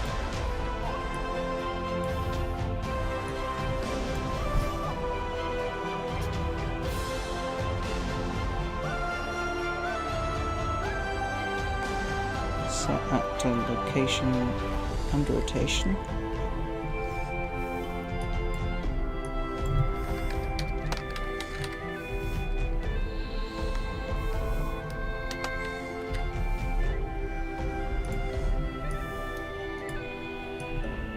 So there's that.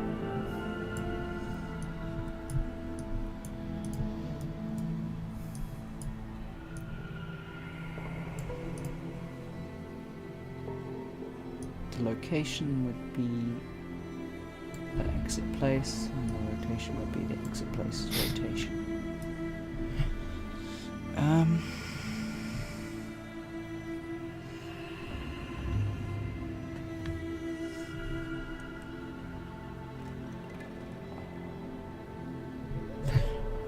That needs to be false apparently. Teleport true. Because apparently it's important, so it ignores overlaps and so you don't get stuck.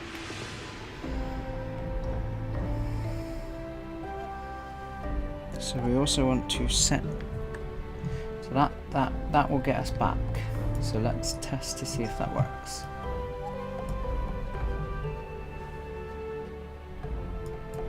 So let's drag this over.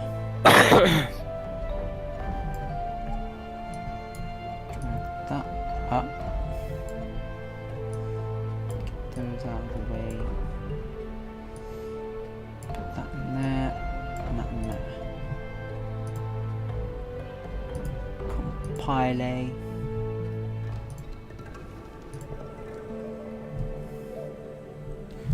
And then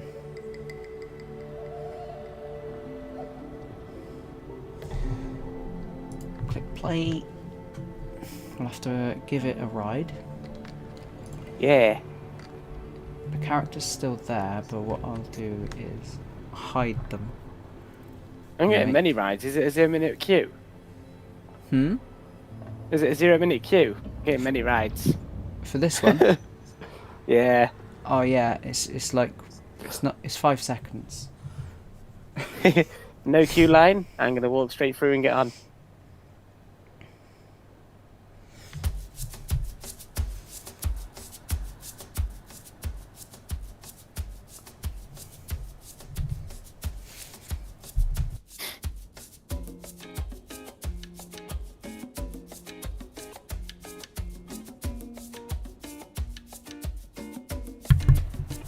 Right, we should see in a second if it will teleport us to the exit point.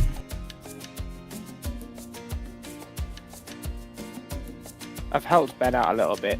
When it comes to the point where he does want to go Thorpe, all he needs to do is go to Wolverhampton from Wellington and then continue on to Euston direct. And because I go to Euston, we can meet there and I can take him to Thorpe. So the travel's not too difficult, it's just obviously getting over his fear of coasters. Yeah, I mean, that's the thing, like, there's lots that you can do without going on them, and if the want is there, then there's ways around it. I mean, if you're scared of roller coasters and don't want to go on them, then it's fine. But if you do want to, but you're scared, then you can work on it. Oh yeah. So it works. So when we get out of the car, the new position is where it teleports the character to. So that's great. But now we want to hide the character and turn the collisions off for them. Yes. I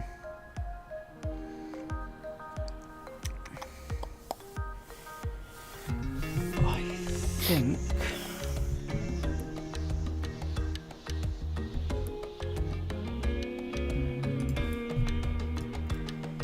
so when we get in, where's the getting in?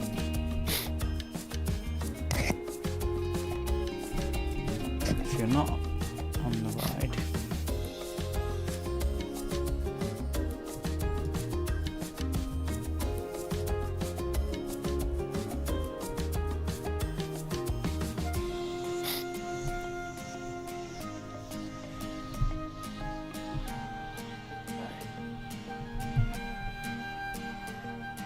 relax, guy.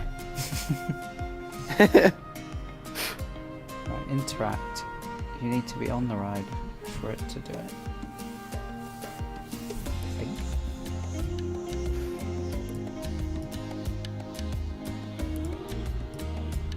Yeah.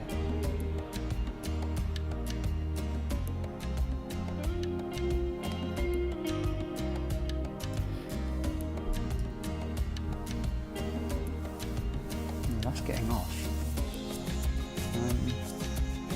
That's getting on. Right.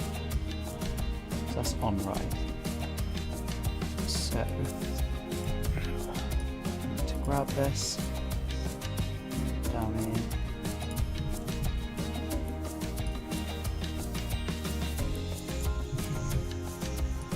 Let's move all this out of the way.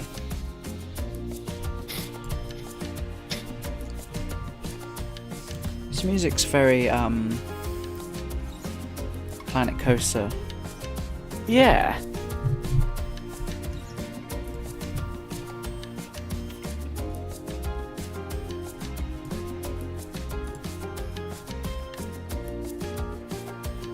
To me, because going through Katanga Canyon at all times, it sounds like that quite a bit. It's like a different version of Katanga.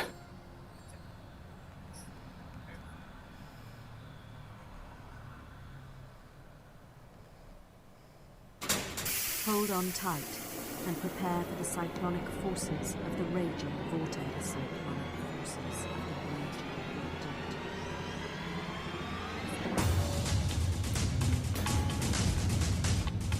Ooh, Vortex. I like that ride. It's quite fun. Spinning frisbees are good, and the seats on the inside in that one. When it hits the perfect way, you know, on this upswing, you're just coming up to the top, and then when it goes back down, you're perfectly down. Yeah, So I had that. That's the best. Yeah, like you can see all the other riders when you're on the inside, because most of them have seats on the outside. All the arms are facing inwards. Right, I need to... Are there many flat rides that are at Thorpe today that are in 1999? Like, I'm not sure about those. I know of one, and I'm thinking if that is the only one.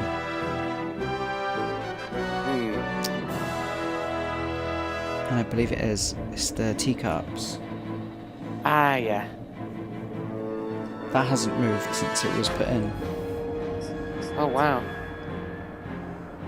I mean, they're probably not that difficult to maintain, I suppose. They can last a long, long time. And it's a bit of fun, and it's kind of not in the way because of where it is. Same as Marauders. Anything inside Alton Towers Mutiny Bay is out of the way. Yeah, because like you can't really put anything else there that would be worth it, you know, because you can get a decent amount of people in the teacups. Yeah.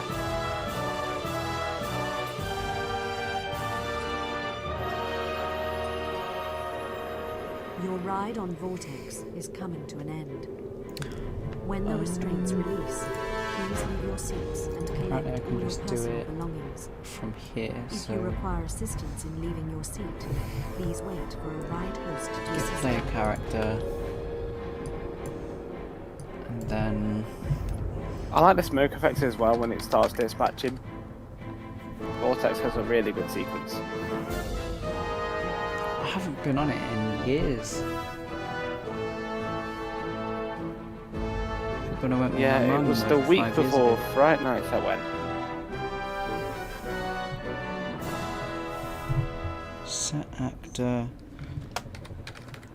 hidden in game. So that will make the character disappear. Ooh. So let's check if that works. If it does, then we'll work on making the collisions turn off. So if I go in front, get in, nope, it's still Crowded, isn't it? It's still there, isn't it? Oh, that comment. I woke up, looked at my YouTube channel, I was like, I just saw crowded, in it. Yeah, because I was rewatching it again this morning, and it was when you were in when we went in the Crows, and you were like, it's crowded, Yeah. isn't it? It just made me laugh. The thing is, I didn't even say it on purpose that time. That was completely my mistake.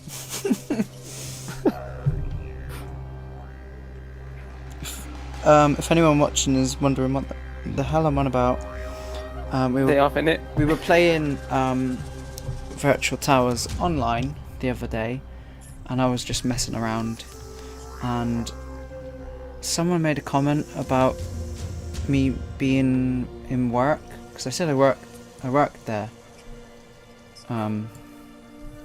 Oh, I was going through a staff entrance, and he said, you're not allowed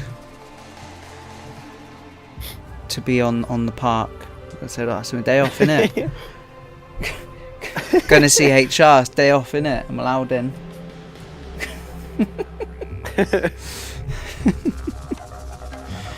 Oh dear. Yeah, like teacups. You have to be on the ones that are on the second turntable. You can't be on a static one. They're the worst. Yeah. Because you get extra spin when you go on. Because if people don't know, you have the whole ride that spins. The teacups themselves spin, but some of them are on a secondary turntable that also spins. So you get extra degree of spinach. So if you twist your teacup the right way, you can get some good G's.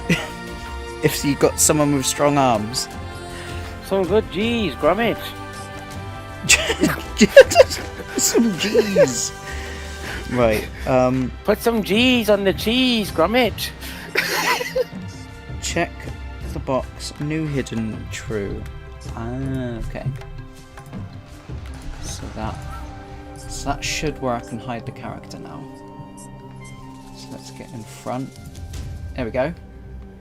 Character is hidden, but the collisions are still there, so it will collide with the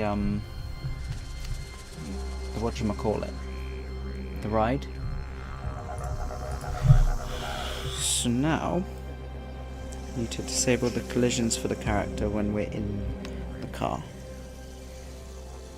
Yeah. Because once it starts moving, you can still walk around and all that. Cheesy so you can dreams, bump into cheesy things. dreams, Gromit. So I think when we're in the car as well, disable the character's movement.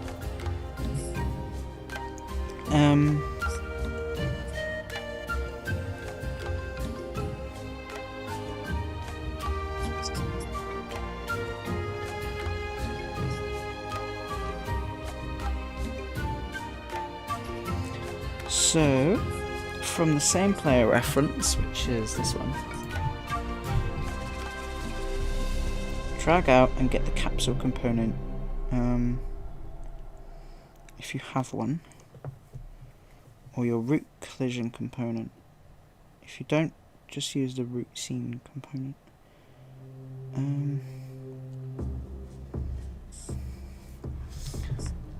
Let's see if I'm doing this right.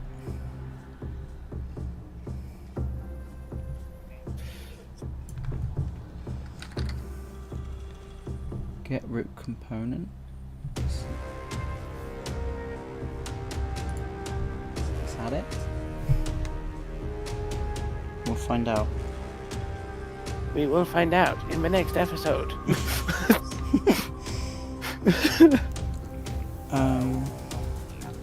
From that, drag a wire out and search set collision. No, I haven't done that right.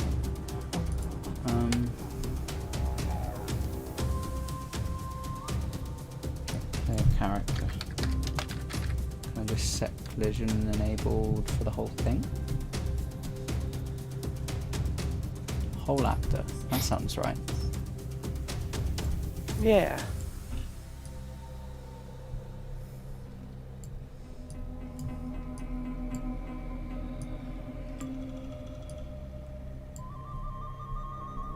Target is that.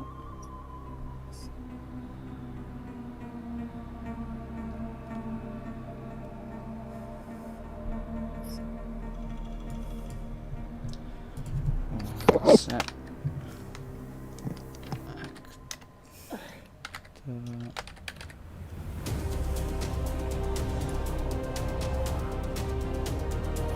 enable collision. No, I assume that's just a toggle. So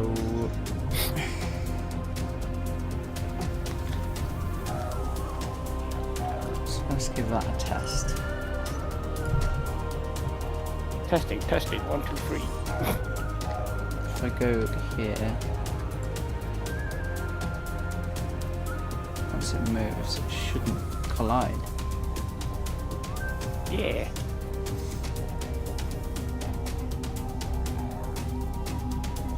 Still telling me to sit down, but that's fine.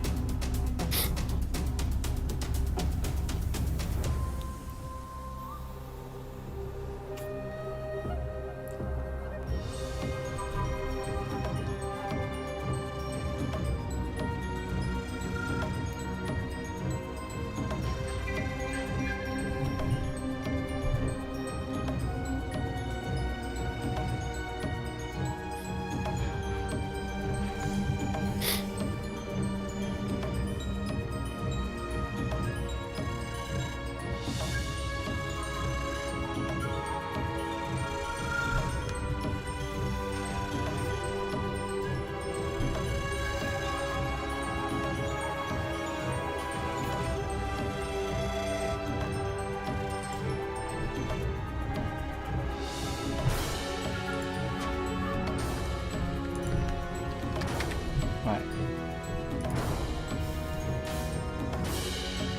2.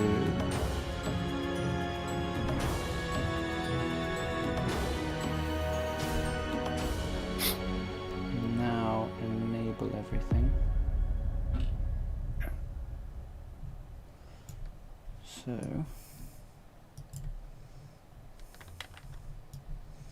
Please push your shoulder harness all the way up and exit on the left-hand side of the train.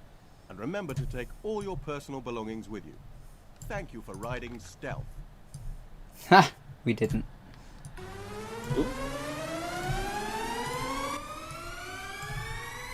Did you hear the audio? Yeah. Thank you for adding stealth. But we didn't.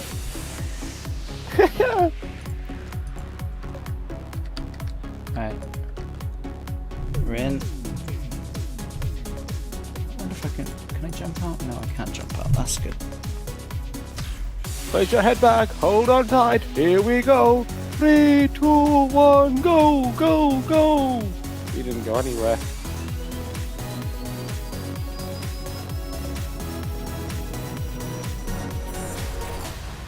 Oh, it's good music for the ride.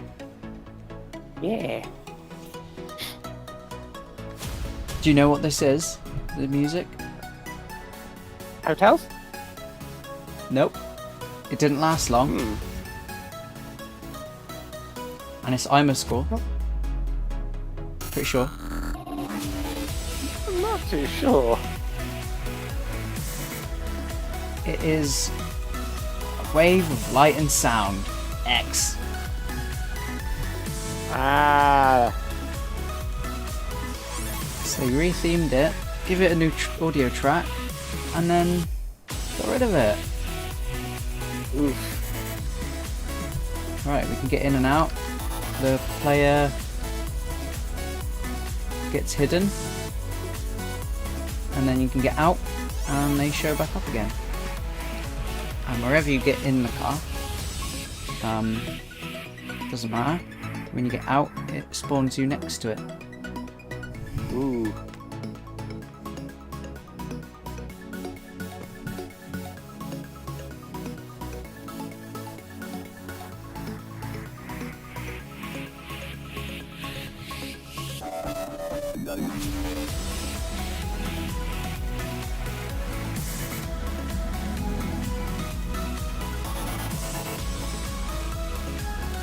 I don't know if Thorpe Park were paying royalties for the music they were playing inside X when before the IMA score track, because they played a lot of licensed music. There we are. We get off.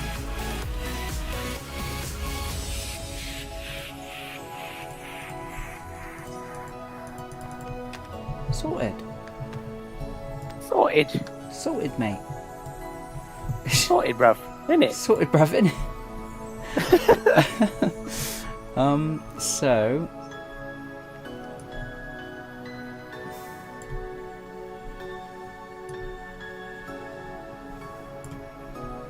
let's see...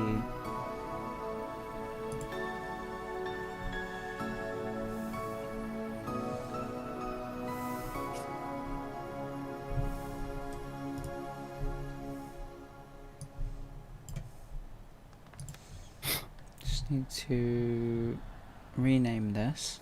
Where is the rename thing? Here we go. Edit, rename. We get rid of the backup text.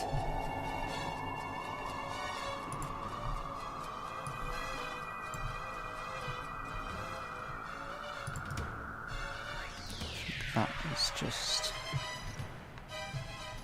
5, 4, 3. I deleted the one earlier. 1.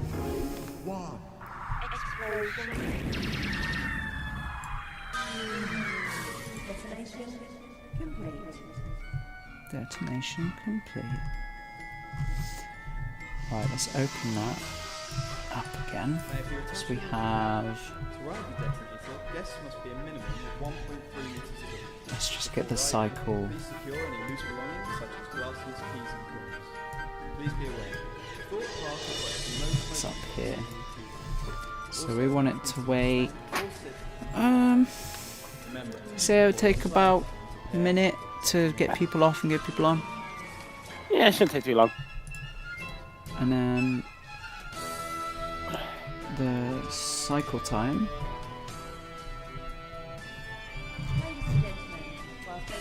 Pretty sure was 2 minutes, so it's 120 seconds.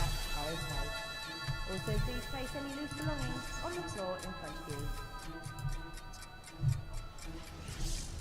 So now, let's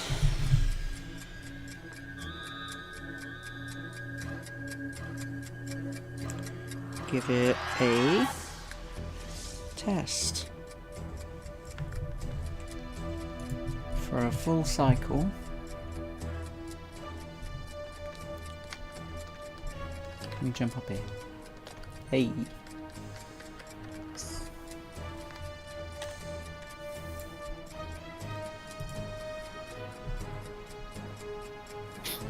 Look at it go.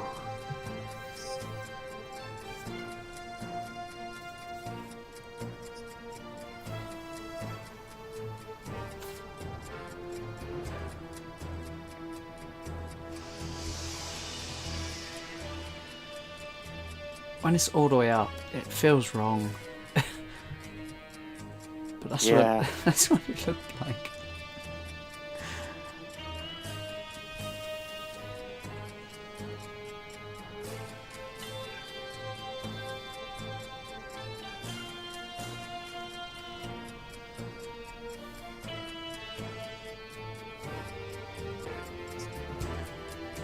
Did you know, Davey, that this ride is still around? Ooh, where is it? It's travelling now, so I'm not sure exactly. There was somewhat of a recent video of it going. I'll get the video after this cycle goes.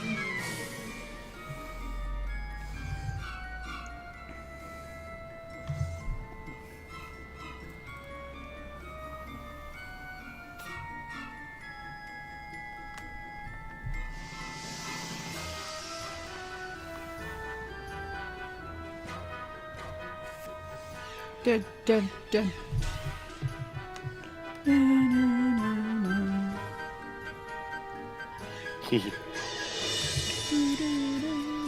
It's just such a tune for Detonator. The ticking...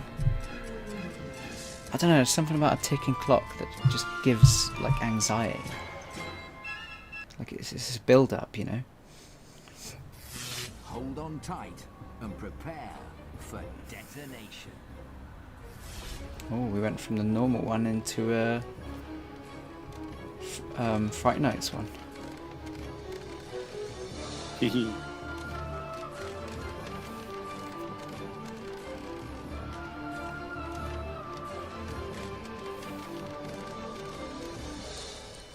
Oh, there we are, stopping. 4, 3, 2, 1. So once that number on the left of the screen goes down to 0 and it stops printing them. Once your restraints have been released, please undo the buckle and There we push the go. harness up. Now it should stop for an entire minute Your belongings with you. and then do the cycle again. And the only other thing that needs to be done to this to get it fully working is make it so you can get in each car individually. But it works as it is, so it's done really. So if anything, just a bit of a clean up, because I needed to raise the entire arm earlier to stop the cars bashing the ground. So I'll do that quick. Yeah. And then the rest of it is details, theming, materials, which I will do in a dedicated video another time, because it will all be there and it will just be I'll edit the model of the car, like adding the lights. There you go, 1 minute. It's brilliant.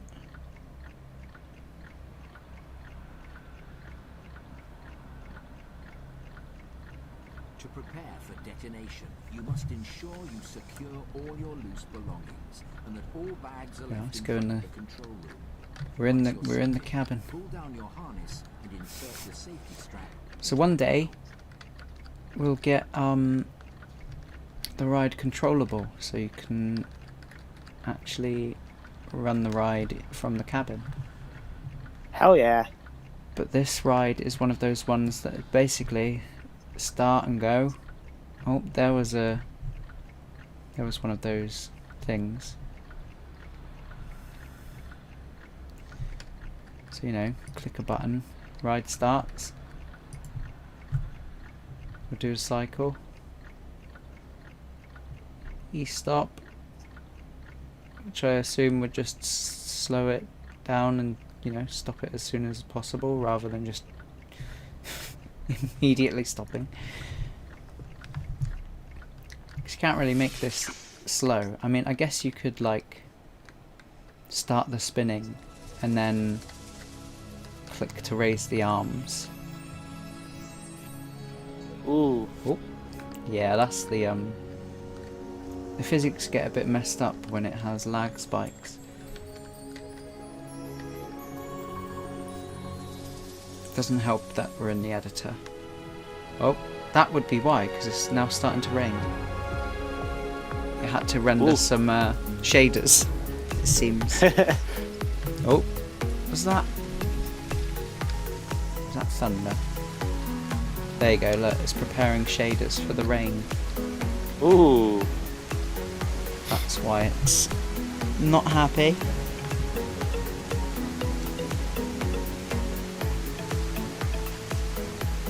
So there you go. What do you think, everyone? I had a lot of help. So, you know, it wasn't all me. I think it's outstanding. But thank you. Much thanks from everyone over on the VTO crew.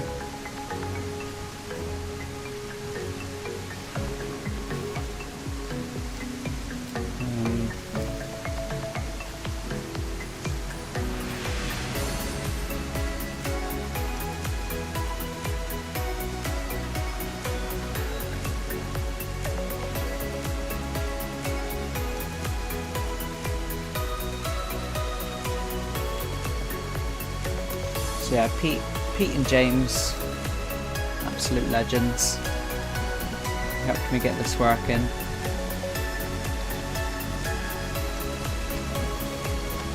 Let's jump on the centre and watch it, shall we, from here?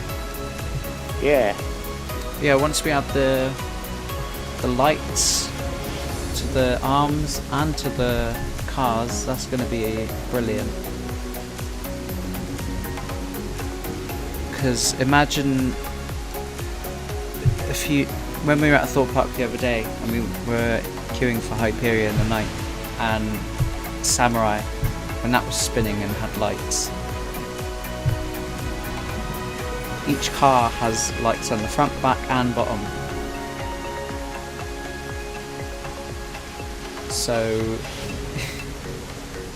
it's pretty it's going to be a lot of light. Let's go up here and look that way. This is a realizable self-destruction. Here we go. How's that for a view? Oh.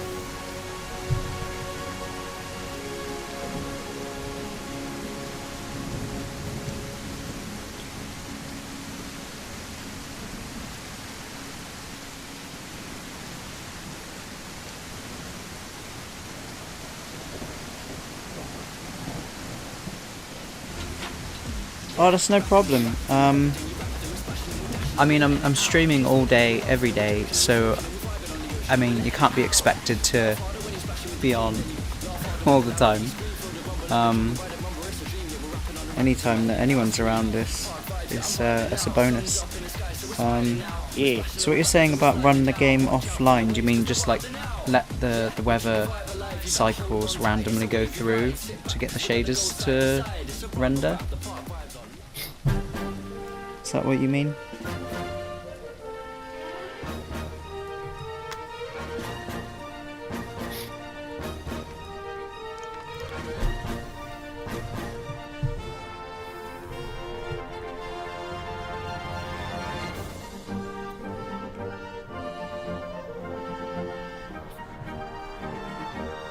That won't work on us.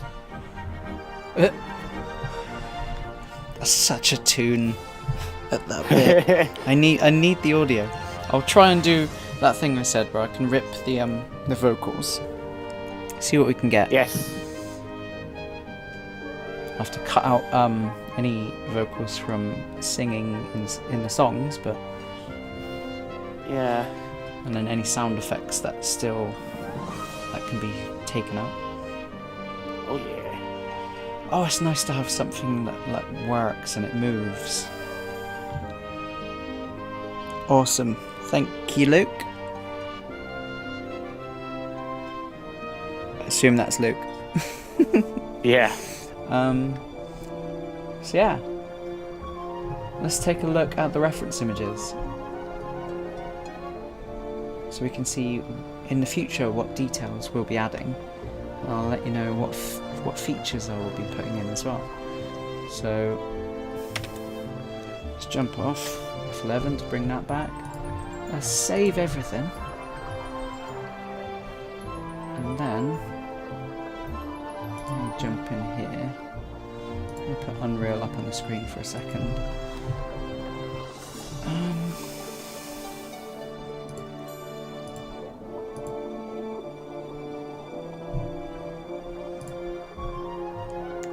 YouTube Studio.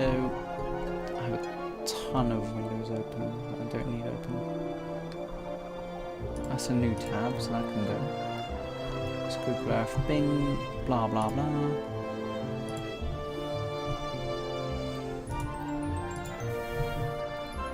Actually, first, I'll show you. So this is Calgary Stampede. Let me bring it up. So in 2004, well 2003, I assume at the end of the season, they removed Calgary Stampede. And this is it in 2017. It looks nice and colourful.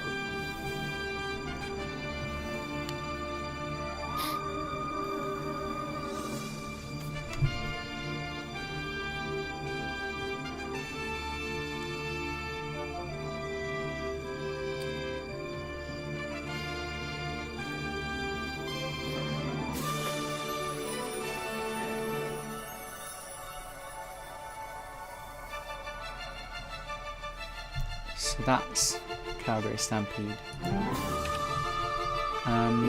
If we go to, let me just put Unreal up again. I have to reload my tab since my internet died earlier. Since the power went off in the house. Right. Yeah. Let's open that. Let's open Canada Creek. Calgary Stampede.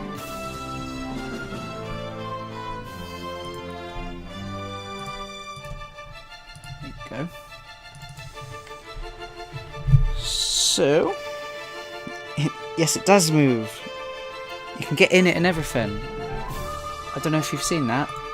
Do you want to see that? You can do that all that. So, you've got all these lights on it. All the metal is white, which is handy. So I've already got a white paint. So you've got all these fairground bulbs.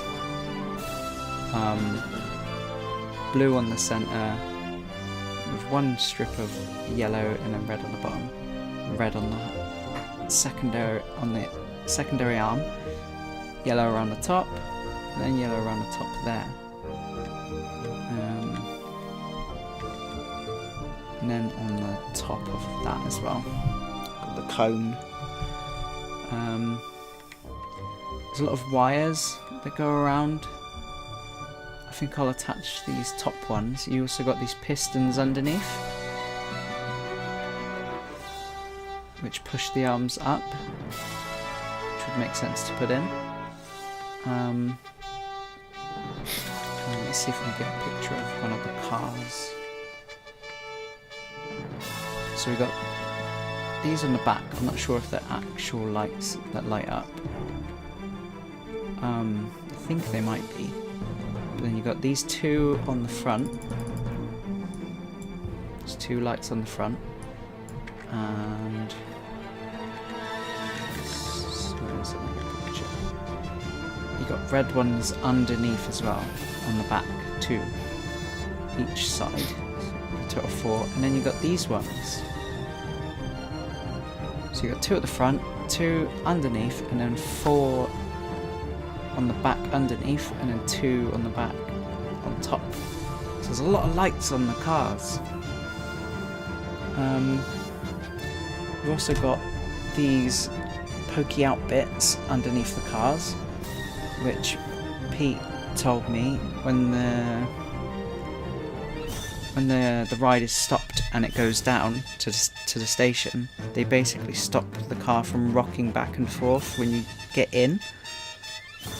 Because if you step in, it would be like if you're jumping in a boat, a little rowboat, and it'll rock side to side. So that's what they do. It just stabilizes the car. So we'll add all of the lights. There's chains. There's also... let's see if I can see a picture that shows it. You can just about see it in this picture. On the arm that the car is attached to, there's a little bar here. And that bar stops the car swinging inwards too far. So it's got a little rubber piece on it. So it's basically a stop. Stop the car swinging in too far.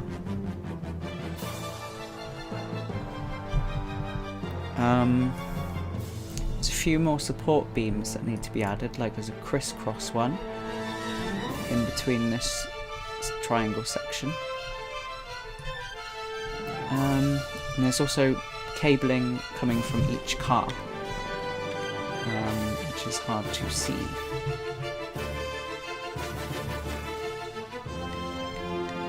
There you go, there's a view of it.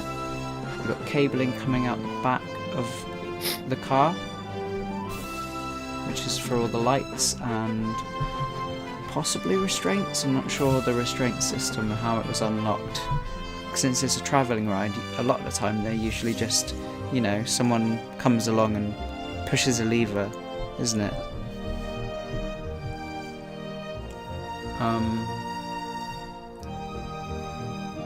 And then it's chains on the front and back that connect to the main circular piece under the car arm, which you can see there. So there's a lot of detail, but since the car is just one model duplicated, I only have to do one car. For the cabling, I might have to do it a lot, but yeah. So let's just demonstrate the ride once more. But we'll jump in. Let's get in. Here we are. Enjoy the ride. It might be a bit buggy. It is in the editor, and lag does mess up the physics a bit. And the editor is laggy, especially in full screen like this. Yeah. But there you go. There's Calgary Stampede.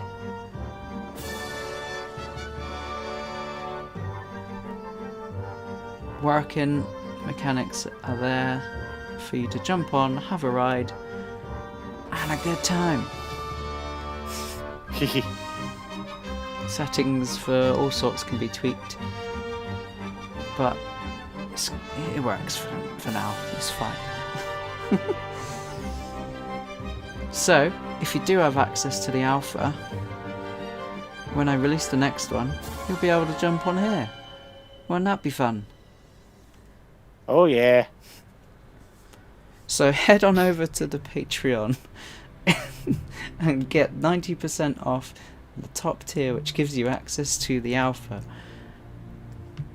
and much more, including getting your name and even if you want one of your photos, personal ride photos on the in-game ride screens.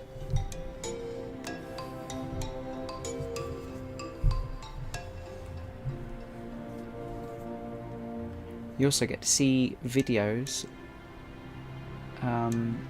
progress, screenshots, and I tell you what I'm up to before the videos come out. Of course, none of that will happen this week because I'm live streaming 12 hours a day. Yeah. So we only get about 4 hours of free time because I need the sleep. Thanks, Luke.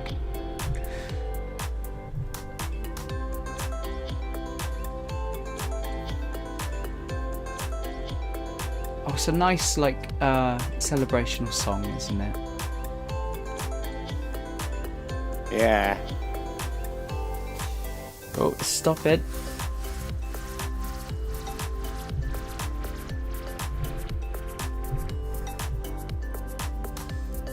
And then when it stops, that number goes down to 0. It stops printing them. And get out. Yeah. And then we can dizzily make our way to the exit. Oh. It's like you the other day. Me? What did I do? You got drunk. Oh, yeah. Friday. We don't talk about that. Let's just leave the screen up for a moment to get the scene, you know? Look, it's Canada Creek. You got the old time photo booth building on the right. You got Loggers Leap Station and Loggers Leap in the back. What have you? Yeah. And you can also see the Canada Creek Railway Station way in the back, but just in front of that, you can't really see it because it's all orange back there. The ride we will be building tomorrow. We'll be modelling the Rocky Express, so that's going to be fun.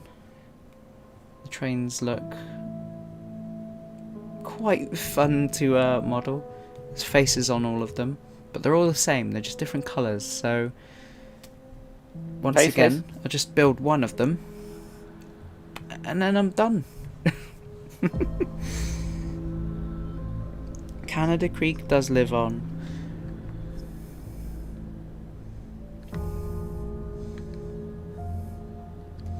Let's walk over there.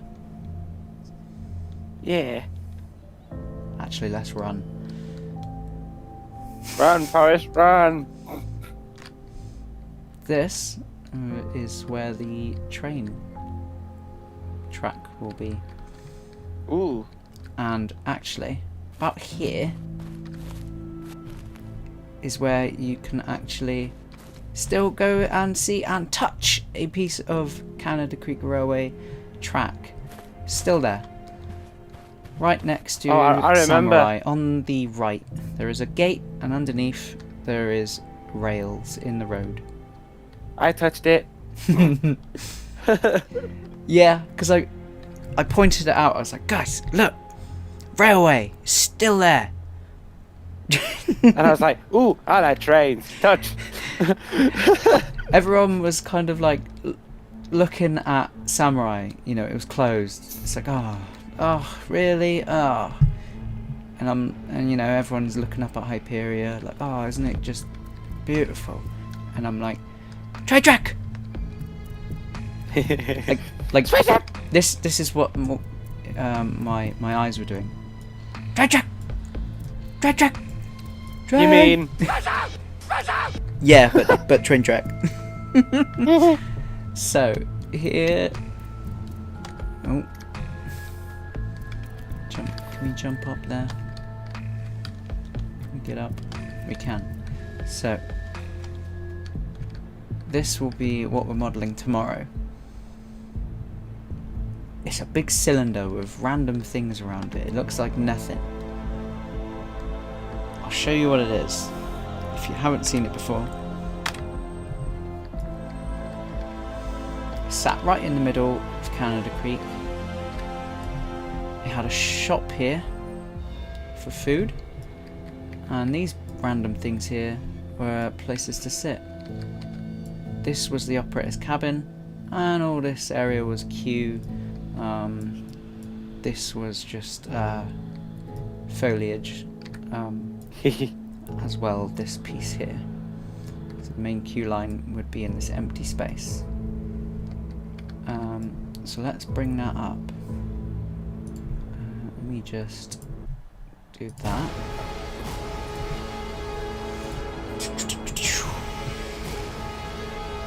Spaceship. So, Rocky Express.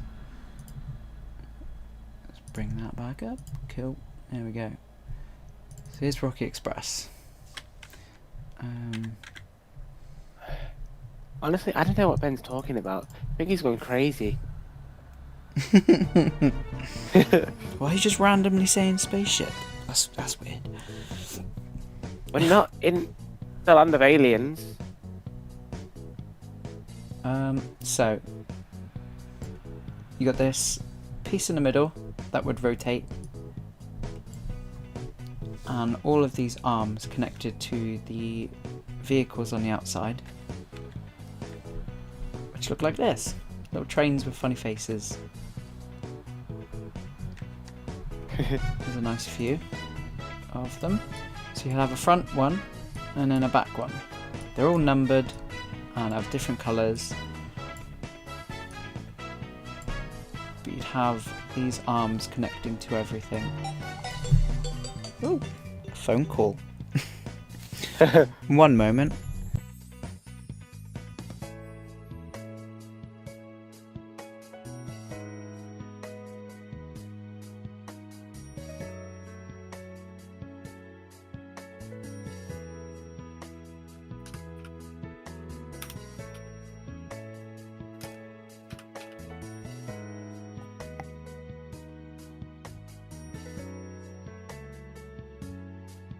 I will introduce the viewers to choo-choo trains. Choo-choo trains? Really?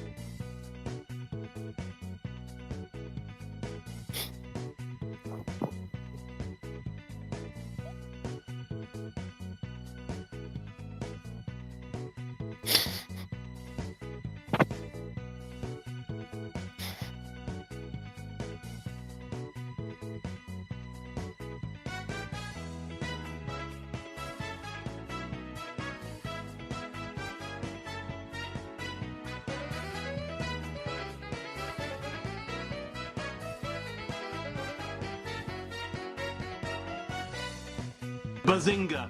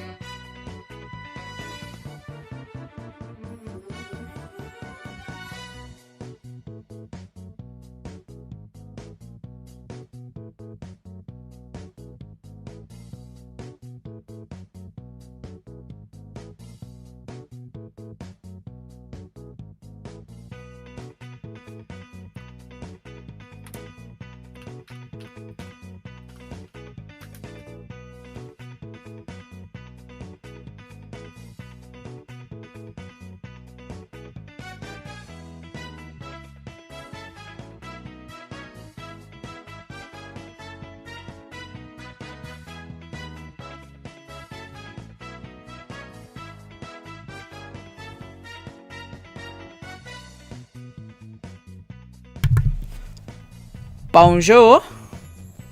Bonjour. Bonjour. Bonjour. Shouldn't do that.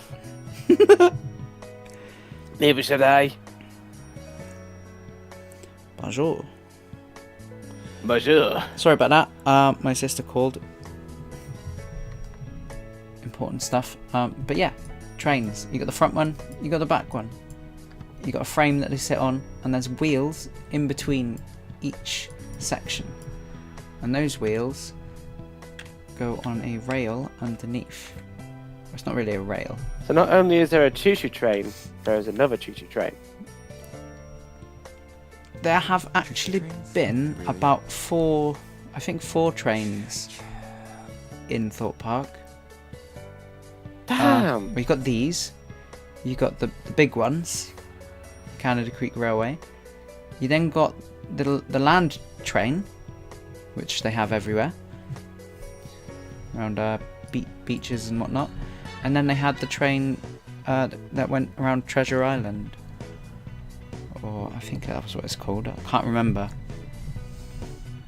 I can show you. I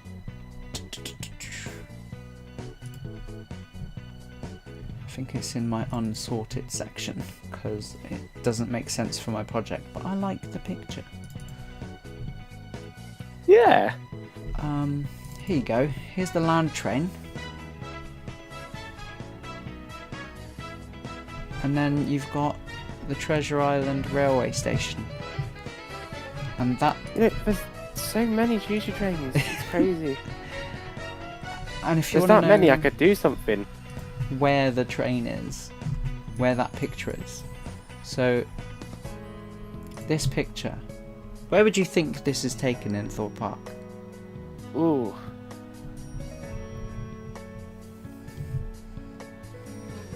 I'm not too sure. It looks quite flat, wide and straight. So if you had to guess, where is that? Ooh. It's near Swarm. Swarm? Is it somewhere in Amity? Closer. Ooh. Amity Raceway? Closer? Ooh. Near Creature Campers? I mean, that's the same place.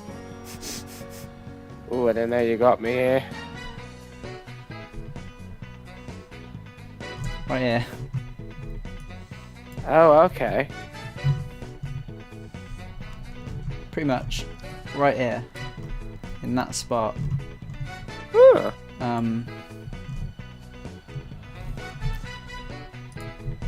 So you can see the railway station here. This is the pathway that went up to the farm. Oh yeah. Now if I get, I'll show you once more. So the station would be here, and then the train would go up here, and then very far around this, and then back again. Quite a long path. Not a really long train, but it used to be like a show with actors playing pirates. Did they go bonjour? No. Let me go to the map. Walk the plank, oui oui.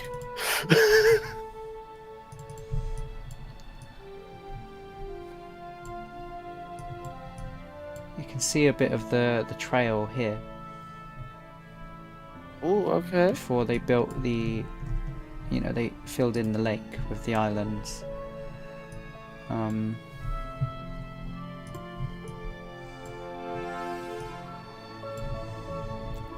Let's see, do I have anything else? No. You see the edge of it there? Yeah.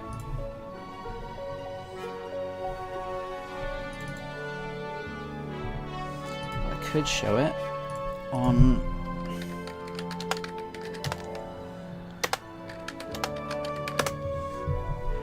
Memories of thorpepark.co.uk. Whoa. Whoa. Let's see if there's a better map. There you go. So behind Thunder River, aka Rumba Rapids, you got the train. I'm gonna go around, and there's a big pirate boat.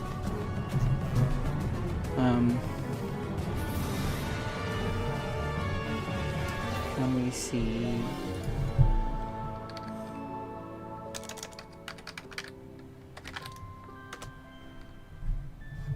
Wah. Where? I remember us doing that at the top of a chain lift. I can't remember what ride. We just looked at each other and went, Wah. Swarm? Yeah. The one time where we were on the left side? Yeah, the first time on the left side. And, Mike put the sticker on the brake run? Yes. So here's Treasure Island. It won't be in the game, because it was removed long before. But you had this big boat that the train would go through the middle of. Ooh. You had actors that, so as you went around that little island,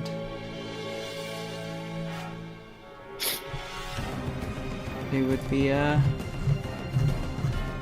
being funny, trying to be scary, but not, because it's kids. No, I'm the one who's scary. Playful scare. I wasn't playful. I mean, we did terrify children. It was brilliant. Absolutely terrified. One fell over. You terrified Let me get up. adults. And then they fell over again. Right, so if you've been watching this today, thank you so much, because you've just witnessed the first working ride of Thorpe Park 1999. Glad to have you here. Glad to get it working. This is a perfect song for a spinning thing.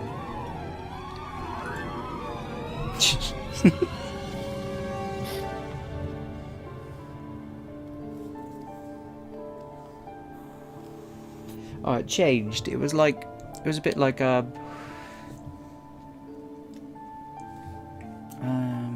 my brain is blanking. A bit like the Wicked Witch of the West theme. There, that's the one.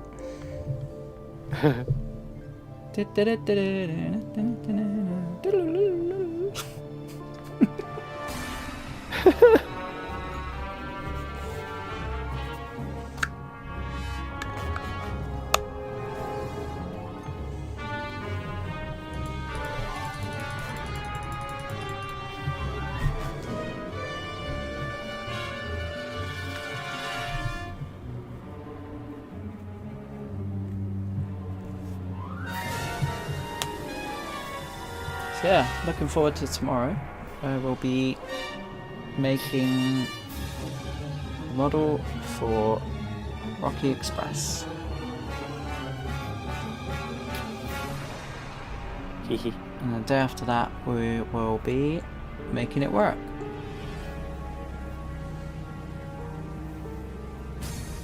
So another fun day of glitchiness and nonsense. Yeah.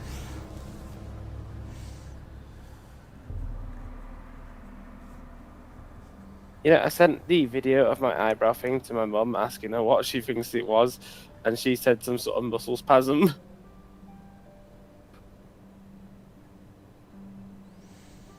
Maybe you would... I mean, the direction you were looking in was the drop after the brake run on Saw.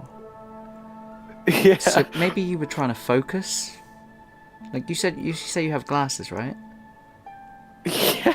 So maybe, like, with everything going on and all sorts that happened, maybe your eyes were strained a bit and you were kind of... your brow raising was you trying to focus. Maybe.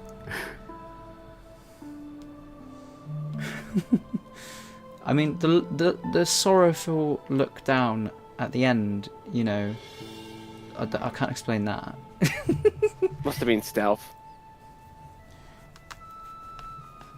Or that you were looking at Saw and you weren't going on it. Yeah. You know? I like Samurai, but it's not a Saw. It's funny though, because we went on Saw just before Samurai, and I was already like, we could be on Saw, you know? Yeah. And the person tells you, get out that way. And you run over in and you open the gate and then you get off.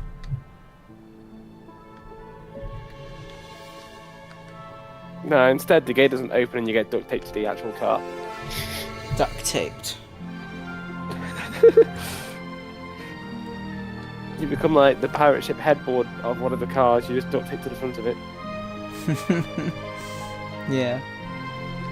Like the mermaid on the front of the ship. Yeah.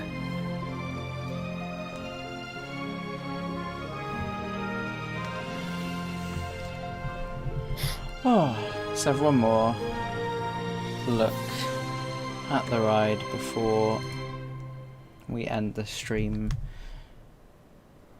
It's a bit early, but there's nothing else to do function-wise for this. It's working. It's all good to go. In the future there will be sound on it, but that's a whole nother thing, and it won't take 15 minutes, so, and it's not mechanics, that's theming and polish and atmosphere. Effects. So there's stuff like finding the sound effects, when they play, how loud they are, changing the pitch depending on the speed of the rotation.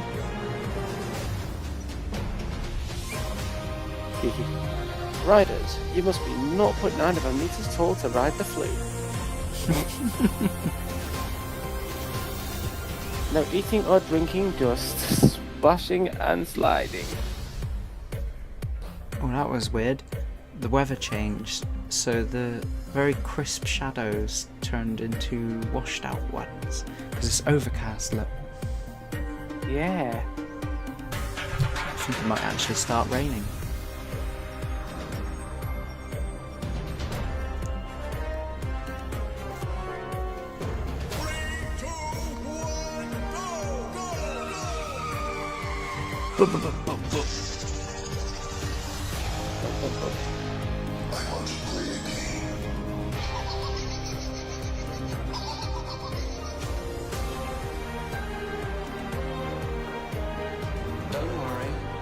I keep noticing the I'm a celeb sounds.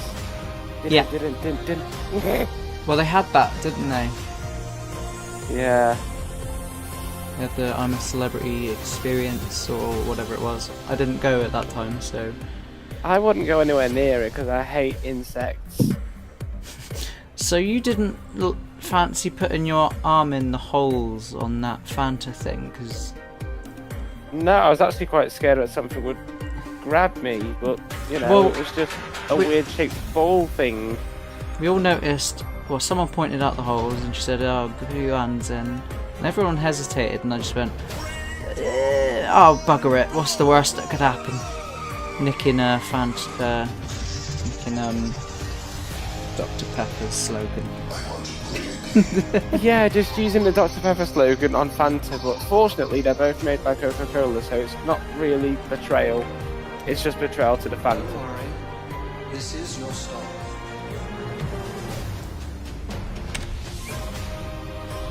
Yeah, Ben, they actually had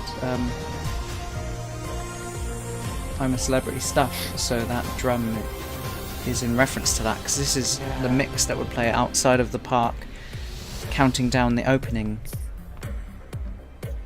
Honestly, though, the cheek of that clown. I thought I was going to get like a Fanta or something by the end of that. But no, we just created our impending doom. I mean, we got out with over a minute and a half to spare, and there was only like 3 minutes total to do it. Yeah. Place your head back, hold on tight, here we go. 3, 2, 1, go, go, go. Here you go. Here's the drinks. Don't worry. This is your stop. So we've got yeah. Cola Classic. We said we would replace one for Dr. Pepper, but which one were we going to do? Cola Classic. Tingle. Tingle. Can you name all of these? So we've got Cola. Coca-Cola, Tango, Tropicana or something maybe? Nope. Ooh, I don't know. It ain't around no more. It changed into something else. Oh, I don't know then. Lilt. Ah, yeah. This one? I don't know about that one. Tizer. Okay. And you got Vimto and Iron Brew. That's Iron Bud, isn't it, mate? Isn't it, mate? It's Iron Bud, mate. Iron Bud, isn't it, mate? Yeah, so outside they would play this before the park opened. That's why it's got the clock in the background. And it's just a big old mix of all of the audio from the rides around the park. And then a bit of the new Thorpe Park theme that they got when they asked, I suppose commissioned I'm a Score to make the new music. Yeah.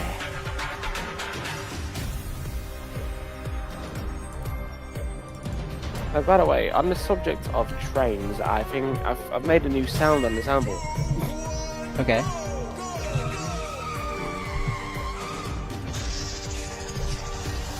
Choo choo indeed. Choo choo trains? Really? I found out while streaming yesterday, oh, yes. when it uploaded the stream, a lot of songs, Samurai, and X No Way Out, a lot of the songs used were either from Blade or The Matrix. Now I knew they used a few Matrix tracks on Samurai, but there's also Blade and a bit of both of the movies in X No Way Out.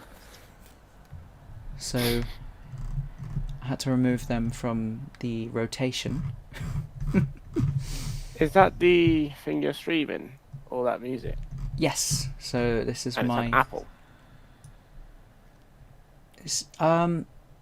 This is my personal collection of tracks, except for these Hyperia album ones. So everything from here upwards is my personal collection. So of course I've got the Thorpe Park Resort soundtrack, which was available to buy. So I've, ripped them and added them to my library, and all of the rest of them in just the Thorpe Park album. Is there any way you can share that made album through Apple? I believe it is on SoundCloud somewhere. SoundCloud. Yeah. But I do not condone downloading them, because you haven't bought them. You can buy the Thorpe Park soundtrack on eBay probably. I'll or you can buy my sealed copy of the Thorpe Park Resort soundtrack. Still in the wrap. £200.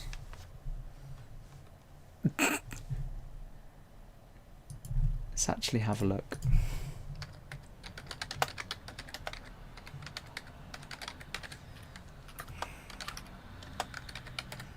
See if there are any on sale. Milton Towers one is. Or is that finished? I need it. I missed it. I couldn't find one. Because I was living in America and I missed this, but I managed to capture the Thorpe Park one. Gutted I was. But I'm not paying £78. You can buy a map. Take a map. Got a few here. Got a few as well. I got about 6. No, 6 is an even number. Must be 7. You have 7. You have 6, Yeah, and then the 'cause sacrificial I have an one. odd number. Yes. 2 Thorpe Park 31 tickets. quid for Colossus. Huh? I don't tickets? No. I bet they're expired tickets.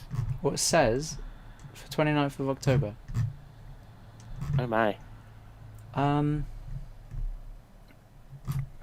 There's 4 of them for 26th of October. £83. So I can't find a CD.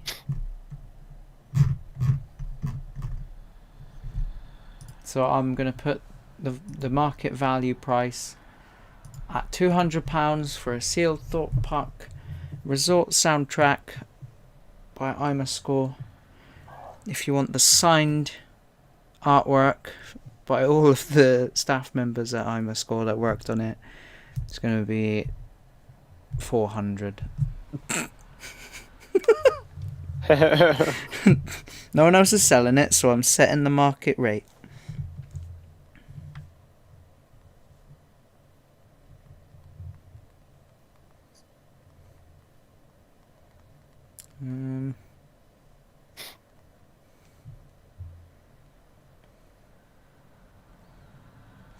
Right, I think I'll end it there. Yeah. There's VTO's drinks. Although they might have changed them since I made this one. But there's the vending machine. Oh yeah. Look at that. Oh, the scratch marks and everything is so cool.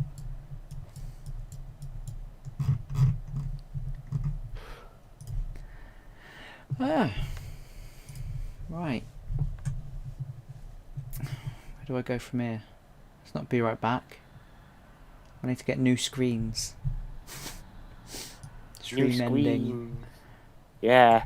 Stream shutting down. Apparently we already had a choo-choo sound effect. Yeah, I altered it. Oh, right.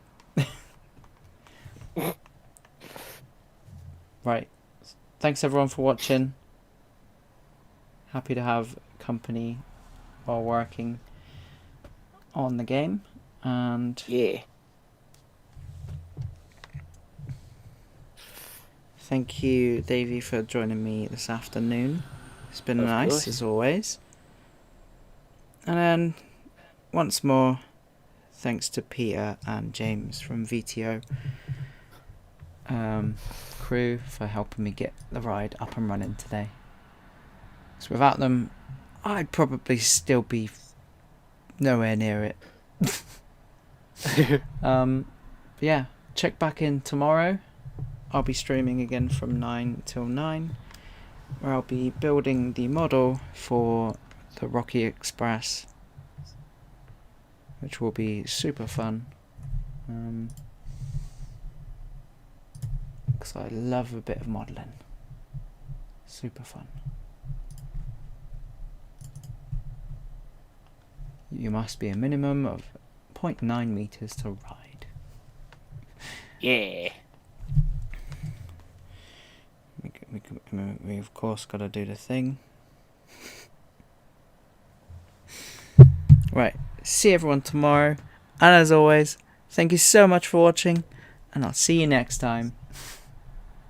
Bye everyone!